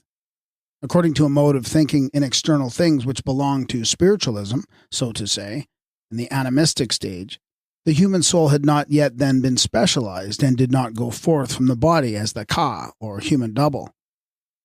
It was only a totemic soul affiliated to the power of wind, which came and went like the wind, as the breath of life. To quote the phrase employed by Misters Spencer and Gillen, a spirit child was incarnated in the mother's womb by the spirit of air. The doctrine is the same in the Christian phase, when the Holy Spirit makes its descent on Mary and insufflates her, with the dove for totem instead of some other type of breathing force or soul. There is likewise a survival of primitive doctrine when the Virgin Mary is portrayed in the act of inhaling the fragrance of the lily to procure the mystical conception of the Holy Child. This is a mode of inhaling the spirit breath, or anima, the same as in the mystery of the Arunta, but with the difference that the Holy Spirit takes the place of the spirit of air, otherwise that Ra, as source of soul, has superseded Shu, the breathing force. Such things will show how the most primitive simplicities of ancient times have supplied our modern religious mysteries. We learn also from the Arunta tribes that it is a custom for the mother to affiliate her child thus incorporated, not incarnated, to the particular elemental power, as spirit of air or water, tree or earth, supposed to haunt the spot where she conceives, or may have quickened. Thus, the spirit child is, or may be, a reincorporation of the Alcharinga ancestor, who as Egyptian is the elementary power divinized in the eschatology, and who is to be identified by the animal or plant which is the totemic type of either. Not that the animal or plant was supposed by the knowers to be transformed directly into a human being, but that the elemental power, or superhuman spirit, entered like the gust that insufflated the vulture of Neith, or caused conception, whether in the Arunta female or the Virgin Mary. The surroundings at the spot will determine the totem of the spirit, and therefore of the spirit child. Hence the tradition of the Chiringananga being dropped at the place where the mother was impregnated by the totemic spirit, which, considering the sacred nature of the Chiringa, was certainly a form of the Holy Spirit. The spirit of air rushed out of the gap between the hills, or it was at the water hole, or near the sacred rock, or the totemic tree, that the mother conceived, and by means of such the child is affiliated to the elemental power, the animistic spirit, the Al-Chiringa ancestor, as well as to the totemic group. The mother caught by the power of wind in the gap is the equivalent of divine Neith caught by the air god Shu and insufflated in the gorge of Neith. The element of life incorporated is the source of breath, or the spirit of air, which would have the same natural origin whether it entered the female in her human form or into that of the bird, beast, fish, or reptile. It was the incorporation of an elemental spirit, whether of air, earth, water, fire, or vegetation. In popular phraseology, running water is called living water, and still water is designated dead. There's no motion in dead water, no life, no force, no spirit. Contrariwise, the motion of living water, the running spring or flowing inundation, is the force, and finally, the soul of life in the element. Air was the breath of life, and therefore a soul of life was in the breeze. In the deserts of Central Africa, the breeze of dawn and eve and the springs of water in the land are very life indeed, and the givers of life itself, as they have been from the beginning. These then are two of the elements that were brought forth as nature powers by the earth, the original mother of life and of all living things. When the supreme life-giving, life-sustaining power was imaged as a pouring forth of overflowing energy, the solar orb became a figure of such a fountainhead or source. But an earlier type of this great welling forth was water. Hence Osiris personates the element of water as he who is shoreless. He is objectified as the water of renewal. His throne in heaven, earth, and Amenta is balanced upon water. Thus the primary element of nutriment has the first place to the last, with the root origin of life in water. Birth from the element of water was represented in the mysteries of Amenta by the rebirth in spirit from the water of baptism. It is as a birth of water that child Horus calls himself the primary power of motion. Also, the children of Horus who stand on the papyrus plant or lotus are born of water in the new kingdom that was founded for the father by Horus the son.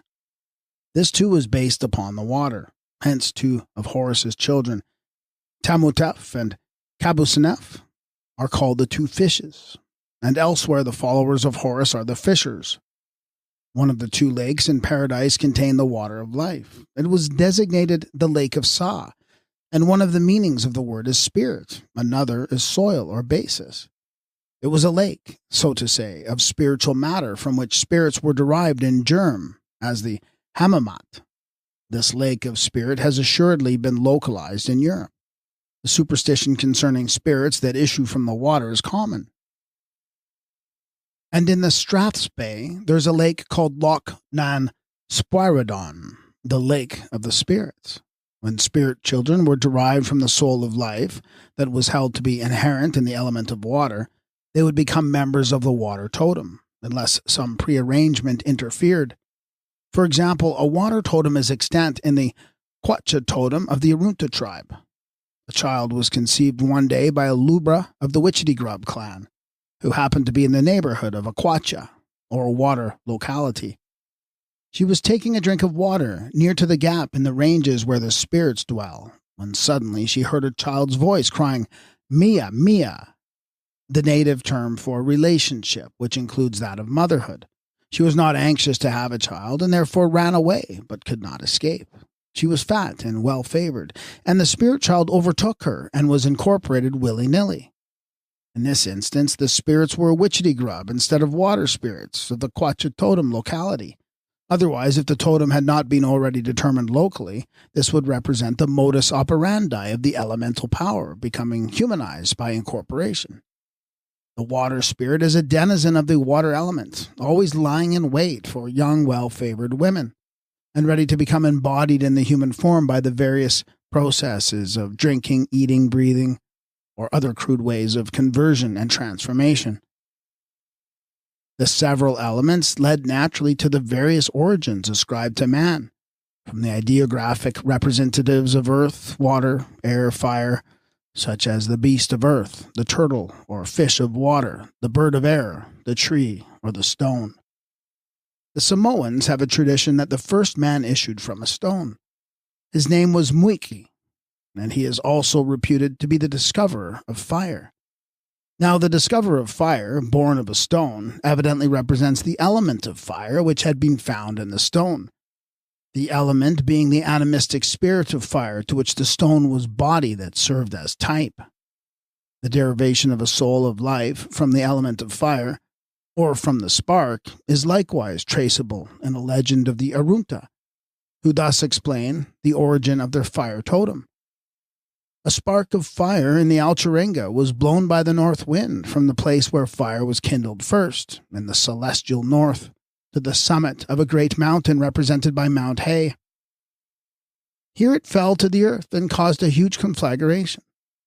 When this subsided, one class of the Inaporta creatures issued from the ashes.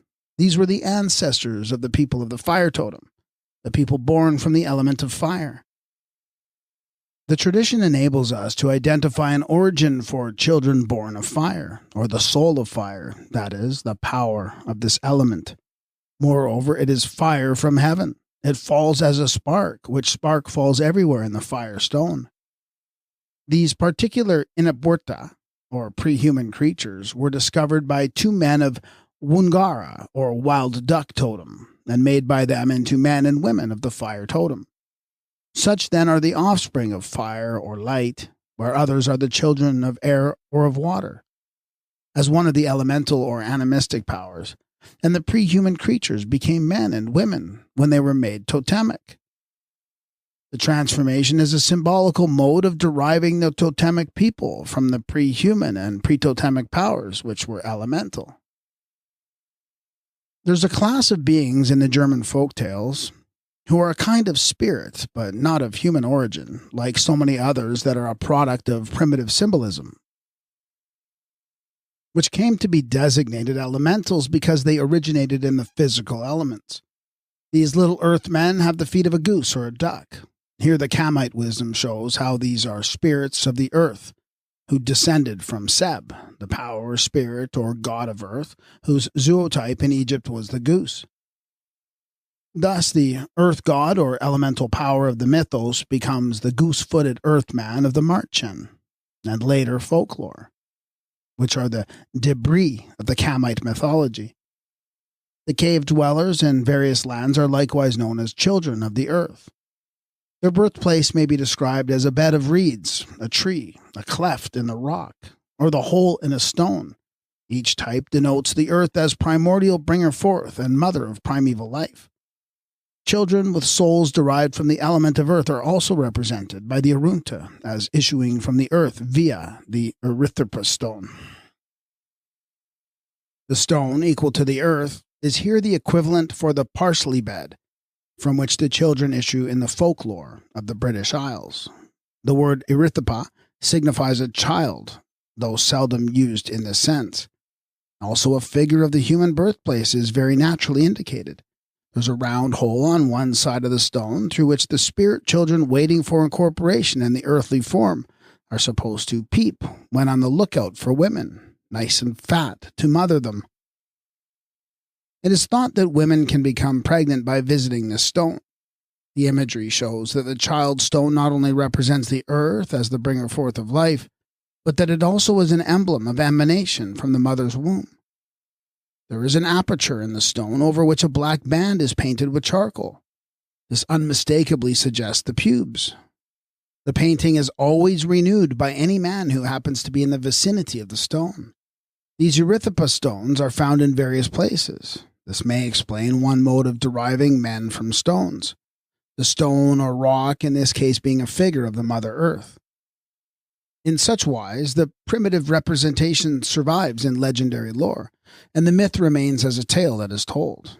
Earth, as the birthplace in the beginning, was typified by the tree and stone. A gap in the mountain range, a cleft in the rock, or the hole in a stone presented a likeness to the human birthplace. The mystery of the stone affords an illuminative instance of the primitive mode of thinging in sign language, or thinking in things. Conceiving a child was thought of as a concretion of spirit, and that concretion or crystallization was symbolized by means of the white stone and the mysteries.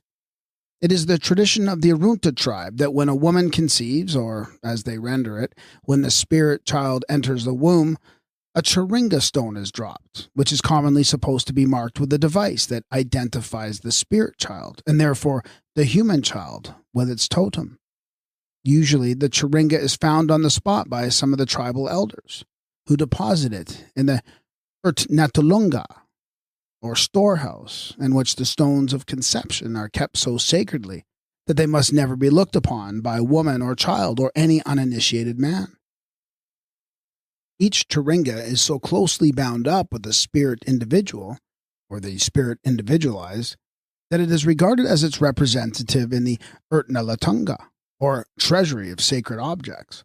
In this way, the Arunta were affirming that when a child was conceived of an elemental power, whether born figuratively from the rock or tree, the air, the water, or it may be from the spark in the stone that fell with the fire from heaven, or actually from the mother's womb, it was in the possession of a spirit that was superhuman in its origin and enduring beyond the life of the mortal.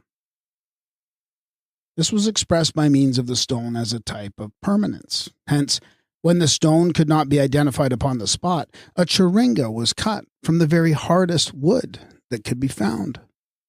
The stones were then saved up in the repository of the tribe or totemic group, and these charingas are the stones and trees in which primitive men have been ignorantly supposed to be keeping their souls for safety outside their own bodies by those who know nothing of the ancient sign language.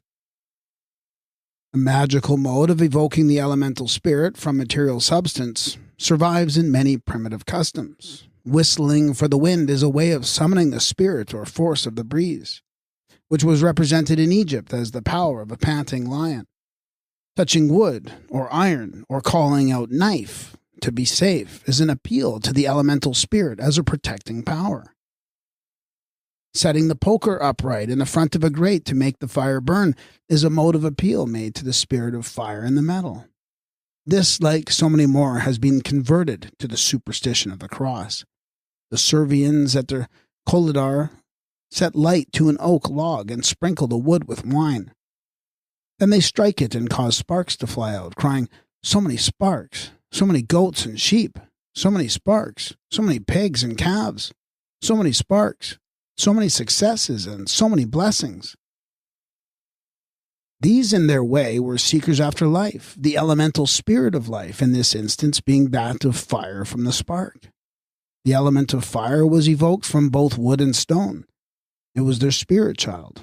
Now it is a mode of magic to evoke a spirit from these by rubbing the wood or stone, or the totems made from either.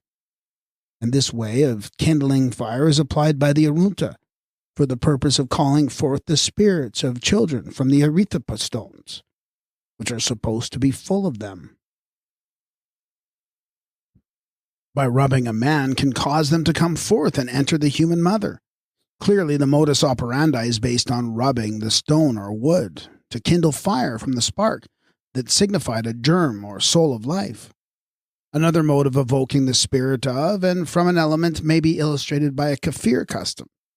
When the girls have come of age and have suffered the opening rite of puberty, it is the Zulu fashion for the initiate to run stark naked through the first plenteous downpour of water, which is characteristically called a he-rain, to secure fertilization from the nature power. In this custom, a descent of the elemental spirit for incorporation is by water instead of fire, or earth, air, or light. But the principle is the same in primitive animism. Whatever the agent, there is a derivation from a source that is superhuman, if only elemental. It was the elemental powers that supplied pre-human souls in the primitive sociology. These we term totemic souls, souls that were common to the totemic group of persons, plants, animals, or stones, when there was no one soul yet individualized or distinguished from the rest as the human soul. They could not be the souls of men. They were supposed to inhabit the bodies of beasts and birds, reptiles and insects, plants and stones. When there were no souls of men yet discreted from the pre-human souls in old totemic times. The human lives or souls are bound up with the totemic animal or bird, reptile or tree, because these represented the same animistic nature power from which the soul that is imaged by the totem was derived. The soul in common led to the common interest, the mysterious relationship and bond of unity betwixt man and animal and elemental powers, or the later gods. It was this totemic soul common to man and animal which explains the tradition of the Papagos, that in the earlier times men and beasts talked together, and a common language made all brethren. In the primary phases, the soul that takes shape in the human form was derived directly from the element as source of life. In the second phase of representation, the powers of the elements were imaged by the totemic zootypes. Thence arose the universal tradition, sometimes called belief, of an animal ancestry in which the beasts, birds, reptiles, fish, plants, trees, rocks, or stones were the original progenitors of the human race, through the growing ignorance of primitive sign language. Spirit children derived from the elemental power of air are described in the ritual as the younglings of Shu, the god of breathing force. And as the lion was the totem of Shu, the children would or might be derived from the lion as their totemic type. Germs of soul might ascend from the water of life in the celestial lake of Sa, or soul, as the children of Nu. The children of Horus are emanations from the sun. As such, they have their birth in heaven to become incorporate on the earth, child Horus being first, according to the eschatology. It is because the sun was looked upon at one stage as the elemental source of a soul that its power could be, as it was, represented by a phallus. Thence also arose the belief that the sun could impregnate young women. This will partly explain why the female, at the time of first menstruation, must be looked on by the sun. The young and fat Arunta woman, fleeing to escape from the embraces of the wind for fear of being impregnated with the elemental spirit child, suggests a clue. She did not wish to bear a child, therefore she fled from the elemental power. In this other case, the maiden must not be caught, for fear a soul should be made incarnate under the new conditions. For this reason, the young girls were taught that terrible results would happen if they were seen by the sun in their courses, and they were consequently kept in the shade, or were instructed to hide themselves when the time arrived.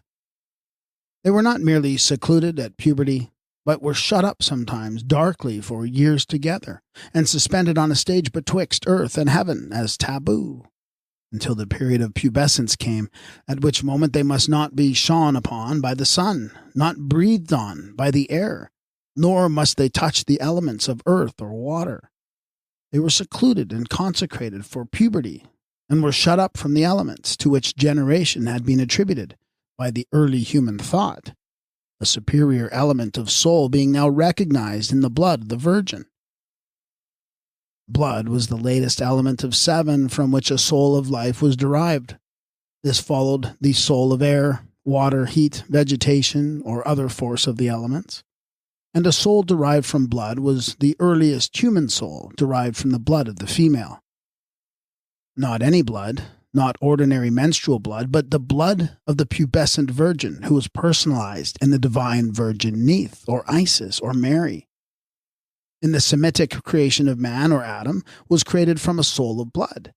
Blood and Adam are synonymous, and the previous races, which are but spittle, had derived their souls in common with the animals from the elements of external nature that were represented by totems, not by the blood of the mother nor by the ancestry of the father. Several forms of an external soul had been derived from the elements of earth, air, and water, and at length a human soul was differentiated from the rest. This was the soul of blood, which had been traced to the pubescent virgin. The Virgin Mother in mythology is only typical, but the type was founded in the natural fact that the mother blood originated with the Virgin, when the blood was held to be the soul of life. This, to reiterate, was the pubescent virgin ready for connubium. The Virgin Neith was represented by that bird of blood, the vulture, who was said to nurse her young on her own blood. The Virgin Isis was portrayed as the red heifer, when child Horus was her red-complexioned calf. The first rendering, then, was pre-anthropomorphic, and at last the human likeness was adopted for the soul of blood, and this was imaged in child Horus at the soul born in the blood of Isis, the divine blood mother who was the typical virgin. This was the creation of man in the mythology, who was Atum the Red in the Egyptian, Adam in the Hebrew version, and in the man this seventh soul was now embodied in the human form. The human soul was never conceived as a bird, but might be imaged as a bird, according to the primitive system of representation. The golden hawk, for instance, was a bird which typified the sun that soared aloft as Horus in the heavens. And the same bird in the eschatology was then applied to the human soul in its resurrection from the body. Hence the hawk with the human head is a compound image, not the portrait of a human soul. The celestial poultry that pass for angels in the imagination of Christendom have no direct relation to spiritual reality. A feathered angel was never yet seen by clairvoyant vision, and is not a result of revelation. We know how they originated, why they were so represented, and where they came from into the Christian eschatology. They are the human-headed birds that were compounded and portrayed for souls in Egypt, and carried out thence into Babylonia, Judea, Greece, Rome, and other lands. In the Contes Arabes, published by Spita Bey, the soul of a female jinn, who has become the wife of a human husband, goes out of her as a beetle, and when the beetle is killed, the female dies. Again, in a German tale, the soul of a sleeping girl is seen to issue from her mouth in the form of a red mouse, and when the mouse is killed, the maiden dies. In both cases, we find Egyptian symbolism surviving in folklore. The red mouse was a zootype of the soul of blood, the soul derived from the mother of flesh, and being such, it was consecrated as an image of child Horus, who was born in the blood of Isis, and because it was a figure of an elemental soul in the ancient symbolism, the mouse remained the emblem of the human soul in the Marchen of other nations.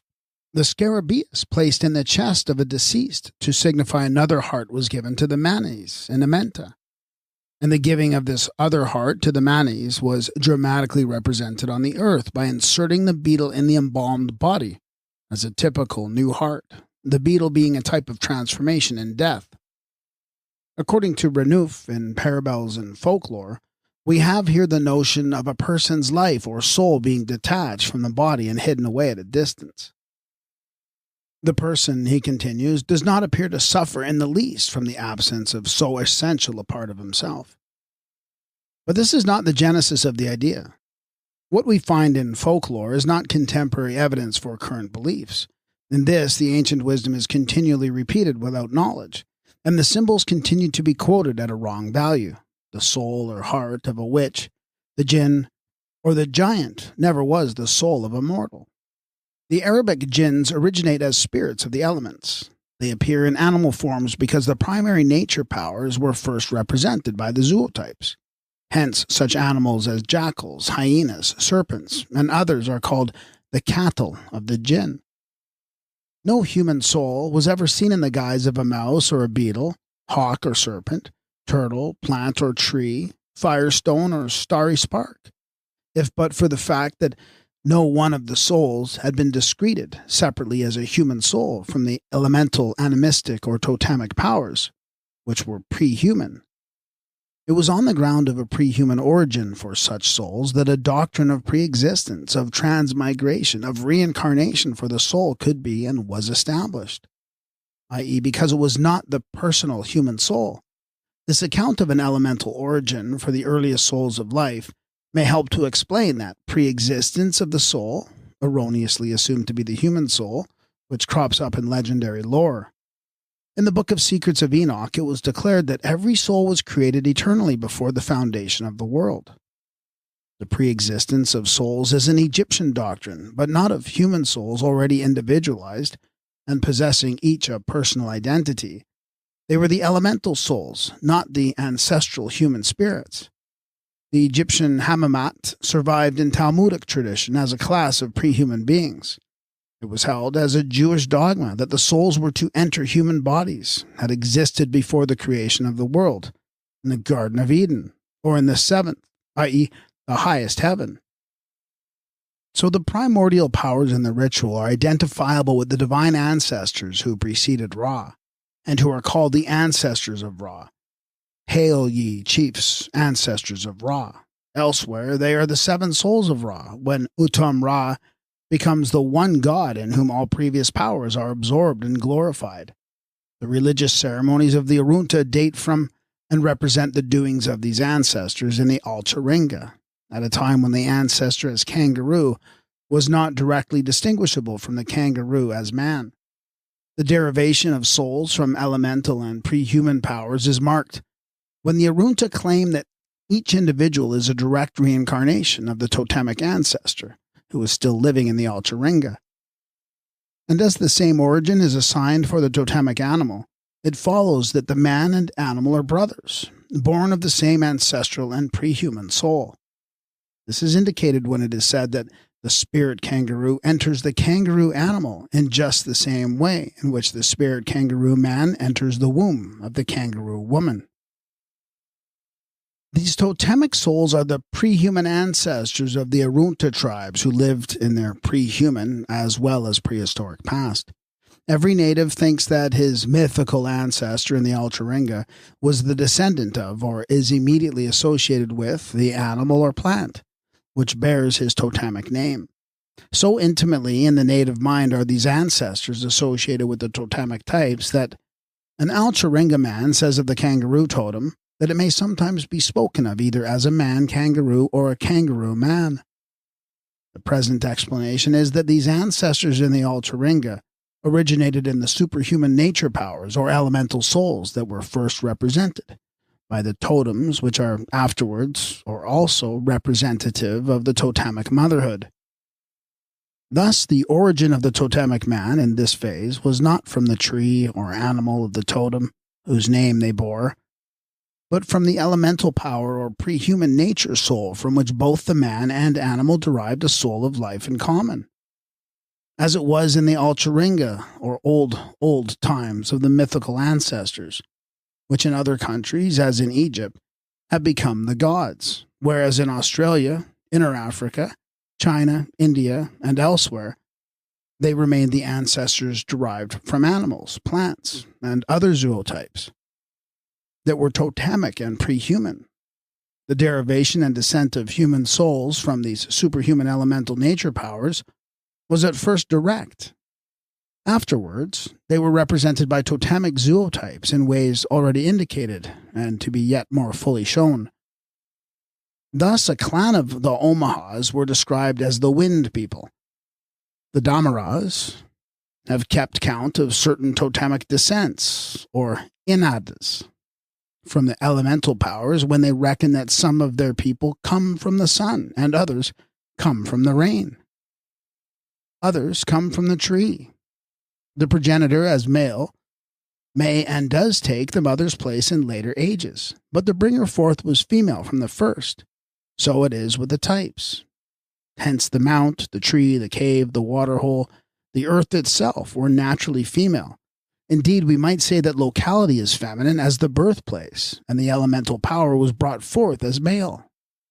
In Scotland, persons who bore the name of Tweed were supposed to have had the genie of the River Tweed for their ancestors, which denotes the same derivation from the elemental source, in this instance the spirit of water, as when the Arunta of the water totem claim descent by reincorporation from the elemental ancestor in the Alcharinga, or as it might be in the Egyptian wisdom from the god Nu, or Num, or Hapi, the descent being traceable at first by the totem and afterwards by the name.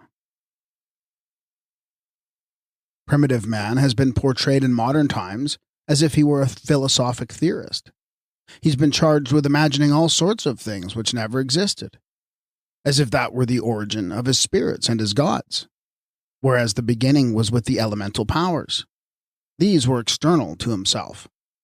There was no need to imagine them. They were. And with this cognition, his theology began. Primitive men were taught by the consistency of experience. However primitive, they neither had nor pretended to have the power of taking the soul out of the body when in peril and depositing it for safety in a tree or stone or any other totemic type. Such a delusion belongs to the second childhood of the human race rather than to the first. It never was an article of faith, even with the most benighted savages, as will be exemplified. Bunsen was one of those who had cited the tale of the two brothers, to prove how deep-seated was the Egyptian belief in the transmigration of the human soul. But as before said, Bata, the hero of the transmigrating soul, is not a human being. He is a folklore form of the mystical hero, the young solar god who issued in the morning or the springtime from the typical tree of dawn. In like manner, the golden hawk in the ritual brings his heart, soul from the mountain of the east, where it had been deposited in the tree of dawn upon the horizon. Externalizing the heart or soul in this way was not the act of men who were out of their minds or beside themselves, but simply a mode of symbolism which remains to be read in order that the error based upon it may be dispelled. When the nature powers are represented as human in the folk tales, they assume a misleading look, and primitive thought is charged with puerilities of the most recent fashion. It is these elemental souls that have been mixed up with the human soul by Hindus and Greeks, by Buddhists, Pythagorean, and Neoplatonist, and mistaken for the human soul in course of transmigration through the series, which were but representatives of souls that were distinguished as non-human by those who understood the types. The mantis, the hawk, the ram, the lion, and others in the ritual are types of souls, maybe of human souls, but not of this earth. Such were types of elemental powers first, and next they were continued as indicators of the stages made in the 7 transformations of the Manes and Amenta, the earth of eternity. The imagery was first applied to the powers of external nature, and when it is continued in a later phase, the mythical characters become mixed up and confounded with the human in the minds of those who know no better, or who are at times too knowing ever to know. Once a year, the Santals make simple offerings to a ghost or spirit who dwells in a bella tree. This is taken by Herbert Spencer to show that the spirit in the tree was derived from the human ghost, which, according to his theory, never existed save in dreams. He points to certain Egyptian representations of female forms, emerging from trees and dispensing blessings. But in no case has the female any human origin or significance. The females are Hathor and Nut, who personate the Divine Mother, not the human mother in the tree, as the giver of food and drink provided by the Mother Earth. As to the ghost in the tree, neither was that derived from the human spirit or the shadow seen in dreams. Egypt will tell us what it signified, and thereby prove that it did not originate in the human ghost or the Spencerian phantom born of sleep. Plant worship, says the same writer, is the worship of a spirit originally human. Everywhere the plant spirit is shown by its conceived human form and ascribed human desires to have originated from a human personality.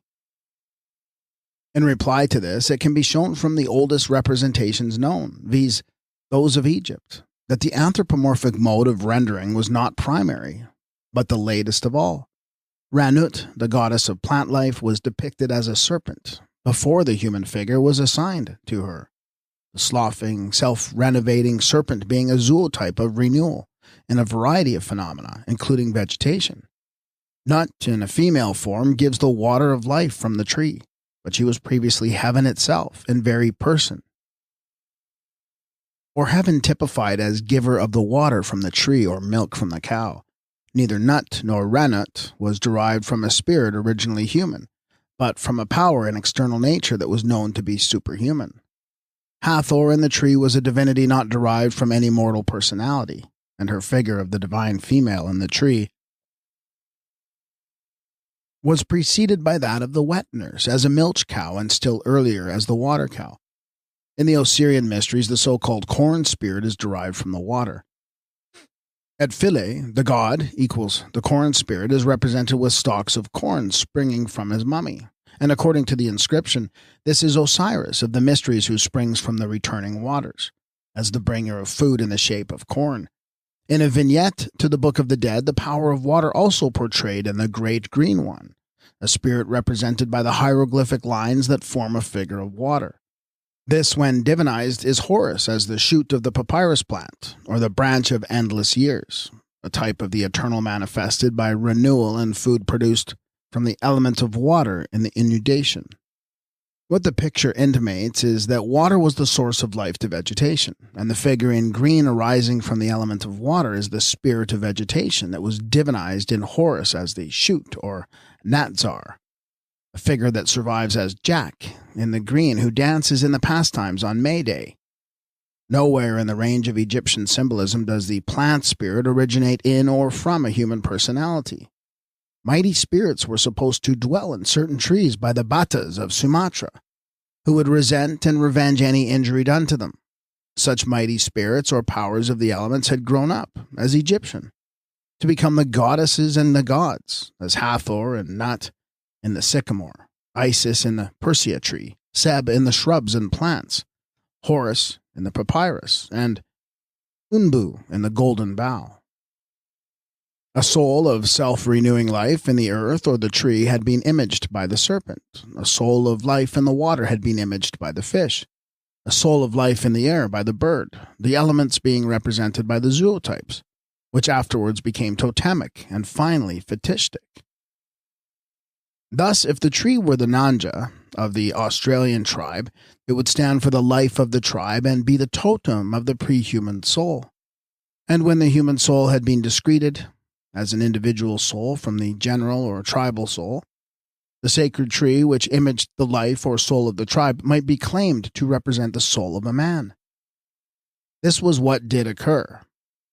A definite case is known to Messrs. Spencer and Gillen, in which a black fellow earnestly pleaded with a white man not to cut down a particular tree, because it was the Nanja tree, and he feared that if it were destroyed, some evil would befall him personally. The tree, qua tree, had been a type of self-renewing superhuman power, then a tribal totem, bound up with the life of the tribe. And lastly, it is said that the man believed his separate or discreted soul was in the tree, which furnished a place of refuge when his tree soul, or Miss Kingsley's bush soul, was in danger. The reader may depend upon it that primitive man who fancied he had a separate soul which he could hide for safety in a tree, a stone, or an egg is a very modern product indeed, the sheerest reflex image of his misinterpreters, who are but speculative theorists that have never mastered the language of the primitive signs. As already said, the supposed transmigration of human souls, of turtles, or of other zootypes was impossible when as yet there was no human soul.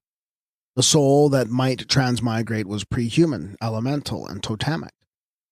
The soul that might transmigrate was pre-human, elemental, and totemic. A soul that was divisible according to its parts and elemental powers, but common to life in general and in all its forms in earth and water, air and tree, to man and reptile, fish, insect, bird, and beast. When the sacred bear is killed for food at Yusu, Volcano Bay, by the Innu, they shout, "We kill you, O bear. Come back soon into an Innu." That is as food, which in a sense is the transmigration of soul, but it is that elemental soul of food which is represented by the bear of eternity, and not a human soul. There was a doctrine of the transmigration of soul, or souls that were not human, to warrant the language of the Zuni Indian, which he addressed to the turtle. "Ah, my poor dear lost child or parent, my sister or brother, to have been. Who knows which? Maybe my own great-grandfather or mother." This, however, was no transmigration of human souls.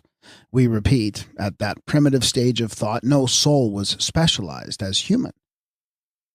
There were only animistic or totemic souls, and if the element derived from should be water, and the totem would be the turtle, the type would represent the soul that was common to both man and animal, as brother turtles of the water totem, the elemental power over all being imaged as the turtle that was eternal, one of the mystical ancestors in the Arunta Altaringa, or one of the gods in Egypt.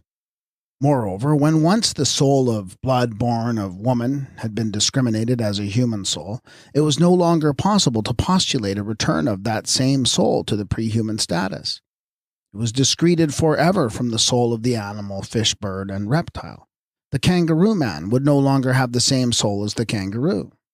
There was no ground for thinking that the human soul would be reincorporated or reincarnated in the body of the beast or reptile, and therefore no foundation for the doctrine of reincarnation, which had been applied to human souls and consequently misapplied by modern reincarnationists, who do not know one soul from another. But the metempsychosis of soul or souls did survive as a doctrine long after the human species had been discreted and individualized, and when the primitive significance was no longer understood. Readjustment of the standpoint was made in the Egyptian wisdom, but seldom, if ever, elsewhere. Thus, in Buddhist metaphysic, the soul continued to pass, theoretically, through the same cycle of necessity, with the totemic souls which had been the pre-human creatures of the elements, like the Inapurta of the Arunta. As a result of the soul, here termed totemic, having been at one time common to men and animals and the elemental powers, this led to a perplexing interchange of personality, or at least of shape, betwixt the superhuman powers, the men and animals in the primitive mysteries and in the later folktales or legendary lore, in which we seem to hear the very aged Mother Wisdom or her misinterpreters maundering in a stage of dotage. It must be borne in mind that the earliest mode of becoming was not by creating, but by transforming. For instance, when Ta is imaged as the frog or beetle, he is the deity as transformer, but when portrayed as the embryo in utero, he images the creator or creative cause. A drama of transformation was performed in the totemic mysteries. The boy became a man by being changed into an animal, which animal was his totemic representative of the providing and protecting power.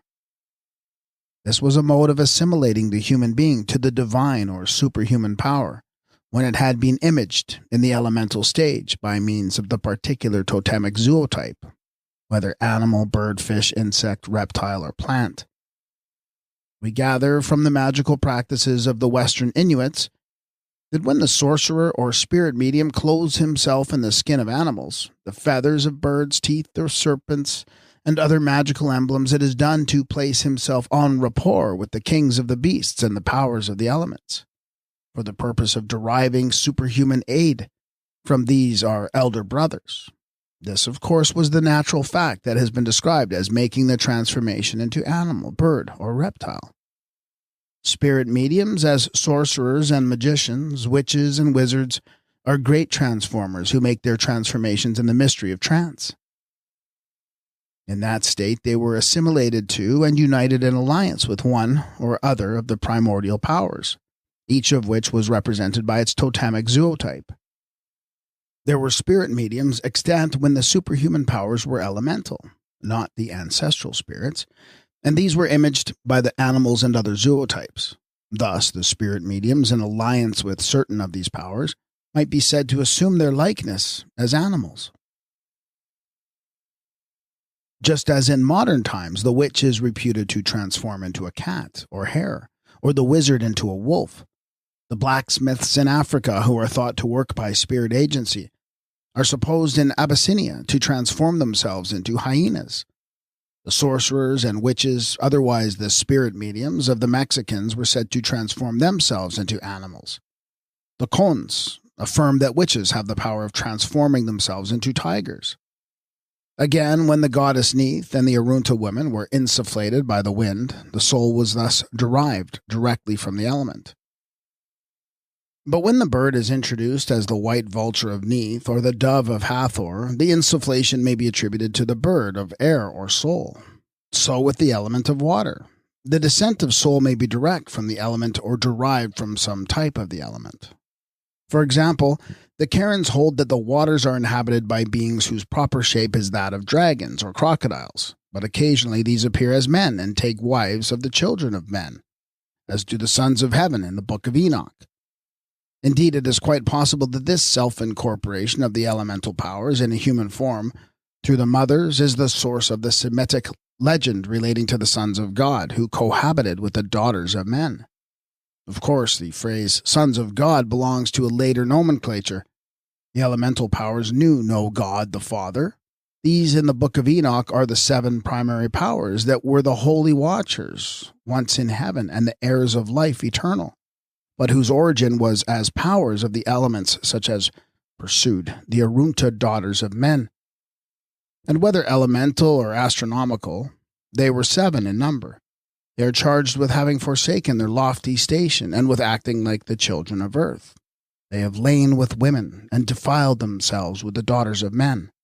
In the Book of Enoch, the 7 have acquired the character that was attained by the elemental powers, and have to be followed in the phase of legendary lore, which obfuscates the ancient wisdom, though far less so than does the Book of Genesis.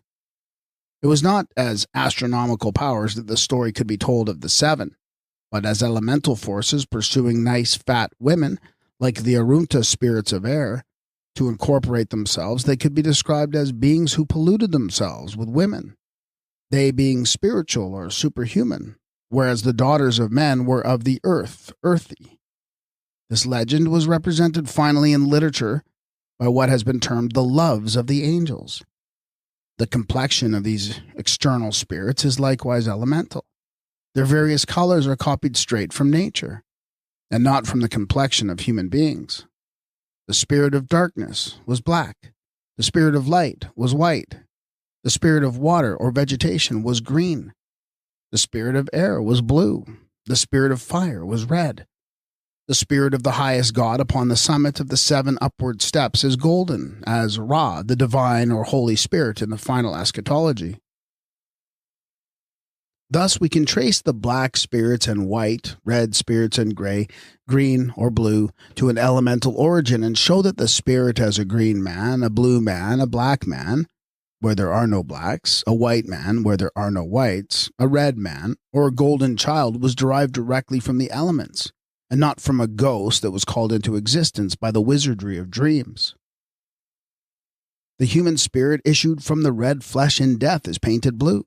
Not because spirits were seen to be of that complexion when all was blue, but because the spirit of air or anima had been an elemental spirit in blue. The spirit in green, vegetation, remains the green man, as wood spirit in Europe. The spirit of darkness is black as the bogeyman, the black Sut in Egypt.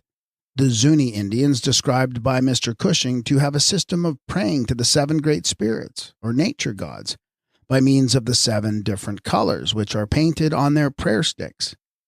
6 of these colors represent the 6 regions into which space was divided, the 4 quarters, together with the height and depth or zenith and nadir. The powers thus localized are called the makers of the paths of life, on account of their relationship to the Supreme One of the 7, who sits at the center of all, and who is the only one of them portrayed in the human form as the highest of the 7. Each of these has its own proper complexion, and the fetishes that represent the human powers are also determined by colors in the material from which they are modeled, or the pigment with which they are painted. The particular power prayed to is identified to the ear by imitating the roar or cry of the beast that served for zootype, as well as to the eye by its own special color. And here it may be possible to trace what might be termed the golden prayer of the Zunis. In the ceremonies of their ancient mysteries, an ear of corn is typical of renewal in a future life. In praying for plenty of food, 2 ears of corn are laid on the body of a dead deer close to the heart. Prayer meal, made from maize, is held in the hand and scattered on the fetish image of the deer, whilst the prayer is addressed to the deer divinity or prey god, as the power beyond the fetish. The corn pollen is offered so that the spirit may clothe itself in yellow or in the wealth of harvest gold. If this prayer in yellow, equivalent to a prayer book bound in gold or at least gilt-edged, were addressed to the corn god by the Zuni when he prays for his daily bread and offers the flour of the yellow maize, the color of the offering would identify it with the color of the fetish, and therefore with the yellow line as a zootype of the vivifying sun that ripened the corn to clothe the earth with vegetable gold. Like the Zuni Indians, the Tibetans still pray in accordance with a scheme of colors. A prayer was lately found upon a praying wheel addressed to the yellow god, the black god, the white god, and the green god. Please kindly take us all up with you, and do not leave us unprotected, but destroy our enemies. Some such color scheme is apparent in Egypt when Horus is the white god, Osiris is the god in black, Shu the god in red, Amen the god in blue, Num the god in green. In the Egyptian series of colors, yellow likewise represented corn, which gave the name to the yellow Neith. The nature gods were appealed to and invoked in want or sickness as a primitive kind of doctors, who were looked to as superhuman and whose powers were medicines. The power of the deer god was the deer medicine, and each medicine represented the special power that was besought in hunting each particular beast. These are the kind of spirits that were prayed to in colors by primitive races of men, and these colors, like the glorified globes in the druggist's window, represented the powers of the different spirits as medicines. The native doctors of New Guinea have a scale of colors with which they paint their patient with the complexions of corresponding spirits. Different colors denoted different spirits of healing forces in nature that were representative of the 7 elements and 7 localities of the spirits.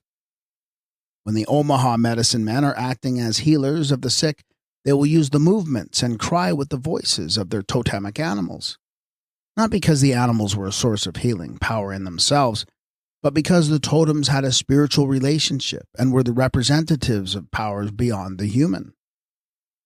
Thus, in one case, the spirits prayed to are identified by their colors, and in the other by their totemic zootypes. If we interpret this according to Egyptian symbolism, when the sick person was suffering from asthma, he would plead his suit in blue to the god of air or breathing force whilst panting like a sick lion, and the medicine would be equivalent to a blue pill. In case of fever, he would pray in green to the god in green, that is, to the water spirits, and would be going to the green god for a drink, as the thirsty soul in our day might seek the sign of the green dragon or the green man. And if he prayed in red, it would be to the red Atum, or Horus, the child that was born red in the blood of Isis, as the savior who came apparelled in that color. The main object at present, however, is to distinguish animism from spiritualism by tracing the difference betwixt the elemental souls and the ancestral spirits. Although animism is most unsatisfactory title, the anima signifies one of the 7 elemental souls, but does not comprehend the group. Here's one of several clues. The animistic nature powers were typified. The ancestral spirits are personalized. The elemental powers are commonly a group of 7, but spiritualism has no experience nor knowledge of 7 human spirits that visit Earth together or traverse the planetary chain of 7 worlds. Nor is there any record of the dream personages coming and going in a group of 7, or in 7 colors, not even as a septenary of nightmares born of 7 generations of neurotic sufferers from the 7-fold insomnia. In animism, mediums could not interview the serpent, bull, or turtle of eternity in spirit form. On the contrary, the animistic powers have had to be objectified and made apparent by means of these totemic types. Thus, in animism, there are no spirits proper, that is, no spirits which appear as the doubles of the dead or phantasms of the living. It may be allowed that the spirits of the elements of air, water, earth, fire, plant, or tree were in a sense ancestral, though not ancestral spirits. But the one were pre-human, the others are originally human. These animistic powers in the Arunta Alturinga are called the ancestors who reproduce themselves by incorporation in the life on earth in the course of becoming man or animal. It was inevitable that there should be some confusion here and there betwixt the elemental souls and the ancestral spirits when the power to differentiate the one from the other by means of the type was lost or lapsing. It was Calabar, Fash, the natives told Hutchinson, that the souls of men passed into monkeys. The Zulus also say there are Amatonga, or ancestral spirits who are snakes, and who come back to visit the living in the guise of reptiles. Such fash, however, is just the confusion that follows the lapse of the most primitive wisdom. Both the monkey and the snake had been totemic types, not only of the human brotherhoods, but also of the elemental powers or souls. Thus, there was an elemental soul of the snake totem and the ancestral spirits of that same ilk, and the snake remained as representative of both, to the confounding of the animistic soul with the ancestral spirit at a later stage. But those who kept fast hold of the true doctrine always and everywhere insisted that their ancestral spirits did not return to earth in the guise of monkeys, snakes, crocodiles, lions, hawks, or any other of the totemic zootypes. They did not mistake the souls of one category for spirits in the other, because they knew the difference. The same distinction that was made by the Egyptians betwixt the superhuman powers and the manes, or the gods and the glorified, is more or less identifiable all the world over. Thus, the origin of spirits and of religion is twofold. At first, the elemental powers are propitiated. Next, the ancestors are worshipped.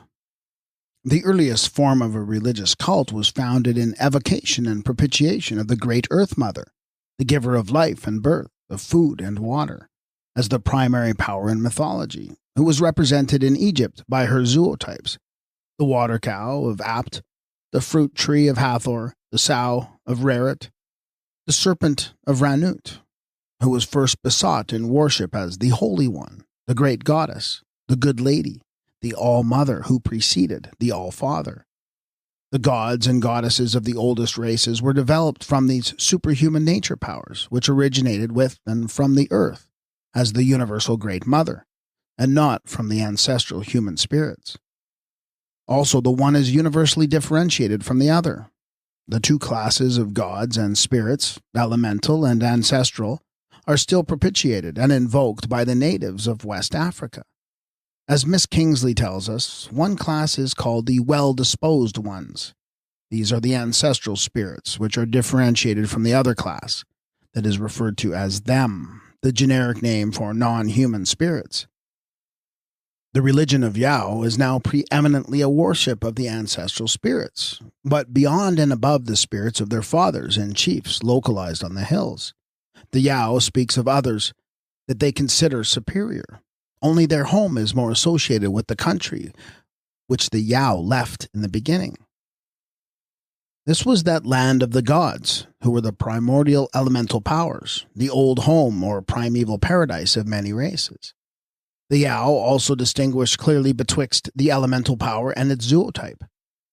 It is usual, says Mr. MacDonald, to distinguish between the spirit and the form it takes. A spirit often appears as a serpent. When a man kills a serpent thus belonging to a spirit, he goes and makes an apology to the offended god, saying, "Please, please, I do not know that it was your serpent." The Thlinkites emphatically assert that the ancestor of the wolf clan does not appear to them in the wolf form. The Maori likewise are among those who distinguish betwixt the Atuas, that represent the ancient nature powers, and the spirits which reappear as specters in the human form. They recognize the difference between the totemic type and the ancestral human spirit. It is our modern metaphysical explanation that the vague theories of universal animism that confuse the gods and ghosts together, elemental spirits with human, and the zootypes with the pre-totemic ancestors. The Ainu people recognize two classes of gods and spirits. The first are known as the distant gods, those who are remote from human beings. The others are the near at hand, corresponding to the spirit ancestors of other races. The Shintoism of the Japanese shows the same dual origin of a cult that is primitive and universal, which was based first on a propitiation of the nature powers, and secondly on the worship of ancestral spirits. The number and the nature of these powers as the Great Mother and the 7 or the 8 kami are the same in Japan as in the land of Kam. The Vedas of Ceylon, who worship the shades of their ancestors and their children, also hold that the air is peopled with spirits, that every rock, every tree, every forest, and every hill, in short, every feature of nature, has its genius loci. Here again we have the two classes of ancestral spirits, human in origin and the animistic spirits derivable from the elements. The gods of the Samoans were those elemental powers that were represented by the zootypes. These gods, says Turner, are supposed to appear in some visible incarnation, and the particular thing, or living type, in which the god appeared was to the Samoan an object of veneration. It was in fact his idol, or his totem. One, for instance, saw his god in the eel, another in the shark, another in the lizard, and so on through all the range of external nature. With the Eskimo, the nature spirits are quite distinct from the ghosts of human beings. Some of the former are allowed to the common people as objects of religious regard. But it is the spirits of human beings, the dead ancestors or relatives of the living, who inspire or otherwise manifest through the abnormal medium called the Angekok. Everywhere, it is the reappearing spirits of the dead, and they alone who can demonstrate a continuity of existence for the living. The original powers or gods of the elements that were represented by the zootypes are very definitely discriminated by the Tongans from the spirits of human beings. They do not mix up or confuse their gods with their ghosts. Their primal gods were not ghosts. These do not come as apparitions in the human likeness or as shadows of the dead. When they appear to men, it is said to be in their primitive guise of lizards, porpoises, and water snakes and other elemental totemic types. Whereas the ghosts of nobles and chiefs, who alone are supposed to have the power of coming back, or of being on view, are not permitted to appear in the shape of lizards, porpoises, and water snakes, the representatives of the original gods. So the Banks Islanders recognize and distinguish two classes of supernatural powers, in the spirits of the dead and those that never have been human. These are their gods and ghosts, the gods and the glorified. The nature powers are called tamati. The ghosts are designated view. As with the Tongans, the Papuan ghosts of the nobles are nearest in status to the great or primary powers, but are not to be confounded with them. Being of different origin in this world, they do not blend together in the next. This shows that, in both cases, the gnosis is not quite extinct. Kramer tells us that the Niacins worship both gods and ancestors, and that the two kinds of superhuman beings are never confounded by them. The two are kept perfectly distinct, and each has a different terminology. This distinction made betwixt the elemental gods and the ghosts of ancestors is shown by the institutes of Manu. Let an offering to the gods be made at the beginning and end of the Shraddha. It must not begin and end with an offering to ancestors, for he who begins and ends with it, an oblation to the Pitris, quickly perishes with his progeny. Amongst all the spirits, the apparition or ghost is solely human.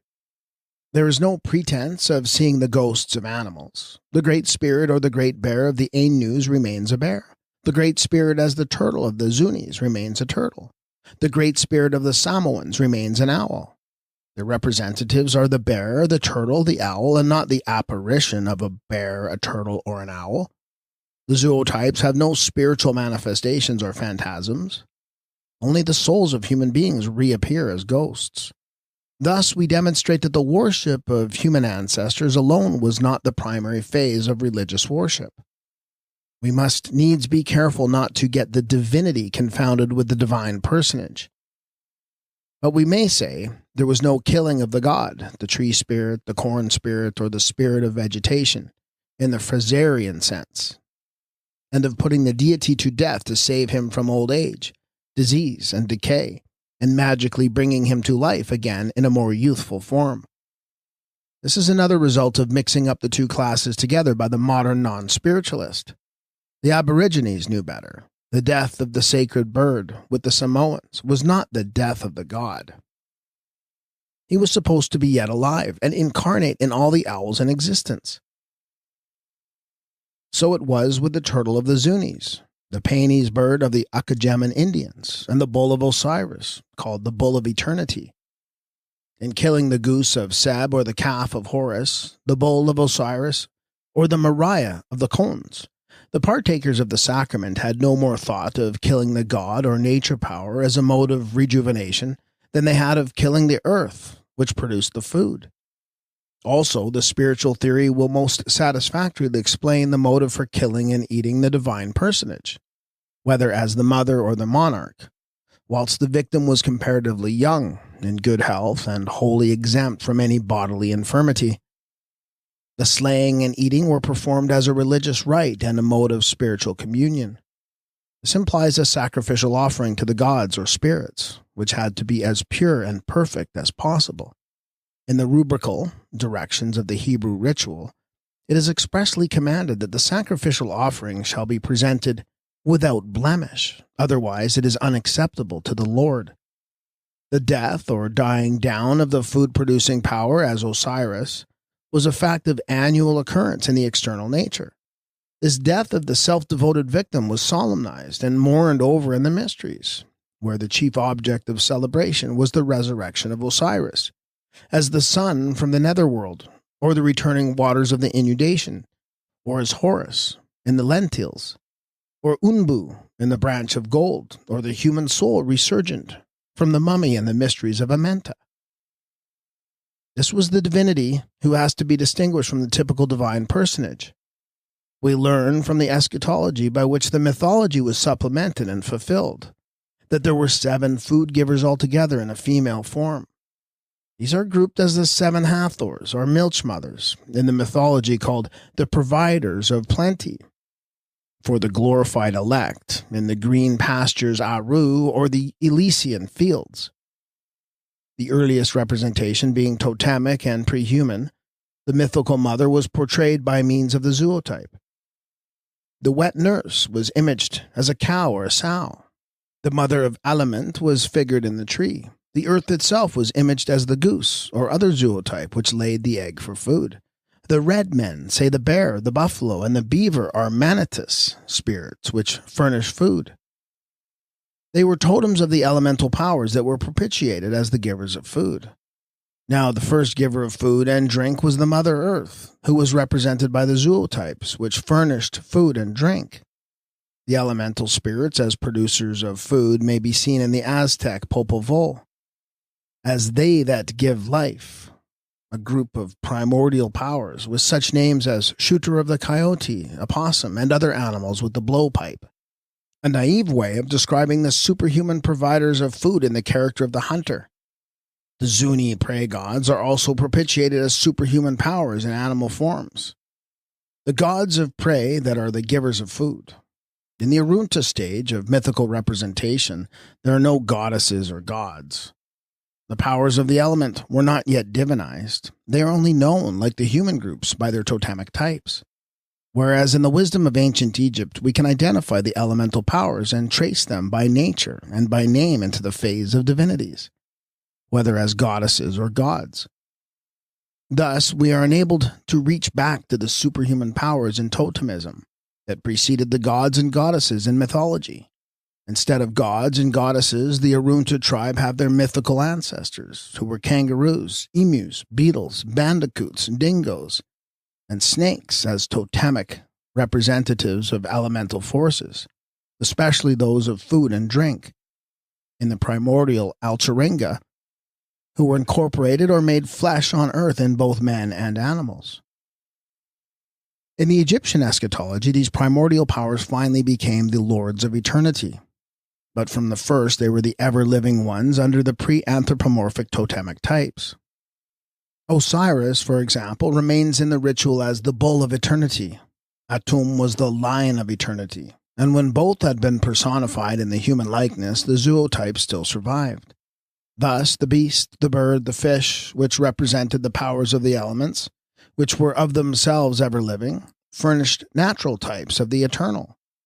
Again, the human descent from the elemental powers is indicated by the tradition of the Manx, which asserts that the first inhabitants of their island were fairies, and that the little folk, called the good people, still exist among them, and are to be seen dancing on moonlight nights, the same as in the Emerald Isle. We folk, good folk, trooping all together, green jacket, red cap, and white owl's feather. In relation to Spiritism, the present demonstration has hitherto been limited to the animistic spirits or elemental powers that were pre-human, superhuman, and entirely non-human. We now come to the spirits of human origin which manifest as phantoms of the living and as doubles of the dead. The origin of the gods was in the powers of the elements, with the magical evocation and propitiation of these powers ever manifesting in external nature, especially as givers of food and drink, with the ritual based on blood. But the most essential part of religion assuredly originated in the worship of the ancestral spirits. Only there must be the spirits of human origin discriminated from the animistic spirits or elemental powers as the raison d'etre of the worship. The feeling of fear and dread of the destroying powers was followed at a later stage of development by the natural affection for the mothers, the fathers, and children, who were universally propitiated as the ancestral spirits. Spiritualism proper begins with the worship of ancestral spirits, the spirits of the departed, who demonstrate the continuity of existence hereafter by reappearing to the living in phenomenal apparition. The same to the races called civilized as to those who are supposed to believe in ghosts because they are savages. Herbert Spencer proclaims that the first traceable conception of a supernatural being is the conception of a ghost. Here in passing, we may note that the word supernatural, continually employed by the agnostics, belongs, like many others, to an obsolete terminology which has no meaning for the evolutionist. There was no supernatural when there could have been no definition of the natural. In the present work, the word superhuman is made use of, being more exact. The elemental powers were superhuman, yet they were entirely natural.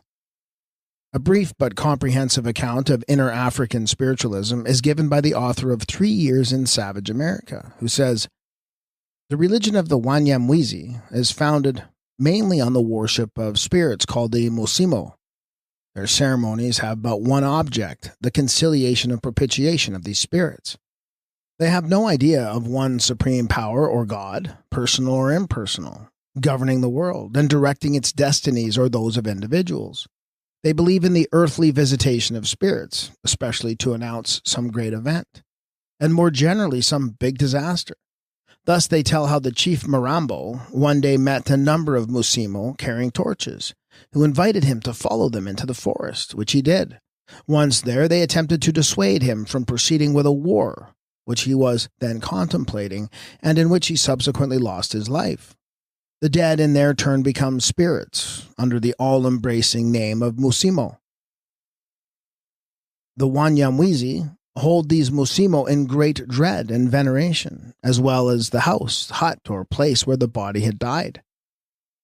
Every chief has near his hut a Musimo hut, or house of the dead, in which they are supposed to dwell, and where sacrifices and offerings must be made. They are constantly consulting oracles, omens, and signs, and attach great importance to them. When desirous of consulting these spirits, the party betakes itself to the Musimo house, in front of which the Fumu, medium, stands with the others arranged in a circle behind him. The Fumu then holds a kind of religious service. He begins by addressing the spirits of their forefathers, imploring them not to visit their anger upon their descendants. This prayer he offers up kneeling, bowing, and bending to the ground from time to time.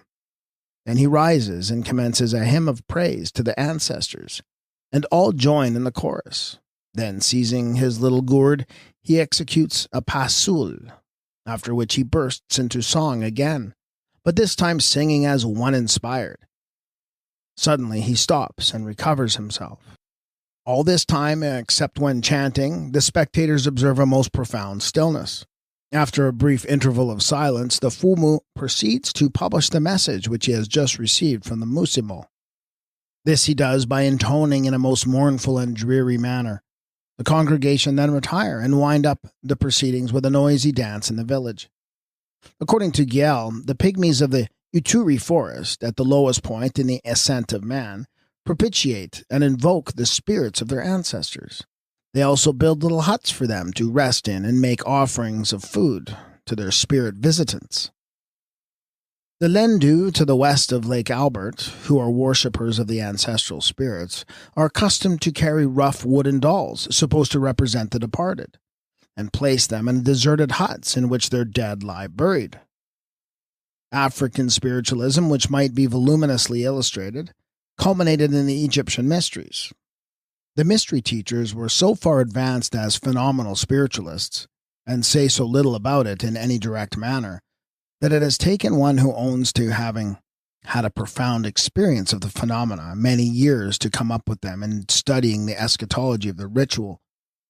The spiritualism proper is based on phenomenal and veritable facts in nature, as it is now claimed to be. Then the past history of the human race has to be rewritten, for it has hitherto been written with this most important of all mental factors omitted, decried, or derided, or falsely explained away. Current anthropology knows nothing of a man with a soul that offers evidence for a continuity of its own existence.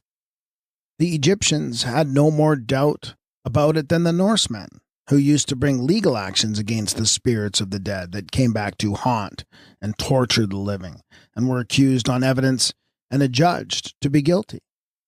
There is a like case in a papyrus translated by M. Maspero. In this, an Egyptian widower cites the spirit of his deceased wife to a law court, and forbids her to torment or persecute him with her unwelcome attentions. He asks what offense did he ever commit in her lifetime that should warrant her in causing him to suffer now. He speaks of the evil condition he is in, and of the affidavit he has made. This writing is directed to the gods of Amenta, where it is to be read in judgment against her. M. Maspero suggests that the writ would probably be read aloud at the tomb and then tied to the statue of his wife, who would receive the summons in the same way that she was accustomed to receive the offerings of prayer and food by proxy at certain times of the year. The Egyptians were profoundly well acquainted with those abnormal phenomena which are just re-emerging with the ken of modern science, and with the hypnotic, magnetic, narcotic, and anesthetic means of inducing the conditions of trance. Their Reki, or wise men, the pure spirits in both worlds, are primarily those who could enter the life of trance or transform into the state of spirits, as is shown by the determinative of the name, the phoenix of spiritual transformation. Ancestor worship is made apparent in the Book of the Dead by the speaker in the netherworld, who asks that he may behold the form of his father and his mother in his resurrection from Amenta. And when he attains the domain of Can-Canet on Mount Hetep, where the joy is expressed by dancing, he prays that he may see his father and intently view his mother. It is said of one of the magical formula, "If thou readest the second page, it will happen that if thou art in the Amenta, thou wilt have power to resume the form which thou hadst upon the earth." In one of the Egyptian tales, the writer describes the dead in the tombs conversing about their earth life, and as having the power of leaving the sepulchre and mixing once more with the living on this earth. The Egyptian Book of the Dead is based upon a resurrection of the soul in Amenta, and its possible return to the earth at times, for some particular purpose, as the double or ghost. The deceased, when in Amenta, prays that he may emerge from the world of the dead to revisit the earth. He asks that he may come forth with breath for his nostrils and with eyes which can see, and that he may shine upon his own Ka image from without, not that he may become a soul within an idol of wood or stone. The persistence of the human soul in death and its transformation into a living and enduring spirit is a fundamental postulate of the Egyptian ritual and of the religious mysteries.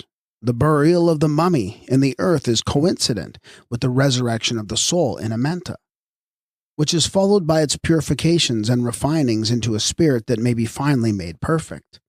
In the opening chapter, the departing soul of the deceased pleads that he may be conscious in death, to see the lords of the netherworld, and to inhale the incense of the sacrificial offerings made to the divine host. Sitting with them, he prays, "Let the priestly ministrant make invocations over my coffin. Let me hear the prayers of propitiation." Not as the dead body, but as a living spirit. He also pleads that when the tuat is opened, he may come forth to do his pleasure upon earth amid the living. The Egyptians know nothing of the death except in the evil that eats out the spiritual life. The dead are those that do not live the spiritual life, no matter where. These are called the twice dead in the spirit world. It will suffice to show how profound the spiritualism must have been when the prayers and invocations are made, the oblations and the sacrifices are offered, not to the person of the deceased, who is represented by the dead mummy, but to the Ka image of his eternal soul, which was set up in the funeral chamber as the likeness of that other spiritual self, to whose consciousness they made their religiously affectionate appeal. They make no mistake as to the locality of consciousness. Their funeral feast was a festival of rejoicing, not of mourning. When Unas makes his passage, it is said, "Hail, Unas, behold, thou hast not departed dead, but as one living thou hast gone to take thy seat upon the throne of Osiris."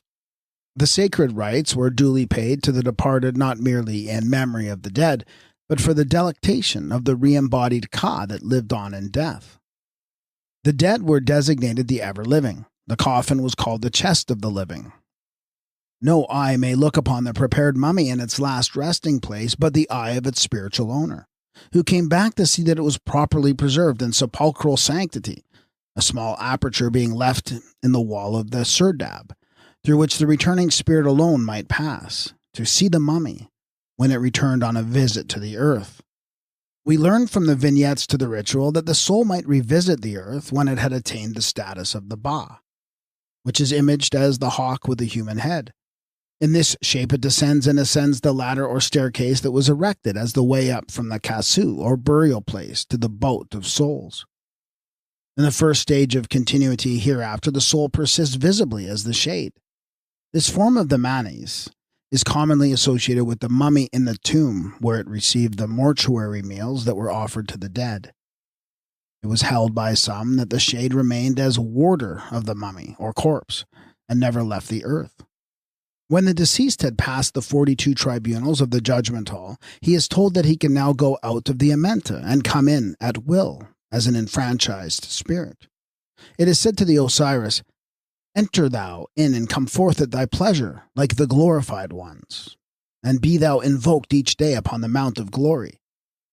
He has now become one of the glorified, the spirits who are appealed to as protectors, that is, the ancestral spirits, the host of whom he joins to become the object of invocation and propitiation, or of worship on the mount of glory. The clairvoyants in the Kamite temples were designated seers of the gods and the spirits.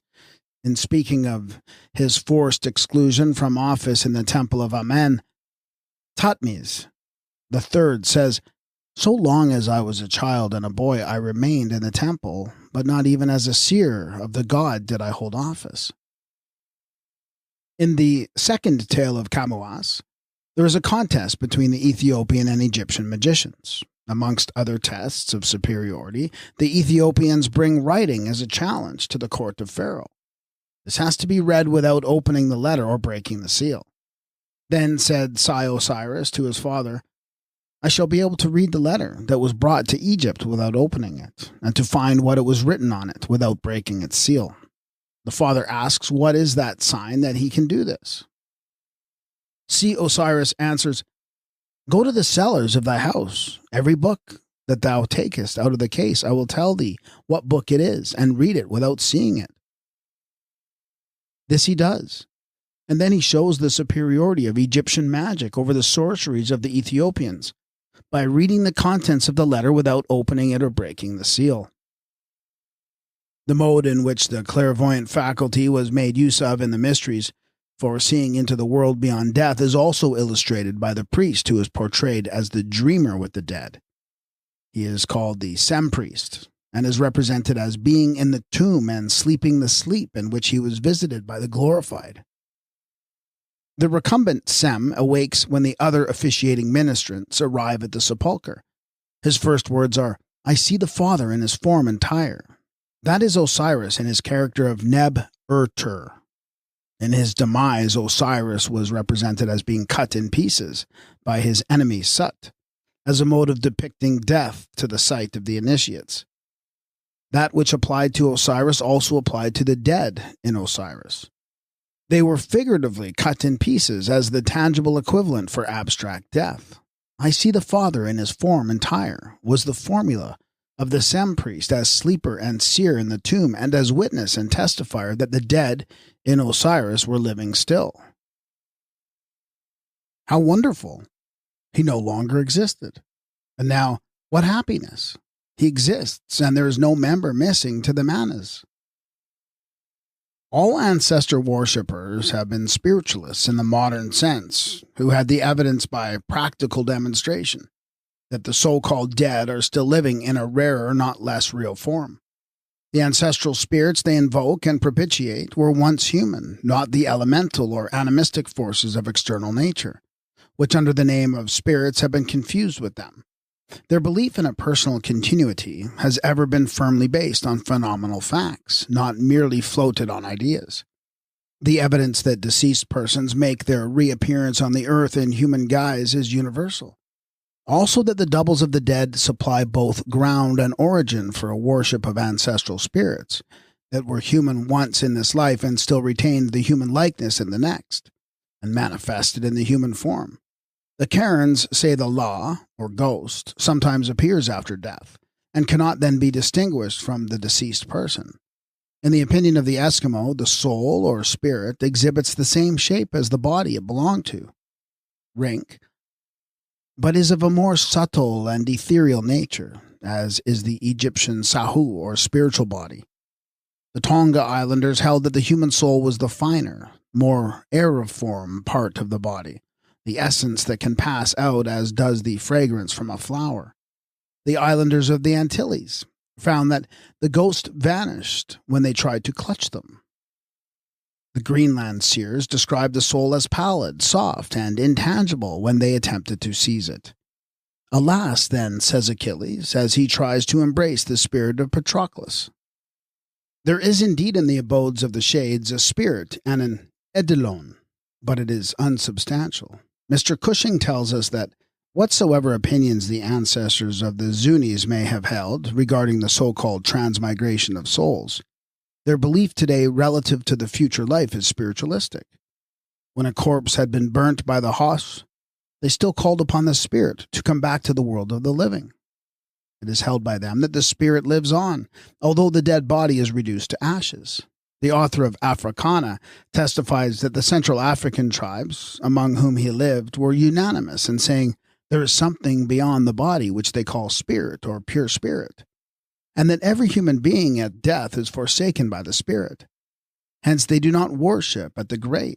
All the prayers and offerings of the living are presented to the spirits of the dead. It is common for the Yao to leave an offering beside the head at the top of their beds, intended for the spirits who it is hoped will come and whisper to the sleeper in his dreams. Their spirits appear to them in sleep and also in waking visions, which are carefully discriminated from dreams of the night by them as by all intelligent aborigines, and not confused the one with the other, as is generally done by the European agnostic. The Banks Islanders pray to their dead men, and not to the elemental powers or animistic spirits. The Vatians call upon the spirits of their ancestors, whom they invoke over the kava bowl, that is, the divine drink which is taken by the seers for the purpose of entering into a rapport with the spirits. When the Zulu king, Setaweo, was in London, he said to a friend of the present writer, "We believe in ghosts or spirits of the dead because we see them." But when asked whether the Zulus believed in God, he said they had not seen him. For them, the ghost demonstrates its own existence. The God is but an inference, if necessary, as a final explanation of phenomena. The ghost can be objectively manifested. The deity must be ideally evolved. The Amazulu say the same thing as Setaweo. We worship those whom we have seen with our eyes, who lived and died amongst us. All we know is that the young and the aged die and the shade departs. These shades were propitiated. That is the universal testimony of all races, savage or civilized. They believe in ghosts because they see them. The ghost is the supreme verity in universal spiritualism. As Huxley says, there are savages without God in any proper sense of the word, but there are none without ghosts. The colossal conceit of obtuse modern ignorance notwithstanding, the ghost and the faculty for seeing the ghost are realities in the domain of natural fact. The seers may be comparatively rare, although the clairvoyant and seer of spirits, as a product of nature, is by no means so scarce as either a great painter or a great poet. These abnormal faculties are human, and they can be increased by cultivation. Their existence is forever being verified like other facts in nature, and the truth is ultimately known by the experience which is forever being repeated. It is a funeral custom of the Amendebile, one of the Bantu tribes, to introduce the spirit of a deceased person to his father, his grandfather, and other relatives, of whose conscious existence and personal presence no doubt is entertained. These are matters of life and death with the primitive races. The spirits come to announce the death of individuals. They see the ghost, they hear its message, and they die to the day or hour foretold. I could give many instances which have come within my own knowledge among the Fijians, says Mr. Fisson. Mr. Spencer tells us that Negroes who, when suffering, go to the woods and cry for help to the spirits of dead relatives show by these acts the groveling nature of the race. Whether the spirits are thought to be a reality or not, this appears one of the most natural and touching of human acts, aspiring rather than groveling, especially as the relative addressed is so commonly the mother, the African mama. But is it groveling to cling to the loved and lost, to turn for comfort to the dear ones gone and seek a little solace, if only in the memory that leaned and rested on them in the solitude of their suffering? Here the great teacher of our age is far behind the nigger. He did not know that the spirits of dead relatives are and always have been a demonstrable reality, and those who do not know have no authority for giving judgment on the subject. They who have no dead, lost friends to feed, to invoke, or to love may look on such ceremonies as savage or insensate.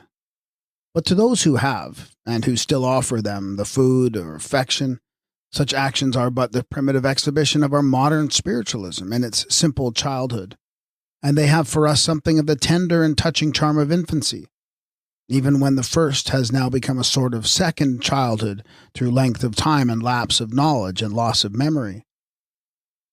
The Peruvians declared that the reason why they buried property with their departed friends was because they had seen those who had long been dead walking adorned with the clothes and jewels which their friends had buried with them.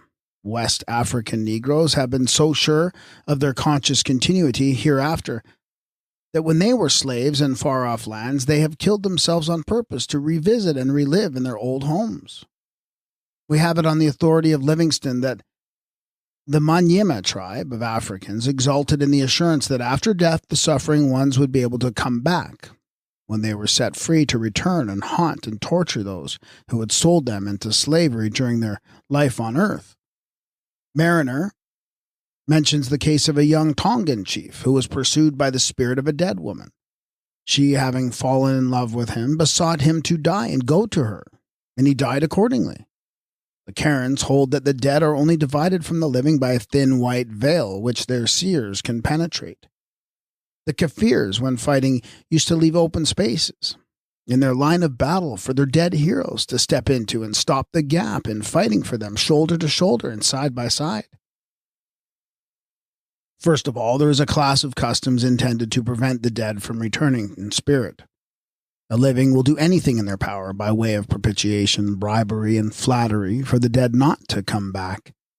All they needed in this life was supplied to them for the next: food, drink, clothes, horses, weapons, slaves, and wives in abundance.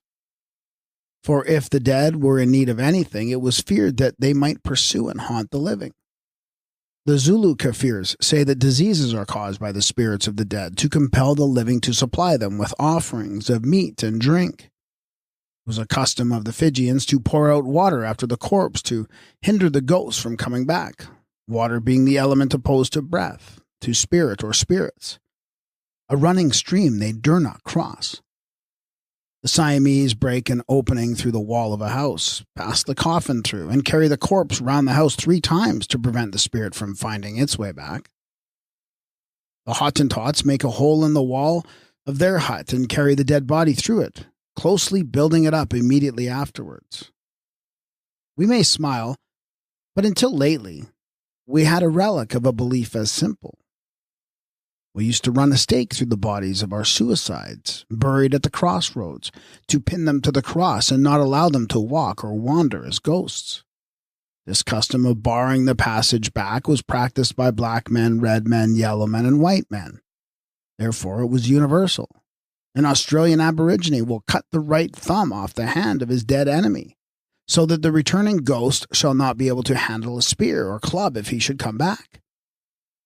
Many other races purposely maimed their dead. When Clytemnestra put her husband to death, she took the precaution of having him armpitted, that is, of having his hands cut off and bound fast under his arms, which was Greek mode of doing an irretrievable injury to the ghost of the dead. Nor was the feeling of fear limited to those whom had any reason to dread. On the death of a nursing child, the Iroquois take 2 pieces of cloth, steep them in the milk of its mother, and place them in the hands of the dead little one, so that it may not return in spirit from need of food to haunt and trouble the bereaved parent. They also think that the sleeping infant holds intercourse with the spirit world, and it is a custom for the mother to rub the face of the living child with a pinch of ashes at night to protect it from nocturnal spirits. In Lapland, the mothers, when committing infanticide, cut out the tongues of the little ones before casting them away into the forest, lest the poor innocents should be heard crying and calling on them in the night. The Chinook Indians declare that the dead wake at night and get up in search of food. The Algonquins bring food to the grave for the nourishment of the shade which remains with the body after death. In doing this, they had an object, which was the ghost in reality and not a hallucination to be resolved into nothingness by any philosophy of dreams. The Iroquois maintained that unless these rites of burial were performed, the spirits would return to trouble the relatives and friends. In one of the cuneiform texts, it is taught that the manas, which are neglected by their relatives on earth, succumb to hunger and thirst. As it is said, "He whose body is left forgotten in the fields, his soul has no rest on earth. He whose soul no one cares for, the dregs of the cup, the remains of the repast, that which is thrown amongst the refuse of the street, that is all he has to nourish him." The necessity that was felt for providing the dead with food will account for the Buddhist doctrine of non-immortality, for the man who has no children. In this way, the manas needs provisioning. The proper person to supply them is a son, and he who dies without a son to perform the sacrifice may be left like the poor souls in the Assyrian story, who succumb to hunger and thirst and thus die out altogether as neglected starvelings. It is said in the Dakota Mamansa, "Heaven awaits not one who is destitute of a son." The Inuits, likewise, have a custom of giving a newborn son the name of someone who has lately died, in order that the departed may have rest in the tomb. This is a mode of adopting a son for the service of the dead, where the deceased may have had no son to make the offerings. Of all the charitable institutions on the earth's surface, the most remarkable surely is that of the Chinese Taoists, called the Yulan Yui, or Association for Feeding the Dead, which collects supplies for the sustenance of the needy spirits, who have no relations on earth to offer sacrifices to these paupers of the other world. In the Egyptian Book of the Dead, the deceased prays that he may take possession in Amenta of the funeral meals that were and to continue to be offered to him by his living friends on earth. "Let me have possession of my funeral meals. Let me have possession of all things which are ritualistically offered for me in the netherworld. Let me have possession of the table of offerings, which was made for me on earth, the solicitations which were uttered for me that I may feed upon the bread of Seb." This is the refrain to a kind of litany. In the vignettes to the ritual and other scenes, it is noticeable how the female mourners expose their breasts, and as it were, offer their nipples to the mummy on its way to the dead house, Papyrus of Annie.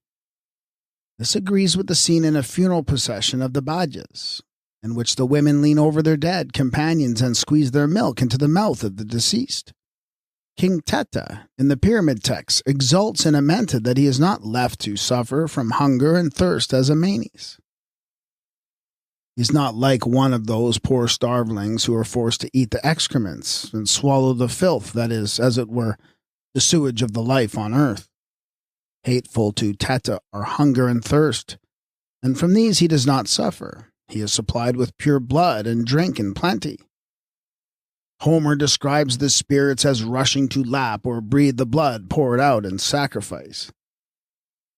When Odysseus entered Hades and the blood was poured out, the shades that drank of it revived and spoke. The Zuni Indians of today reverence certain images or fetishes of the ancestral souls or spirits, which images they treat as their representatives of the dead.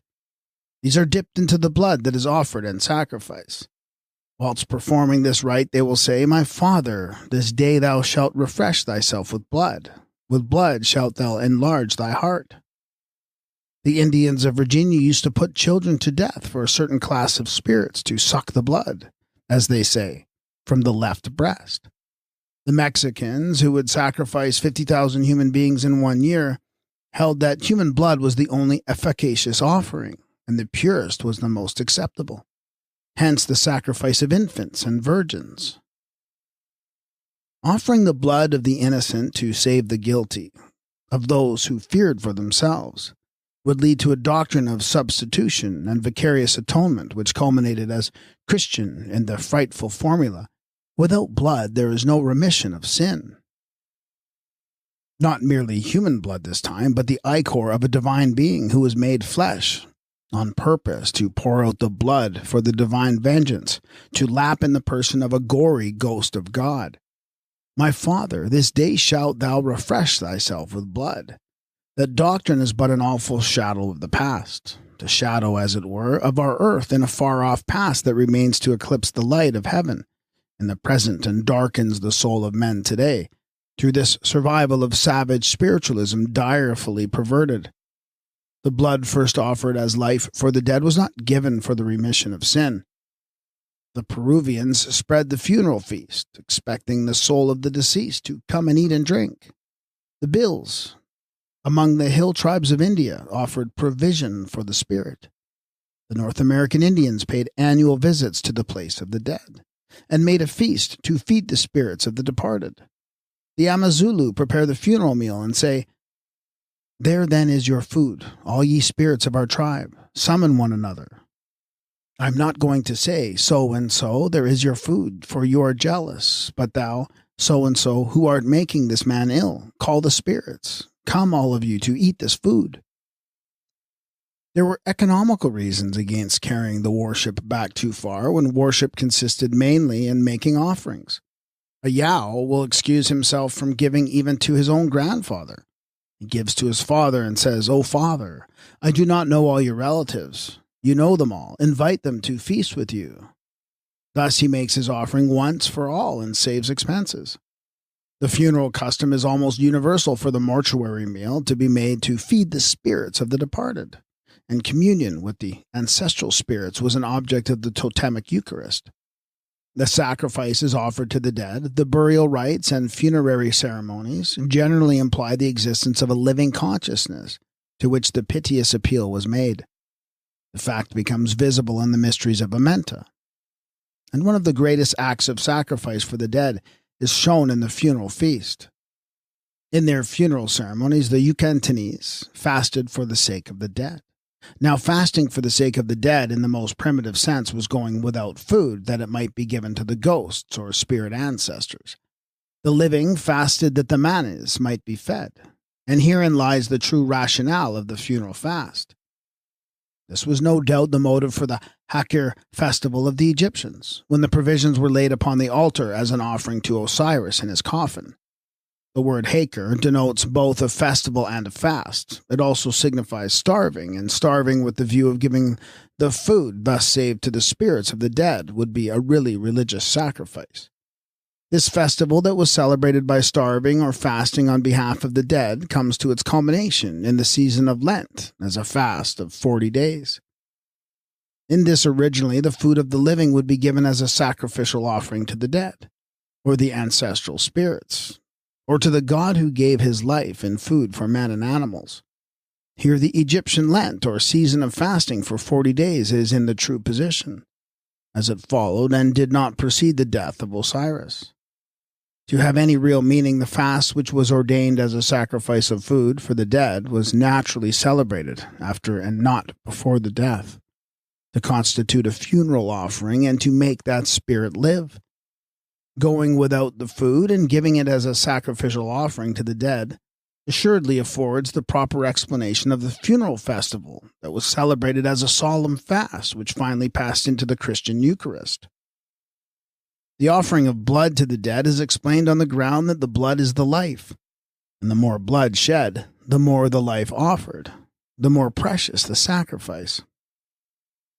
Further, the Tahitians thought the gods fed on the spirits of the dead, and therefore frequent sacrifices of human beings were made to supply them with spiritual diet. Blood, the liquid of life, was drink. Spirit, the breath of life, was food. This should be compared with the Egyptian legend of Unas, who was fed on the spirits of gods. Also with the account of Horus Sahu, the wild hunter, of whom it is said that he ate the great gods for his breakfast, the lesser ones for his dinner at noon, and the small ones for his evening meal. The doctrine is identical with that of the Tahitians. Prayer for the dead are continued when the offerings of food have ceased. The fasting survives when the practice has become a meaningless farce. The oblation of blood is still a religious rite. For flagellation that causes the blood to flow is closely akin to the self-gashings, lacerations, amputations, and immolations of primitive mourners who made their personal sacrifice in this way at the grave. Also, blood and spirit as an offering to the dead are still represented by the sacramental wine and bread.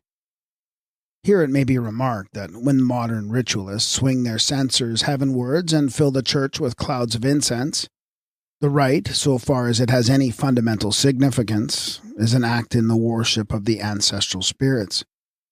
Breath, like blood, is an element of life, and this was represented by the smoke of the fire offering, and by fragrance-breathing incense in the primitive ritual of Inner Africa, that was continued in ancient Egypt and afterwards in Rome. The breath of life is offered in the ascending fumes to give the spirits life, because the breath was once considered to be the soul of life. This was one of the elemental souls.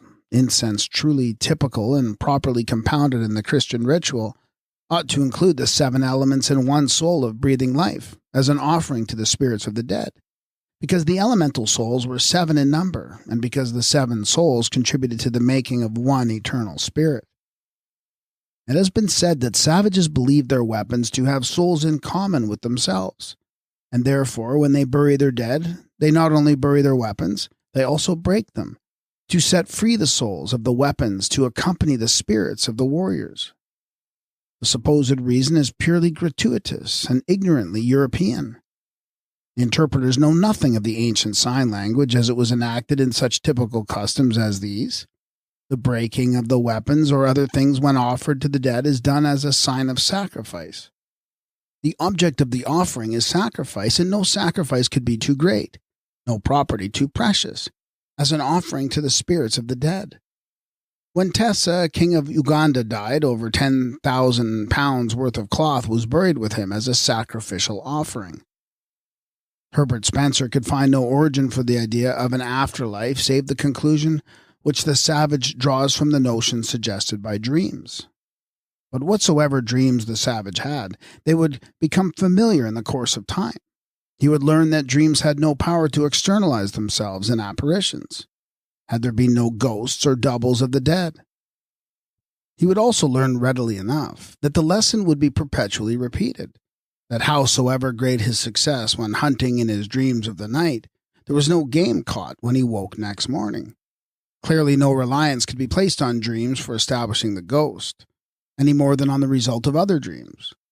Moreover, the same savage that is assumed to have panned out on the dreams for a false belief also reports that he sees the spirits of the dead by abnormal vision and has the means of communicating with them.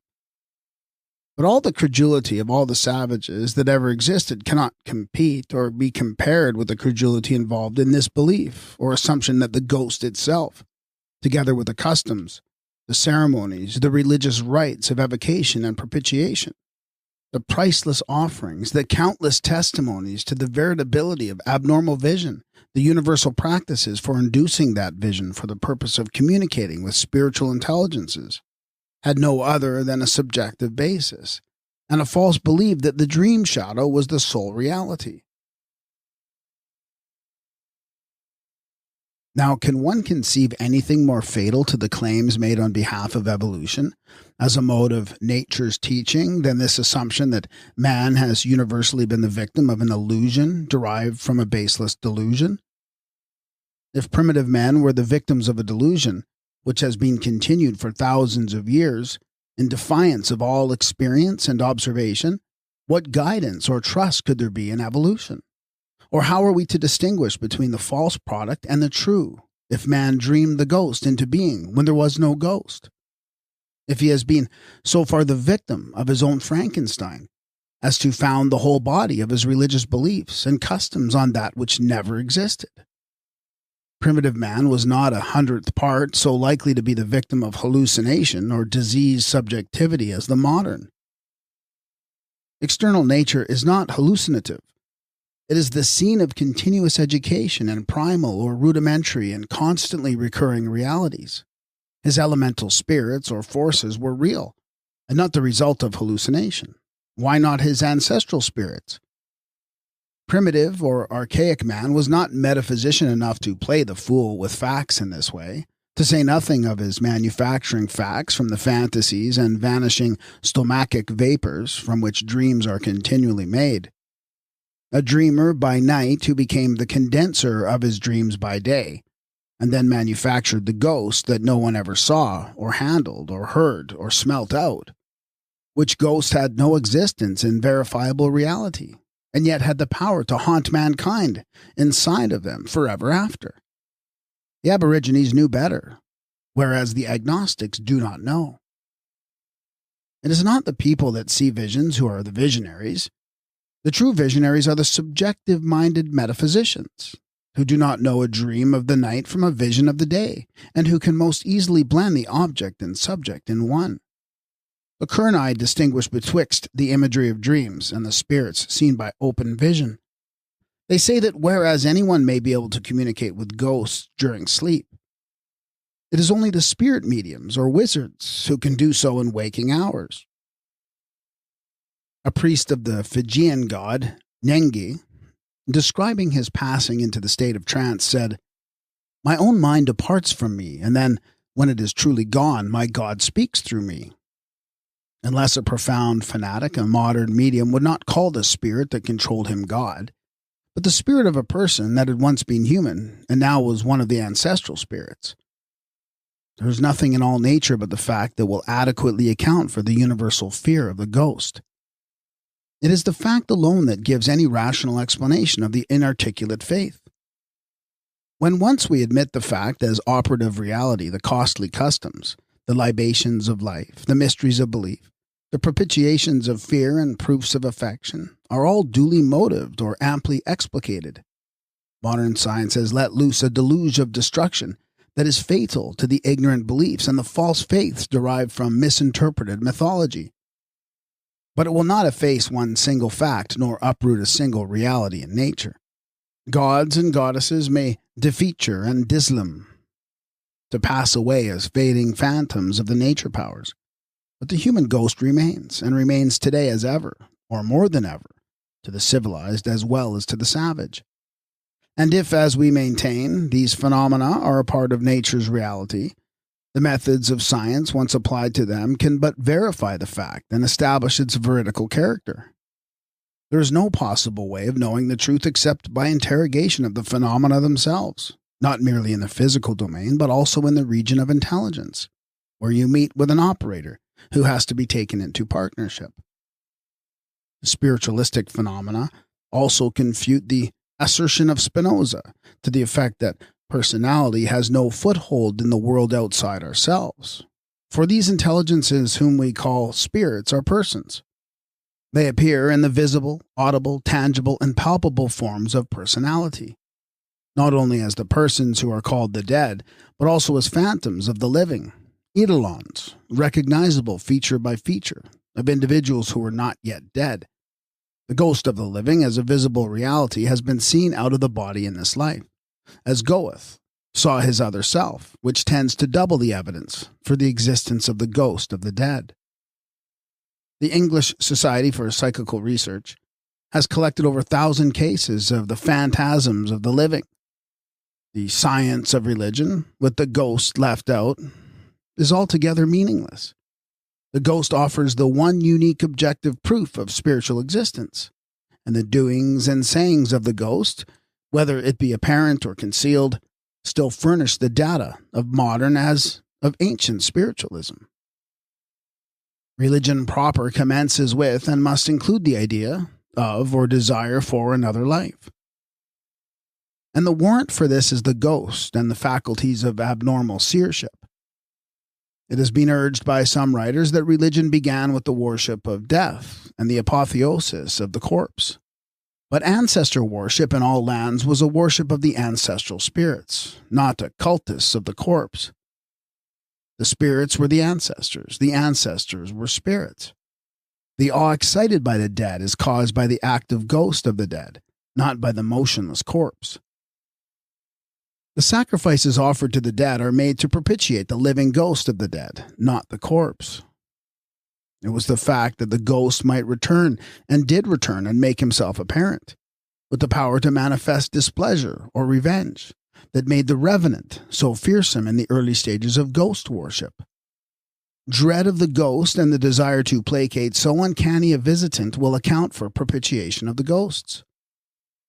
The truth is that the Christian is the one and the only religion in the world that was based upon the corpse instead of the resurrection in spirit. In no other religion is continuity in spirit made dependent on the resurrection of the earthly body. The Christians mistook the risen mummy in Amenta for the corpse that was buried on earth, whereas the Egyptian religion was founded on the rising again of the spirit from the corpse as it was imaged in the resurrection of Emsu Horus, transforming from the mummy Osiris, and by the human soul emerging alive from the body of dead matter.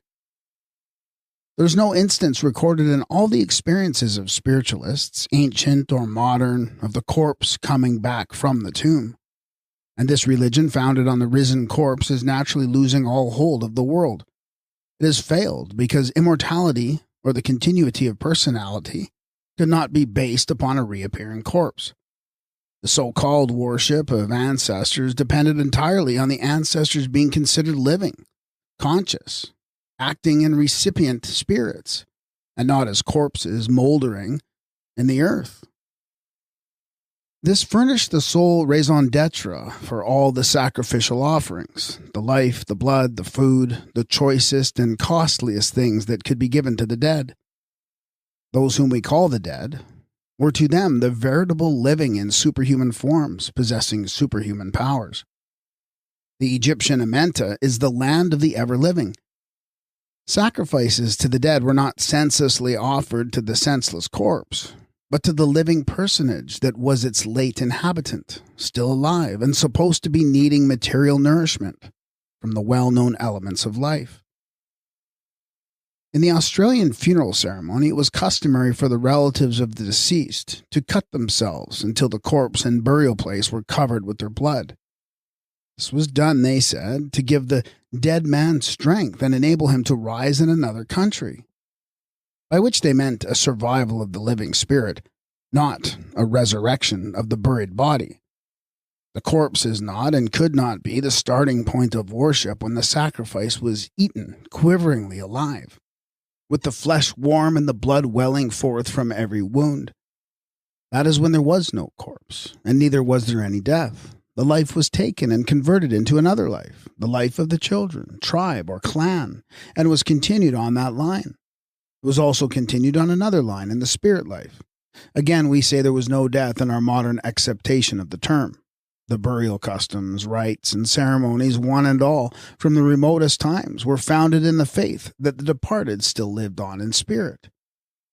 In the earliest mode of interment known, the dead were buried for rebirth. The corpse was bound up in the fetal likeness of the embryo in utero, and placed in the earth as in the mother's womb. the type being continued in the womb-shaped burial vase of the potters. This, however, did not denote a resurrection of the body, but was symbolical of rebirth in spirit.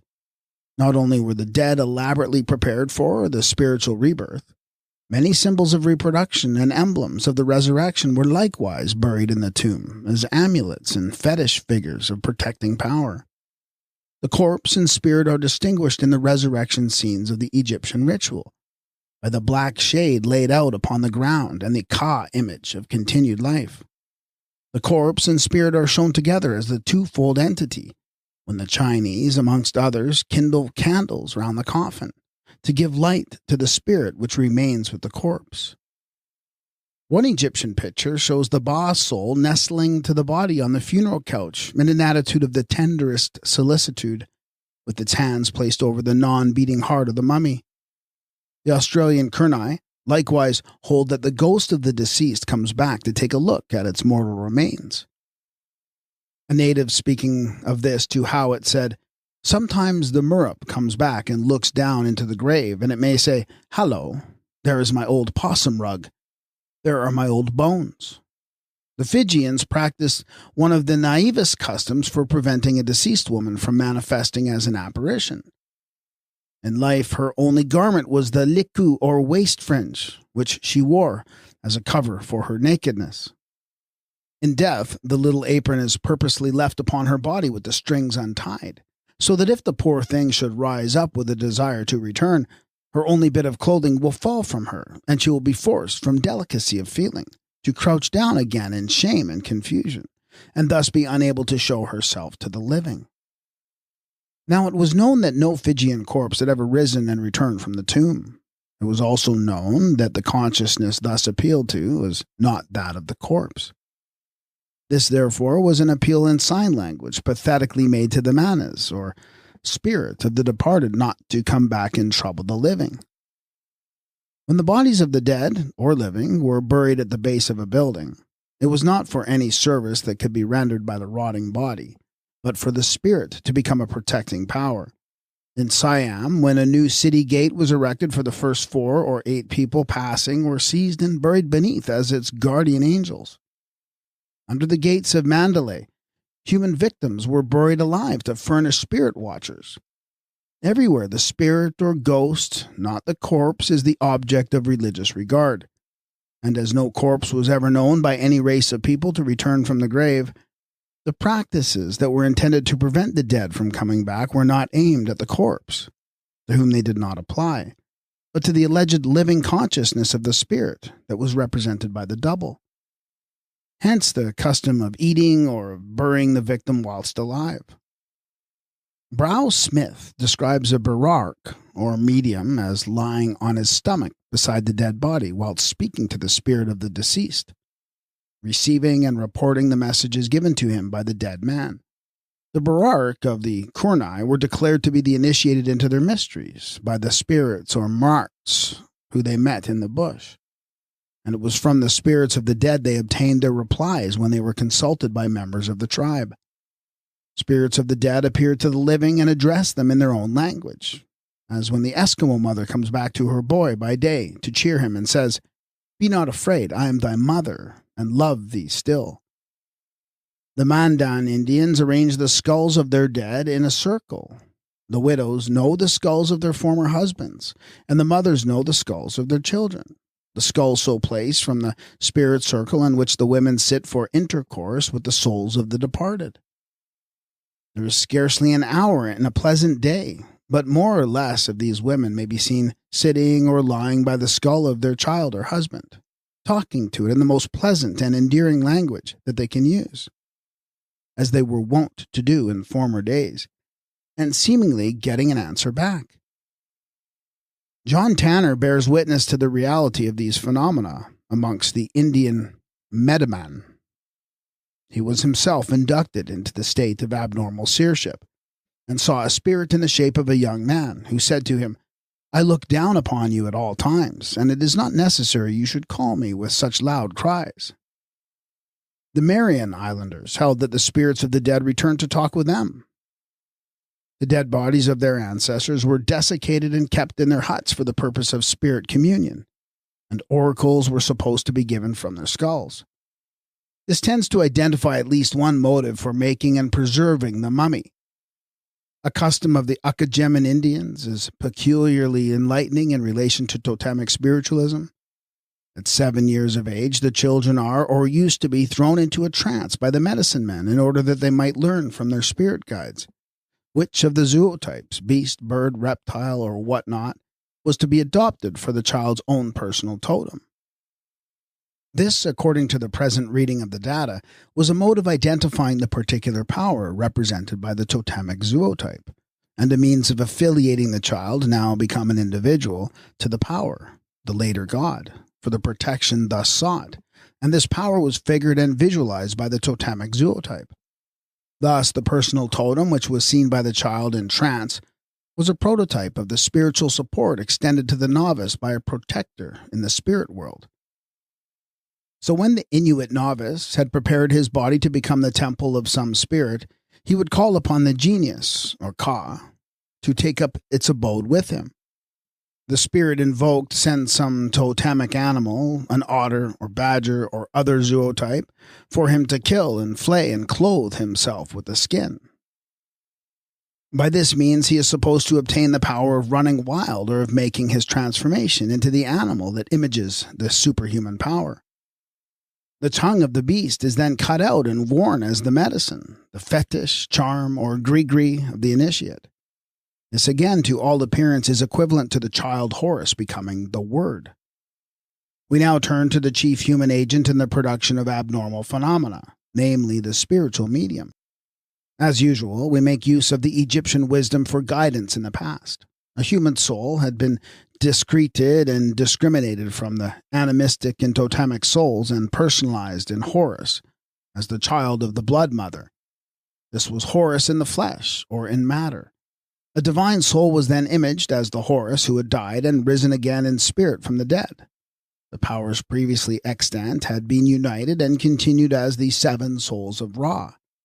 We read of these in the ritual, where they are the 7 elemental powers that were divinized as the ancestors of Ra, those who preceded him in time, but are now in his following.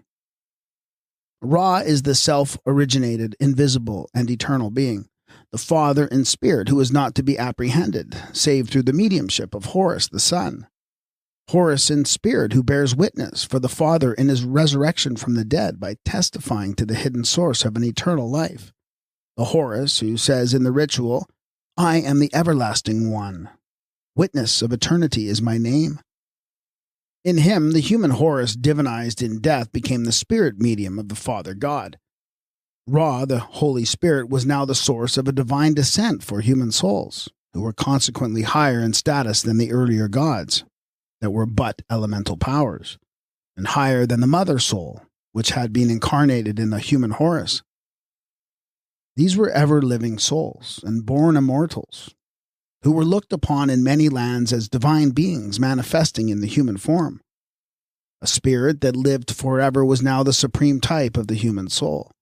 The king who never dies, that is, the divine personage in human form, now took the place of the turtle that never died, or the bull of eternity, or any other totemic type of the elemental and pre-human soul. The king who never dies impersonates the immortal in man, who was the royal Horus in the Kamite eschatology. The king is dead. Long live the king is an ancient doctrine of human Horus dying to rise again as royal Horus, the ever-living, who is the typical demonstrator of a life eternal as Horus, the born immortal. The king who ever lives is a human figure of the immortal born from the dead. Egyptian kings were not directly deified. The human Ra was an image of the divine Ra, a likeness of the superhuman power. In various texts, the pharaoh was called the Ka of the god, the image and likeness, and to that the worship was indubitably directed. It was as the living representative of divinity that the Ra, or pharaoh, was adored by the Egyptians. In this character, the king himself is portrayed in the act of worshipping his own Ka, or divine Eidolon, the god imaged within himself and by himself. In both cases, the worship was no mere flattery of the mortal man. It was meant for the ever-living immortal. The pharaoh was the representative of Ra on earth. So was it in Africa and beyond. The master of Wida said of himself, "I am the equal of God. Such as you behold me. I am his complete portrait." This, as Egyptian, would be the Ka image of the god. The person who, as reckoned, now inherited a soul that was thought to be immortal, verily shared in a nature that was superior to any of the elemental forces, such as those of wind and earth and water, even the sun, or the blood of Isis, the highest of them all. And over these the spirit-born or second-born assumed the mastery or claimed supremacy. They themselves were of spiritual origin, and as spirits they were superhuman on a higher plane than any merely animistic powers, who, like the Polynesian Tuikilakila, chief of Somosomo, also claimed to be a god. Mendieta, in his report on the Mexican gods, tells us, others said that only such men had been taken for gods who transformed themselves or who appeared in some other shape and did or spake something, while in that shape beyond the ordinary human power. The Mexicans were here speaking of their trance mediums. They entered the state of trance for their transformation, and in that condition manifested superhuman or spiritual powers that were looked upon as divine. Amongst all races of people, such men were divinized under whatsoever name, as mediums, mediators, and links betwixt two worlds.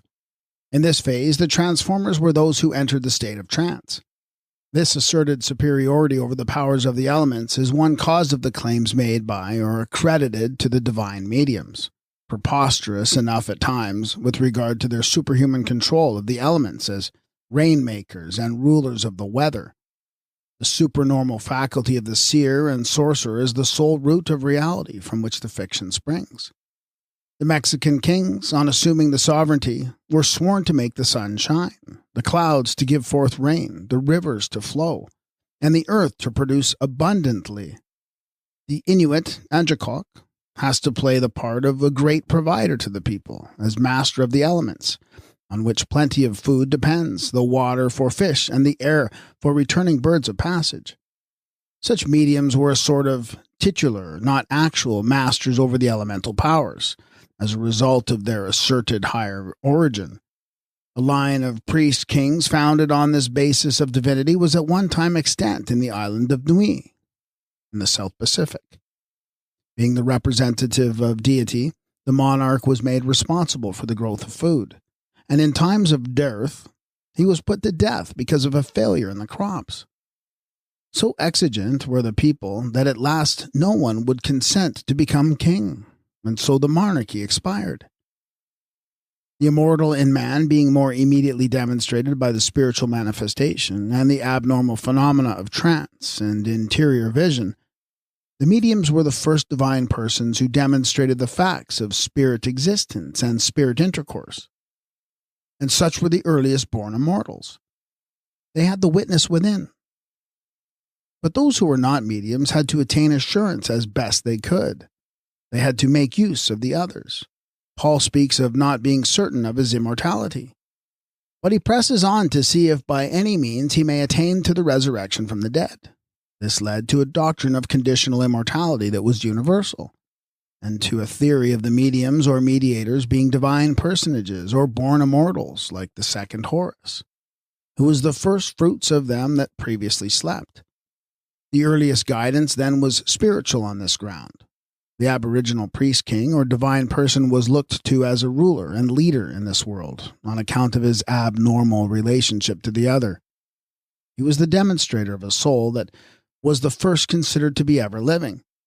This divine descent was based upon the derivation from the God in spirit, who was now superior to all other gods, and who in the Egyptian religion is Ra, the Holy Spirit. The three highest ranks in Egypt were the divine, the royal, and the noble, and the three were distinguished from each other by their peculiar type of beard. Thus, the loftiest rank was spiritual, and this primacy originated not in men becoming bishops, but in their possessing those spiritual powers and faculties which have been repudiated and expurgated by the churches of Orthodox Christianity, but which were looked upon of old as verily divine. We also learn from Synesius's Logos Gyptos quoted by Hirine, that in electing a monarch, whereas the vote of a soldier was reckoned as one, the vote of a prophet or seer was counted as 100. The Egyptian priesthood preeminently exemplifies the idea that the incarnating power made use of certain persons as sacred agents, male or female, for such a purpose. Hence, the higher order of priests were known as the fathers in God. They were supposed to share in the divine nature, with power to communicate the Holy Spirit to others who desired to partake of its benefits. The insufflation of the Holy Spirit with the laying on of hands by modern religious impostors, who do but parody the ancient custom without knowledge, is a relic of the sacred rite. The spiritualistic medium was originally revered not because he was a priest or king, not on account of his earthly office, but because of his being an intercessor with the superhuman powers on behalf of mortals. Among the Zulu Kafirs, the mere political chief has been known to steal the medicines and fetish charms, the information, and the magical vessel of the diviner and seer, on purpose, to confer the sacred authority on himself, and then to put the spiritual ruler to death and take his place, which is similar to the method of the Christians in getting rid of the pagans and stealing the appurtenances of their religion, and ruling without their open vision. Among the Hottentots, the greatest and most respected old men of the clan are the seers and prophesiers, or the mediums of spirit intercourse. Their practical religion, says Dr. Hahn, consists of a firm belief in sorcery and the arts of the living medicine man, on the one hand, and on the other hand, in an adoration of the powers of the dead. That is the religion of all ancient spiritualism distinguished from animism, and it is the universal amongst the aboriginal races. The spirits of the dead are accepted as operative realities. They are dreaded or adored according to the mental status of the spiritualists, and the sorcerers, magi, the medicine men, the witches, and witch doctors are the spirit mediums employed as the accepted and established means of communication. Also, witches, wizards, sorcerers, shamans, and other abnormals who had the power of going out of the body in this life were feared all the more after death by many tribes because they had demonstrated the facts which caused such fear and terror. They had also been their exorcists and layers of the ghost whose protective influence was now lost to the living. One way of denoting that such beings were heavenly or of divine descent was signified by the custom of not allowing them to touch the ground with their feet. This was not an uncommon kind of taboo applied to the divine personage as representative of the god. It was a mode of showing that he was not of the earthy, and therefore he was heavenly, or something betwixt the earth and heaven, like Horus, who was the connecting link in spirit. It was because he was reckoned of divine descent that the king or other form of the ruler was not allowed to show the ordinary signs of age, decay and decrepitude, not to die a natural death like any mere mortal, but was put to death in his prime whilst robust and vigorous, and as the saying is, full of spirit. The Japanese Mikado was carried on men's shoulders because it was detrimental to his divinity for him to go afoot. One account of him says, it was considered as a shameful degradation for him even to touch the ground with his foot. These were the divine kings, like the Egyptian Ankh, the everlasting ones, the born immortals among men. This mode of doing honor and conferring dignity has its survivals in the custom of chairing or carrying the hero of the hour on the shoulders of those who desire to elevate him beyond a footing of equality with themselves on common ground. Also in the practice of taking the horses out of the hero's carriage, when human beings take the place and position of the beasts. It may be that there were other reasons than the one assigned upon a previous page for the crucial seclusion of the girls at the period of puberty. It is probable that they were at the same time initiated in the mysteries of mediumship. Seeing that it was a practice for pubescent lads to be initiated into the mysteries of seership and made mediums at a time when they were made into men, it is more than probable that the girls were also inducted into the mysteries of trance at the time of their pubescent transformation. This would explain the extreme length of time during which the girls were often secluded from all eyes, save those of their female overseers. We hear of the boys being kept in their isolation and practiced upon until they did see. Why not the girls? Clairvoyance was the vision and the faculty divine, the beatific vision of all the early races. It was sought for and cultivated, prized and protected, as the most precious of all human gifts, and the possessor was held to be divine. The girls who were secluded for the serpent's visit would, as spirit mediums, become the oracles of the serpent wisdom, and as mediums they would attain to primitive divinity. Moreover, when the typical serpent visits the Basuto Virgin, her limbs are plastered over with white clay and her face is covered by a mask. This denotes her transformation into a superior being of a spiritual order, which she would become as a spirit medium. This suggestion finds support from a story that is told by the Kyrgyz of Siberia. The daughter of a Khan was kept shut up in a dark iron house so that no man might look upon her. She was attended by an old woman. When the girl attained her maidenhood, she said to the old woman, "Where do you go so often?" "My child," said the old woman, "there's a bright world. In that bright world your father and mother live, and all sorts of people dwell. That is where I go." Obviously, this other world was entered in the state of trance, as well as at the time of death. The maiden said, "Good mother, I will tell nobody, but show me that bright world." So the old woman took the girl out of the dark iron house. But when the girl saw the bright world, she fainted and fell, and the eye of God fell on her, and she conceived. This was evidently in the hypnotic swoon that was induced by the aged woman, who thus initiated the maiden into the mysteries of mediumship at the period of her puberty. According to the Mansfield Parkins, the greater number of the mediums or possessed persons among the Abyssinians were women. It is the same today in modern spiritual phenomena. Also in ancient Egypt, the woman was held to be the superior medium as seer and diviner. Duff MacDonald says of the Yao people, "Their craving for clearer manifestations of the deity is satisfied through the prophetess. She may be the principal wife of the chief. In some cases, a woman without a husband will be set apart for the god, or spirit. The god comes to her with his commands at night. She delivers the message in a kind of ecstasy. She speaks, as her name implies, with the utterance of a person raving with excitement.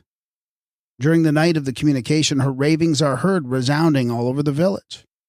It was as a medium for spirit communication that the witch or wise woman attained her preeminence in the past and her evil character in the present.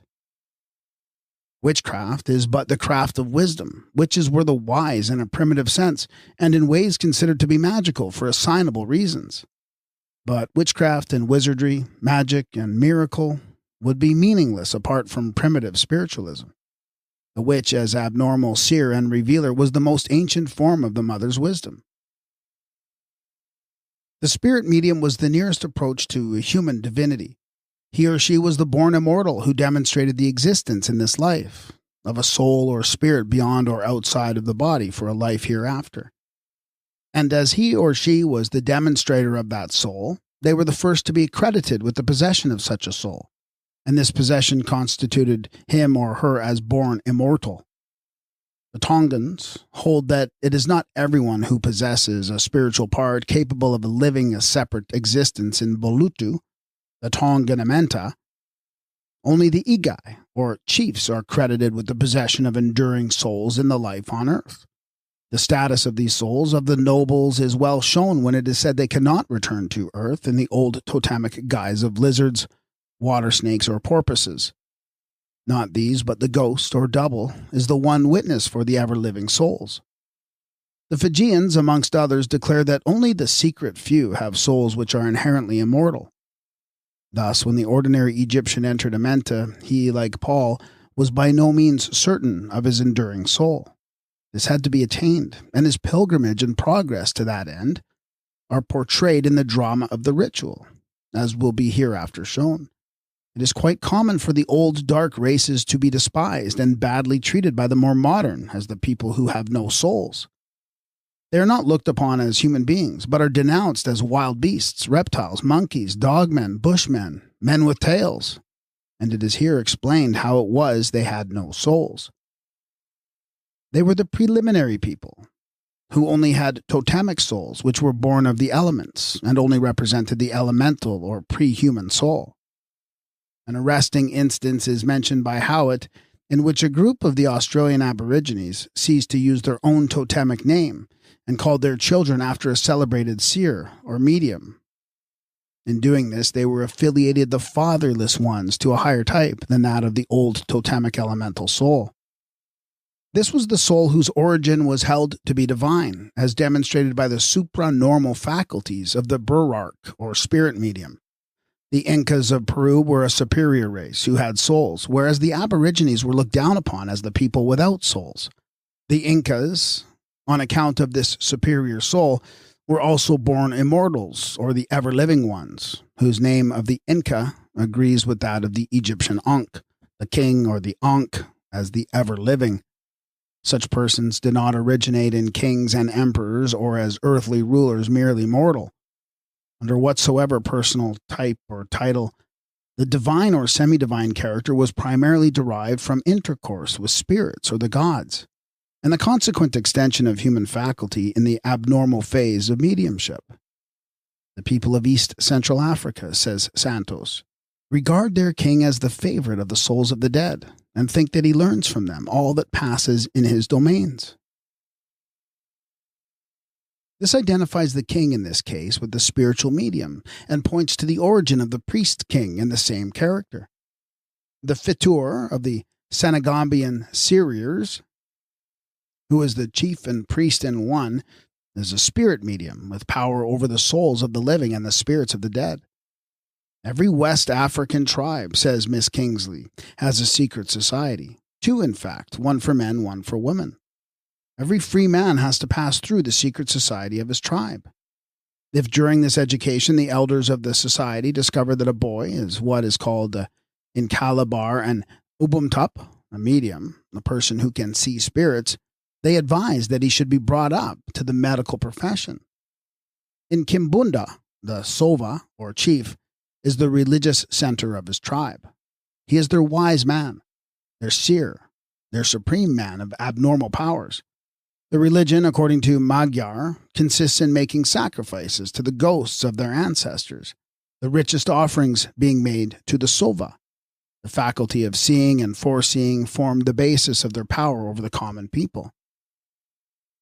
The Misango, or witch doctor of the Yao and other Central African tribes, who is called by Stanley the Gourd and Pebble Man, is the person sought by the people in all their profoundest perplexities. The man of mental medicine still keeps his place and holds his own against the doctors who deal in physics. He invokes his spirits by means of a rattle made of a dried gourd, with small pebbles in it. Some of these diviners, says the Reverend Duff MacDonald, are the most intelligent men in the country. The same account is given by Messrs. Spencer and Gillen of the Arunta spirit mediums and medicine men in Central Australia. The divine man was the diviner, the seer, the sorcerer, the spirit medium with all the early races. In the Marquesian and the South Sea Islands, the divine man was supreme, whether he was a priest, a king, or only a person of inferior birth and station. If he had the supernormal faculty, the mana, he was the human representative of divinity on that account. Among the Solomon Islanders, says Mr. Codrington, there is nothing to prevent any man becoming a chief if he can show that he is in possession of the mana, that is, the abnormal, mediumistic, or supernormal power. The Egyptian magical power will explain the mana of the Melanesians, described by Dr. Codrington as a power derived from all the powers of nature that were recognized. They are not in the mental position of thinking they can derive their mana directly from a god that is postulated as the one spiritual source of power. The powers recognized in nature are various and were recognized because they were superhuman, though not supernatural. Hence their influence was solicitously sought to augment the human. The unseen powers were operant in nature from the first as elemental forces which man would like to wield if he only knew the way to gain alliance with them and to share the power. The mana, says Dr. Codrington, can exist in almost anything. Disembodied souls or supernatural beings have it and can impart it, and it belongs essentially to personal beings who originate it, though it may act through the medium of water or of a stone or a bone. That is, it can be gathered from the powers that were pre-personal and elemental, as well as from the ancestral spirits who are personal. The Melanesian gathering his mana may be seen in the manes of the Egyptian ritual in the act of collecting his magical power. Here the mana is magical, and it is described as the great magic Urhika, which is formulated for use as the word of power that can be directed at will by the manes in the possession of it. The soul of the deceased has great need of this superhuman power in his passage through Amenta. It is by means of this he opens the doors that are closed against him, makes his transformations, and conquers the duress of all difficulties. He collects his magical charm or word of power from every place and thing in which it exists, and from which it rays out. Behold, he exclaims, I bring my magical charms which I have collected from every quarter, more persistently than the hounds of chase, and more swiftly than the light. In this way he is drawing influence from the nature powers as well as from the ancestral spirits. At a later stage of the present inquiry, it will be shown how the Egyptian eschatology was formulated in the mold of the mythology. The typical 7 souls in the one are repeated as a type in the other. The 7 elemental powers were continued as the 7 souls of Ra, and are described as the ancestors of Ra. Thus, when the personality of the deceased is reconstituted in Amenta for the afterlife, it is on the foundation of these 7 external souls, the highest of which is represented by the Ka. The 7th in the series of souls was personified in the human Horus. And this is the first soul to rise again and to be repeated after death as Horus in the spirit. When it is said of the Egyptian king that the spirit constitutes his personality, he is Horus in spirit, the representative of Ra, the Ka, or living likeness of the god on earth. The Ka image, then, is the type of this, the enduring personality. With the Pelu Islanders, the divine man is a spirit medium called a Karong. That is, if the power be permanent, in other words, if he is naturally a medium, he is a Karong. But they distinguish betwixt the born Karong and a person who may be temporarily possessed. The office of Karong is not hereditary, and when the Karong dies, the manifestation of the spirit or the divine afflatus in another medium is eagerly awaited. This is looked upon here, as elsewhere, as a new incarnation of the god, which shows that the reincarnation was one of the power and not the personality of the Karong. It was the power of seership, not the individual soul of the seer, that returned in the new avatar. Hence the same power was not dependent on the return of the same person. The power may be manifested by someone of very lowly origin, but he is forthwith exalted to the highest place as a divine being. Those who are ignorant of the facts of abnormal experience are entirely out of it, both as students and teachers of anthropology. The most important of all data concerning the origins of religion have to be omitted from their interpretation of the past of man, or, what is far worse, obfuscated with false or baseless explanations. The wizards who are reverenced by the Australian Kuranai are those who can go up aloft and bring back information from the spirits of the departed, commonly known in many lands as the ancestral spirits. The spiritual medium ruled as a seer, a sorcerer, a diviner, a healer, who foresaw and uttered oracles, revealed superior knowledge by supernal power, and was looked up to as a protector, a guardian spirit, because he was held to be in league with the spirit world, very divinity in a human form. The divine kings, the spiritual emperors, the gods in human guise, the supernatural beings, the intercessors for common people, whether male or female, were incalculably earlier than the physical force hero, the political ruler, or the ritualistic priest. Hence, it is amongst the most undeveloped races, like the African and Melanesian, that these preserve their early status still. We have a survival of this status, of the spirit medium, in a modified form, when the priest is called in as exorcist of spirits because he represents the wise man or wizard, in whom Latinity has taken the place of the ancient wisdom. Thus, when the ghost of Hamlet's father appears, Marcellus says, "Thou art a scholar, speak to it, Horatio." Some of the most degraded aborigines among the dark race of India still keep the position of superior people in relation to the neighboring tribes, on account of their being the masters of magical arts and the mediums of spirit intercourse.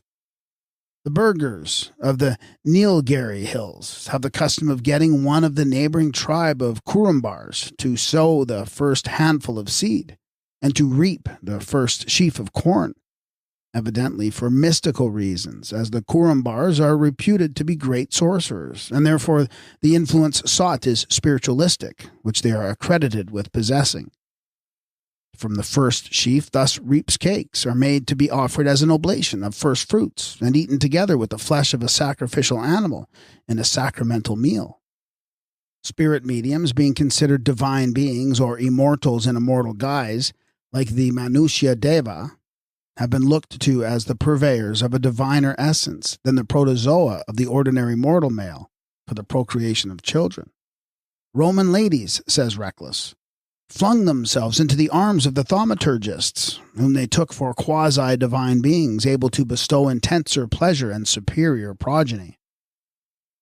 The medium was looked upon as a being loftily transcendent, a channel of communication for the gods and the glorified in their intercourse with mortals. The Eskimos are not only willing but anxious that their angikoks, or spirit mediums, should have sexual intercourse with their wives, so that they may secure children superior to those of their own personal begetting. The angikok is looked up upon as a medium for the descent of the Holy Spirit, and as such he is chosen to initiate young girls into the mystery of marriage. Those men who afterwards take the young woman for wives consider this connection with the divine man a preparatory purification for motherhood. With other races, it was looked upon as a religious rite for the bride to cohabit with the holy man or medium on the night before her marriage. There are instances, as on the Malabar coast, in which the bridegroom fees the holy man to lie with his wife the first night after marriage. With the Cambodians, the right to spend the first night with the bride was the prerogative of the priest. The Burmese great families have each their spiritual director, to whom they send their daughter before her wedding night, and according to the official phrase, pay him the homage of the flower of virginity. A Brahmin priest complained to Whitebrecht, the missionary, that he was the spiritual purifier in this sense, to no fewer than 10 different women, not one of whom was his own wife. According to Wilkin, the Arabs act in the same way in order that the offspring may be ennobled. This practice, this desire for being ennobled, may have led to its being claimed as a right, the jus prima noctis, or right of the feudal lord to sleep the first night with his vassal's new-made bride. The primitive religious feeling would give the profoundest sanction to the phallic rite, descending from the chief as a medium to the man whose supremacy was acknowledged on account of his courage. We find it was a custom with the Spartans for a husband to select a hero or brave man to lie with his wife to beget heroic offspring. The offices of king, priest, or clergyman remain, but the vision of the faculty divine have fled. The king survives without the seal of sovereignty, the priest without his spiritual influence, divines without divinity. The religious doctors still practice, but they are no longer of the healing faculty. The curates cannot cure. False diplomas take the place of genuine warrant. The once living link, considered to be the ever-living one, is now the missing link betwixt two worlds. Indeed, this was propensely broken by the Christians, and that spiritualism was cast out as devilish, which all Gnostics held to be divine. Blindness through believing a lie has taken the place of the open vision, which was sought of old. The priests remain as mediums, without the mediumistic faculty. But they still take the tithe and receive payment for performing the magical rites as qualified intermediaries betwixt the gods and men or women. Nor is the belief in their spiritual potency as fathers in God entirely extinct. The theory and practice of magic were fundamentally based on spiritualism. The greatest magician or sorcerer, witch or wizard, was the spirit medium. The magical appeal was made in mimetic sign language, was addressed to superhuman powers as the operative force. The spirits might be elemental or ancestral, but without the one or the other there was no such thing as magic or sovereignty. In one of its most primitive aspects, magic was a mode of soliciting and propitiating the superhuman elemental powers or animistic spirits. The want, the wish, the intention, or command being acted and chiefly expressed in sign language. In another phase, it was the application of secret knowledge for the production of abnormal phenomena, for the purpose of consulting the ancestral spirits. The hypnotic power of the serpent over its victims was recognized as magical. This is shown in the ritual when the speaker says to the serpent that goeth on his belly, I am the man who puts a veil of darkness on thy head. I am the great magician. Thine eyes have been given to me, and through them I am glorified. He has wrested the magical power called its strength from the serpent by taking possession of its eyes, and by this means he is the great magician. Black magic has its secrets only to be muttered in the dark. In the mysteries of the Obeah and Voodoo cults, it was held that the starveling ghosts could be evoked by offerings of blood, and that they were able to materialize the more readily and become visible in the fumes of the physical element of life.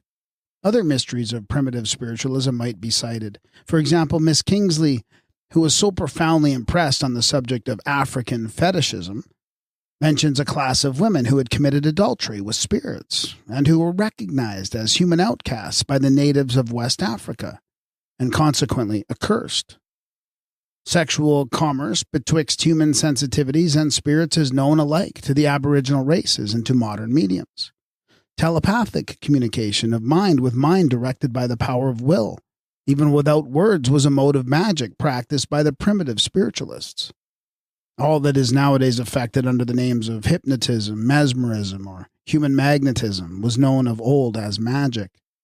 In Egyptian, the word heka for magic means to charm, enchant, or ensnare. It also signifies thought and rule. Ergo, thought as ruling power was a mode of magic. And the god Tat, the ruling power of thought, the thinker personified, was the divine magician, mainly as the transformer in the moon. One mode of exercising magical power practiced by Australian medicine men, though not limited to them, is to point at the person who is being operated on with a stick or bone. This is done to render the person unconscious. Therefore, the pointing stick thus used is a kind of magic wand, equivalent to the disc of a modern mesmerist, intended to fix attention and induce the condition of coma. Pointing with the stick was naturally preceded by pointing with the fingers, as in modern hypnotism. The magnetic fluid of the modern mesmerist was known to the African mystery men from time immemorial. This again corresponds to the magical fluid of the Egyptians called the Sa, which was imparted from one body to another by the laying on of hands or making passes, as in hypnotizing. The Sa was a sort of ichor that circulated in the veins of the gods and the glorified. This they could communicate to mortals, and thus give health, vigor, and new life. Maspero says the gods themselves were not equally charged with the Sa. Some had more, some less, their energy being in proportion to the quantity. Those who possessed most gave willingly of their superfluity to those who lacked, and all could readily transmit the virtue of it to mankind. This transfusion was most easily accomplished in the temples. The king or any ordinary man who wished to be impregnated presented himself before the statue of the god and squatted at its feet with his back to the statue. The statue then placed its right hand on the nape of his neck, and by making passes caused the fluid to flow from it and to accumulate in him, as in a receiver. By transmitting their Sa of life to mortals, the gods continually needed a fresh supply, and there was a lake of life in the northern heaven called the Lake of Sa, whither they went to draw the magical ichor and recruit their energies, when exhausted at this celestial fount of healing. Khonsu, Neferhetep, the great god, giver of oracles in Thebes, was the caster out of demons, the driver away of obsessing spirits, and in the story of the possessed princess, his statue is sent for by the chief of Bakhtan to exorcise an evil spirit that has taken possession of his daughter. This is effected by the god imparting the Sa, from the magical power of which the evil demon flees. Magic has been described as a system of superstition that preceded religion, but magical ceremonies and incantations are religious, inasmuch as they are addressed to superhuman powers. Magical ceremonies were religious rites. If religion signifies a propitiation or consolation of powers superior to man, it is not necessarily opposed to magic, which supplied the most ready means of influencing such powers that were postulated as extant. Various modes of so-called sympathetic magic have been practiced in making a primitive appeal to the powers. The sheep people have a magical ceremony, the name of which denotes an invocation to the gods for pity and protection. In time of war, the wives of the men who are with the army dance publicly, stark naked through the town, howling, shrieking, gesticulating, and brandishing knives and swords like warriors gone insane. And from head to foot their bodies are painted of a dead white color.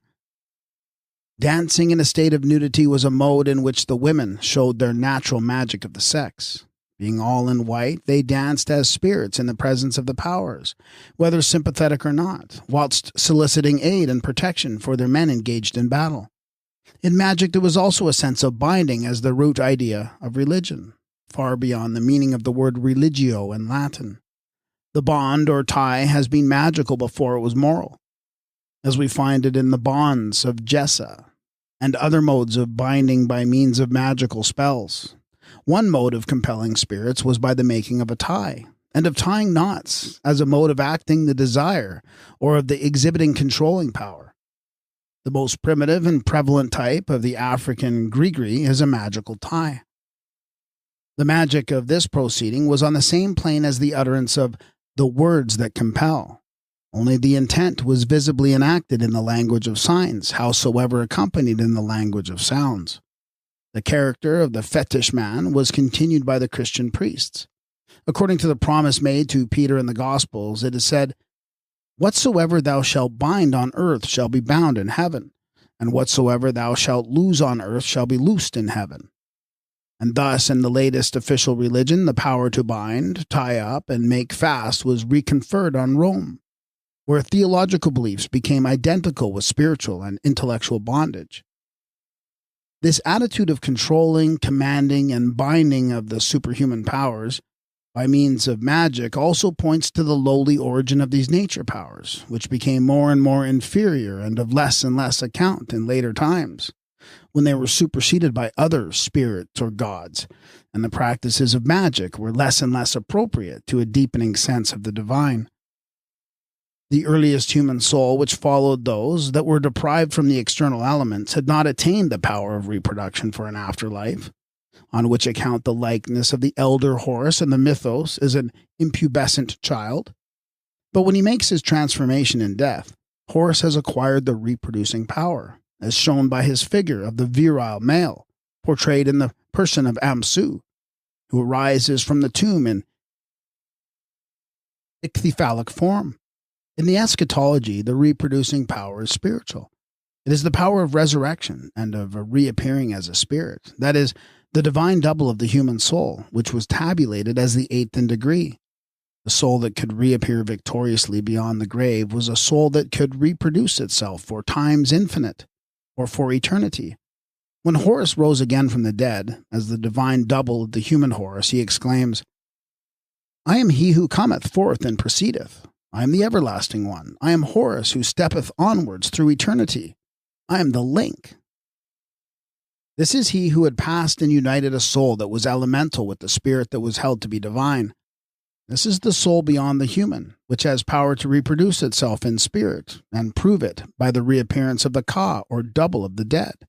The Kamite Ka is portrayed in the Egyptian drawings as a spiritual likeness of the body, to identify it with the soul of which it is called so-called double. The soul, that is, which has the power to duplicate itself in escaping from the clutch of death, and to reappear in rarer form than that of the mortal, as the soul or spirit outside the body to be seen in apparition or by the vision of the seers. The ardent wish of the deceased in Amenta to attain the power of appearing once more on the earth is expressed again and again in the ritual, as the desire to become a soul or spirit that has the power to reproduce itself in apparition, or as the double of the former self, which was imaged in the Ka, the desire for continual duration after death, or in other words, for everlasting life, also with the power to reappear upon the earth among the living. By duration, the speaker calls his Ka. All life through it was an image of the higher spiritual self, divine in origin and duration.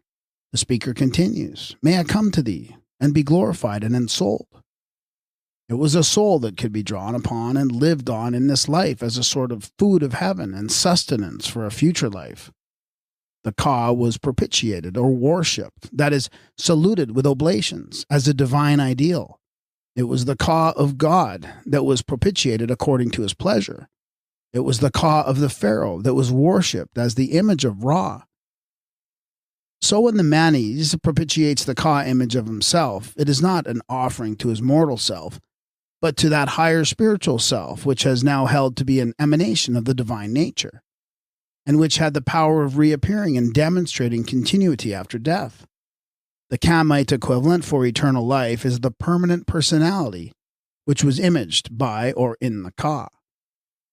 With the Chi-speaking tribes, the Ka is called the Kra, which name answers to the Kla of the Karens.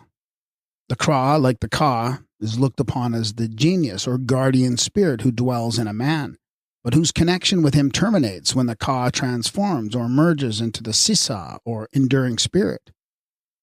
According to Ellis, when a man dies, his Kra becomes Sisa, and the Sisa can be born again to become Kra in a new body. The Ka was common to Inner Africa as a statue or portrait of the spiritual man. Whilst the mummy of a king of Congo was being made, an image of the deceased was set up in the palace to represent him, and was daily presented with food and drink. This was his living likeness, his spiritual double, which the Egyptians called the Ka. And this, not the dead corpse, was propitiated with the offerings. The object of worship or propitiation was the Ka, not the mummy. The Ka imaged the ghost or double itself, and not a spirit supposed to be the residential in the mummy. The Esquimalt, the Lapps, and other northern races also preserved the Egyptian Ka, especially in relation to the shaman or Angekok, who has his Ka or double like the Egyptian priest. With this he unites himself in soul when about to divine and make his revelations in the state of trance. Uniting with the Ka or genius is a mode of describing his entrance into the spirit or the entrance of the inspiring spirit into him. The practice of the Mexicans and others, who made an image of the dead and placed it on the altar and offered oblations to it, shows that their effigy also represented the Ka or spiritual likeness. Amongst many races, an image of the deceased person was set up to receive the oblations of food and drink. All primitive spiritualists held that in death the spirit rose again and lived on still, and for this reason the Ka statue was erected in the funerary chamber, as it had been in the forest hut. A black shadow of the body cast upon the ground could not demonstrate the existence of an eternal soul. Neither could the hawk or serpent or any other symbol of force. But the Ka is the double of the dead. It is a figure of the ghost. The Ka, then, was an image of the only soul of all the series that ever could be seen outside the human body. This was wholly distinct from the soul of life in a tree, a plant, a bird, a beast, or a reptile, because it was an apparition of the human soul made visible in the human form. The Batas of Sumatra have the 7 souls like the Egyptians. One of these is outside the body, and when it dies, however far away it may be from the man, he also dies, his life being bound up with it. But the origin and significance of the Ka, together with the doctrine of its propitiation, are explicitly stated in the rubrical directions to the chapter 144 of the ritual. At this stage of his spiritual progress, the deceased has reached the point where the mummy Osiris has transformed into the risen Horus, the divine one who is the 8th at the head of the 7 great spirits. Thus, in the mysteries of Amenta, human Horus dies to rise again as Lord of the resurrection and to manifest as double of the dead. He is divinized in the character of the ghost, and as such he becomes the spirit medium for his Father, the Holy Spirit, his witness for eternity, who is called the only begotten and anointed Son. In this character, the deceased is Horus in spirit, ready for the boat of Ra. An effigy of the boat was to be made for the deceased. Amongst the other instructions given, it is said, a figure of the deceased is to be made in presence of the gods. This figure is the Ka, hence the oblations of flesh and blood, bread and beer, unguents and incense are to be offered. and it is stated that this is to be done to make the spirit of the deceased to live. It is also promised that the ceremony, if faithfully performed, will give the Osiris strength among the gods and cause his strides to increase in Amenta, earth and heaven.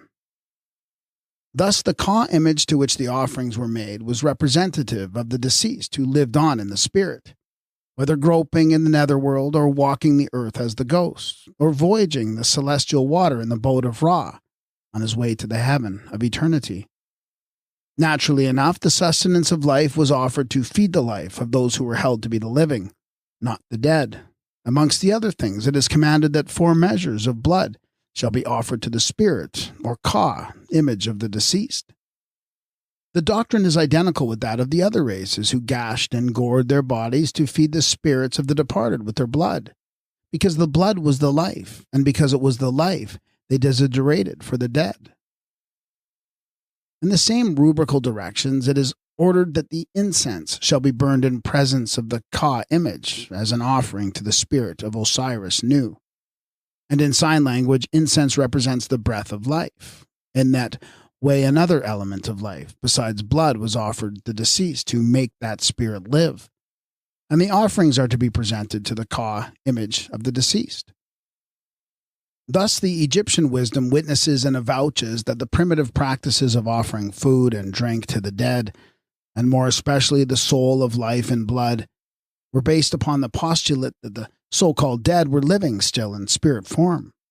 And obviously enough, the sustenance of life was offered to feed the life of those who were held to be living, because seen to be existing in the likeness that was represented by the human figure of the spirit Ka.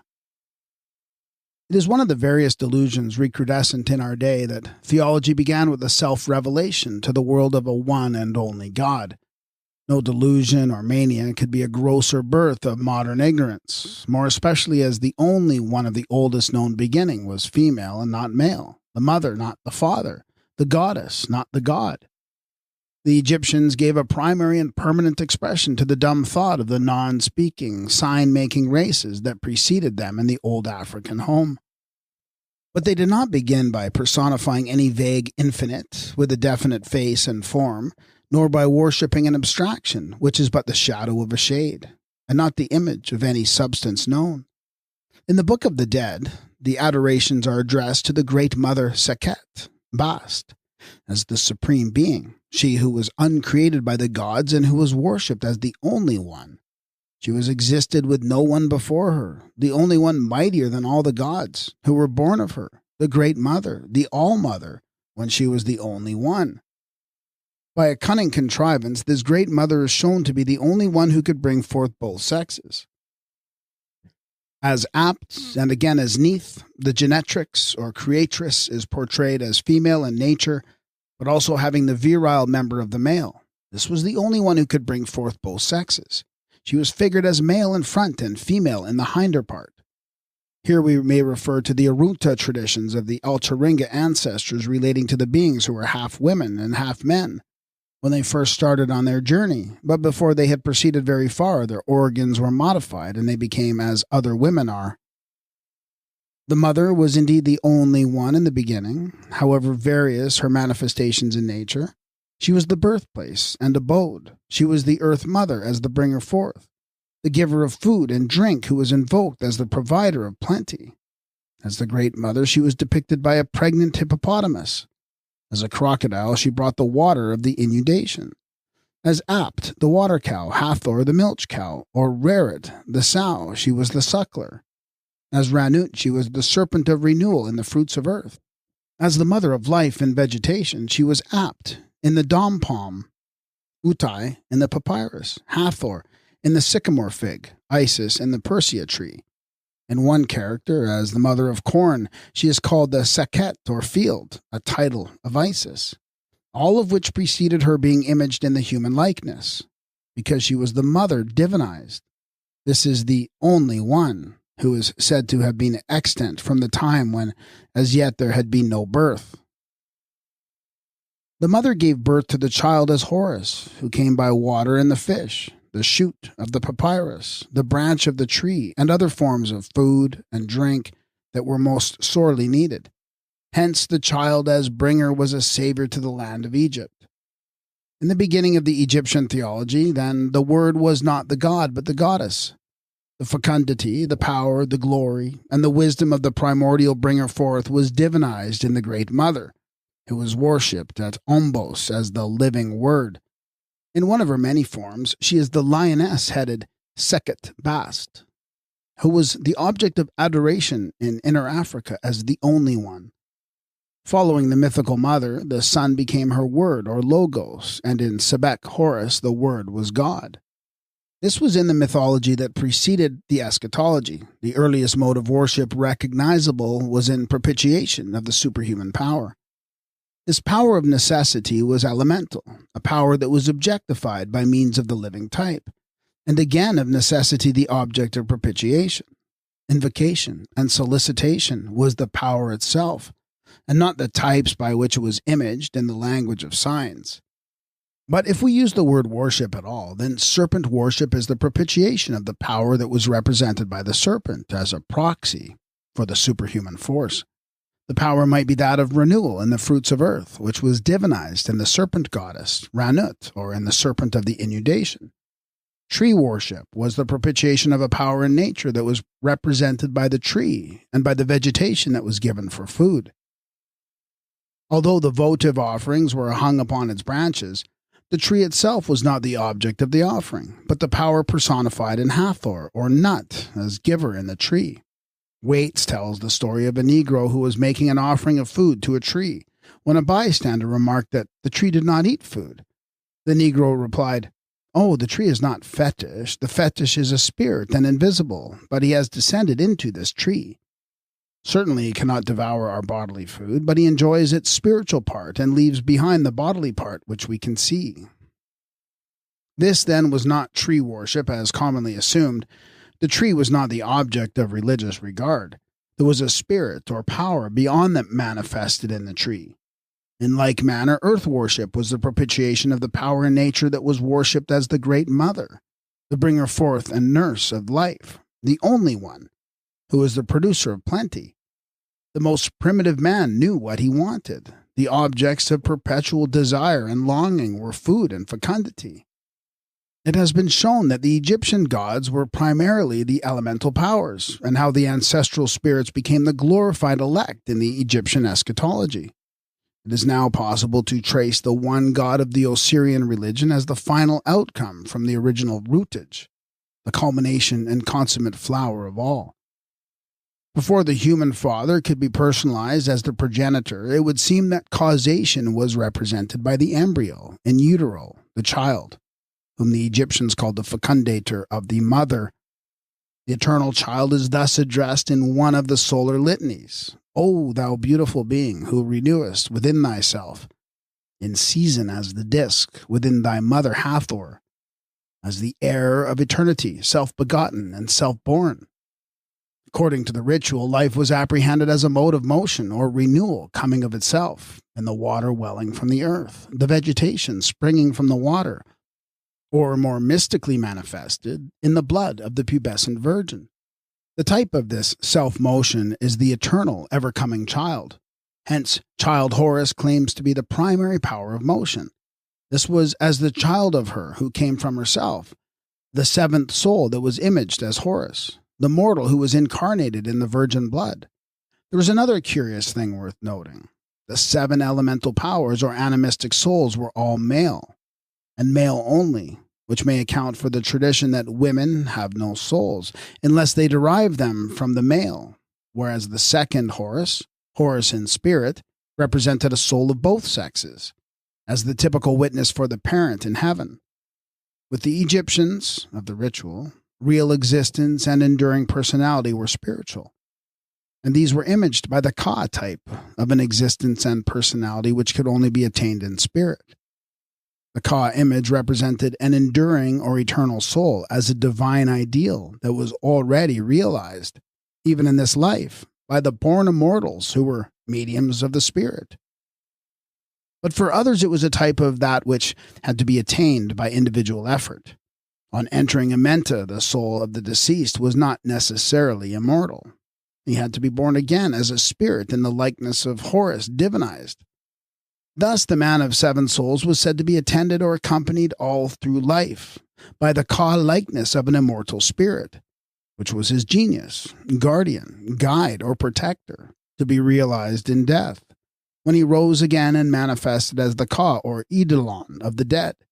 That is, as the ghost, the 8th man, the man from heaven, the Christ, or risen Horus of the Gnosis.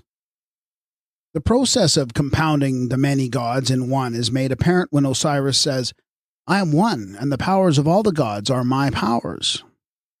In the course of unifying the nature powers in one, the mother goddess with the father god was blended first in Ta, the Bayun being, as a type of dual source, such as was illustrated by the customs of Kuvad and subincision, in which the figure of the female was assumed by the man with a vulva, or the divinity as parturient male, the type that was repeated in both Atum and Osiris, as well as in Brahma and Jehovah. In the ascription of Shabaka from Memphis, Ta, in one of his divine forms, is called the mother giving birth to Atum and the associate gods. The highest of the elemental powers was divinized as solar in the astronomical mythology. This was the elder Horus, who had been the soul of vegetation and the shoot of the papyrus plant as product of the inundation. As the young sun god, he was now the calf, or child, upon the western mount, and leader of the 7 glorious Kuti. In his second advent, at his resurrection from Amenta, he became the Horus in spirit, Horus of the resurrection.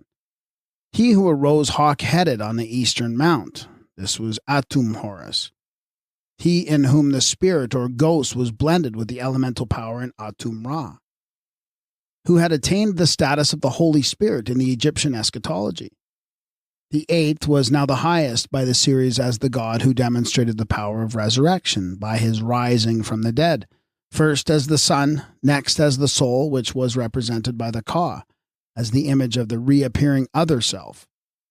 The gods were thus essentialized in the one. The 7 in Horus the mortal, the 8 in Horus of the resurrection, the 9 in Ta, or, as Damascius observed, speaking Chaldaically, in the paternal peculiarity, this god was impersonated as the one in Atum Ra, the Holy Spirit. There was no god personified as the Father in spirit until the All-One was uniquely imaged in Atum Ra as the first wearer of the Atef crown. And in him the god in spirit was based upon the ghost instead of the earlier elemental soul.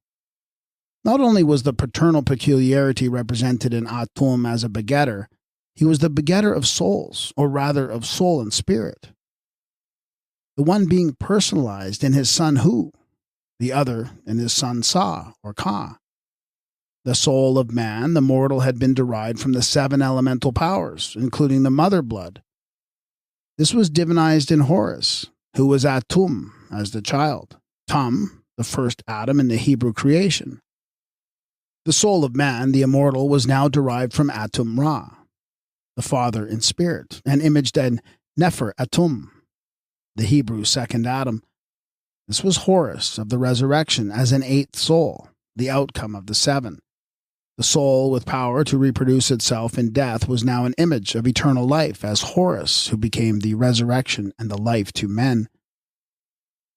The one God in spirit and in truth, personified in Atum Ra, was worshipped as Anu, as Huhi, the eternal, also as Anku, or ever-living one, in the character and with the title of the Holy Spirit. He is described as the divinized ghost. Hence it is said that it is Atum who nourishes the doubles of the dead. He who is first of the divine Inyad, perfect ghost among the ghosts. There was no father god or divinized begetter among the 7 primordial powers. They were a company of brothers. Ta was the first type of a father individualized as the father who transforms into his own son, and also as a father and mother in one person. Ra, as the name implies, is the creator god, the god in spirit founded on the ghost. He is the god of the ancestral spirits, the first to attain that spiritual basis for the next life, which the Ka, or double in this life, vouched for after death. Hence, Atum-Ra was deified as the perfect ghost among the ghosts, or the god in spirit at the head of the nine. The elemental souls were blended with the human in the deity Ta, and in Atum-Ra, his successor. The ancestral spirit was typified and divinized as a god in perfect human form, who became the typical father of the human race and of immortal souls, proceeding from him as their creator, who is now to be distinguished from all previous gods which had produced by transformation and by reincorporation or incarnation of the elemental powers. Thus, the gods of Egypt originated in various modes of natural phenomena. But the phenomena were also spiritual as well as physical, the one god being ultimately worshipped as the Holy Spirit. Both categories of the gods and the glorified were, so to speak, combined and blended into the one person of Atum-Ra, who imaged the highest elemental power as soul of the sun in the mythology, and was divinized as Ra, the Holy Spirit, the ghost of ghosts in the Egyptian eschatology. The reappearing human spirit thus supplied the type of an eternal spirit that was divinized and worshipped as the Holy Ghost in Egypt and in Rome. Maspero has said of Egypt that she never accepted the idea of the one sole God beside whom there is none other.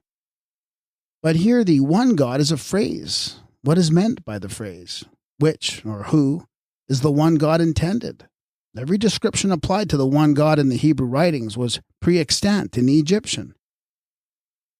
Atum-Ra declares that he is the one God, the one just or righteous God, the one living God, the one God living in truth. He is unicus, the sole and the one only, besides whom there is none other. Only, as the later Egyptians put it, he is the only one from whom all other powers in nature were derived in the earlier types of deity. When Atum is said to be the Lord of Oneness, that is but another way of calling him the one God and of recognizing the development and unification of the one supreme God from the many, and acknowledging the birth of monotheism from polytheism, the culmination of manifold powers in one supreme power, which was in accordance with the course of evolution. In the ritual, the everlasting is described as Neb-Hui, Nuti, Tirif, the eternal Lord, he who is without limit. And again, the infinite God is portrayed as he who dilates without limit, or who is the God of limitless dilation, Fu-Nen-Tera, as a mode of describing the infinite by means of the illimitable. And it is this Nentera that we claim to be at the root of the word neuter or neuter. Here the conception is nothing so indefinite or general as that of power. Without limit is beyond the finite, and consequently equal to the infinite. Teru also signifies time. The name therefore conveyed the conception of beyond time. Thus, neuter denoted the illimitable and eternal in one, which is something more expressive than mere power. Power is of course included, and the neuter sign, the stone axe, is a very primitive sign of power. Of this one supreme God it is said in the hymn to the Nile, or to Osiris, as the water of renewal. He careth for the state of the poor. He maketh his might a buckler. He is not a graven in marble. He is not beheld. He hath neither minstrants nor offerings. He is not adored in sanctuaries. No shrine is found with painted figures. There is no building that can contain him. He doth not manifest his forms. Vain are all representations. Also, in the hymn to the hidden god Amun-Ra, the title of Atum, he is saluted as the one in his works, the one alone with many hands, lying awake while all men sleep to seek out or consider the good of his creatures, the one maker of existence, the one alone without a peer, king alone, single among the gods. Surely this is equivalent to the one God with none beside him, as far as language can go. The Egyptians had all that ever went to the making of the one God, only they built on foundations that were laid in nature, and did not begin unlayer with an idea of the sole God in any abstract way. Their one God was begotten before he was conceived. Egypt did not accept the idea. She evolved and revealed it from the only data in existence, including those of phenomenal spiritualism, which supplied the idea of a holy ghost that was divinized in the likeness of the human. The only data, as a matter of fact, from which the concept could ever have been evolved. And but for the Egyptians, neither Jews nor Christians would have had a god at all, either as the one or three in one. There is no beginning anywhere with the concept of a one god as male ideationally involved. But for thousands of years before the era called Christian, the Egyptians had attained the idea, and were trying to express it, of the one God who was the one soul of life, the one self-generating, self-sustaining force, the one mind manifesting in all modes of phenomena, the self-existent one, the almighty one, the eternal one, the pillar of earth, the ark of heaven, the backbone of the universe, the bread of heaven and water of life, the Ka of the human soul, the way, the truth, the resurrection, and the life everlasting, the one who made all things, but himself was not made. But, once more, what is the idea of the one God as a Christian concept? The one God of the Christians is a father manifesting through one historic son by means of a virgin Jewess, whereas the father was the one God of the Egyptians in the cult of Atum-Ra, which was extant before the monuments began 10,000 years ago.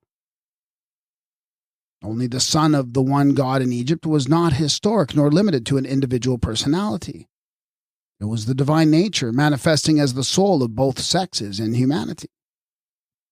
The one God of the Christians is a trinity of persons consisting of the Father, Son, and Holy Spirit, and these three constituted the one God in the religion, which is at least as old as the coffin of Menkaura, who was called Osiris, living eternally, the king of the double earth, nearly 6,000 years ago. Finally, in the Egyptian theology, Osiris is Neb-Ua, the only one and Lord. All previous powers were united in his power. Where Ra had 72 names denoting his attributes, Osiris has over 150. All that was recognized as beneficent in nature was summarized in Osiris. All the superhuman powers previously extant were combined and blended in the final form of the all-in-one, the motherhood included.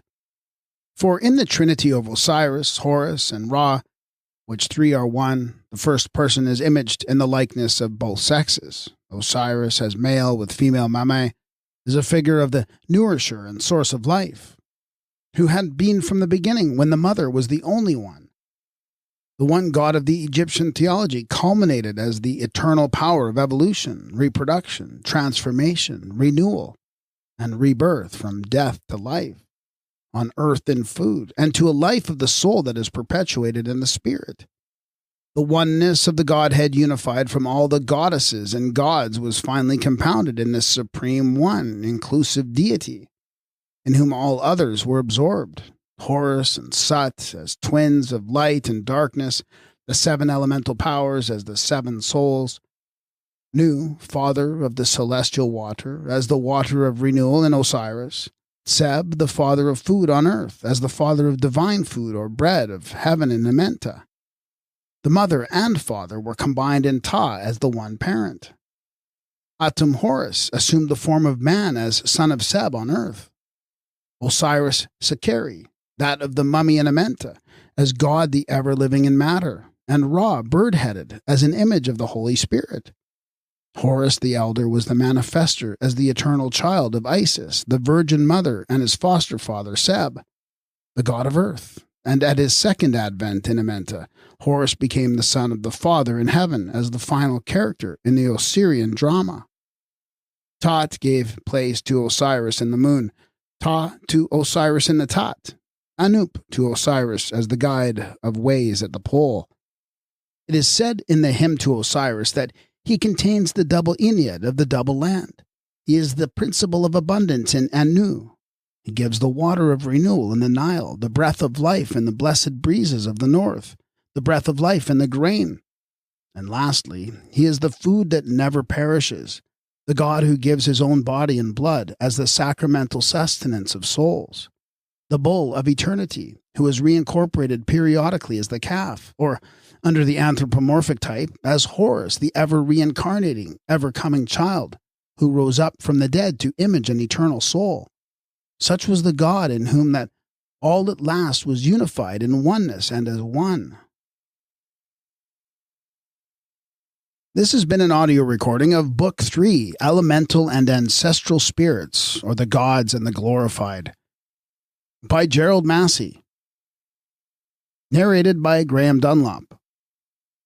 Edited by Darren Grimes.